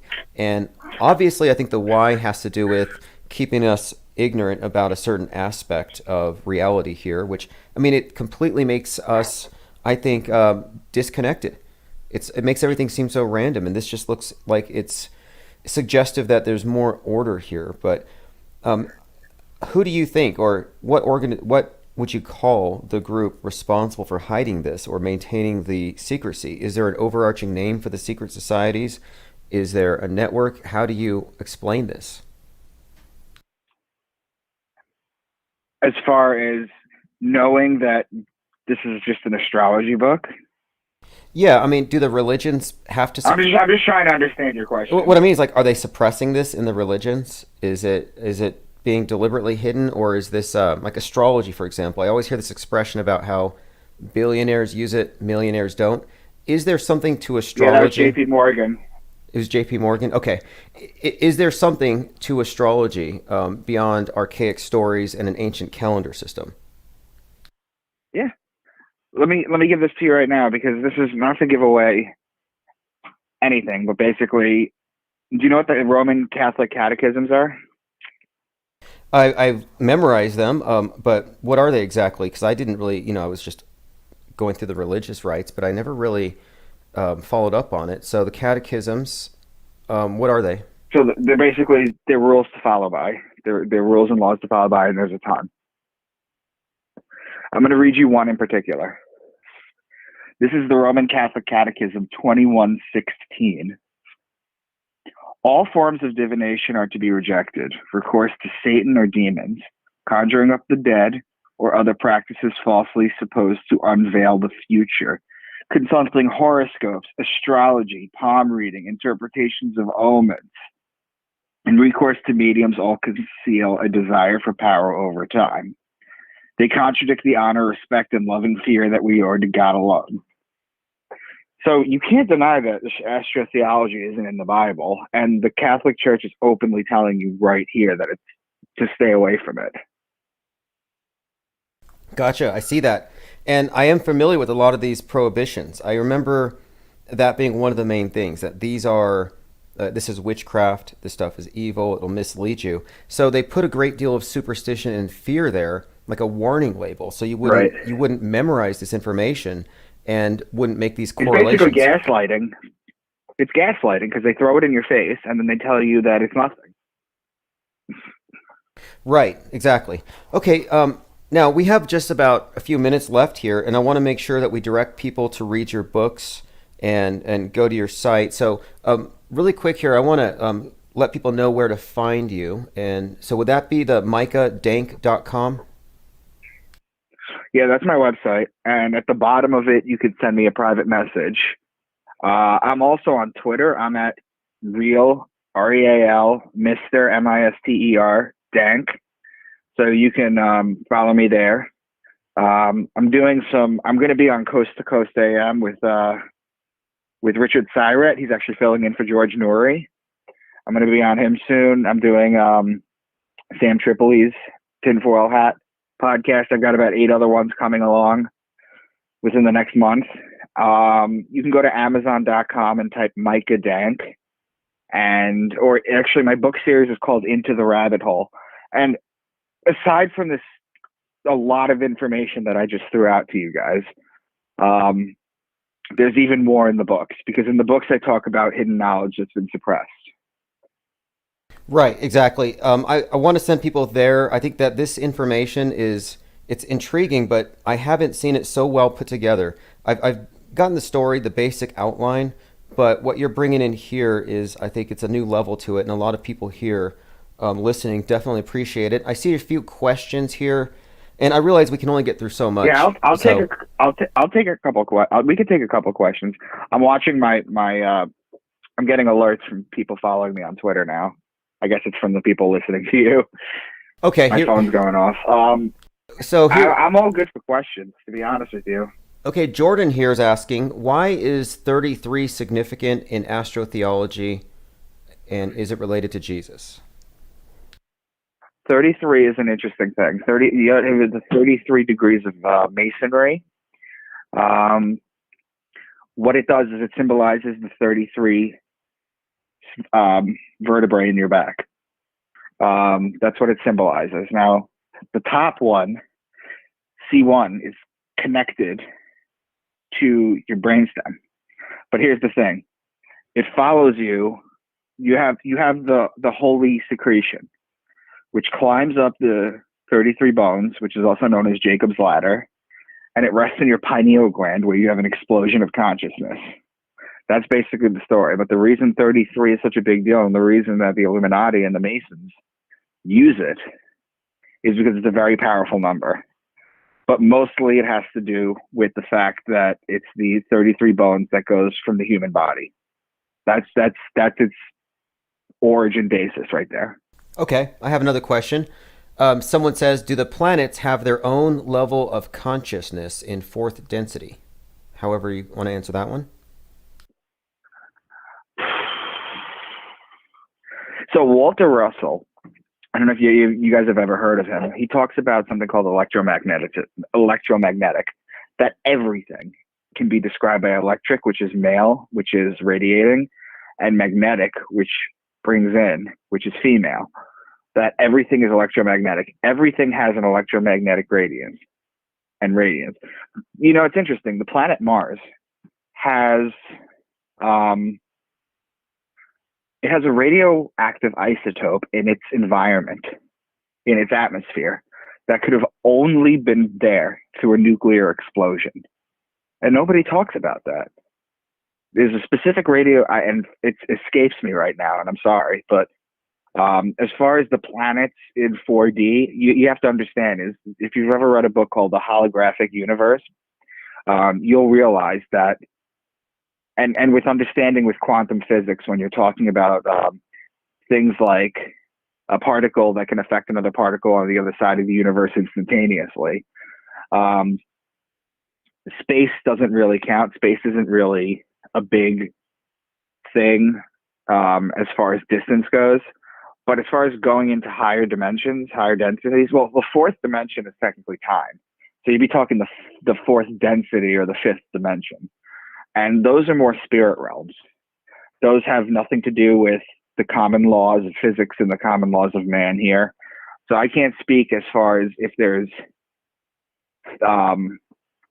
if they affect on something on a higher plane. I'm not entirely sure about that. But I can tell you is that there has been populations on planets locally. They even said Venus at one point. Okay, very interesting. I mean, these are all very interesting points. I think that it's really intriguing to me how these planets have all been given their various characteristics and archetypes.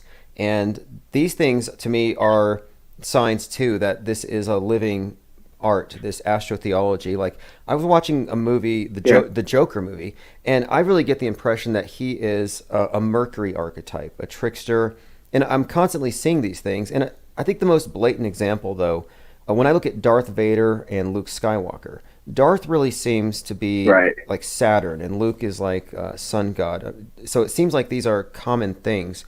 Are there any movies out there? Well, his last name is Skywalker. That's what the sun does. Right, exactly. It's literally written in there. So what about movies then? So we see a lot of movies that also seem to contain these types of symbols. Do you think this is just the same old creators of religion trying to reboot it for the modern age? Yeah, there's something known as the Moravian bloodline, which has gone back through everything through the ancient kings and queens that have gone back. In fact, if you look at our presidential elections, 46 of them have ties to a specific warlord in the 12th century. There are people in power that they play 5D chess. They try and think about ways to enslave people, this and that. And it blows my mind when I look at these three major world religions just fighting with each other, and I'm like, you guys, you're missing the ultimate point here. You know what I'm saying? It's so frustrating. But okay, so I don't know. Earlier we kind of you kind of brought up we might be able to get to Revelations. Was there anything in Revelations that you wanted to bring up in this context of astrotheology? It just seems like that's one of these stories. It's one of the most discussed ones out there, and you know, everybody sees a different meaning behind it. But what is Revelations about in your view? Yeah, so let me pull this up real quick. I did a podcast with Rex Bear, the Leak Project, where I did Revelations completely, and I basically broke it down. But hold on, let me find this one passage, and I'll break it down for you real quick, okay? Yeah, I was gonna say like one passage. There's no way to go through the whole thing. I think we should probably do a follow-up to go into more detail. But I just definitely wanted to introduce you to our listeners, and I'm going to send them your way. And we'll be following up and listening wherever else you crop up, because this information is really good. I'm looking forward to hearing you on Coast to Coast. I heard the one on the Leak Project, so if anyone hasn't listened to that one, I'll put a link on the darkmatter.radio description here, because that's an excellent series that you've done there.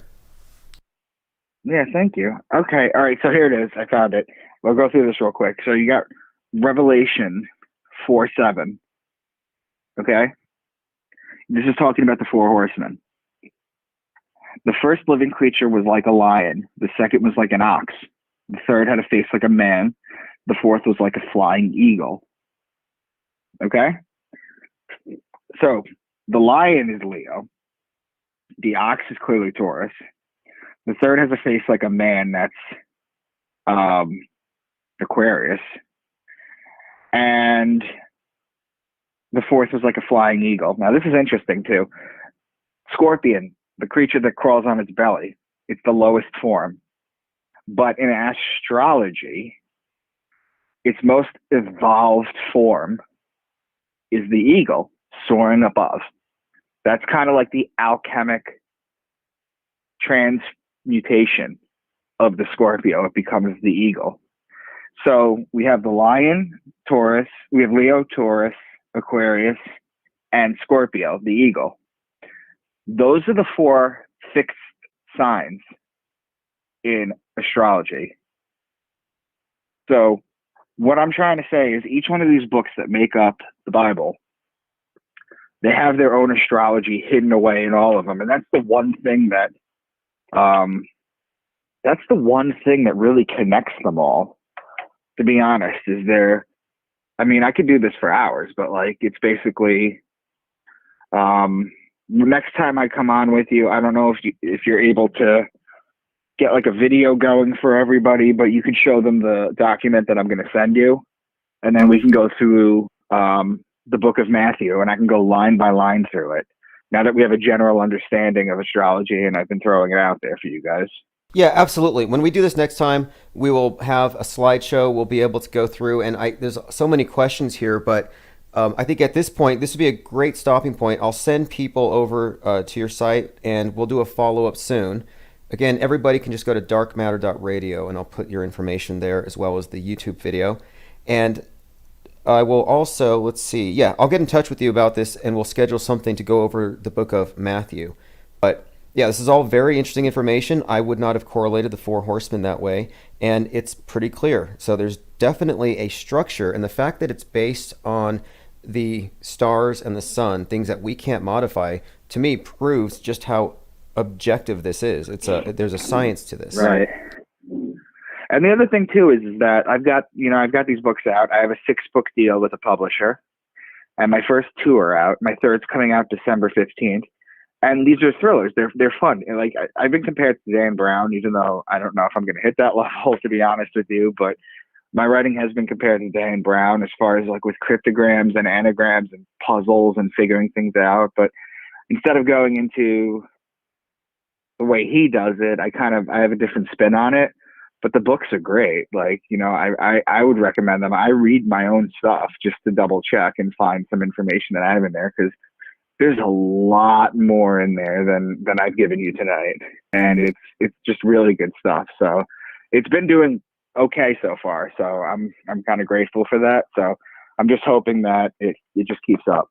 Right. And you're talking about the series here, and I see it. I have it on the screen in front of me, Into the Rabbit Hole. And yes, I used the comparison when I was explaining your work to people. I said, like Dan Brown, this stuff encoded into fiction. But I read some Dan Brown, and I like it. I like that style of delivering the message. But I would say that your work is some of the most in-depth analysis when it comes to the esoteric, and like what you brought up earlier with the phoenixes at the Vatican, the pine cone. These are connections that people are really getting now, and you're not going to find those in some of the more mainstream work. So I'm going to highly recommend. People are starting to wake up. Absolutely. So, hey, it was really great having you on, Micah. This is, again, going to be on darkmatter.radio for the Dark Matter Digital Network. And I'll definitely be in touch soon, and we'll do a follow-up, and we'll definitely arrange to have it done so that we can have a video accompanying this. Sounds good. You know what else, too? I'm on Facebook, too. My name is Micah D, Micah, space Dee. So you can connect with me on Facebook too. You have my website, you have my Twitter, you have my Facebook. I'm more than welcome to. I enjoy having conversations with people. Excellent. Well, look, I've listened to your work to your talk with Leak Project. I like everything I've heard, and I'm definitely looking forward to hearing with your future discussions with some of these individuals you mentioned. Coast to Coast, Sam Tripoli, and others. So, thanks again for your time, and we'll be talking very soon, Micah. Have a great night. Thanks, man. All right, so that is Micah Denk, and like I said, I'm going to put all the relevant links over at darkmatter.radio. So if there's anything you missed, or if you want to start over from the beginning, if you weren't here earlier.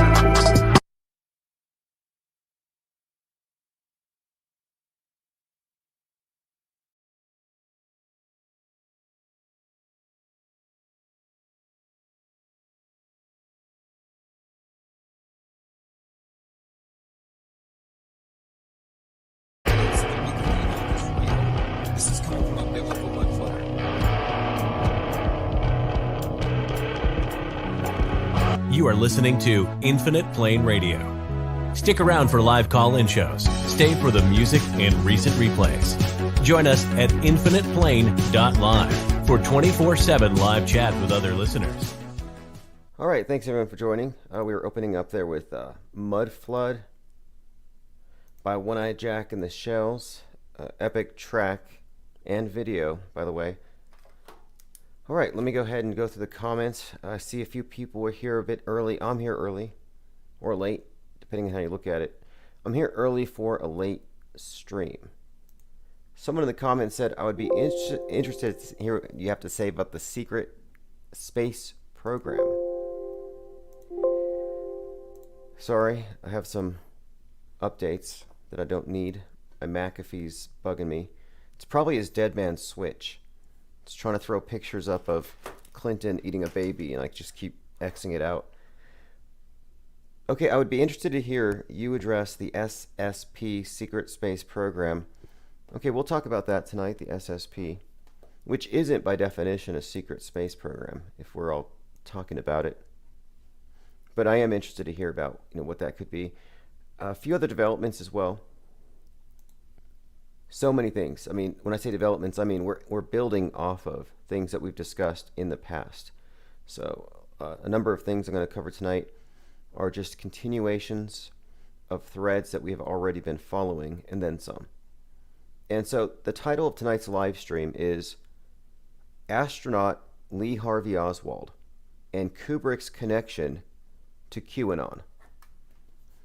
And if you want to follow the notes to any of our discussions, go to infiniteplanesociety.com, and on the links there you can find my minds. And if you look at my minds, you'll see I'm posting blogs daily that are just links and screen captures that we're discussing. And all of this is very relevant and timely. We're just a couple of days away now from Richard Branson going to space on the 42nd anniversary of Skylab's fall. All kinds of interesting numerology around this thing. You know, Skylab was 77 tons.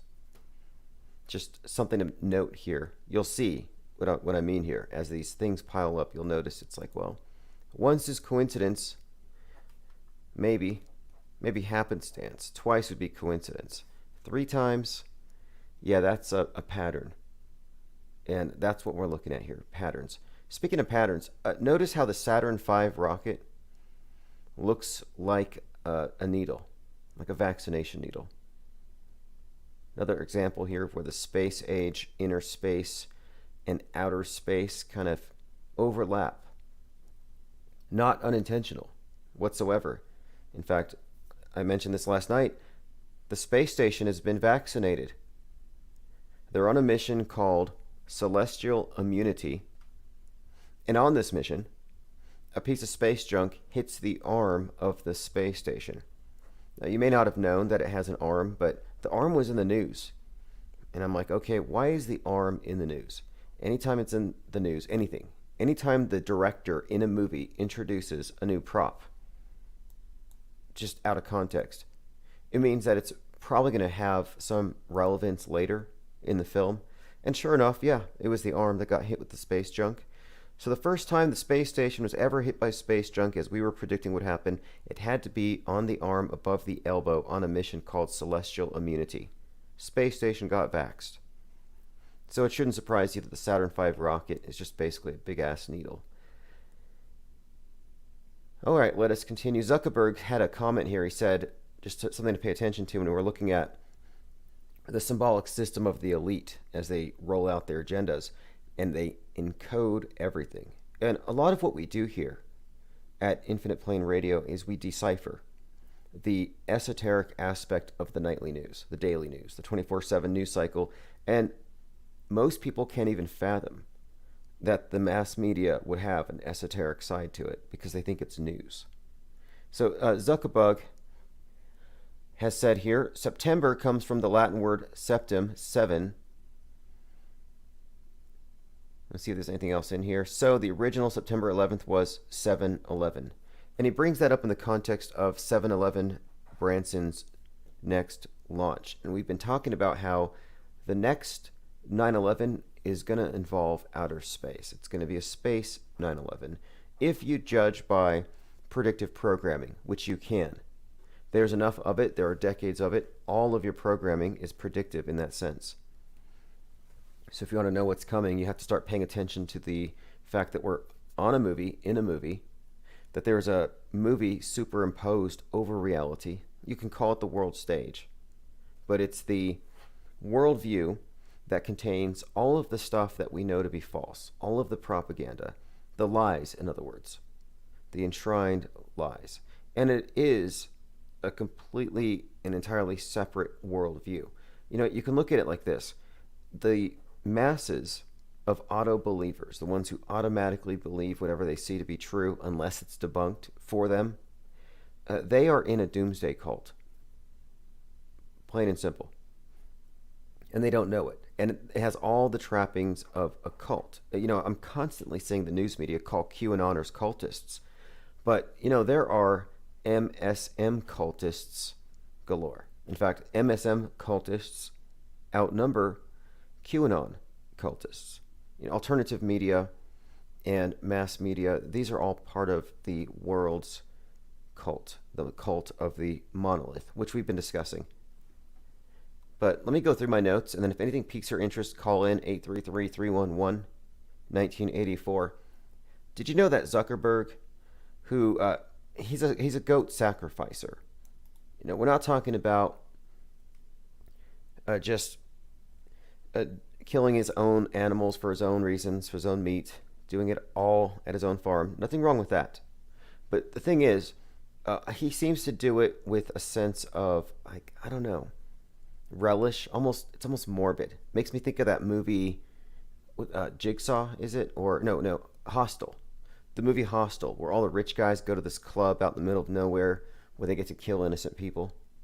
Well, anyway, Jack Dorsey was talking about Zuckerberg's goat and how he killed it.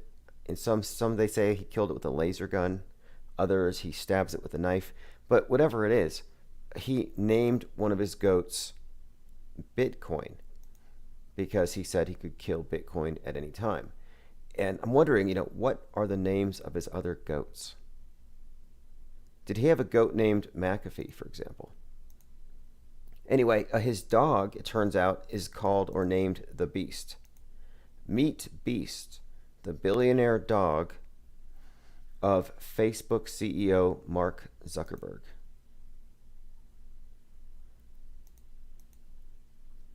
Okay, let's get into the main topic, though. Let's get into the main topic, because this is, I think, the most important thing.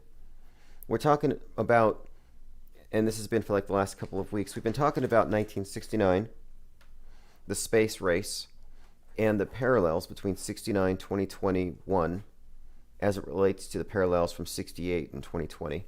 Just patterns we've been looking at. We've been doing a deep dive into the metascriptors, chiefly JFK's death, JFK Jr., what happened to him, and who wrote these things, who's behind the scripting or staging of these events.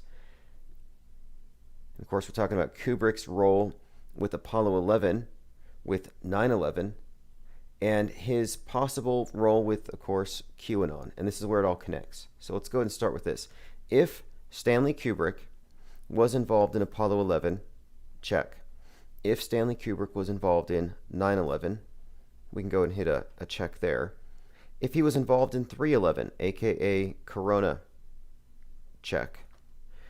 Then it's pretty safe to say, given everything else he's been involved with, that this QAnon script is derived from Kubrick and this think tank behind a number of these major league psyops, but chiefly 9/11, 3/11, Apollo 11, and whatever comes next.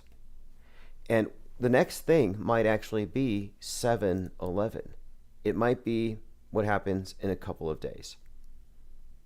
And it would be very consistent. And this is one of the things that we were discussing was that, and if you're familiar with this topic, a lot of our information and research we find from a site called chartword.com, chartword.com. And the creator of this website has found many interesting scenes in Kubrick films that foreshadowed 9/11, that foreshadowed 2020. And one of the scenes that stands out to me is the one where the ship is going into the space station in the movie Space Odyssey, 2001: A Space Odyssey. And the thing is, the space station has these two wheels. See, these twin wheels, like twin towers. And the scene looks like the scene from 9/11, where 175 was going into one of the towers.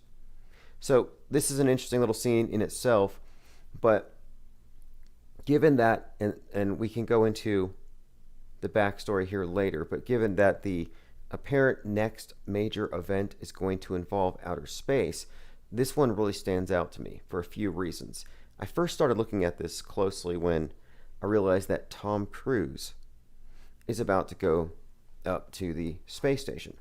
Now, Tom Cruise's relationship with Kubrick was the thing that really got me looking closely. But I want to point this out. The ship that is approaching the twin wheels of the space station looks like a plane. You could call it a space plane.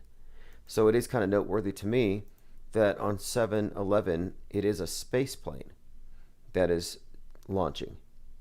It's the Virgin Galactic space plane, and moreover, it's carried up to 40,000 feet by the mothership, which consists of a kind of a twin plane, like twin towers, like the twin wheels of the space station in Space Odyssey.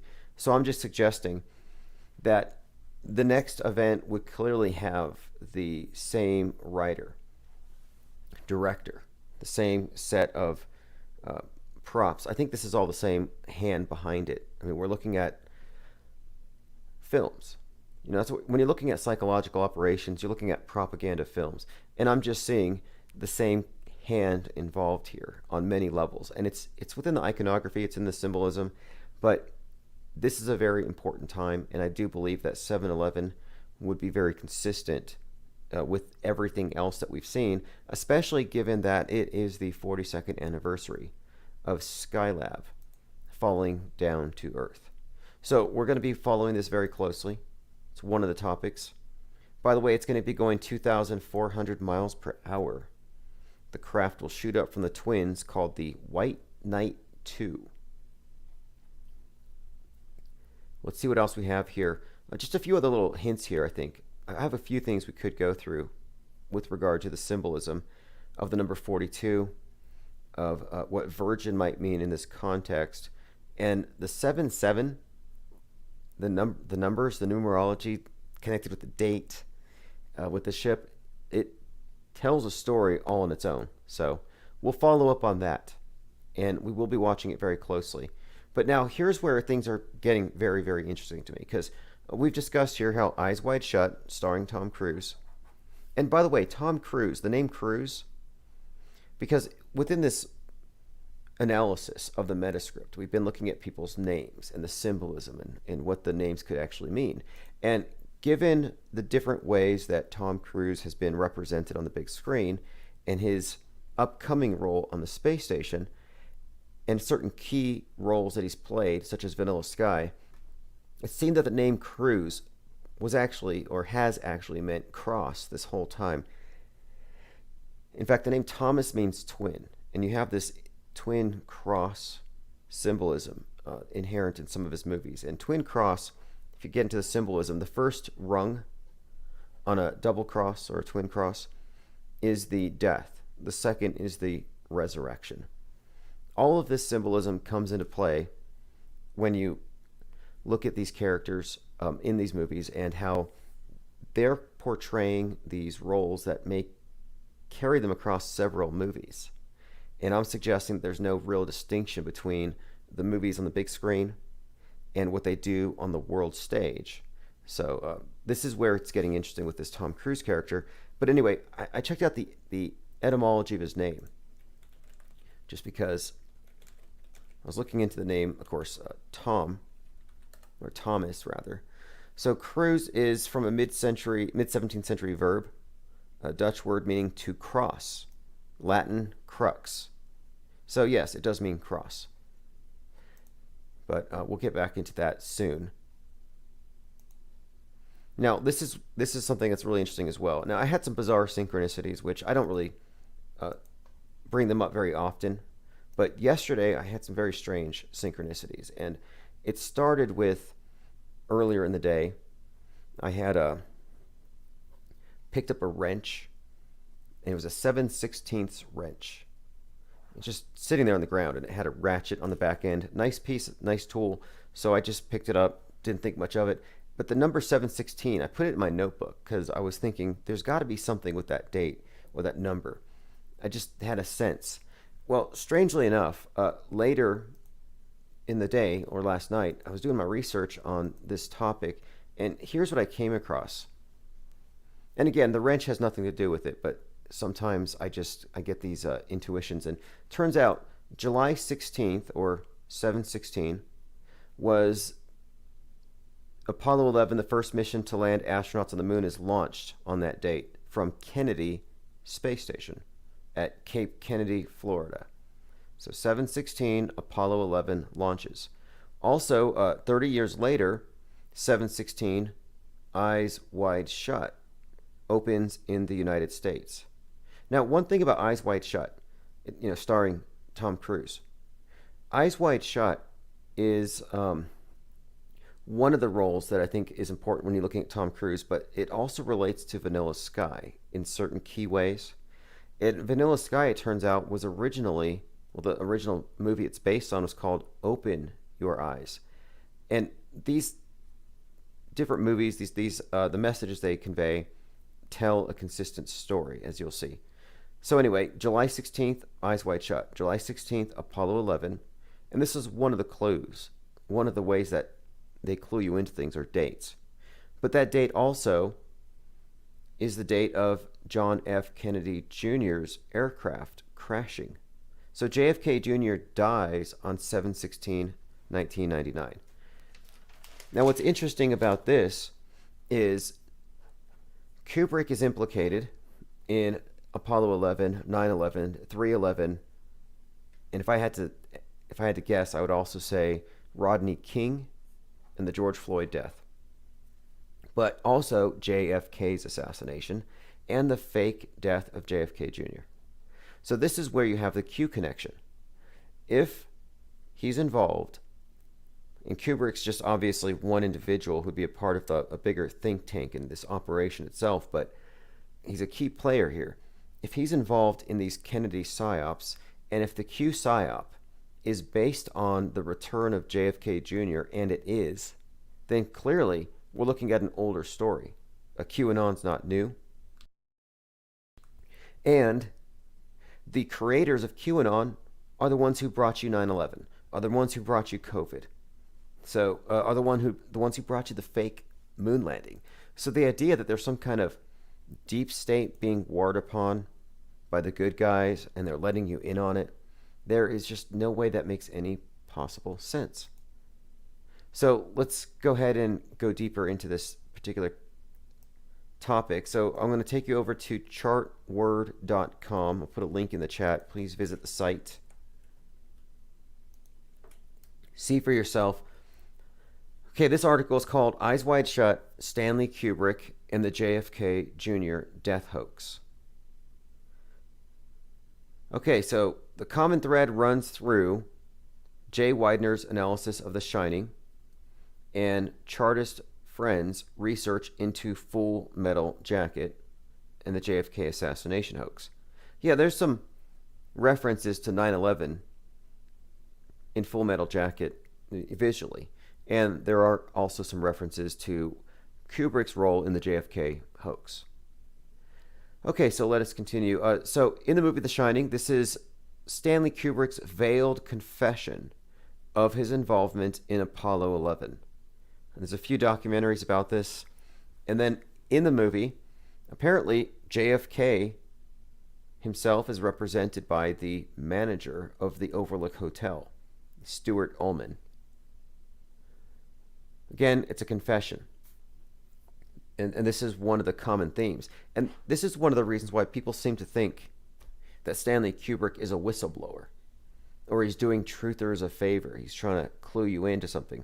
And I don't think that's the case. I don't think he's reluctantly doing the devil's work. I don't think he's been recruited. I think it's actually something else. And we'll get to that, into the whys. But I want to establish what we actually have here, because this is very intriguing. Okay, it goes on to say, Full Metal Jacket is Kubrick's veiled confession of his involvement in the President Kennedy assassination hoax. JFK started the Vietnam War. JFK is represented in Full Metal Jacket by Private Joker.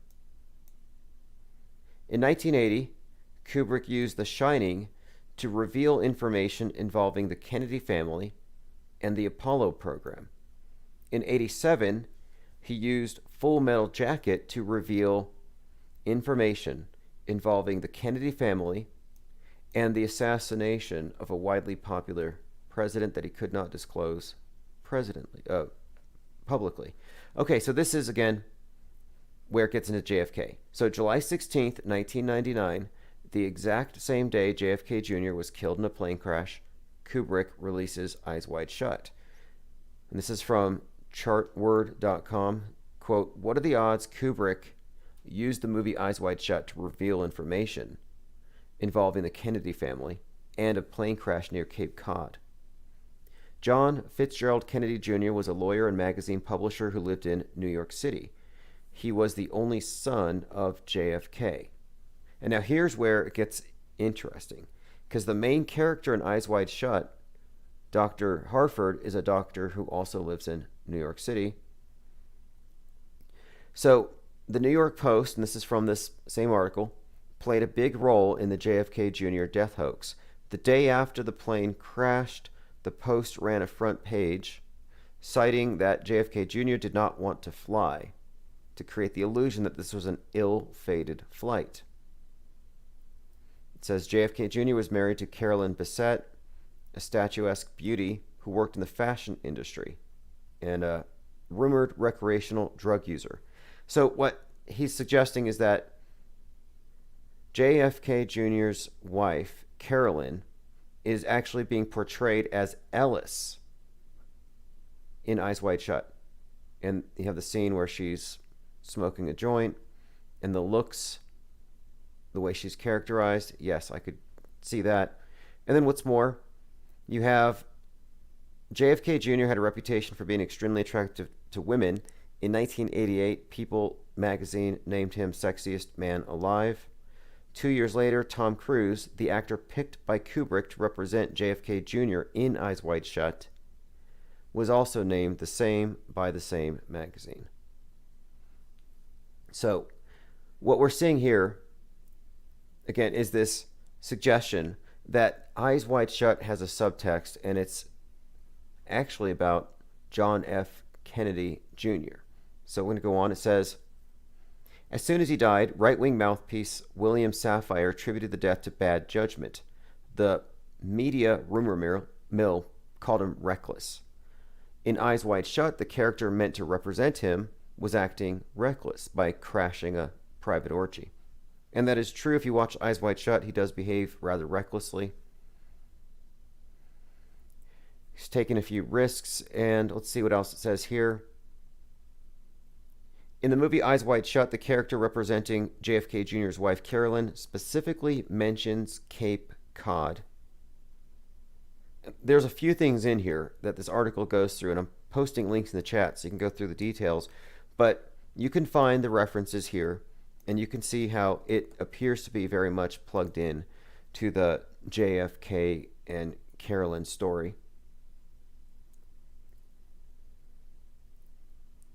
Scrolling down a bit more, so basically says the JFK Jr. death hoax was directed by Stanley Kubrick, revealed in Eyes Wide Shut, and discovered by the uploader of this article. So this is another example, though, of this idea of there being newsbenders, metascripters, bigger stories.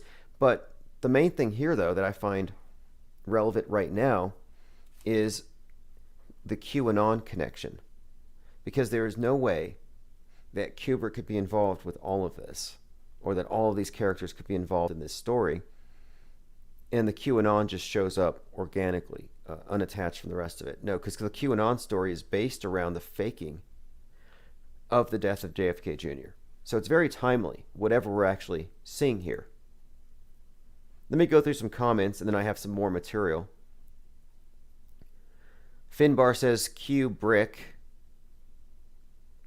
Infinite Muse says, I caught Eyes Wide Shut last night again. Zerat the Alchemist says, 1963, JFK and the release of Dr. Strangelove. That could be a reveal. Yeah, that's another one. So at the screening of Dr. Strangelove, the first screening was scheduled for 11/22/63. So what are the odds that whenever Kubrick has a movie released, one of the fake deaths he's suspected of being involved in occurs on the same day, including Eyes Wide Shut, his own death. And within Eyes Wide Shut, and one of the callers of the day brought this up, there's an obituary that apparently matches the obituary of Stanley Kubrick himself. Like his own obituary appears in the movie. Bit of a metafiction there. But here's what's more. So I mentioned that I think he's involved Apollo 11, 9/11, 3/11, Rodney King, George Floyd, well, JFK and JFK Jr. Well, JFK was killed 11/22/63. When we were looking at the Derek Chauvin George Floyd event, I pointed out how his hearing was on 9/11, the 19th anniversary of 9/11. But when they let him out before he went to trial, he was released from Hennepin County Sheriff's at 11:22 a.m. And I thought, what are the odds that there are going to be so many references, and that wasn't the only one. So many references between Lee Harvey Oswald, Derek Chauvin, and 9/11. And, of course, connecting to these other events. But what are the odds? I mean, it wouldn't make any sense if there wasn't a singular hidden hand. And that's what we have been finding here. So let me go ahead and go on, because we're talking about the Tom Cruise connection to the Metascript and the Kubrick JFK Jr. connection. That's big. And again, July 16th, Apollo 11, JFK Jr. dies, Eyes Wide Shut starts, date to watch. And then the other question is 7/11 going to be something, given that it's the 42nd anniversary of the crash of Skylab? And I'm also, this is all getting interesting, but I'm also starting to lean towards the idea that the Challenger, Apollo 1, that many of these high-profile disasters might be events that we could possibly even re-examine and maybe see if we can determine who the directors were. Now, here's an article that came out yesterday. Oliver Stone, and this is, I believe it's from, let me double check if it's from Rolling Stones. Oliver Stone, there's a memory hole about Kennedy. No, it's from HollywoodReporter.com. So HollywoodReporter.com has this article about Oliver Stone, and he's talking about the Kennedy movies. So 30 years after his Oscar-winning political thriller JFK, the director discusses why he's returning to the subject with JFK Revisited through the Looking Glass. So interestingly enough, yes, right now, Oliver Stone's revisiting JFK. Here are a few questions that Hollywood Reporter asked. Did you ever talk to John F. Kennedy Jr. after the film? Oliver Stone says, I met with John and worked with him on George Magazine. Now, this is interesting because George Magazine, if you don't know about this magazine, go to george.news. This was JFK Jr.'s magazine. Now, it came back out of nowhere a few years ago, and now it's one of the biggest and most influential pro-Trump, pro-QAnon channels out there. And what's more, and there's quite a lot about this channel I could tell you, because I had a run-in with the person over a trademark dispute, but this person directly works for the Trumps. So here's your Trump JFK Jr. connection. So let's continue. So Oliver Stone says, I worked with John F. Kennedy Jr. on George Magazine, wrote some articles, had dinner with him in New York. He was nice and charming. Says he had suspicions about his father's assassination. Why else would he ask me to dinner? He asked me what I thought about this and about that. Now, he goes on, this is Oliver Stone. He's being asked by Hollywood Reporter, why didn't Trump reveal anything about the JFK assassination as he said he would? They asked him, why do you think Trump backed down? He says, whoever knows what Trump thinks, he's a mystery. I'm sure he got some kind of pressure, and they told him, we can't do this for security reasons. He did back off of other things when it came to challenging the intelligence agencies. Do you remember the quote from Chuck Schumer? Trump, don't F with the CIA or they will destroy you. So I'm going to leave it at that for a moment. That's Oliver Stone back in the news all about this JFK. Okay, now part of the title of the live stream tonight, I have Kubrick's connection to QAnon and astronaut Lee Harvey Oswald. So here's where it gets even more interesting. So Lee Harvey Oswald. This is an article, and I'll post a link in the chat, called Lee Oswald Space Cadet. Again, go to infiniteplainsociety.com every day, and you'll be able to find links to whatever we talk about. Okay, now this is fascinating. It says, since conspiracy theorists suspect every other U.S. government agency of some sinister role in the Kennedy assassination, it's no surprise they have found reasons to suspect NASA as well. Anthony Summers writes, before he left Riley Coffee Company, Lee Harvey Oswald visited the garage owner Adrian Elba to say goodbye. Oswald told Elba he expected to be working at the New Orleans power plant of the NASA plant out there. So this is where they have their, if you ever look at New Orleans, they have their NASA training facility. And Oswald told somebody that he was working for that he was going to go work there. He says, quote, I have found my pot of gold at the end of the rainbow. Now, Oswald never worked for NASA, but 4 of his colleagues from Riley Coffee Company did go over there. So this is the strange part of the claim. What are the odds that all of his co-workers would go work for NASA? That's kind of strange. And he thought he was going to work for NASA. So it gets a little deeper here, though, because there are some correspondences and some exchanges that make it seem like Oswald thought he was going to go work for NASA. And then what's more, some investigation into Riley Coffee Company. This is where it gets intriguing. It says, I came across the name of Dante, and I wanted to talk to him and some of the other individuals there at Riley Coffee who had worked with Lee Oswald, or at a level immediately above him. So I sent Frank Klein over to the company to get their names and their positions. He returned quickly, saying, quote, they're all gone. Anyone who had any connection with Lee Oswald left Riley Company a few weeks after he did. Here's their names and their new jobs. I glanced down at the list. One name jumped out. It was Dante. He began to work at Riley Coffee Company the same day as Oswald. Several weeks after Oswald's departure, he began a new life at the Chrysler Aerospace Division at NASA on the eastern side of New Orleans. I also noticed that Alfred Claude, who hired Oswald for Riley Coffee, had also gone to go work for Chrysler Aerospace Division. Then I saw that John Branyan, who worked with Oswald at the coffee company, left for a job at NASA. At the same time, I found that Emmett Barbie, his immediate boss, left the coffee company and took a new career over there at NASA. Now, there's more. There's more here. But what it seems like, this is where it gets really, this is my take on it.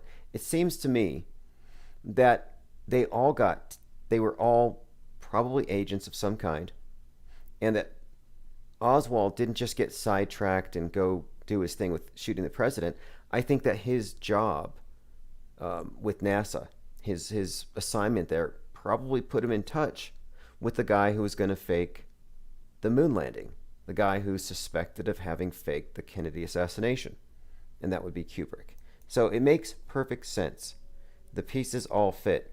So again, it says, while it's correct in stating that some of Oswald's former co-workers resigned from Riley's and gained employment at NASA, the numbers were 2, and the other got a job at Boeing. Anyway, it's all very strange, and this just kind of adds something. It adds something to the picture here. Because the connection here, of course, is the intersection of the director of JFK's death, the assassin of JFK, NASA, and the director of the moon landing, and all these other events that we've mentioned. So it's just another connection here that makes too much sense.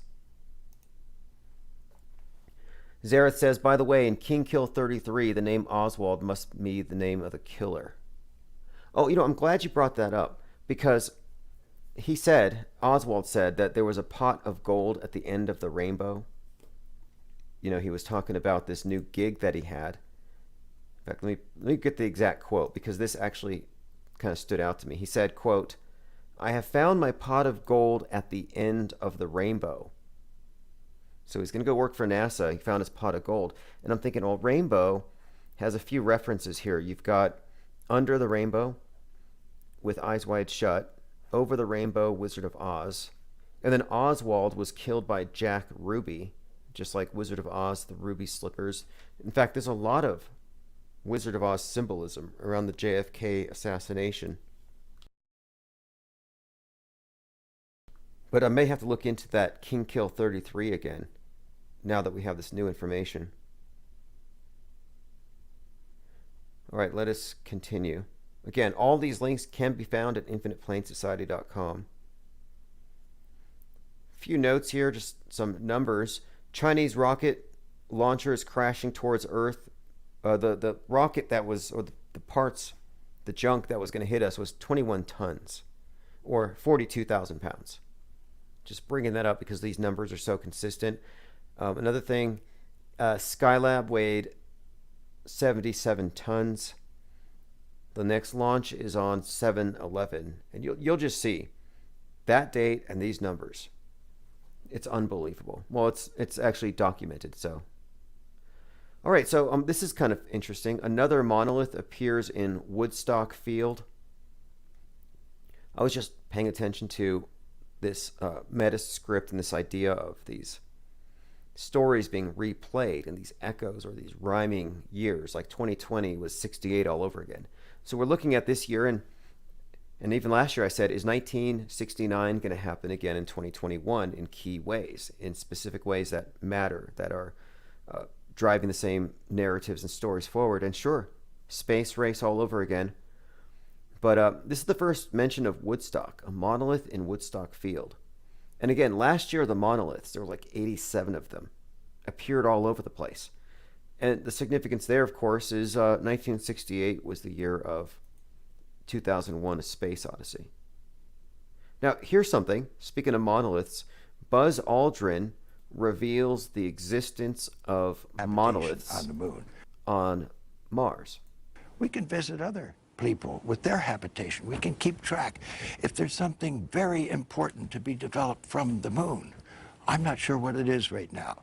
And I sure think we should identify what it is for America to make such gross expenditures again for human habitation on the moon. We can help. We can join with. Guess it's Buzz Aldrin, but let me go ahead and find the part about the monolith. Visit the moon of Mars. There's a monolith there. There we go. So there's a monolith on the moon of Mars. They're a very unusual structure on this little potato-shaped object that goes around Mars once in 7 hours. When people find out about that, they're going to say, who put that there? Who put that there? Well, the universe put it there. If you choose, God put it there. So God put the monolith on the moon of Mars. Okay, let's see. Oh, speaking of Charles Manson, so Danny Trejo just yesterday came out with an article, a statement. He claims that when he was in jail, he met Charles Manson and Charles Manson hypnotized him. So fake. He says if that white boy wasn't a career criminal, he could have been a professional hypnotist, which I don't buy. The idea that Charles Manson was somehow like very influential and magnetic or whatever. No, he was a pimp and a drug dealer. He's like 33, and most of his victims, the ones he exploited, were what, half his age. But anyway, in his new memoir, the 77-year-old actor revealed he was locked up in Los Angeles County Jail in '61, where the notorious cult leader was imprisoned, and the two embarked on hypnotic sessions. While the greasy, dirty, scrawny Manson was too small to protect himself, he convinced the machete star and his cohorts that he had hypnotic powers and he could make them feel high. It was like guided meditation, Trejo said, adding that Manson insisted that the group could have the sensation of smoking marijuana and doing heroin. Quote, by the time he described it hitting my bloodstream, I felt the warmth flowing through my body. Trejo, who was a heroin addict, recalled. Anyway, so yeah, apparently Charles Manson could hypnotize people and make them feel really high while they were in jail or whatever. So, do you remember Charles Manson also thought he was Jesus Christ? He was released in '67. It says 32-year-old criminal gets paroled from McNeil Island in Washington State after doing 7 years for transporting women across state lines for prostitution and forging checks. Right after that, he's about 33. He becomes the cult leader. Now let's go look at 1969. A couple more things. 1969. Here's new in 1969. Your ability to read this article is courtesy of ARPANET, the Internet's predecessor. ARPANET was a U.S. military communications project with the goal of connecting computers. Two computers, one at UCLA and the other at Stanford, sent the first electronic communications to each other on October 29, 1969. So that's kind of interesting, considering that this is the year that they're going to connect everybody with a person-to-person ARPANET. I think that's how it's going to work, right, with the injectables. Now, look at the numbers here. The Apollo 11 module, the Eagle, which is just another symbol for the phoenix. It's a veiled phoenix. The Eagle landed on the moon July 20th. 500 million people were watching. That's huge. 500 million. So the significance to me here is about the synchronizing of all these minds on one propaganda act or deed. I mean, if everyone had slept in Tuesday morning, September 11, 2001, and had not watched the news until that evening, it would not have had the impact. They need everyone to watch. But also, July 20th is the date that Bezos is taking off. Assuming everything goes according to plan and nothing crazy happens in the meantime. Zareth says, by the way, Tim, first time I got cut off in this broadcast 4 times earlier, never on any other channel, very suspect. Oh yes, very suspect. No coincidences. Not with this, but I would always advise people just go to infiniteplainsociety.com. I'll walk you through there really quick now just to see what I've done because I've been working on it. It's a link list. So the top link will always be the latest archive. Live 24/7 YouTube, Live 24/7 DLive, Minds, Gab TV archives, Odyssey archives. And then you have all the different podcast platforms. There's about 10 or 15 of them. And there's a few places you can listen 24/7 live. I would go to the radio.net 24/7. Anyway, it's impossible not to find us now. And Google has done a very poor job of censoring our content. All they've done is they've caused us to metastasize. Because what happened is they shut down a YouTube channel. And I have to go build up a new channel. Then they take that one down. The previous one has its strikes expiring. So I take that one and use that one again. So I go back and forth. And so slowly, brick by brick, we have a huge edifice here of just a big pile of channels to be used. So I don't care if they shut down one channel. We always have 2 more to fill in. So if you're listening on YouTube, you're on one of 3 channels. All right, let's continue through the notes here. I've got plenty to cover. So again, Sunday, virgingalactic.com. I'll be watching. We have to be watching this thing real time together. I think we should all make it a point on Sunday to watch this event because of the historic significance. And it might actually be something in a long line of events. Like this might actually be something that's part of this meta script. It may not just be another PR stunt to sell tickets to outer space or whatever. Does anybody have any opinions on the John McAfee situation? The dead man switch hasn't happened, and his wife says she doesn't believe he killed himself. Now, she has to be acting, obviously. She has to be acting to give him cover if he didn't kill himself. But I find it strange that she would even be in the news raising the question. And if he didn't kill himself, or if he did, whatever the case is, what about the dead man switch? How come she hasn't pulled it? How come she hasn't released whatever it is? But it says here the widow of John McAfee says she does not accept the story of suicide being spread by malignant forces. She said the media, the anonymous sources, are not to be trusted.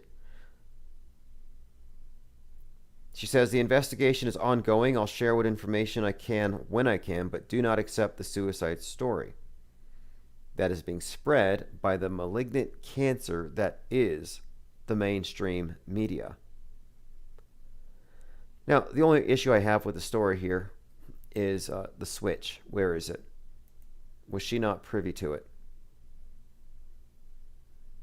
All right, let me see. I have a short clip here. On COVID? I don't want to torture anybody with this. No, I'm not going to do it. I have a clip from Rachel Maddow. They are so triggered. They're very triggered by Trump and these recounts, which are spreading. And it's not going to stop. I don't know if they're doing it just to gin up support or if they're actually going to try to get something to happen. Although Marjorie Taylor Greene does not seem to think that Trump's going to get back into office in August, or at least she said to kind of cool it on that. But we'll see. Rosanna Arquette wants to ban fireworks because of their environmental impact.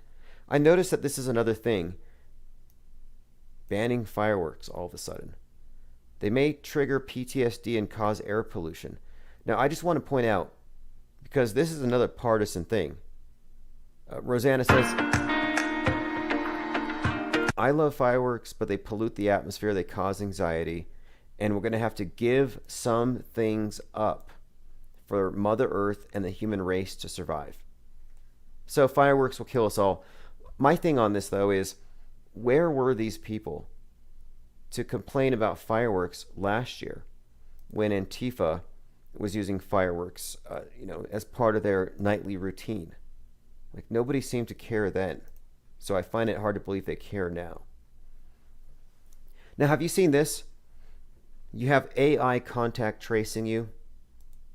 If you've come in contact with any memes that carry information that might contradict the news, you might get this. This one here. Michael, you've been exposed to harmful extremist content. Violent groups try to manipulate your anger and disappointment. You can take action now to protect yourself and others. Get support, spot the signs, understand the dangers of extremism. This is exactly the same thing they did last year with COVID. And I called it in advance. I said that this is only about censorship. It's not about a virus.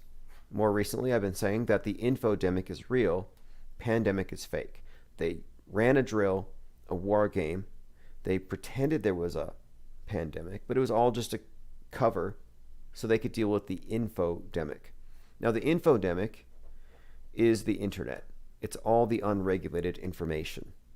And as you can see here, if you come across unregulated information, they contact trace you and they let you know. Okay, and look, this is getting the slippery slope thing is getting slipperier. It's getting increasingly slippery as we go along. More slick, more dangerous. You can't even look at UFOs anymore. It used to be, flat Earth was just a joke, but now flat Earth makes you an anti-vaxxer, makes you doubt climate change. So that's not a joke, or it makes you a Nazi. They love their slippery slope arguments here. Well, here's a new one. And this one is courtesy of Mick West. This is about UFOs and how dangerous they actually are to even consider. And this is from popsci.com. Are UFO conspiracies dangerous? Now, this is one of these acceptable conspiracy theories, by the way. But it says UFO conspiracies can be more dangerous than you think. Hardcore UFO enthusiasts have troubling elements that they share with other conspiracy communities. And here's what Mick West had to say about it of metabunk.org. UFO belief may seem like a fun conspiracy. Who doesn't like to contemplate aliens or secret advanced technology? But I think it's difficult to imagine that UFOs are a reality without also thinking that there's a conspiracy to cover them up. Again, this is Mick West, an author and skeptic who runs the forum Metabunk. Quote, if you believe anything extreme that involves a government cover-up, then it will be easy to believe the government stole the election or is covering up a vaccine conspiracy. So you can see here, looking into UFOs, you can't even do that. Everything is a gateway drug now. So if you come in contact with a meme with a flying saucer, you can expect them to send you a notice that you've been in contact with harmful information. And I'm surprised he's still out there spreading this, info phobia or whatever. I mean, this fear of information, because I've seen Mick West and Metabunk censored on Twitter and YouTube for talking about these things critically. All right, let me find I have a few other comments I want to get to. We have one from My Third Eye. He says, another thing I watched, I pointed out and also suggested that Nicholson was portraying Kubrick in this film and that he's depicting a meeting where Kennedy gives him his marching orders for the space program. If that's what they're trying to depict, then Kubrick would have been in on the JFK production, presidency, and assassination. Good comment. I agree. LVP says, I think the Kenosha event was staged. Okay, this is a good one. I picked up this one earlier today because we've been talking about Kenosha Kyle, and we still don't have any evidence that the thing was real. I mean, we can't assume it to be real just because it hasn't been perfectly debunked, but there are enough holes in the story that I can't accept it all at face value. So here's what the commenter said about the Kenosha event. He says, I think it was staged. It's like they had a roped off playground. If there was some other action in the city that no one is filming, and I think the police were in their vans waiting. Oh, I see. So he thinks that it was closed off. That's a possibility. Blocking the intersection by the gas station, stuff like that. In the real world, the police would have seen Kyle with the rifle and would have arrested him because he's at a riot.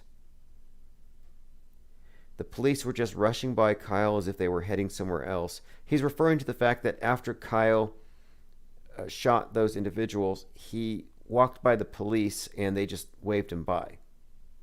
He says if the cops thought there was an active shooter, they had every reason to suspect it would have been Kyle. The police should have stopped their vans, opened the doors, pointed a gun at Kyle, and told him to get on the ground. Right, that's one of the bigger inconsistencies, how he just kind of went home. And they didn't seem to seem surprised when he ran by. And, you know, when I kind of think that he has a point, that this could be a roped off thing. My only issue with this whole episode is that the realism of it. You know, the skateboarder getting shot, that could easily be faked.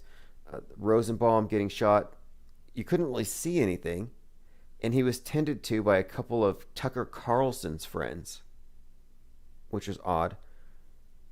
And what's more, they put a shirt over his head, so we couldn't even see it.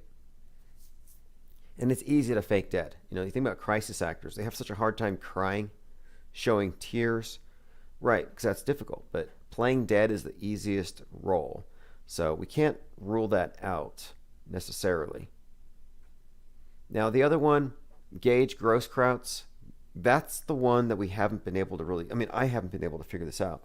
It could be a squib, but how do you simulate an assault rifle 15 at close range blowing somebody's bicep up?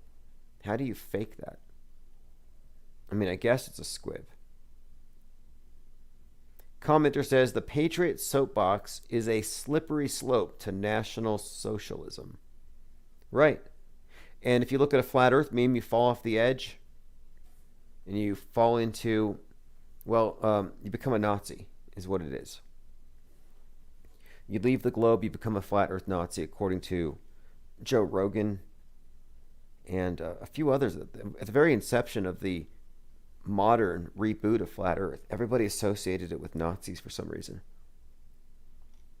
And there's like literally no connection there. In fact, there was a time when some were even saying that whenever Hitler did that Hitler salute, that it was a flat Earth thing. And it's like, well, no, the Hitler salute was like at an angle.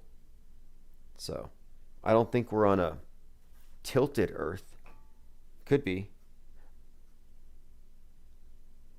Commenter says, London, 1666, during the Black Plague and Great Fires of London, Parliament enacted something behind closed doors. And what was that? You know, there's a monument to the Great Fire of 1666 that you have to look at. And it has 311 steps to get to the top of this. Let me pull it up, a picture of it. A few things about it. One, it has a big COVID on top. It looks like a big corona spike. The other thing about it, this is from the Wikipedia. Again, it's the Monument to the Great Fire of London.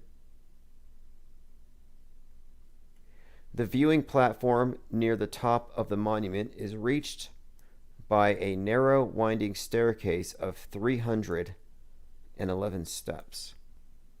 Now, the significance there is 311 is the date that the pandemic was declared. That date was encoded as the day that the reset would begin, starting in Seattle. And the pandemic indeed started in Seattle with patient 0. Arriving there, in fact, he first had symptoms on 119. So it is interesting that at the top of that monument, you got a big COVID ball. Lickety Split says Hitler was an occultist. I've heard Hitler was Walt Disney. I don't necessarily believe it. Although, we may have to do another deep dive into the Nazi connection to NASA as it relates to Elon Musk, Werner von Braun, and Kubrick. There's a few things here we need to kind of keep digging into. Hoaxahana says Elon was obsessed with Mein Kampf. Right, I heard that. I find that to be very hard to believe. Although, I mean, I guess it could make sense. Again, von Braun created the character that you know of as Elon Musk, or at least the aspect of him that's going to Mars. He's an amalgamation of several characters, including Willy Wonka, Iron Man, which is hard to believe if you ask me. But, you know, Musk is definitely a mix of several contradictory characters, but they're all there to sell a certain vision. I have a quote here from Thomas Pynchon from Gravity's Rainbow. He says, quote, "There's a theory going around the USA that there is a gigantic Masonic plot under the control of a group known as the Illuminati. It's difficult to look for long at the strange single eye crowning the pyramid, which is found on every dollar bill, and not believe the story a little. Too many anarchists in the 19th century were Masons for it to be pure chance. Lovers of global conspiracy, not all of them Catholic, can count on the Masons for a few good shivers and voids when all else fails." Just a random quote about the Illuminati, or whatever you want to call it. You know, you don't have to have a group with membership, but we're talking about a conspiracy, a monolithic conspiracy that governs the whole world. And I don't even think it's a conspiracy theory, it's a conspiracy fact. We do have it. In fact, there's no doubt about it. We're just examining the architecture and reverse engineering it and finding that it involves total control over the means of perception, over worldviews, over mythology, over cosmography, over our sense of time. I mean, it pre-exists the media. I think the media is an extension of the mind control that we're all living in and through. This is a headline that stood out to me. Justin Trudeau's love of fossil fuel will make Canada's extreme weather worse. You know, the new thing about climate change is that now it can target small areas. So even though it's global, climate change can knock down a condo. Like that's where they're at. And also climate change can now be put on your death certificate.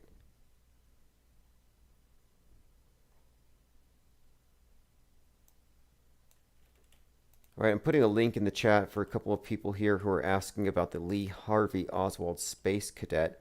That is a very strong connection. You know, whatever you think about it, whatever you think about this connection, at a minimum, it shows you that if there is anything at all to this Kubrick thing, and clearly there is, then there would have to be some type of a relationship. I mean, we're not talking 6 degrees of Kevin Bacon here. This is 1 degree of separation. The assassination being carried out by this individual who works for this agency. And then you have, of course, this president behind that moon mission who would have been involved with that agency. It's just going to require a mind map, I think, and just a few little dots to connect here. It's not really a conspiracy theory. I think we're looking at the architects of the modern zeitgeist as it's being presented to us. Let's see, these UFO fanatics. Okay, so UFO people were going crazy over this image from Google Earth. They believed it was some kind of large craft that had been found, like an alien invasion, just kind of caught on film. I mean, they're so quick to believe anything because they've been conditioned to accept photographic evidence, which it's not evidence. You know, it's just one perspective. But no, that's not what that is. It's just a lucky shot that actually happens to be something a bird dropped, and I believe the camera caught it in midair. Just bringing that up because you have this, this tendency to just automatically look at footage as though it came through your eyes. You're directly seeing it. And that's why I've been calling this thing the cult of the obelisk, because it seems to me that the way that this cult runs is it has everybody with the same frame of reference, and that frame of reference is their carefully curated screen. And it's the major events when we're all looking that it has the most power. So 9/11, we're watching because the spectacle. 3/11, we're watching because we're locked down and there's nothing else to do. We're a captive audience. Rodney King, George Floyd. Think about all these major transformative events, these major psyops, these dramas that cause ripples, that cause power upheavals. These are movies that have incredible numbers of people watching. How many people watched The Challenger? Now, I know a lot of people saw it. However, was it live? No. People saw it on a replay. But the numbers are quite staggering. I think it was, I want to find the exact number. How many people? And a lot of people who saw it under the perception that they were going to watch it live or that they were seeing it live. But no, it was already a snuff film before they brought it into the classrooms. Now, it happened live in front of a smaller audience, and then it was rebroadcast. So how many people watched it take off? Only 1,200. It says, did it explode live on TV? We just saw tapes. But it was a misconception, I think, that people would have seen it live. Okay, 5 million. So it says 5 million total. The Challenger disaster simulcast draws 1.9 million views. So they did a simulcast of it for the Science Channel. Very interesting. Again, my point being, it's all about synchronizing people on these devices. Like think about the Super Bowl. You know, and Super Bowl is a perfect example. Every time you watch the Super Bowl, you see all the money invested into how they're going to direct your attention. We watch these Super Bowl halftime shows for this very reason.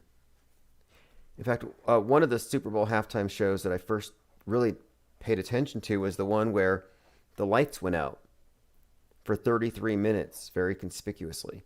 Colin Kaepernick was the quarterback during the Blackout Bowl, is what they later called it. And that figures very prominently in his particular storyline, which we could get into, the 33 minutes of darkness and what it might mean for a guy who later would become a leader in a revolution where he's the only person standing up to the world of darkness, you know, symbolically by sacrificing his career and kneeling. And he was the quarterback when it went dark. You know, for 33, which has some significance to the reset, Christ, and all this other stuff. Well, he's 33 right now, as of 2021. And so it's all very fascinating to me how consistent the symbolism is. And there's a story.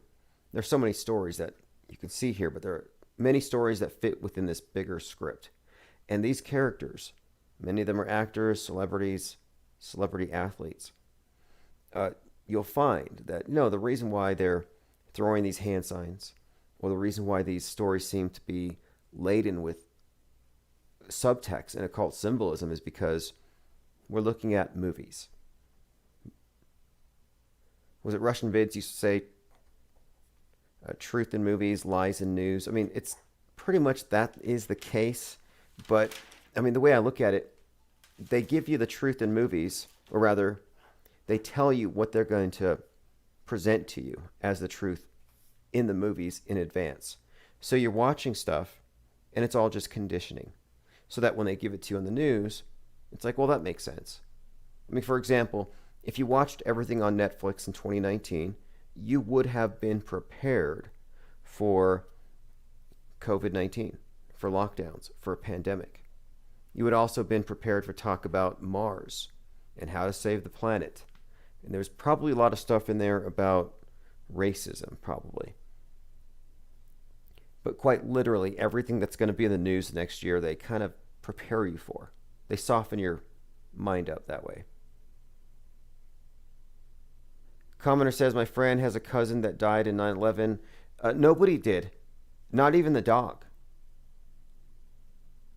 Commenter says, tell us more about Tom Cruise going to space.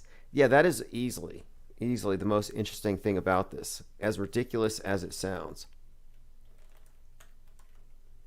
All right, let's see. Let's see if there's anything new about this. Now, something about Tom Cruise, by the way.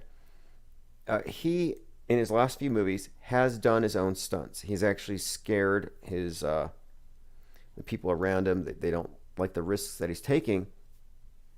So it's not inconsistent at all that Tom Cruise would be taking risks that he could possibly die. So let's go ahead and see where that story is at. Okay, what is the most dangerous stunt that he's done? He rode a motorcycle off a cliff for Mission Impossible 7. Tom Cruise almost getting decapitated. Tom Cruise stunt injury, Mission Impossible 7. Dangerous stunts without a double. Okay, let's start with this one. Tom Cruise going to space. Now this is Space War 2.0. Russia is in a race with Tom Cruise and NASA to shoot the first ever film in space. I mean, what are the odds? What are the odds? Now, this is something I'm not sure. The movie that's going to be up there from the Russians, originally it was called The Challenge. Now they're calling it The Call. I don't know if it's the same thing. Russia races Tom Cruise and Musk for the first movie in space. So it's another space race. Like this whole year has all been about space races. The Project The Call was announced in September, a few months after Tom Cruise and Doug Liman made the world know that they're gonna work with NASA and SpaceX to do a movie in space. Now, this to me is just pure irony that Tom Cruise is going to do the first movie in space, being that he did Eyes Wide Shut, directed by the guy who faked or helped to fake Apollo 11. After beating America and sending the first humans to space, Russia's gearing up to shoot the first movie before Tom Cruise and Elon Musk take off. So, something else about this one. So last year, Putin released Sputnik 5. Sputnik 5, and this was in August, because he said, we beat you in the space race, now we're beating you in the vax race. And Sputnik 5 is the vaccine that they released. Now, Sputnik, by the way, was the name of a movie that came out the same day as the vaccine. A Russian movie about a space virus the cosmonauts bring home that turns them into hosts for these parasitic aliens that come in as viruses, take you over, and cause you to feed on their behalf. So you basically become, I guess, an adrenochrome junkie. That's a movie that came out last year. If you haven't seen it, I highly recommend it. Sputnik. In fact, the aliens in the movie Sputnik mutate. They actually change their form to trigger the most fear in their victims because they actually feed off of it. It says, the creature shows itself to its victims to augment their fear, which makes the brain release cortisol, from which the aliens obtain their nutrition. Again, this is the movie Sputnik that came out the same day as the vaccine. No coincidence there. All right, let us continue. So there's a race right now to get to space to film the first movie. Now, this movie in space by the Russians, The Challenge. Again, they called it The Challenge. They called it The Call. I'm wondering if it's a translation thing. I'm hoping they didn't change it. Look, March 14th. The Russian film will be called The Challenge. I'm wondering if they changed it just because, look, the film tentatively called The Challenge. I had drawn attention to the Roscosmos agency and their plan for The Challenge because of its resemblance to the Challenger. It's just phonetically very close. Challenge, Challenger. So I thought, well, that's an odd pick. So now they're calling it The Call. But it might mean the same thing. Okay, so in May 2020, NASA announced it's working with Tom Cruise to film the first movie. The Russian movie is about, died in 1968 in a very mysterious crash. Fiery crash. Couldn't find his body. In fact, like the story of Osiris, the Sun King, he dies, they can't find his body parts. Same thing with Yuri Gagarin. I mean, the various components of these myths are always intact. And not only could they not find his body, we're talking about the first man in space, but the only reason they were able to say they found him is supposedly they found a piece of skin with a mole that they claimed was from Yuri's neck because somebody had recognized it from having seen him at a bar. Believe these stories if you want. I happen to believe that Yuri Gagarin, first man in space, was repurposed as Neil Armstrong. You have to look at this YouTube channel, Super Recognizer.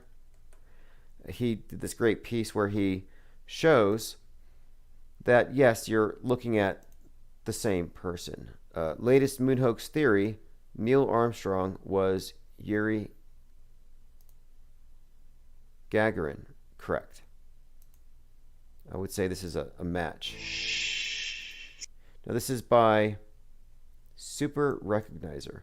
I'm just going to play 30 seconds of it here. You'll see what I'm talking about. Implied we all have one, like a soulmate, but do we? Does anyone? Just how unusual is an uncanny facial resemblance between strangers? even supposing we all have doppelgangers somewhere, what are the chances that your doppelganger would find themselves not only in the exact same job, but in the exact same world historical, national, mythic role? That's a hell of a coincidence theory. Twins separated at birth might both end up as piano-playing accountants or something, but this is ridiculous. What if it's much simpler than that? Why can't they be the same guy? Now, this makes even more sense when you consider that there is no space race. There is no real competition between different nations to get up really high first. That it's been a ruse from day one, that they're clearly all working together. So, again, this is Super Recognizer, and he has found some other ones that I'm not going to get into now, but we're looking at a big clown show, and we're going to have to look at all of these characters. In fact, Kubrick's the key. He's the key that connects all of them. You have to look at some of the actors that he's employed in some of his early films and see the overlap between these various actor-nauts, and you'll see what I mean. I really feel like we've got a thread here and we're unraveling something. The same actor, that is. I mean, stop me if you've heard this one, but Neil Armstrong did not actually fly to the moon in a tin can. He played the pilot in a high-profile hoax or mockumentary about flight. Same goes for Yuri Gagarin's historic first space flight, which was seriously doubted at the time for various reasons, but those doubts were cut short by the immediate congratulations of JFK. Interesting. So, in this article here, did Gagarin orbit the Earth? Very critical of it. People asking questions. He said he saw a beautiful view and he gave details, but Soviet rocket chief at a meeting said his ship had no porthole. Okay, well, how did he see it? Very interesting there. Of course, yes, I brought this up. Yeah, his mysterious death. Couldn't find his body. Something else he mentioned here, though. JFK congratulated him, helped solidify this as real. So that's also another clue. Makes a lot of sense also when you look at this this connection between Kubrick, Apollo 11, and the JFK assassination. And again, as Zareth the Alchemist noted earlier, the movie by Kubrick, Dr. Strangelove, was screening on 11/22. I mean, that is a very heavy JFK connection, especially as Eyes Wide Shut, his final movie, was released the day JFK Jr. died. So you have two JFK deaths, two Kubrick films release dates coinciding. His first major film and his last major film. Very interesting. Now, Kubrick's probably dead now. I have no doubt about that, age-wise, but his exit was clearly contrived and faked and staged, and there is some indication within the movie Eyes Wide Shut of this in the obituary scene, which I'll be bringing that out here very soon. I saw someone in my Discord server said they're watching all of Kubrick's films back to back, which I think is a good idea. I may watch Eyes Wide Shut again. I don't know if I can tolerate that one. Vanilla Sky. Vanilla Sky may be worth a rewatch as well.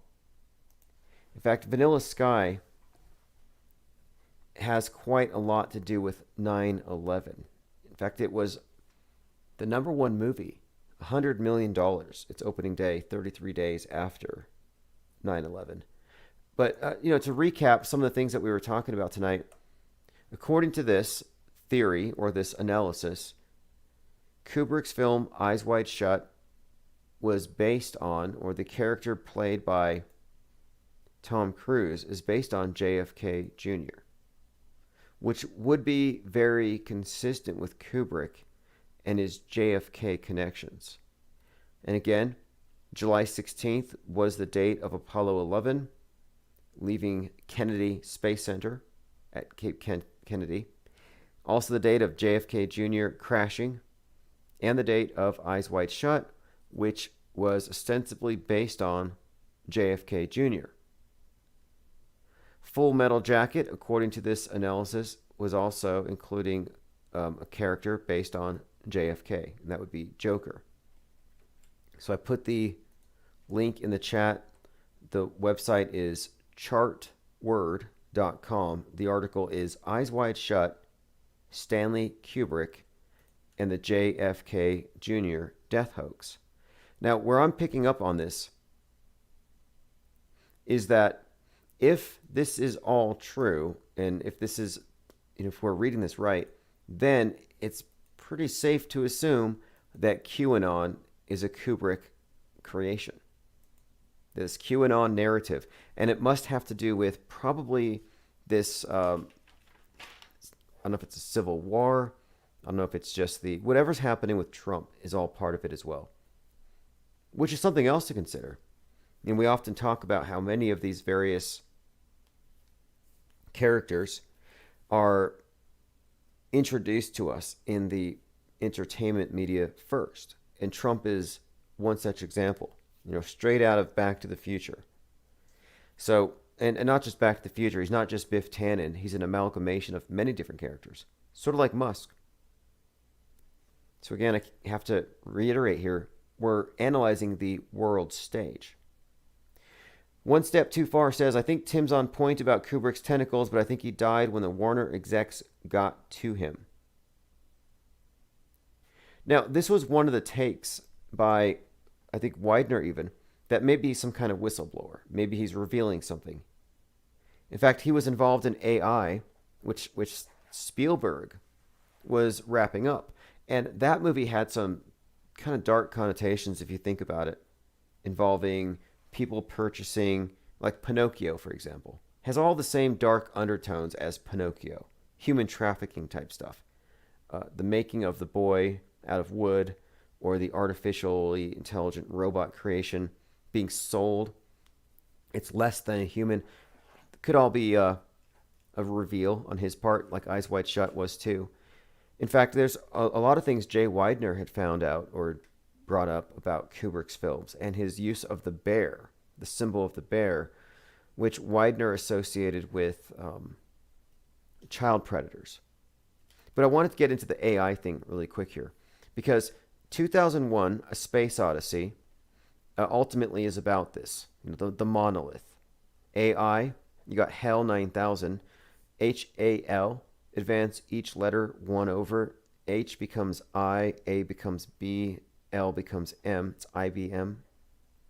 So the monolith, AI, all of this is woven into a story. In fact, the other day someone brought up the David Bowie song, because again, David Bowie he's a character. This character in the music over the decades corresponds with David Bowman in the Space Odyssey. He's the captain who merges with the monolith. But there's this David Bowie song from '69 where he talks about President Joe selling the world on a savior machine that ends war and ends hunger. And it sounds suspiciously like the AI described by Grimes, the wife of Musk, mother of Yucky. You got Musk, Grimes, and Yucky. Well, I don't know if that's the real baby's name, but I'm like musky and grimy. Grimes is talking about AI perfecting communism so we don't have to work. And this is the savior machine referenced in this David Bowie song on the album that was, I believe it was called The Man Who Sold the World. But President Joe, I mean, obviously this is what we're looking at, but this AI thing is also significant too, considering this. AI is 19. A, 1, I, 9. So September 11th, Kubrick's work. You have a 19 built into it, 19 hijackers. COVID-19, 19 years later. So this 19 thing happens to be correlating with AI because now post-reset, we have this AI thing being talked about at the World Economic Forum as the world savior. And they have a name for Earth worship, Gaia. And it's the Global AI Initiative Agenda. So this is, I think, building towards this idea of a global governance run by some type of computer. And this is, or HEL 9000 perhaps. So I'm going through these conspicuous uses of these various numbers and these codes and how it corresponds to the same directors. It's like their signature. In fact, I was just kind of toying around with JFK's, the letters the other day, and I was like, well, J is 10, F is 6, K is 11. If you flip it upside down, well, 11 is still 11. 6 becomes a 9. 10 becomes an 01. So you have 91101 kind of encoded into JFK if you want to get into numerology, which I'm not into. I'm more interested in the overall pattern and the script that I can point out. Not so much interested in trying to prove that God did this because of these numbers or some divine thing. I don't believe that we can rule out that we're dealing with sophisticated technology and media, but I don't think it's time to start jumping to the conclusion that we're looking at some type of, I don't know, divine hand here. Like, these aren't coincidences. This is all engineered.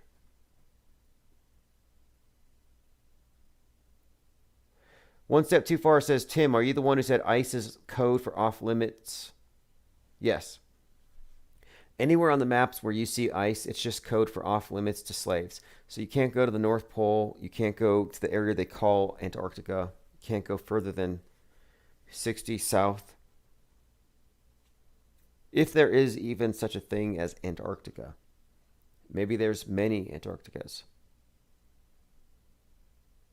Adaptivia says cyber polygon commencing. We saw that coming. In fact, if you listen to the live streams we did earlier last year, I was noticing, and you can look all these up. So as we're approaching the end of 2019, we had some conspicuous shootings, one in Pensacola, Florida, and the other at Pearl Harbor. So the one at Pensacola was reminiscent of 9/11. You had these Saudis, they were going through pilot school, it was on a military base, and it was a shooting. So it reminded people of 9/11. Then you had the Pearl Harbor event, the shooting over there. So right before 2020 started, we had this Pearl Harbor 9/11 reminder. And right after that, these cyber attacks started, where the 311 in these areas had been shut down. And it was thought that it might have been connected to these terror attacks. So I looked at that as foreshadowing. And we were looking even then very closely at March 11th as the date that it would all start. But again, this idea of cyberspace wars has always been connected to space wars. And as we saw last month with the Columbia Pipeline, it was being done by the dark side. Major Star Wars reference. And of course, Star Wars is what they call space wars. Marve says, have you seen the world map presentation of Vibes of Cosmos? Yes, I used to go over it when it was Sturgio Studios 10. And some others have picked up and expanded on his concept as far as their own theories about what it might mean. But I think it's undeniable. And this is what I find interesting, is that there's no curiosity from the true believers in the globe model. Like, look, I think globes are cool. I think heliocentrism is cool, even though I believe the solar system is just a reconfigured Kabbalistic tree of life. Even though I think that space travel is just allegory for higher states of consciousness, and that the countdown 10, 9, 8, 7, 6, 5, 4, 3, 2, 1 is the journey from Malkuth to Kether up the tree of life. That's what I think. However, I think that even if I was a total believer in the globe Earth and the heliocentric model, I would still be very curious if somebody said to me, hey, look, there's a quadrant on the moon, on the face there, where several of the larger craters apparently look exactly like the corresponding continents on the Earth below. So, in other words, if you take the continents that we know of on the globe and you flatten it out like an AE map, the azimuthal equidistant map that they say is a flat Earth model and they debate against it, it's not a flat Earth model. It's a globe presented two-dimensionally. I don't know why they mix it up. And they debate against it and they congratulate themselves when they win. It's like you guys are fighting a straw man.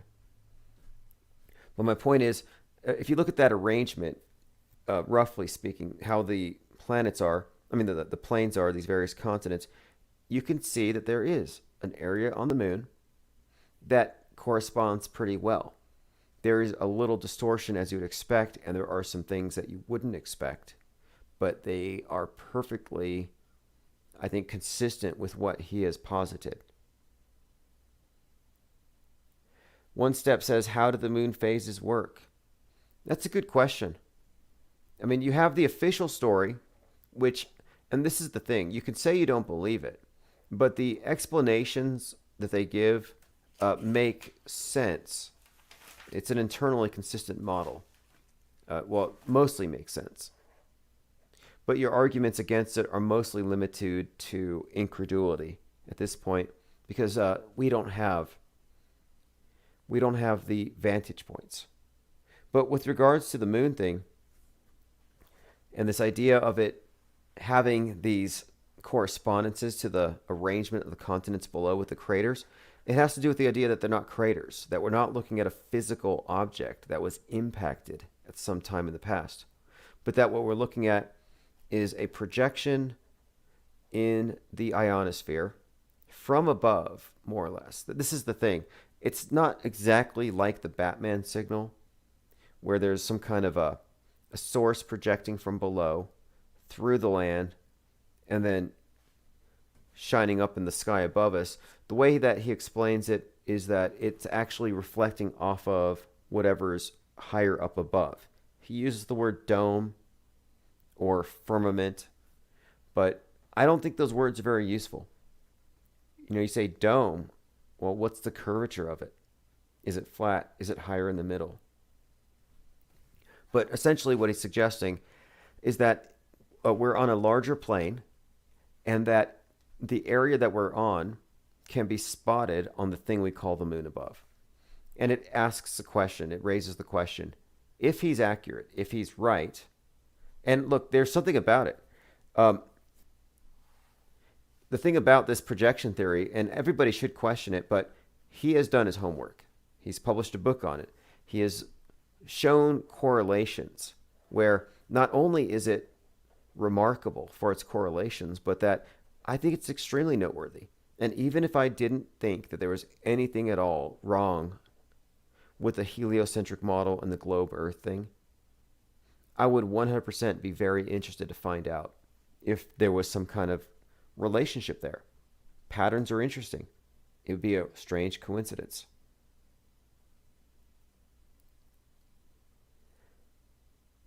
But now, what his theory also does, and this is the part that's problematic, is it suggests things, it adds things that we don't have access to. Like, we don't know that there is some type of black sun beneath the surface.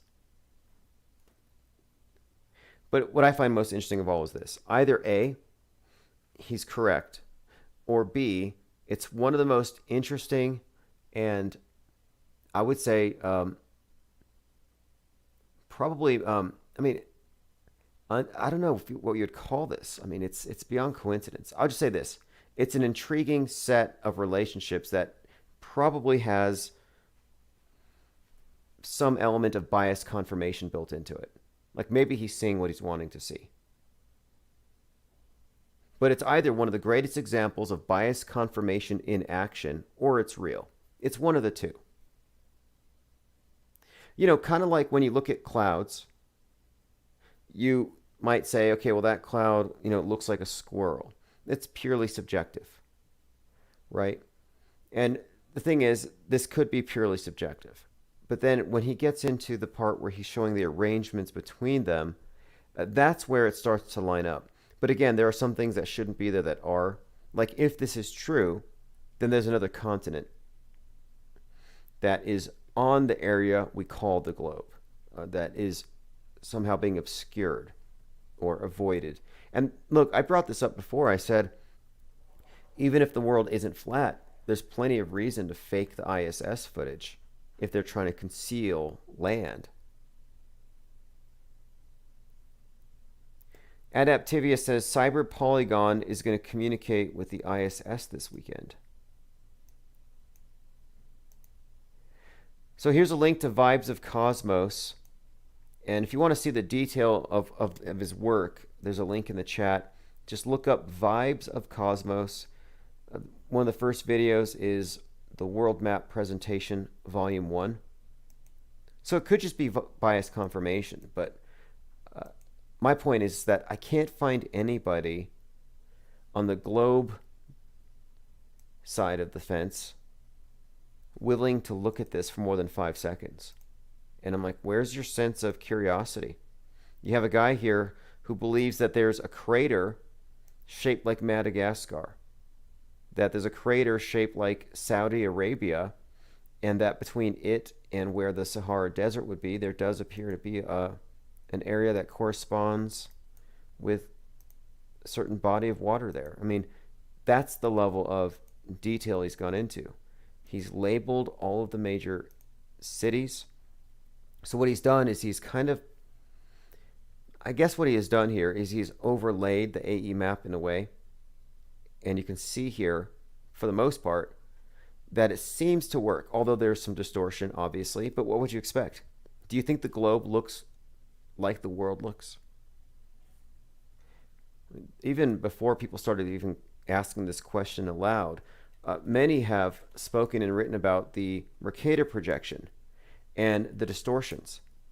So it's like, well, which globe do you believe in?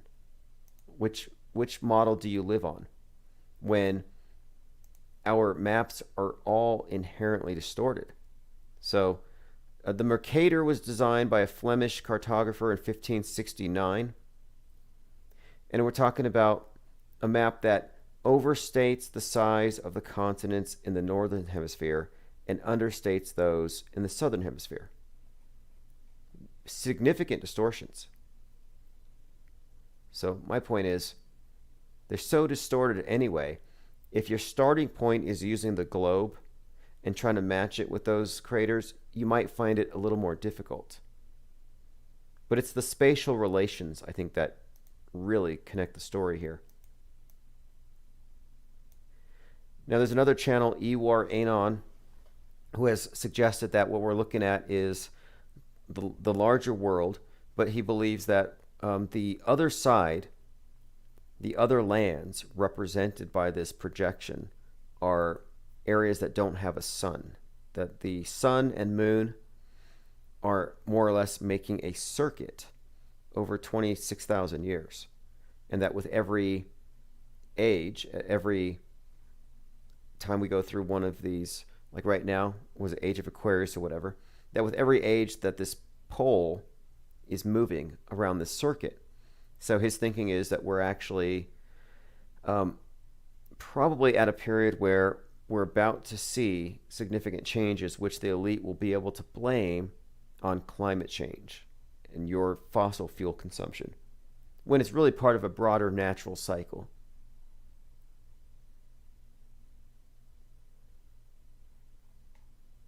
We'll go through some more of that stuff on Saturday. I want to go through a lot of this Vibes of Cosmos. But again, bias confirmation run amok? Or is this the truth about our world? And if so, this is probably the most important channel on the internet. He doesn't say anything. He doesn't speak. He lets his work speak for itself. But now, whenever I look at the moon, having studied this guy's work long enough, whenever I look at the moon, my bias confirmation kicks in, and it's hard for me not to see, oh, look, there's North America, South America, there's Asia, Russia, Australia, oh, there's Lemuria. I mean, there's some that obviously don't fit. Made me think about Darth Vader when he said, you know, if you only knew the power of the dark side. And then it also, Pink Floyd, Dark Side of the Moon. Because the dark side and dark side of the moon could relate not to the other side, but if it's a map, it would mean the other lands that we're not privy to. Stranger says, the moon is a fascinating part of this realm, seemingly giving and receiving energy. Ivar says, Ewar Anon has all the answers. Nothing suspicious there. Right. Well, okay, I don't agree with like half of what he says. He believes that SpaceX rockets are hitting the dome. That's just nonsense. He's a big mud flooder, big believer in the Tartarian thing. Nothing against that. But again, when you try to put like a theory of everything on something, all the pieces, you just fit them all in there. Yeah, you're going to be wrong in a few things. In fact, I follow someone on Twitter. I'll try to get her to call in. She has a lot to say about the topic as well. In fact, she claims credit for most of Ewar Anon's work in terms of his ideas. I don't want to get in the middle of their beef, though. Okay, so when is Tom Cruise going to the space station? If he's going to beat the Russians, he's going to have to go sooner.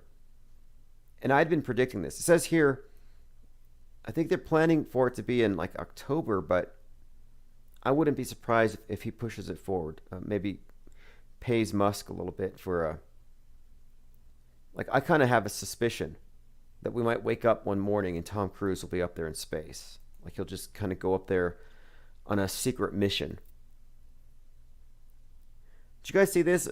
Juvenile's new song, Vax That Thing Up. Juvenile's hit song gets a 2021 transformation. It's from the New York Post. I won't be listening to it. Vax That Thing Up, Juvenile's hit song's transformation, the unofficial summer anthem of 2021. The 46-year-old rapper dropped the video. Well, they're not masked in the video, by the way. The lyrics were rewritten to encourage Americans to get vaccinated. You're a handsome young brother once you vax that thing up. Dating in real life, you need to vax that thing up. Okay. I'll play like 2 seconds of it. I don't want to get copyrights strikes here, but let's take a listen. No social distancing in the video, no masks. Okay, they went there. Well, I hope he makes a lot of money. I mean, I don't really care at this point. It's all just parody and comedy. Not as bad as Eminem rapping about how when he goes to Walmart, this is Eminem, when he goes to Walmart and he sees somebody coughing, he's afraid it's going to put him in a coffin. Putty incredibly. Let me see if I can find those lyrics, because they're pretty bad. And it was Eminem dissing anti-mask protesters on Kid Cudi's Adventures of Moodman and Slim Shady. So in this song, there's a line, I found the lyrics, where Eminem says, and I'm kind of paraphrasing, I believe he says, if you don't wear a mask, you're whack, and if you're coughing, you're going to put somebody in a coffin. Anyway, I'm paraphrasing, but that's Eminem, who also did a video about the shooting in Vegas, which was fake, but in his video it was real, and he blamed America.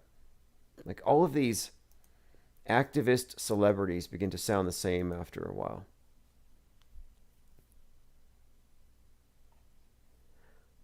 All right, let's see. So tonight's live stream, astronaut Lee Harvey Oswald and Kubrick's connection to QAnon.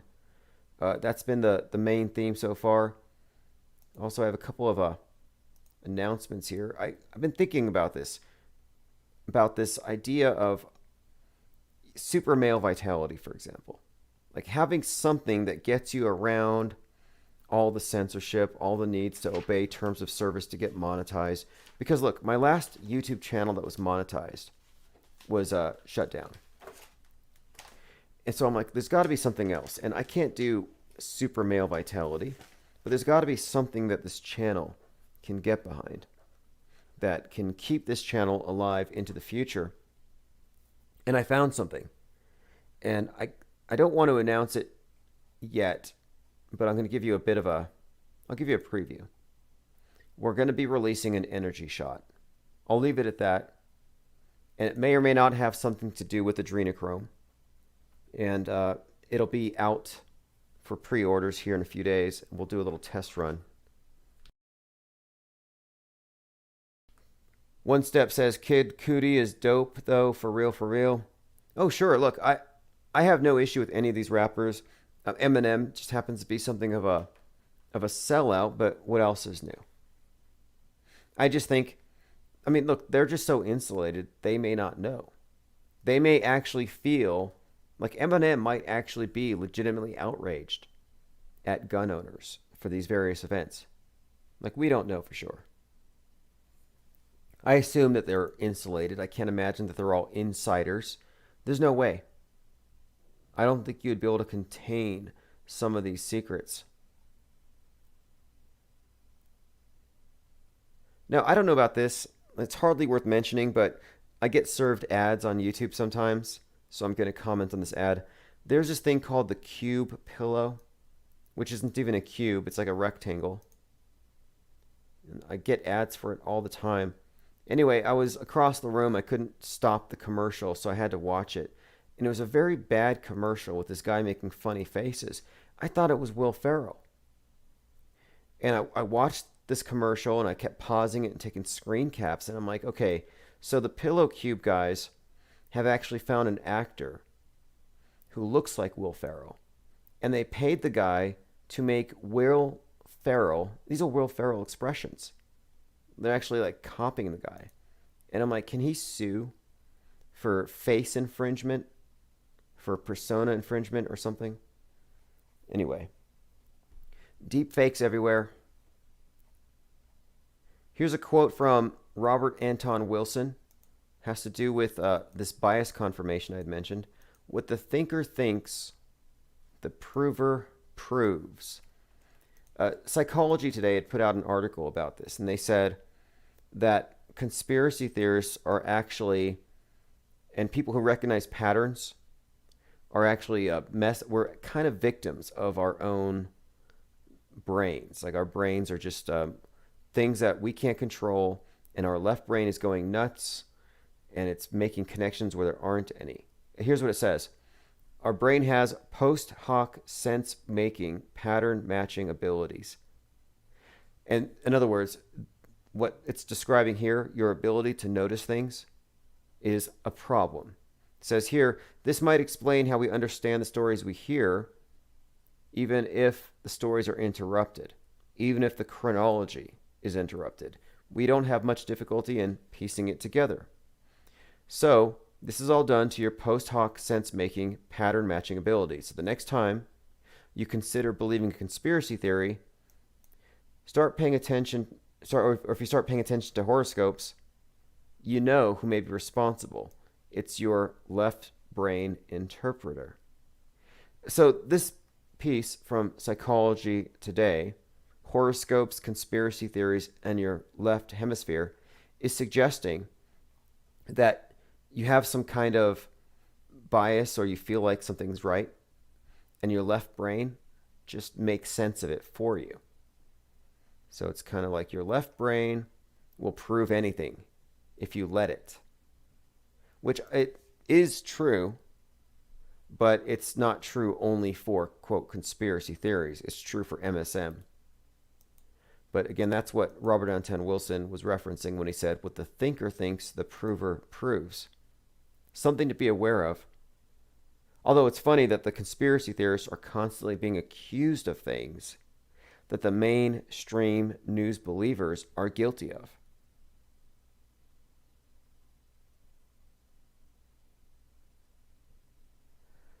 All right, phones are open, 833-311-1984. Cubstar says, is it a free energy shot? Right. Actually, I'll probably do something. That's actually not a bad idea. Free energy. I like that. What about like there's so many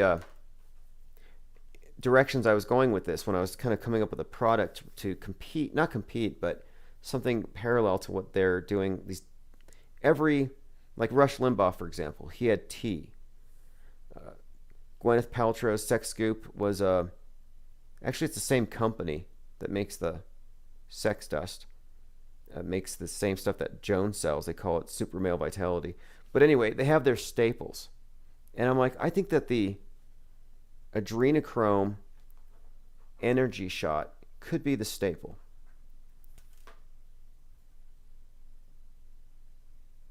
And adrenochrome is one of these things too. That's one of these. It's like it's not going to go away, and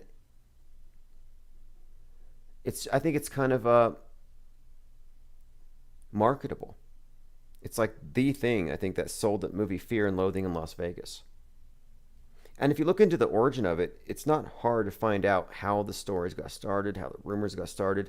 But the question is, why is it constantly showing up all the time? Why do these celebrities constantly allude to it?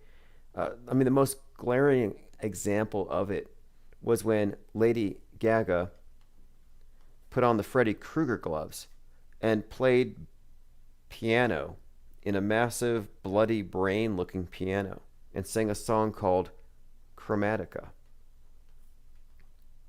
You know, she came up today in a discussion. We were talking about symbolism with the Derek Chauvin George Floyd event, which was on 5/25/2020. 1 year prior, she had actually performed a song called Edge of Glory. Significance there, Edge of Glory is an anagram for George Floyd. And by the way, Floyd is referenced in Space Odyssey 2001 in the context of a fake epidemic, fake pandemic. But anyway, Edge of Glory is an anagram for George Floyd. Another bit of significance here to it too is that the song is about being at the edge of a deathbed, according to the singer. And you know, yesterday we were talking about how she performed at the 2012 London Olympics, where it had a Burning Man and a Corona in its ceremony. And then she sings Imagine, which is pretty much, I think, the anthem of the post-reset. Ivar says, adrenochrome is advanced product placement. It'll be the next Gatorade. That's kind of my thinking. Marve says, human augmentation, the dawn of a new paradigm. Chips. Well, look, they'll sell you chips before they forcibly inject them. Infinite Plane Radio. Hey, caller. Good. Hey, what's up? Hey, would you take a shot of adrenochrome if I sent you a free sample to still waiting on my adrenochrome. I'm still waiting on my adrenochrome cup. Oh, awesome. Yeah, adrenochrome cup. You're the one who... That's how I know this will sell. I have a cup, and if you ordered one, I appreciate it, because that's what keeps this channel going. Yeah, man. And it's don't talk to me until I've had my adrenochrome. And believe it or not, that cup sells exactly. I love that. Like every damn day. So I'm like, well, obviously when I start selling real adrenochrome, well, real fake adrenochrome, it'll sell. Right. Yeah, just like the here's the thing, and the only reason I'm calling in is this lickety split, right? He keeps saying that this Sovcard thing is an auto hoax. What is that supposed to mean? Let me go through his comments. Has he done any research? To just playing with himself under the keyboard there. Let me check. Let me look at his comments because find out what is it? Is this supposed to be about sovereign citizens? Because there's no such thing as a sovereign citizen. You're either one or the other. You're a sovereign or you're a citizen, and it's that simple. And yeah, they do take their shit real serious because I used to speak about it in public, and I was threatened. My life was threatened in front of other people. You don't want to be talking about this anymore. Now, if it's a hoax, then why would 3 different people be standing all around me I've never seen before, and they just stood there smoking their cigarettes like, yeah, I did. That's why I'm here. We're here to let you know. And that was at a presentation where I was supposed to speak about it. I went and did it anyway. Didn't matter. But I did throttle it a bit because I do understand it. I went to a federal magistrate in order to get control of my account. So, you know, if people want to say that it's a hoax, then get on the phone and tell us how it's a hoax. Because the SESCOV accounts are what's real. I went and looked mine up back in 2008. And according to the account, I mean, anything in all capital letters is a corporation. So you go look up the value of the corporation that you don't know exists. And you used to be able to, through Fidelity, look up that account number. It's on the back of your Social Security card. They don't want you to do that anymore. They don't want you to know. They don't want you to know that it's a global slavery operation. So, you know, just the fact that I'm talking about it, I've already been interrupted 4 times this evening. They cut off the program 4 different times, like they do on average. So, you know, I'm just sitting here thinking, what is this Sovtard? Is it somebody who's supposed to be retarded because they believe in sovereignty? Or is that somebody who just says, no, I'm a slave and I know it? I see what Because you mean. it's one or the other. Right. There is this tendency when, and I see this a lot with any topic, when somebody's into a topic or they know something about it and someone else doesn't agree with it, they call the person who's focused on it a fill-in-the-blank tard, like a Q-tard. Well, I don't think that there are necessarily Q-tards. I think there's a lot of people who are looking in this area. So I'm not really quick to be entirely dismissive of something. And so I agree with you. If somebody has a counterpoint, they should just call in and explain the counterpoint. Yeah, exactly. Say exactly, and state the case. You know, because there are a lot of people who, well, I imagine that when you get to the higher realms, and I've heard, and I know somebody that actually got a black card. They got their card way back when, and they were told, "Don't you ever tell anybody about this." And I'm not talking about the Visa black card. I'm talking about the card. It says here, you've gained access to the account. Now you're only allowed to get your needs and not your wants with it. And so what I understand from that person was, and like I say, I can imagine who has access to it. And look at our politicians. How much do we pay them a year? And yet they're hundreds of millions of dollars in the black. Is it insider trading like Pelosi does and she just got caught doing? Or do they have access to the account? And it's quite probable that they do, because that's what I was told. But once you get to a certain level, they say, here's your reward. Now you do what you're told. And they do. I mean, let's face it. I was trying to comment today that voting is a joke. If you watch the documentary Uncounted, the guy who actually programmed the voting machines back during the George W. Bush election, he whistle blew. And he said, listen, they asked me if I could program these machines to switch a vote. And he said, yeah, no problem. And he said, people would go in there and they would vote Democrats, and they would open the curtains, turn around, walk away, and it would just switch to an R. That's a great documentary, by the way. But, you know, so, yeah, there's a lot of bullshit out there, but the Moors are not Sovtards, Nickety. I'm looking at his comment right now. Yeah, that's what I want to bring this up. Sovtard means it's somebody that believes they're sovereign. Well, right. They're not retarded. But Rolling Stones. They're well-educated people. Well, Rolling Stones is I think somebody ought to give Lickety Split a short lesson in this stuff. But what's your take, though? Doesn't want to believe it. What's your take don't on troll this? the people in the audience. You've got the Moors, I right? can hardly hear you, Let's speak up on it. Okay, so Rise of the Moors, right? This is the standoff on I-95. And I see stories like this come out where it's a very convenient way for the mass media to now talk about the danger of sovereign ideology. And they've described themselves as Moorish sovereigns. So do you think this is a psyop to further damage the phrase, the term sovereign citizen, sovereignty? These words, it seems like this is... Tim, that's the thing, and let me explain this. There is no sovereign citizen. That is an oxymoron. You are one or the other. You're either a sovereign or you're a citizen. Citizen means owned by the city. Which city? The city of London. They're the ones that control and own the accounts. But that's only because they're the bankers for the district, which is the corporation that was started by the Vatican. Truth be known, there's only one corporation in the world, and that is the Vatican's corporation. All other corporations are sub-corporations of that system. You got the crown, the city, and you got the Vatican or the district. Okay, so the District of Columbia here in the United States is a 10 by 10 square mile of land with a flag in the middle of it.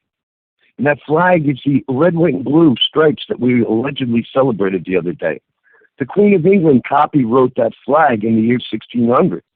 It was the East Indies Trading Company, and they traded in people. They were a slavery operation, bro. I wouldn't be surprised if I got cut off again. So, you know, when I first started speaking about it way back when, I was given a heads up.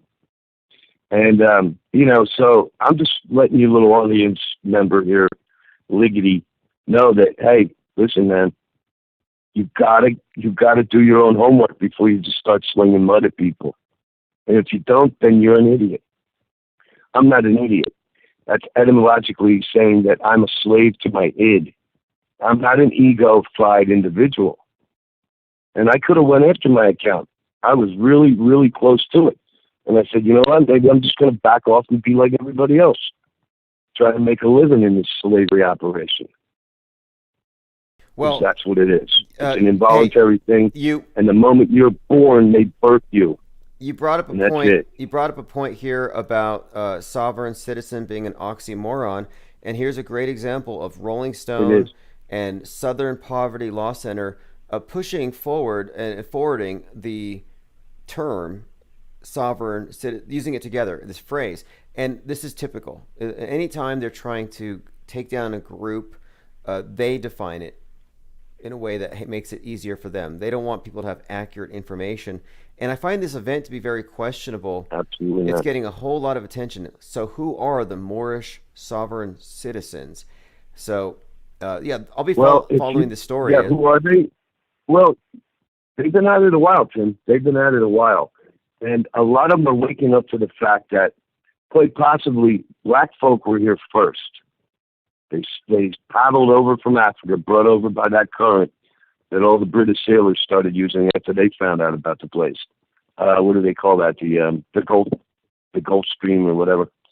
The point is, it's been 30 years since I looked into all that stuff. But the point is, you know, I grew up in Philly and South Jersey, and there's a place called Moorestown, New Jersey.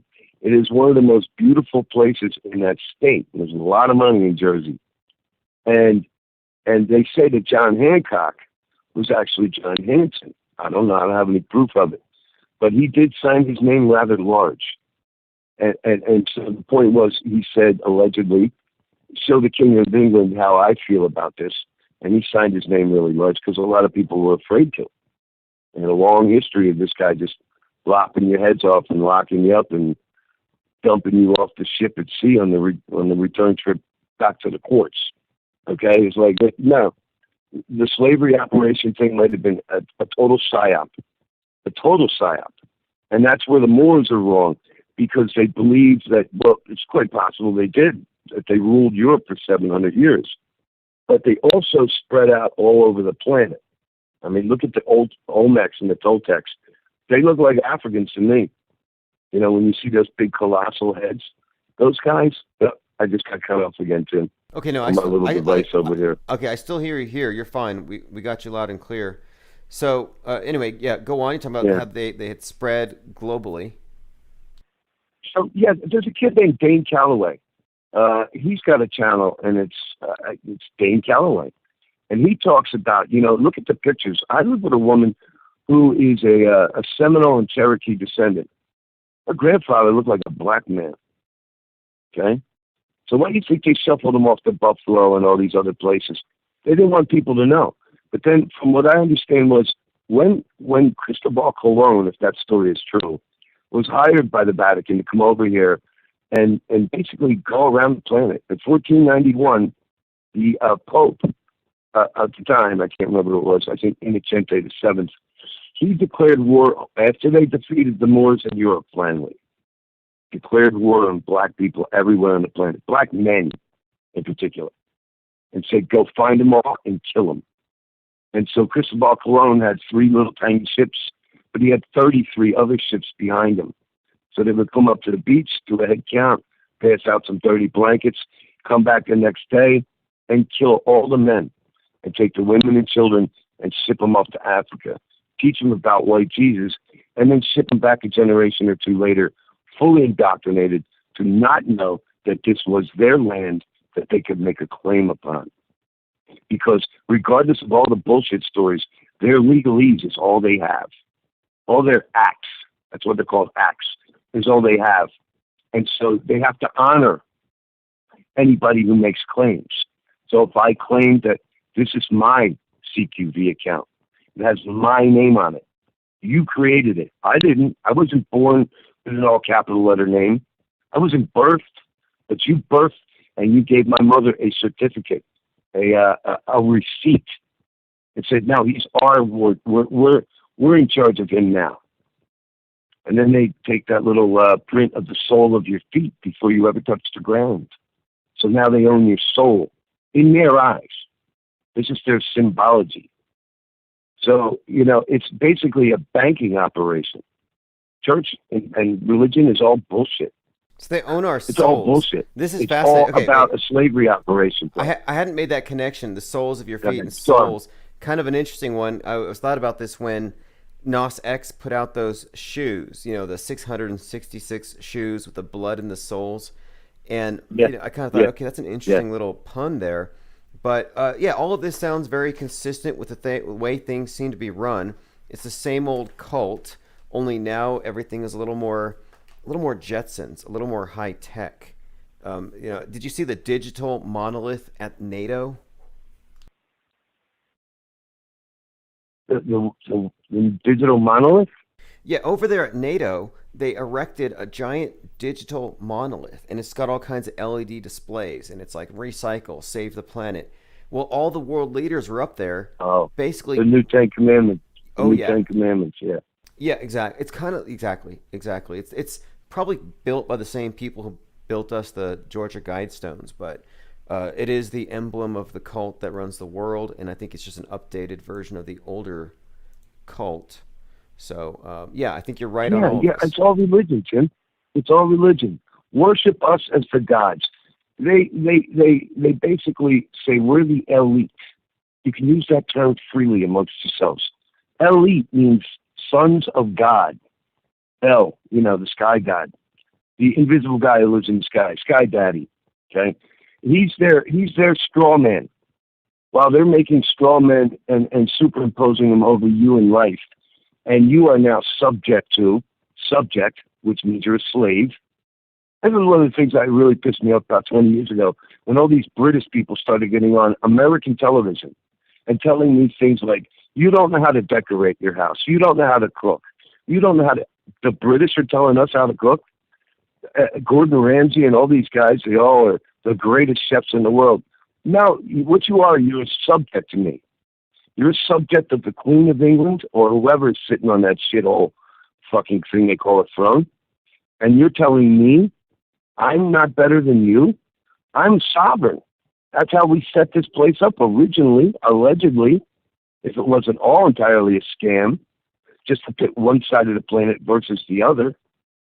Because they're all in on it together. I remember seeing a great illustrative example of this.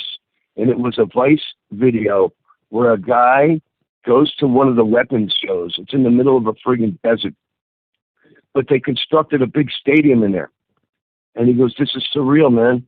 He goes, there's all these generals around here, allegedly, they're all sitting in their little costumes, buying rockets and weapons and tanks and guns and lasers and shit. And they're all allegedly enemies of one another. But they're all buying those weapons so that they can cull the masses.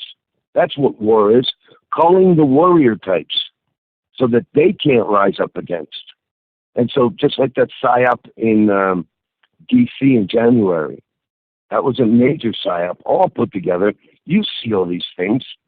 And it was to say to anybody, who, if you want to get together and maybe storm the Capitol, it's too late. This is what's going to happen. So we're going to put a big fence up, and that's not going to happen. So they just fortify their positions. And all the minions who buy into their bullshit are the ones that serve them. So it's really all of us people versus each other, actually, when it should be versus less than 0.1% of the population. All the inbred, mental defective psychopaths who run the world. They encourage that amongst their kind. Oh, yes. So and it's that left event, to all of us. Yeah, that whole event 1/6/21 taught me, it showed me more than anything that collectively we haven't learned anything from any of the fake events, that the believers... I love the, Timbo, I love the comments of these people. I thought they were smarter. So how is the state sovereign? The state is a corporation, lickety. And then somebody saying, hey, the cooking program's getting told. I don't watch television, Marve. Okay? I am an internet researcher. Look me up. I've had my stuff out there. And yeah, I don't do Bible. I don't do any of this stuff. For all you people who believe that God's going to save this place or Jesus is going to be, don't waste your time. This guy needs to pick up crossword puzzles. Okay, so God... I love, listen, God, I've been on that end of it. God I've may been not, on that end of it, bro, Jesus may not come back, but what about JFK Jr.? What? Have you ruled that out? JFK Jr., any possibility in You your know, mind? so much of this horse shit, like, think about this. If JFK was Jimmy Carter, how did they show me pictures of Jimmy Carter this last weekend when he was like, his nut hadn't even fallen yet? So was JFK repurposed and Jimmy sent out to build houses? I don't know. But all I know is what I do know is a sovereign citizen, not in a CQV way, lickety, in a sovereign citizen mindset, you're an idiot. You're an idiot. You're a slave to your ego, because there's no such thing. You're either a sovereign, like the Queen of England. She's not a citizen. Her citizens are subjects. So this is why when I keep seeing him say this, I'm like, all right, that's it. I'm going to call in and put my opinion on the record. I'm not going to sit there and jack off under my keyboard, lickety. You call in. That's what I suggested you do. Look, this is why don't you explain it to everybody? This is why on this I say open phones for open minds and also closed minds. I'm like, you know what?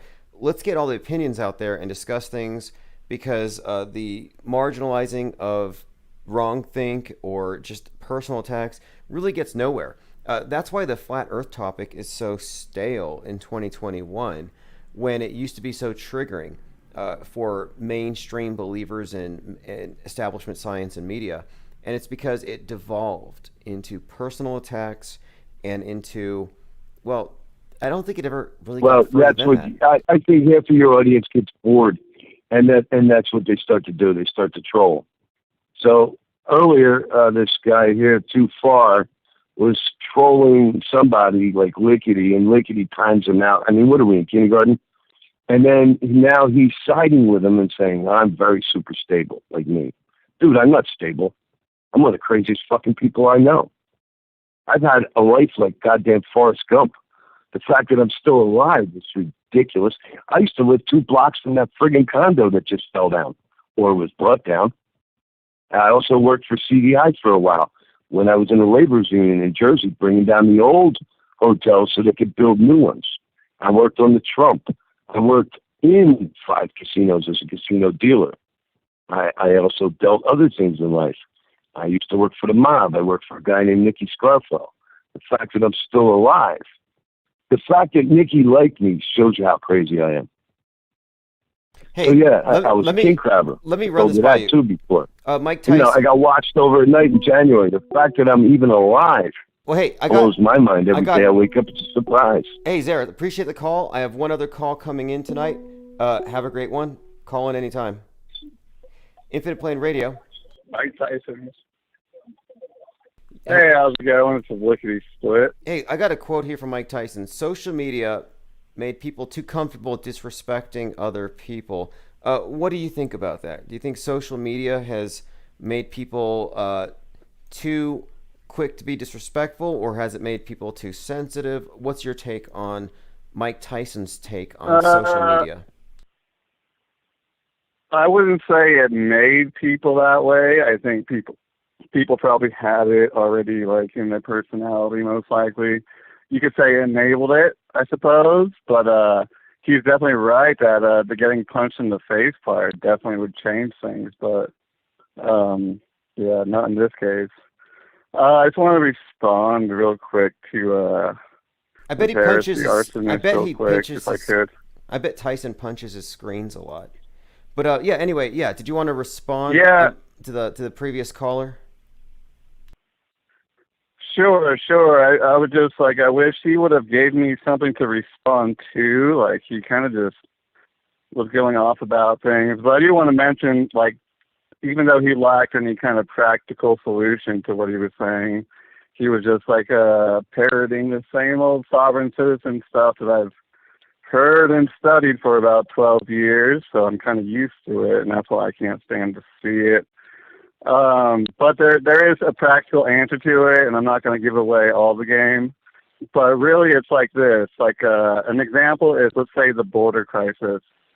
That's an issue for people, and you always talking about it, that it gets used in politicized, and if there's a campaign going, someone's going to use it a lot. That's a non-issue if you are someone who's not paying an income tax or any kind of tax on your income.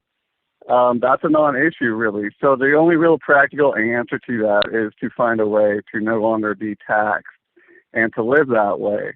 And so until somebody has actual answers about how to do that, and the Moors don't, and Zaris, the botanist, doesn't have an answer for it either.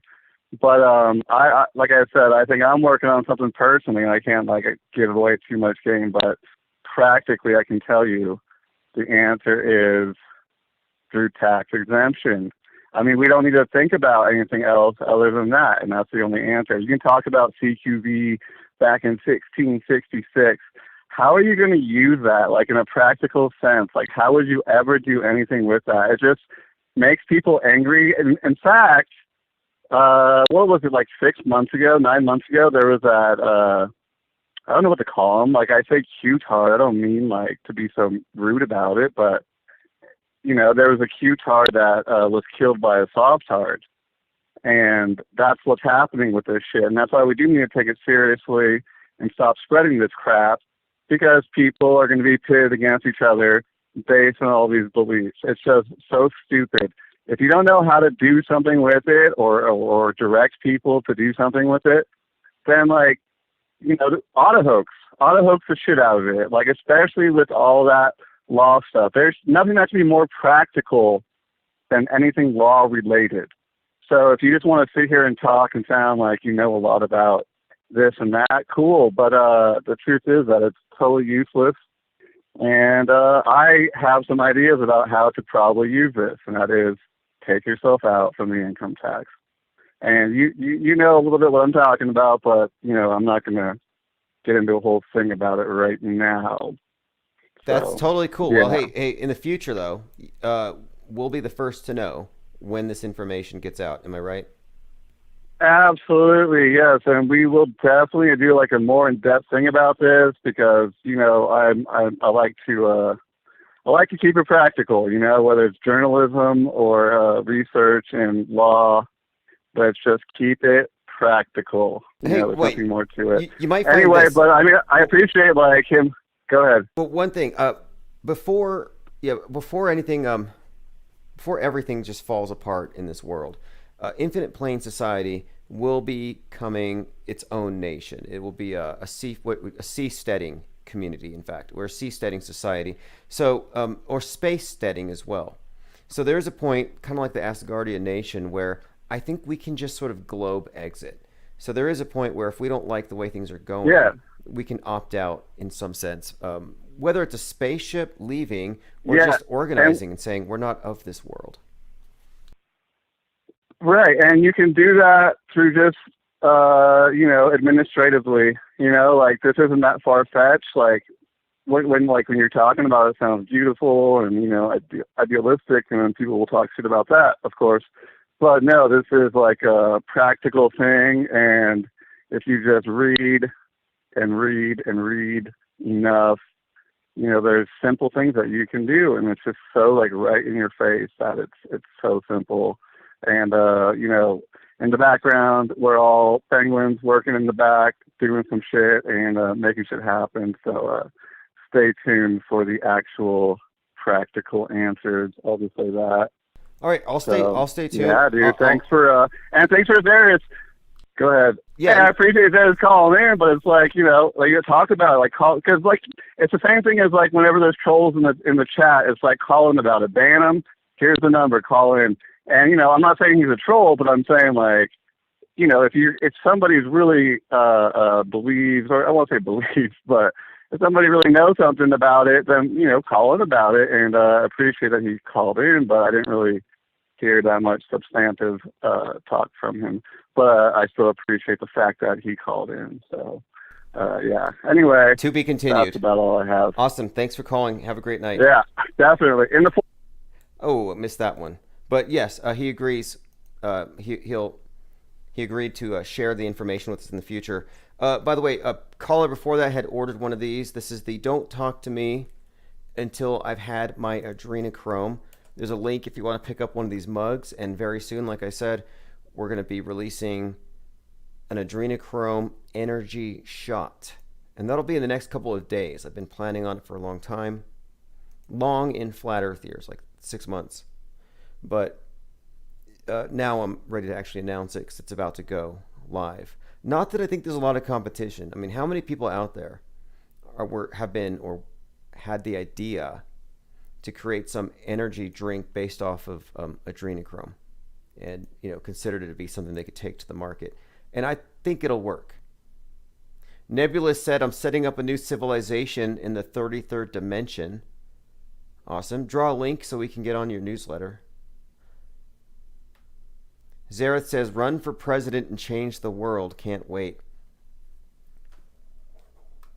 Yeah, I know. This is so intriguing to me. This is the best, like really, this is the best time to be alive, I think, as far as understanding where we are. Because prior to 2012, nobody knew what the hell a crisis actor was, except for the people on the inside. Like so many of the insider secrets that matter, like the real things that tell you how things really work, have only just leaked recently. And the idea that the president or an elected official can save you from something, it's like, well, what are they saving us from? Asteroids are fake, nukes are fake, terrorists are fake, bowl cut shooters are fake, there's no pandemics. It just seems like, what do we need these saviors for? And then we find out that these saviors are just actors and characters, and they're, for all intents and purposes, living on a movie set. Bex says, adrenochrome, WTF. Yeah, exactly. And I think that's the kind of response that we want to get. In fact, if you look at the screen, I have one of, this is from the label. It doesn't show you what's in it, but it's just B12 complex. Adrenochrome, energy shot. And I put here sourced by the Dark Matter Network. It doesn't say how we source it. It didn't say, did I contact a supplier or did I source it the way they usually harvest the material. All right, I appreciate the callers very much. We started a little bit late tonight. I have a lot happening. There's always a lot going on over here, and we're following so many developments. This is going to be a very important weekend. If you are here for the weekend, if you're home or whatever, tune in. I will be live for sure on Sunday to cover Richard Branson's launch into space. The mission is called Unity 22. And I have a few ideas on where this is going. We've been analyzing the symbolism, most notably the fact that this launch, which is reflecting 1969 and that space race, it's the spirit of 69 all over again. But another aspect to this launch is that it happens to be on the 42nd, very important number with regards to this Metascript and the space program in particular. But it's on the 42nd anniversary of the Skylab station falling. 77 tons of Skylab hit the Earth 42 years ago on 7/11, and that's the date that they've chosen for this launch. I think it's ominous.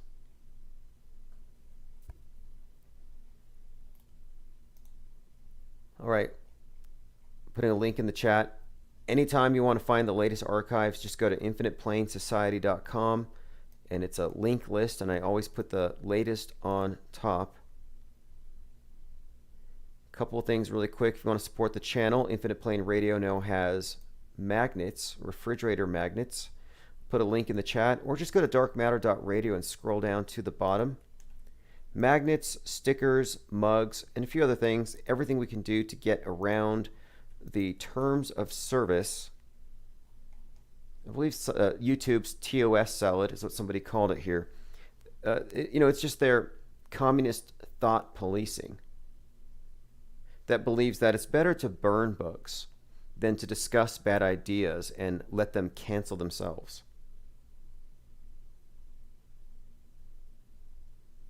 Zara says, cut off again, please ship off my mug. Oh yes, I'll make sure you get your tracking. Everything ships automatically, like right after you order it. I have a great supplier, so everything's on the way, but if you check your email, you'll get your tracking. We have magnets, 3-inch by 3-inch, Infinite Plane Radio, among other things. Adrenochrome will hit the market soon. All right, thanks for hanging out. This is Chief Crow and the Flat Earth Worms. The edge is in your mind.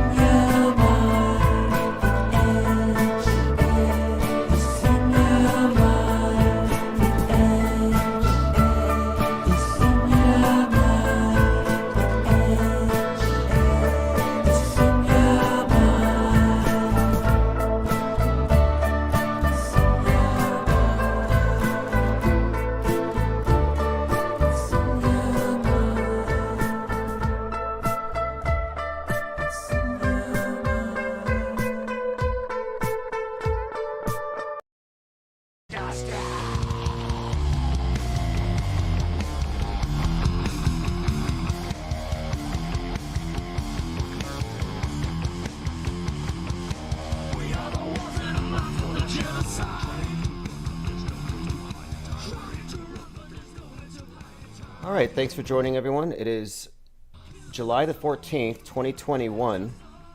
I guess we're 3 days into the New World Order, according to that announcement that I heard.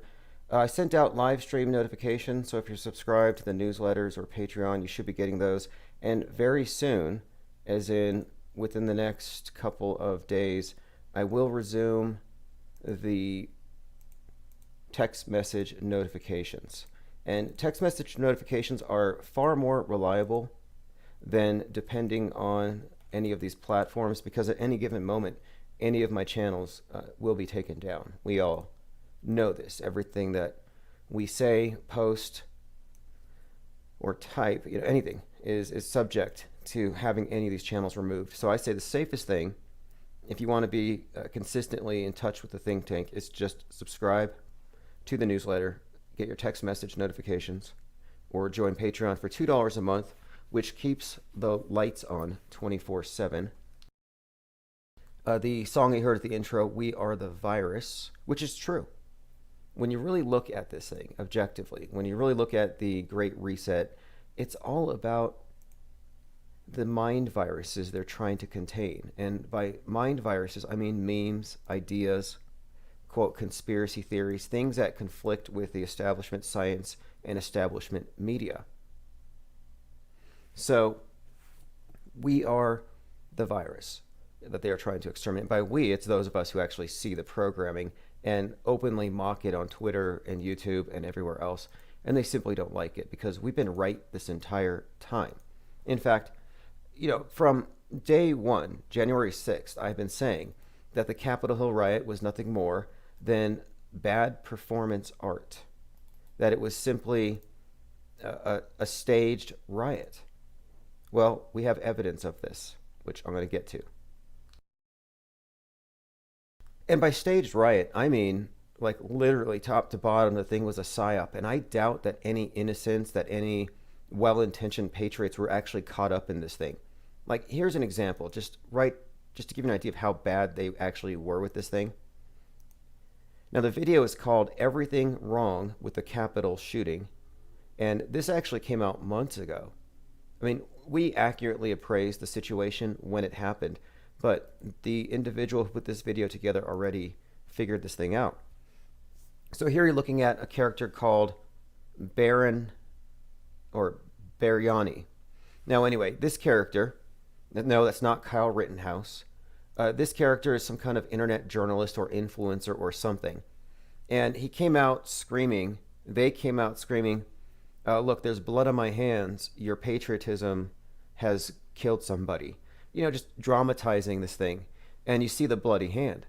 And I look at the video as presented by this "Everything Wrong with the Capitol Hill Shooting in 21 Minutes or Less." And you see that this individual here literally leans down and dips their hand on the neck of Ashley Babbitt. Not checking a pulse, but rather getting a little bit of blood on the hand to come outside and start ranting about how this person has died. The whole scene was ridiculous, and we've exposed this thing at length, but it's good to see that there is a 21-minute documentary that breaks it down succinctly. And I may play a couple of clips, but look, this is not the narrative that the mainstream's pushing, and it's not the narrative that Trumpers are pushing or QAnoners. You see, the diehard patriots, QAnoners, the ones who are following General Flynn, who may actually get duped into being patsies for another fake insurrection. Yeah, that crowd thinks that Ashley Babbitt actually died. They don't know about hoaxes. They know about false flags. So they think this was a false flag done by Antifa and the Democrats. No, it was a hoax done by both parties, as evidenced by Trump's participation in this, simply by not calling it out, by saying that she should be a martyr. No, we're not saying she should be a martyr. We're saying, Ashley Babbitt, crisis actor, reveal yourself. This person should be subpoenaed. That would expose this thing. Everything wrong with the Capitol shooting in 21 minutes. What you see are paid actors. You see agitators. Obviously, the Ashley Babbitt scene, you could take it apart, and this person does. It's full of holes, no pun intended. And one of the holes here is the timestamps show that one moment she has blood on her face, the next she doesn't. And then you actually see someone apply blood with a gauze. Anyway, it does not stand up to scrutiny. This was theater, 100%. Very poorly done. And then you have this character, Benjamin Barani. Let me go ahead and play this character. You can actually show, I want to show you the guy showing his hand off. Okay, here we go. Sorry, he's screaming, so let me turn that down. He's going to be screaming, there's the blood, they killed her, there's the blood. And the acting it's top notch as far as crisis acting goes. Wow. Somebody's attention. Bro, why are you lying?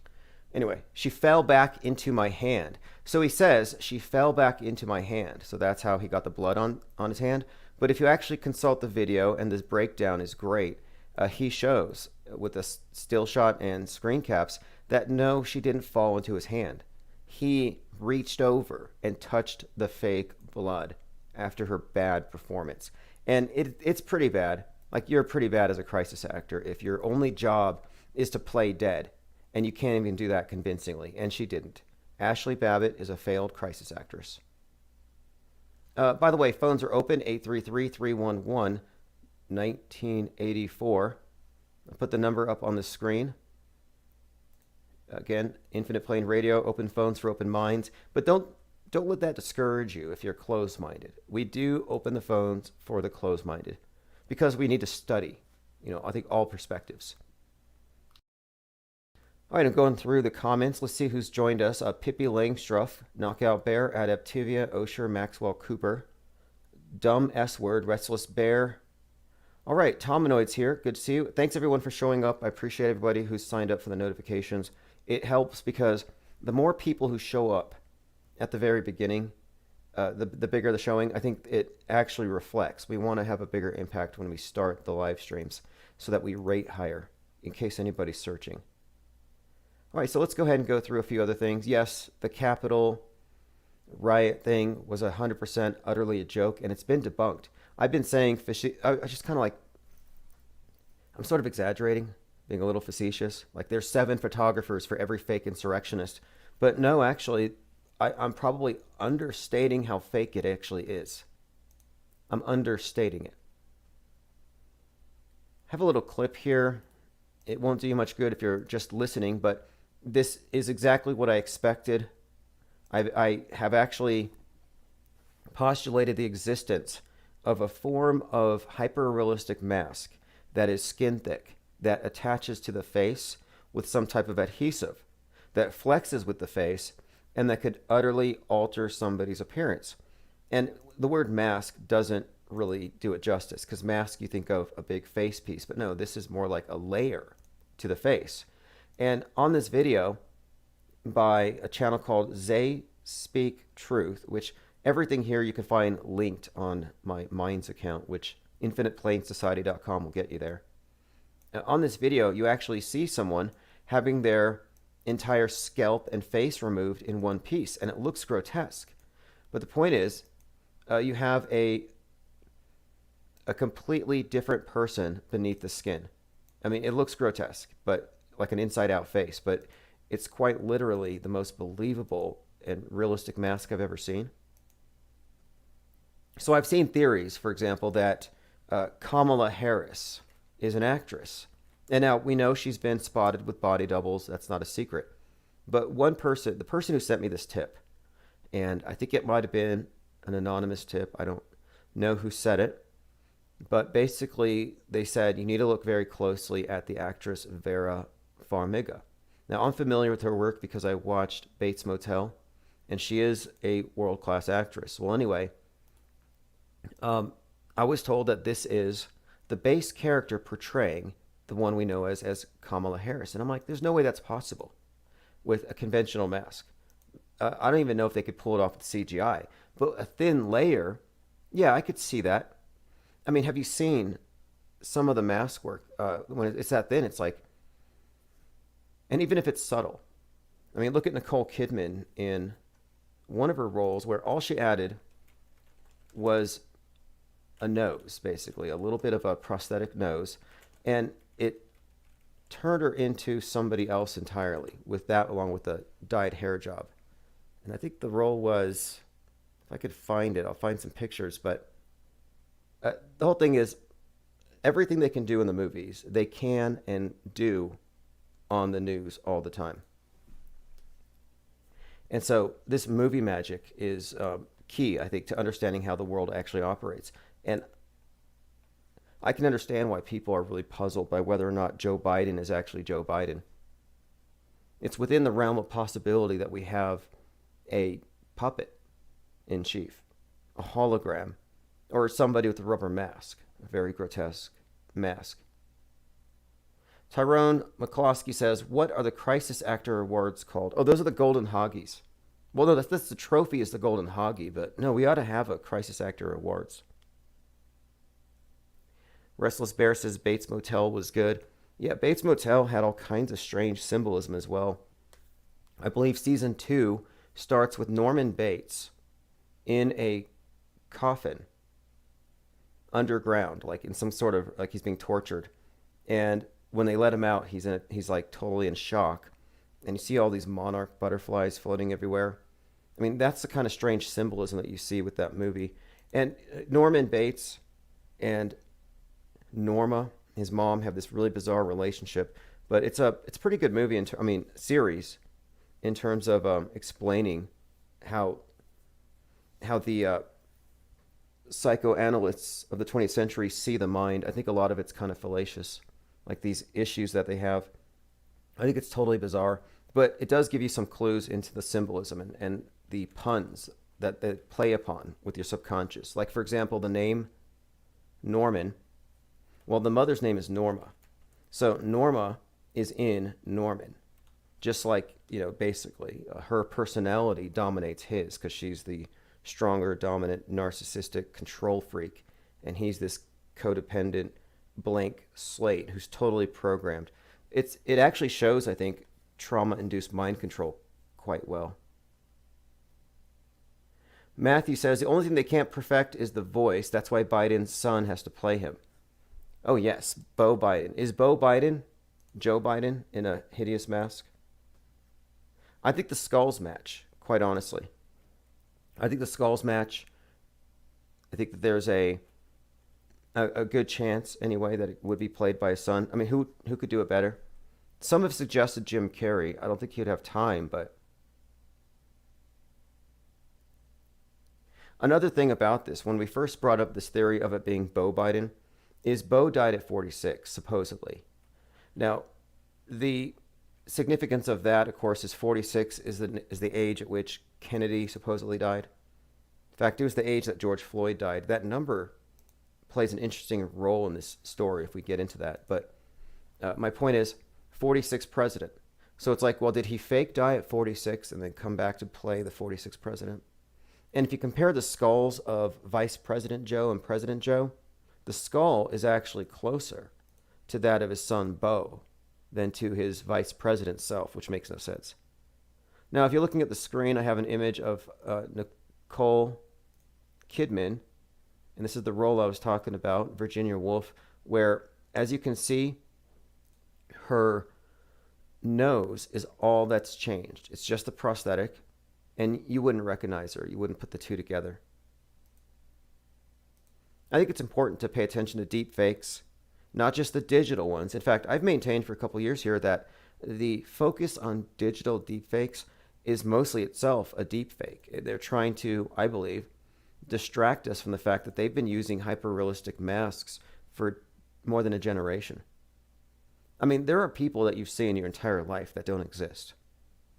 By very definition, I mean, that's the definition of deepfake, is it not? Doesn't matter if it's not video manipulation. I mean, even a spy, somebody with a fake identity, you could call them all, essentially, deep fakers. We're talking about people who are superimposed into reality, walking psyops. Now, hey, take a look at this. I'm glad someone posted this. I've seen these. These are hyper-realistic muscle suits, which I don't know how much they cost. I don't know if it's cheaper than a gym, but I've been thinking for some time that The Rock must be wearing one of these. There's something about the quality of the skin, like it looks real, but it also looks a little too idealized. And the tattoos, I believe, help to cover that. But again, you're looking at a bodysuit, which makes somebody look like he's about 200 pounds. I mean, it looks like he skipped leg day. He didn't buy the whole suit. And then you scoot back to the beginning of the video, and you see in the actual pictures, the guy's pretty skinny next to his deflated suit. So yeah, you can order a bodysuit, and it's very realistic. Let me just go ahead and play a short clip here. No, I'm being deadly serious. Gaining large quantities of muscle as quick as I can snap my fingers. No dieting ever again. No weightlifting needed. It sounds stupid. Let me explain what I'm on about. The other day I was scrolling through my TikTok. So as you hear, he bought a bodysuit, and it looks so real. It fooled people. At the end of the day. And that's just what we have seen. I mean, that's the whole thing here. Like, if you look at the CIA's master of disguise, Jonah Mendez, she retired a few years ago, but she put out a number of interviews. She did a few, I think she did a TED talk. Former CIA chief of disguise breaks down Cold War spy technology. And one of the things she talked about was how these masks, which encompassed your whole head, these things were so realistic and foolproof that they airbrushed them out of the photos where she was demonstrating this technology to George W. Bush. And so you can find the old photo, but these were only recently declassified. Previously, they had airbrushed the mask out of it. And it's probably not a coincidence that they declassify this at the same time that digital deepfakes go big as far as they trend. Everybody knows what those are. So everyone knows about digital deepfakes and what they might be able to do in the future with video manipulation. Meanwhile, nobody's thinking about that, hey, maybe they've been deepfaking you since since the inception of media, to be quite honest. They're just getting better at it. Tyrone says, Simone, the movie with Pacino and Pauly, yeah, that's a great one. Simone is about a simulated celebrity that they've made real and people fell in love with it. There's a pretty good episode of Black Mirror with Miley Cyrus that kind of delves into that. The Miley Cyrus one is about a pop star being replaced once she gets a little unmanageable by her manager, who's her aunt. But recently, I saw that article mentioned with regards to Britney Spears. It says here, fans are comparing Britney Spears' testimony to the haunting Miley Cyrus Black Mirror episode. Britney Spears fans are re-examining the Black Mirror. Is the Miley Cyrus Black Mirror episode about Britney Spears? Could be. It's probably inspired by it. But if you haven't seen it, it's pretty much, yeah, her life is taken over. She's replaced, and nobody knows the difference. I mean, you could really make this happen during a pandemic, I imagine. And now with body doubles. In fact, Super Recognizer did a really good piece on the Justin Bieber and The Weeknd thing. Now, Super Recognizer is a channel on YouTube. And he's the one that first drew my attention to Yuri Gagarin and his resemblance to Neil Armstrong. So Neil Armstrong, in all likelihood, is a Russian agent who first played the role of the first man in space before he was the first man on the moon. Well, I mean, if you go by this theory, and the pictures kind of, I think, give this one away pretty easily. Back then, they weren't so good at faking. Like here, if you're looking at the screen, you look at Neil Armstrong, Yuri Gagarin. I'm going to play about 30 seconds of this video from Super Recognizer, and then we'll get back on track. I want to show you a couple things regarding The Weeknd and Justin Bieber that has to do with not clones, which now I'm starting to think that all of the conspiracy theories about cloning has been misinformation to hide the way that they can do something even better than just body doubles with people who can pass as someone. We're talking about deep fake tech, but with costumes. So it's not just on TV, but in person. But let me play a clip here from Super Recognizer about Neil Armstrong and Yuri Gagarin. And I'm playing this now because in 2 days, as in on July 16th, we'll be noting the anniversary of the takeoff of Apollo 11. Yeah, July 16th, interesting date. I mean, it's the anniversary date of Apollo 11 taking off. It's the anniversary of JFK Jr. crashing and dying, supposedly. And it's the anniversary of Eyes Wide Shut's release. All right, let's go ahead and listen to Super Recognizer. A picture is worth 1,000 words. On your left, the first man on the moon, Neil Armstrong. On your right, the first man in space, Yuri Gagarin. Icons, heroes, doppelgangers. Have you met your doppelganger? It's sometimes implied we all have one, like a soulmate, but do we? Does anyone? Just how unusual is an uncanny facial resemblance between strangers? Even supposing we all have doppelgangers somewhere, what are the chances that your doppelganger would find themselves not only in the exact same job, but in the exact same world historical, national mythic role? That's a hell of a coincidence theory. There you have it. And when you look into the death of Yuri Gagarin, it's a mysterious, fiery death. They couldn't find his body, just like the myth of Osiris. They're hunting for his body. In fact, they find his body.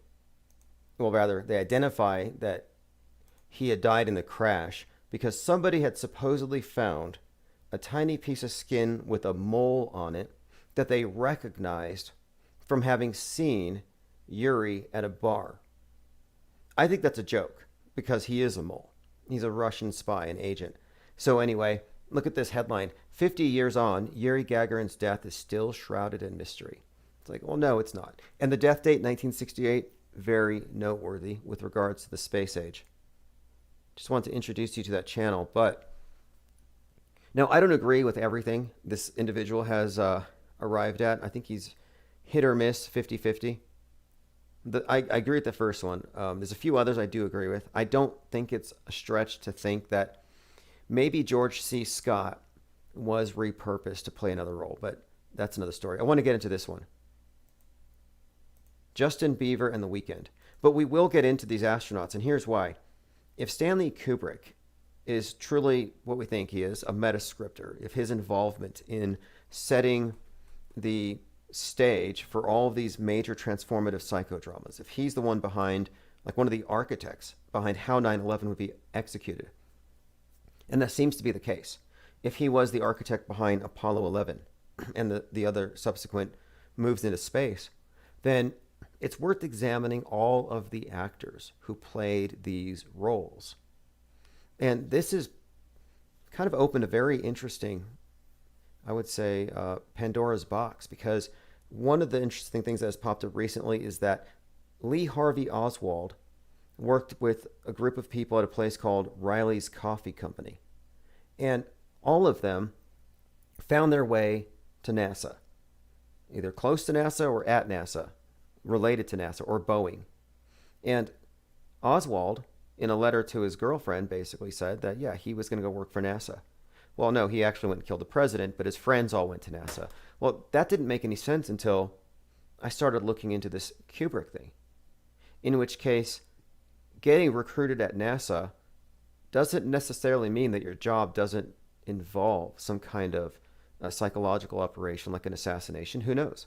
Maybe they do all kinds of movies beyond just the rocket launches, but it would have put him in touch with the individual who's not only been, I think, correctly identified as the director of Apollo 11 and 9/11, but also of the fake execution of JFK. So he's like, hey, I need someone to play the role of the assassin of the president. I mean, he's in that circle. It's not that far-fetched. And there's more to substantiate this. Like I mentioned, this thing about Kubrick being identified as the director of the JFK assassination psyop. Interestingly enough, Dr. Strangelove was screening on 11/22/63. And Again, another JFK connection. Apollo 11 took off on 7/16, 1969. And it took off from, was it Kennedy? Is in the spaceport's name? I think it's 1969 Apollo. Again, the name Kennedy is what I'm pointing out here. Yeah, from Cape Kennedy, July 1969.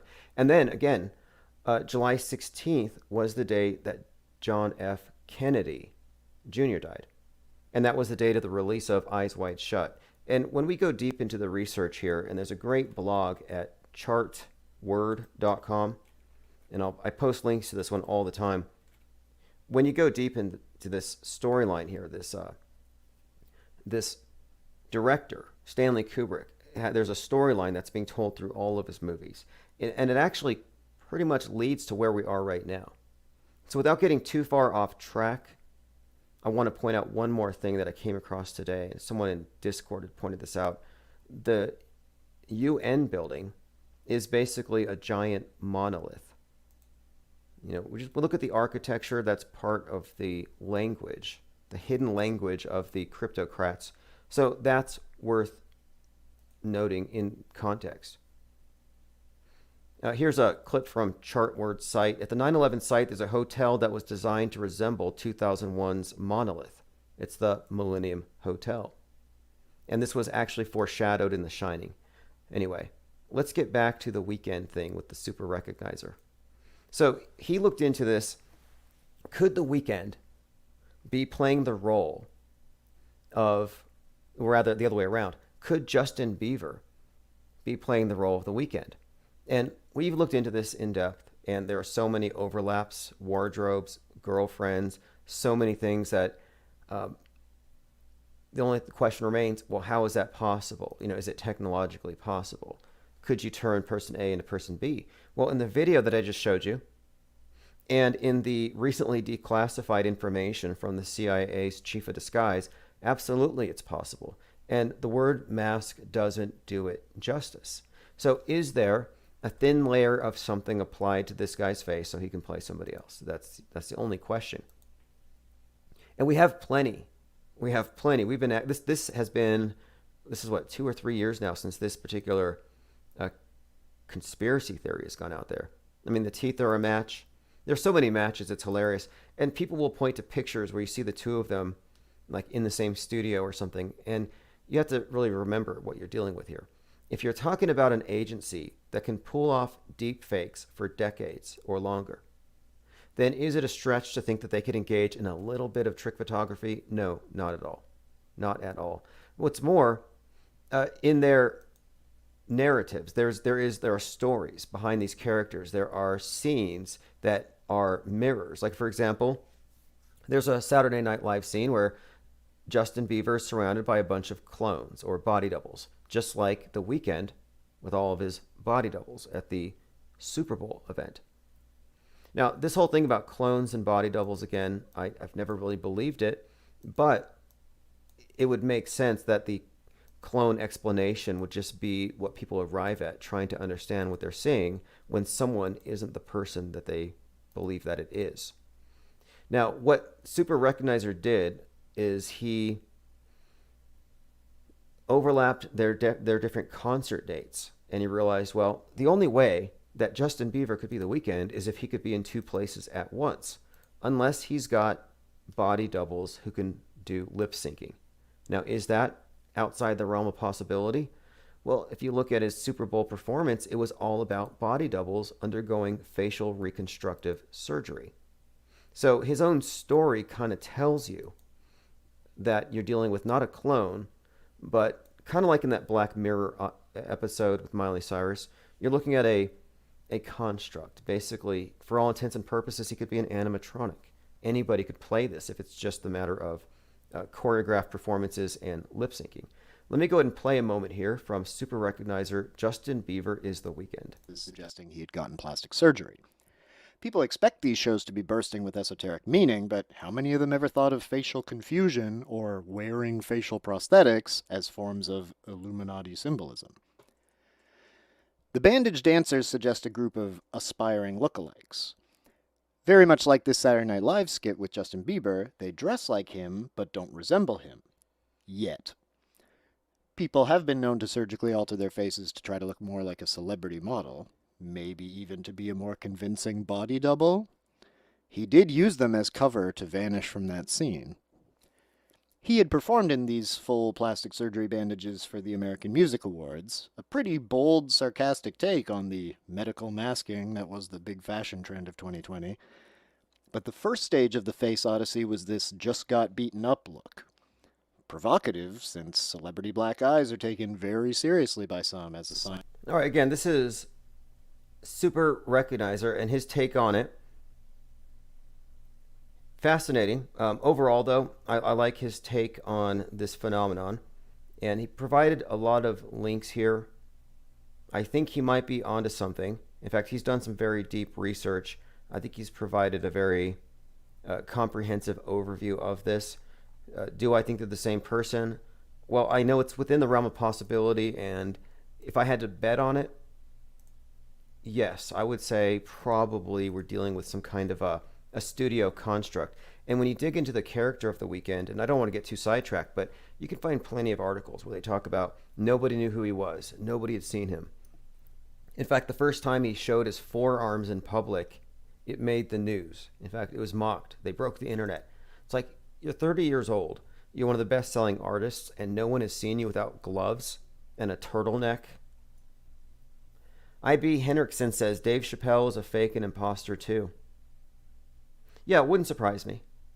But it's a stretch to say it's a clone, which is usually like he's cloned. Well, no, they probably got an actor, a replacement. Commenter says Eminem did a live version of Body Doubles at the Grammys years ago with lookalikes swarming the stage. Right. Eminem is totally in support of the PSYOP entertainment complex. All of his videos play into it. He did a video chastising America for letting the Las Vegas Harvest Festival shooting occur. Well, that was a PSYOP. He did a video about how he hates shopping at Walmart when people don't wear masks because, quote, your coffin can put him in a coffin, and, quote, if you don't wear a mask, you're whack. So he's always rapping for Big Brother now.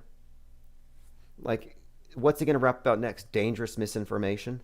And that's such a major hole in their claim to want to like protect us from dangerous information.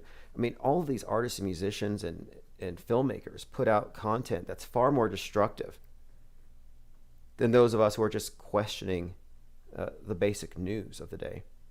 But we're treated like pariahs.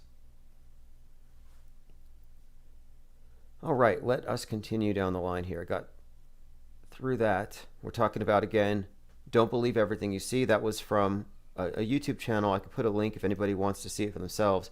But basically, what you see here is an actress undergoing a complete change of face and neck. I mean, this goes below the shirt line.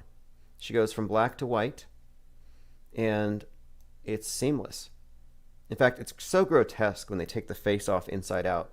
It looks like they're doing an autopsy, you know, where they pull the scalp down. And that's how close this thing is to the skin, and that's why it's so realistic. Anyway, this is called Don't Believe Everything You See by Zay Speaks Truth. I'll put a link in the chat. It's important to have this in your frame of reference so you know what's possible. So when you get the feeling that you're looking at a mask, but you've never seen a mask that good, well, now you have. Okay, let us continue down these links. I had about 50 things earmarked that we have to get into. A number of people were asking about the think tank. So let me explain this briefly, because if you want to get into the think tank, you join our Discord. It's basically a way of filtering posters, commenters. It's a way of filtering the people who are in the room to improve quality. But here's the background on the Infinite Plane Society think tank, because it's somewhat cutting edge. So what happened is at the very beginning, we started out as a YouTube chat room, but because of the things we were doing, like we were calling the news fake, people weren't dead, Earth wasn't a ball, dinosaurs are probably fake, we were just covering all these different bases. In fact, it was the Vegas thing that got my channel, my first channel, taken down. I had 300 videos Anyway, the think tank was a YouTube chat room, and we were always inundated with trolls and haters who would spam the chats. And back then, they didn't have all these safeguards in place so that you could have 5 or 10 people jump in your chat, and for a whole hour, they could blank out your chat just by spamming it, and there's nothing anybody could do. So what we did is I started handing out wrenches, as in mod status, the blue wrenches, to anybody who would email me and ask for a wrench and give me their YouTube channel. So that was a basic way of vetting the think tank. So we had a public chat room with hundreds of people in it who were all on the same sheet, and anyone who wasn't a part of it would get the insta ban. So you walk into a chat room, everybody has a wrench, you get banned. And then the explanation is, if you want out of the dungeon, send me an email. So I get the email, I pull them out of the dungeon, give them a wrench. So everybody goes chat room to dungeon, then they get wrenched. And what this did is it built up a very consistent think tank that persisted until they completely banned us, and we kind of regrouped on Discord. So we created Discord before there was a Discord. And another thing about the mod status is it gives the participants the ability to post links. So it became then a way for us to discuss things as a group of researchers, crowdsourcing information and also having other content dropped in. So that was what we had done. That's the origin of the think tank. And so it still exists, and it has existed since we started it, but it's basically indestructible now. And you can go find it. Just go to infiniteplainsociety.com, join for $2 a month. You get the newsletter, live stream, notifications, and access. And if you ever stop paying, you're not going to get kicked out. I mean, it doesn't matter. It's just a formality for the most part, and it gets you in. And if you're in the Discord server itself, you'll see the value, because we generally have leads on everything. We know what's happening before it happens. If you were following this channel, you knew that China was going to cause some space junk incident months before it happened. You already knew that the Capitol Hill riot was just bad performance art. Oliver Stone is out talking about the Kennedy assassination. And what's fascinating about this take on it is that it assumes that Kennedy is dead. I find it very interesting, because now that we spend a lot of time talking about Kubrick and the faking of the JFK thing. And this is an important point, because the QAnoners are all about this. Whether or not you take this seriously, they do. The entire QAnon narrative is based on the Kennedy family, who have been mythologized. They're here to save us, and JFK Jr. faked his death to escape the deep state so he could come back later with Donald Trump and possibly Michael Jackson and possibly Princess Diana. So this story is real. They take it very seriously, and it's all based on this revenge for the deep state having killed JFK before he improved the world in a way that Trump will finish. So this whole thing is based on, this Kubrick angle is based on it being a hoax. Now, when you get into the conventional conspiracy theory, it's a whodunit, who killed him. Oliver Stone is in that camp. So he's been saying that there is more information about who killed Kennedy, but Trump didn't want to go there. So here's what he said to RT, quote, "When you blow off a president's head in the middle of a motorcade, it's a very organized black op. The security on the route was changed. The parade route was changed. All the mechanics of that day were controlled, and they were part of an operation." He says that a careful examination of the original evidence used to blame Lee Harvey Oswald, including ballistics autopsy reports, but that the lone wolf theory is a sham. Goes on to say, and this is from RT, that Oliver Stone claims Oswald was a CIA asset, and that the man who killed him, Jack Ruby, was an FBI informant. So anyway, this is surfacing again for some reason, but my assessment on this, as you all know, is that JFK wasn't killed that day, and the whodunit is misdirection from the fact that we're looking at theater. And I think that, if anything, what this should tell us is that this QAnon story about the Kennedys, this is something that is not spontaneous nor organic, but it's something that's put out there by the same people who faked Kennedy's assassination. So it's not going to go away, and I imagine it's going to be interesting, whatever it is. All right, let's see what else we have here. Again, phones are open. I have a voicemail. Let me go ahead and play this one. Hey, this is Bobby. I was just hitting you back. I'm probably in a different time zone than you, and have my own thing going on, but I'll try you back. Okay, yeah, generally speaking, 9 to 11 p.m., that's the window, maybe 10 to 12 p.m. Mountain Time. And I try to keep it consistent daily. And if you happen to miss the next day, about 12 hours from now, we will premiere this live stream live on a YouTube channel. So that's another reason to join and get on the notification list so you don't miss any of these. And individuals in the chat tend to bring about a lot. They actually add a lot to the whole conversation. Some of the best research comes from individuals in the chats. All right, let me go ahead and continue with that. A couple more voicemails. If you want to call back, 833-311-1984. Phone's back on. So Not a Lone Wolf, new documentary on JFK assassination reveals organized black op. So the only place where I would really differ from Oliver Stone is that the black op was the hoax. If they even filmed it that day. You know, that's another thing. There's this misconception that it was somehow filmed or that people saw it live or something. And no, that video, I don't think it even surfaced until like 12 years later. And then I believe it was on the Geraldo Rivera show.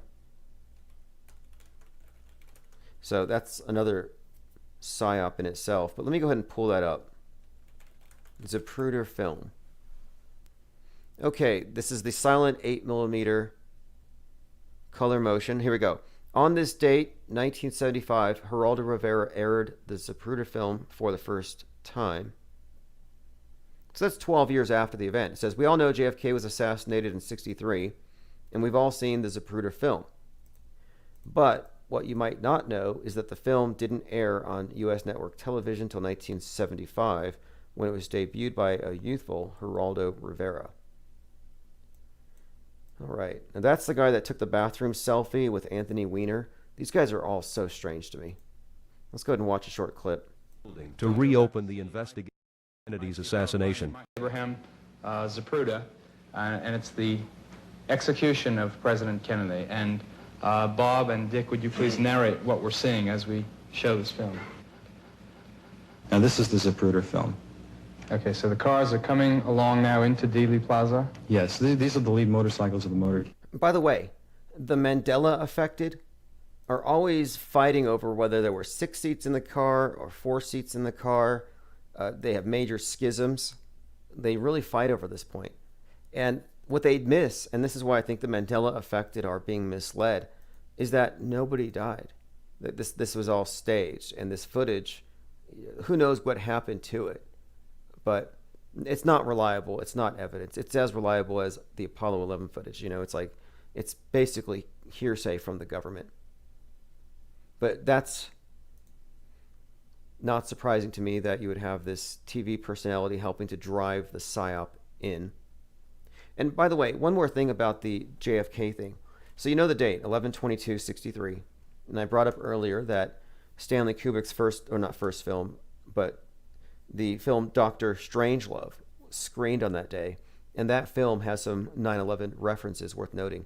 But just take a note of the date, 11/22/63. So you had Derek Chauvin, who 9/11 America, and we talked about the symbolism connecting that event to 9/11, to Rodney King, to many others, but in particular 9/11. And then on 9/11/2020, the 19th anniversary of 9/11, Derek Chauvin had a hearing, which we've talked about, and about how America came out at 8:46 in the morning to wave their flags, which was really kind of grim, because 8:46 originally, for the last 19 years, was associated with 9/11, because that's when the first tower was hit, 8:46. However, 8:46 is now associated with George Floyd. So at Derek Chauvin's trial, his legal team were all wearing 846s on their masks. Meanwhile, America's waving flags with 846 in the morning. It's just like overlapping psyops. My point being, they had Derek Chauvin at a hearing on 9/11. But when they released him at the Hennepin County Sheriff's Department, when they actually released him before the trial, it was at 11:22 a.m. So I'm like, wait, 11:22 a.m. They're kind of unconsciously maybe directing you to associate him with Lee Harvey Oswald. And if you look at the images of Derek Chauvin, Derek Western Chauvinism, and Derek, by the way, is a name that derives from a very famous hangman. Kind of a side topic when you get into the names, but again, it goes pretty deep because this 11:22 they release him. This is a purposeful connection, I think, to the idea of an assassin, somebody who's killed a beloved, king. I mean, JFK being killed by Lee Harvey Oswald made Oswald a very despicable character. Another connection here, JFK was 46, George Floyd was 46. I don't think these are unintentional, the 9/11s, 11:22, just scratching the surface. By the way, someone sent me some astronomical charts showing me that on September 11th, 2001, at 8:46 a.m., Mercury was rising. Let me go through some comments here. Knockout Bear says, Infinite Plane changed my sleep schedule and my mind. Awesome. And someone asked me the other day, they said, why don't you do those 6-hour live streams like you used to? Because we used to. And now it's 24. But we used to have the super chats. We used to have ads from Google. So it used to pay for itself. But now we've had to kind of figure out ways around it because I refuse to censor my speech just to keep the channel financed. I'd rather not sacrifice, quality. So nothing's changed, but we are working on pretty much getting more and more content daily. 2 hours a day, great. I would like to make that maybe 3. And we also have more guests lined up. So that's another thing too. I've been reaching out to people to have them call in. Instead of scheduling like a one-on-one podcast, I'm going to be scheduling individuals to call in for the hour. So if you want to be a guest, so quote unquote, if you have something you want to specifically talk about, by all means, you can send me an email. We can actually more or less plan to have the call-ins. Tyrone says, JFK Jr. returning is a classic missing prince returning to rule. Right. Yeah, there's something about this whole thing. The way they've created a mythology. And King Kill 33 by James Downer, the one that talks about the symbolism in the JFK assassination, he goes into detail about the King of Camelot and how it is all about royalty, killing of the king. And think about the symbolism here with the word king and these different notions like corona, king. You'll see these things used interchangeably. And the numbers 33, like Christ, the age Christ died. Christ, king, corona, 33. These things are all connected. That's why it's not a coincidence that they have characters like Rodney King hit on the crown of his head 33 times during the 1 minute and 19 second beating. And you can find this on Wikipedia. They're like, yeah, he was beaten for 1 minute, 19 seconds, 33 times on the head. By the way, the 30th anniversary of that beating was the day they passed the George Floyd Act. And Derek Chauvin, at his trial, they only allowed 33 people in the room. They made that a point to say that. And he was convicted. They gave him his verdict 330 days after the death of George Floyd, which was on, of course, the date they read the verdict was on 4/20. And one more thing, because I said he 9/11'd America, and I drew attention to the timing, 8:46. I mean, not only did George Floyd get kneeled upon for 8:46, but the sun set at 8:46 in the Twin Cities that day. So you can look at 9/11, 2001, and look at 5/25/2020, and look at these astrological alignments, and look at these symbolic links, and you can see that, no, you're dealing with ritual. beyond just a false flag, and it's beyond just a hoax. It's much deeper. But, people are trained not to believe in or understand what magic actually is or how it works. That's the other side of this thing that I'm very interested in getting into, or understanding rather, is where does the media manipulation and lesser magic end, and where does it become something else? Maxwell Cooper says Heath Ledger's Joker mask was based off of the mask in Kubrick's film The Killing. Now, if that's true, and I don't doubt that, I'm going to find an image. That would be very interesting in itself, because the Heath Ledger mask, and of course Heath Ledger, a lot we could go into there. He was okay, I see it. I see the connections there. Yeah, so the new Joker mask, played by Joaquin Phoenix, very interesting, because he's a mercurial character. Mercury is a very interesting character in this whole PSYOP entertainment complex when you get into the symbolism. So that is an interesting connection there with Kubrick and the Joker mask. Someone else also pointed out Jack Nicholson playing the Joker. These are all interesting connections. We'll probably explore all of them here soon as we deconstruct this. But about this mask thing, this is interesting to me, I think, because we're looking at connections. And Heath Ledger's mask in the Joker movie has that particular smile. Let me bring up the Heath Ledger one. It looks like both of them. It looks like the new Jokers.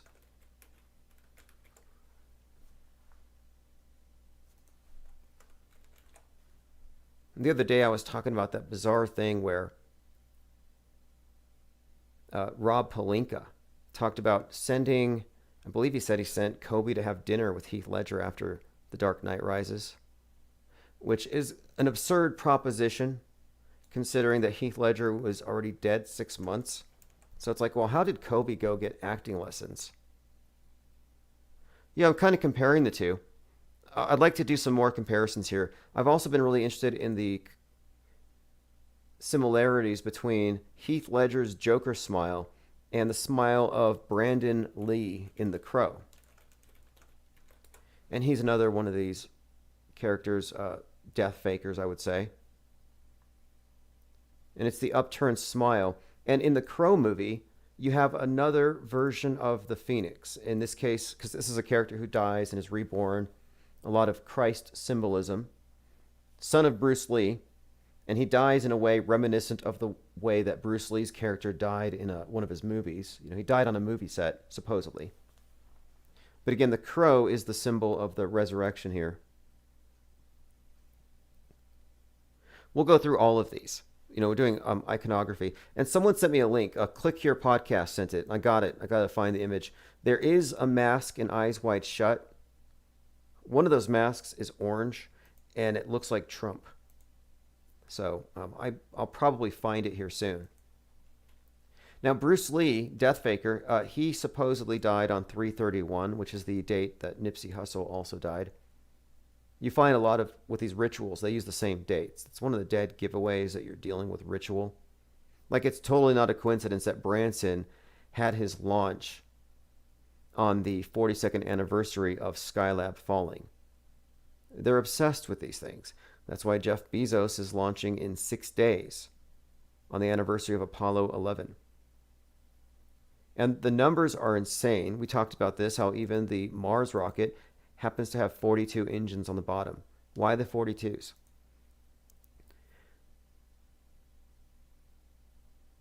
Commenter says, by the way, one of Rodney King's cops that beat him was Stacy Cooney. Oh, Stacy, no way. Probably, yeah, actually, wouldn't shock me. Unbelievable. And okay,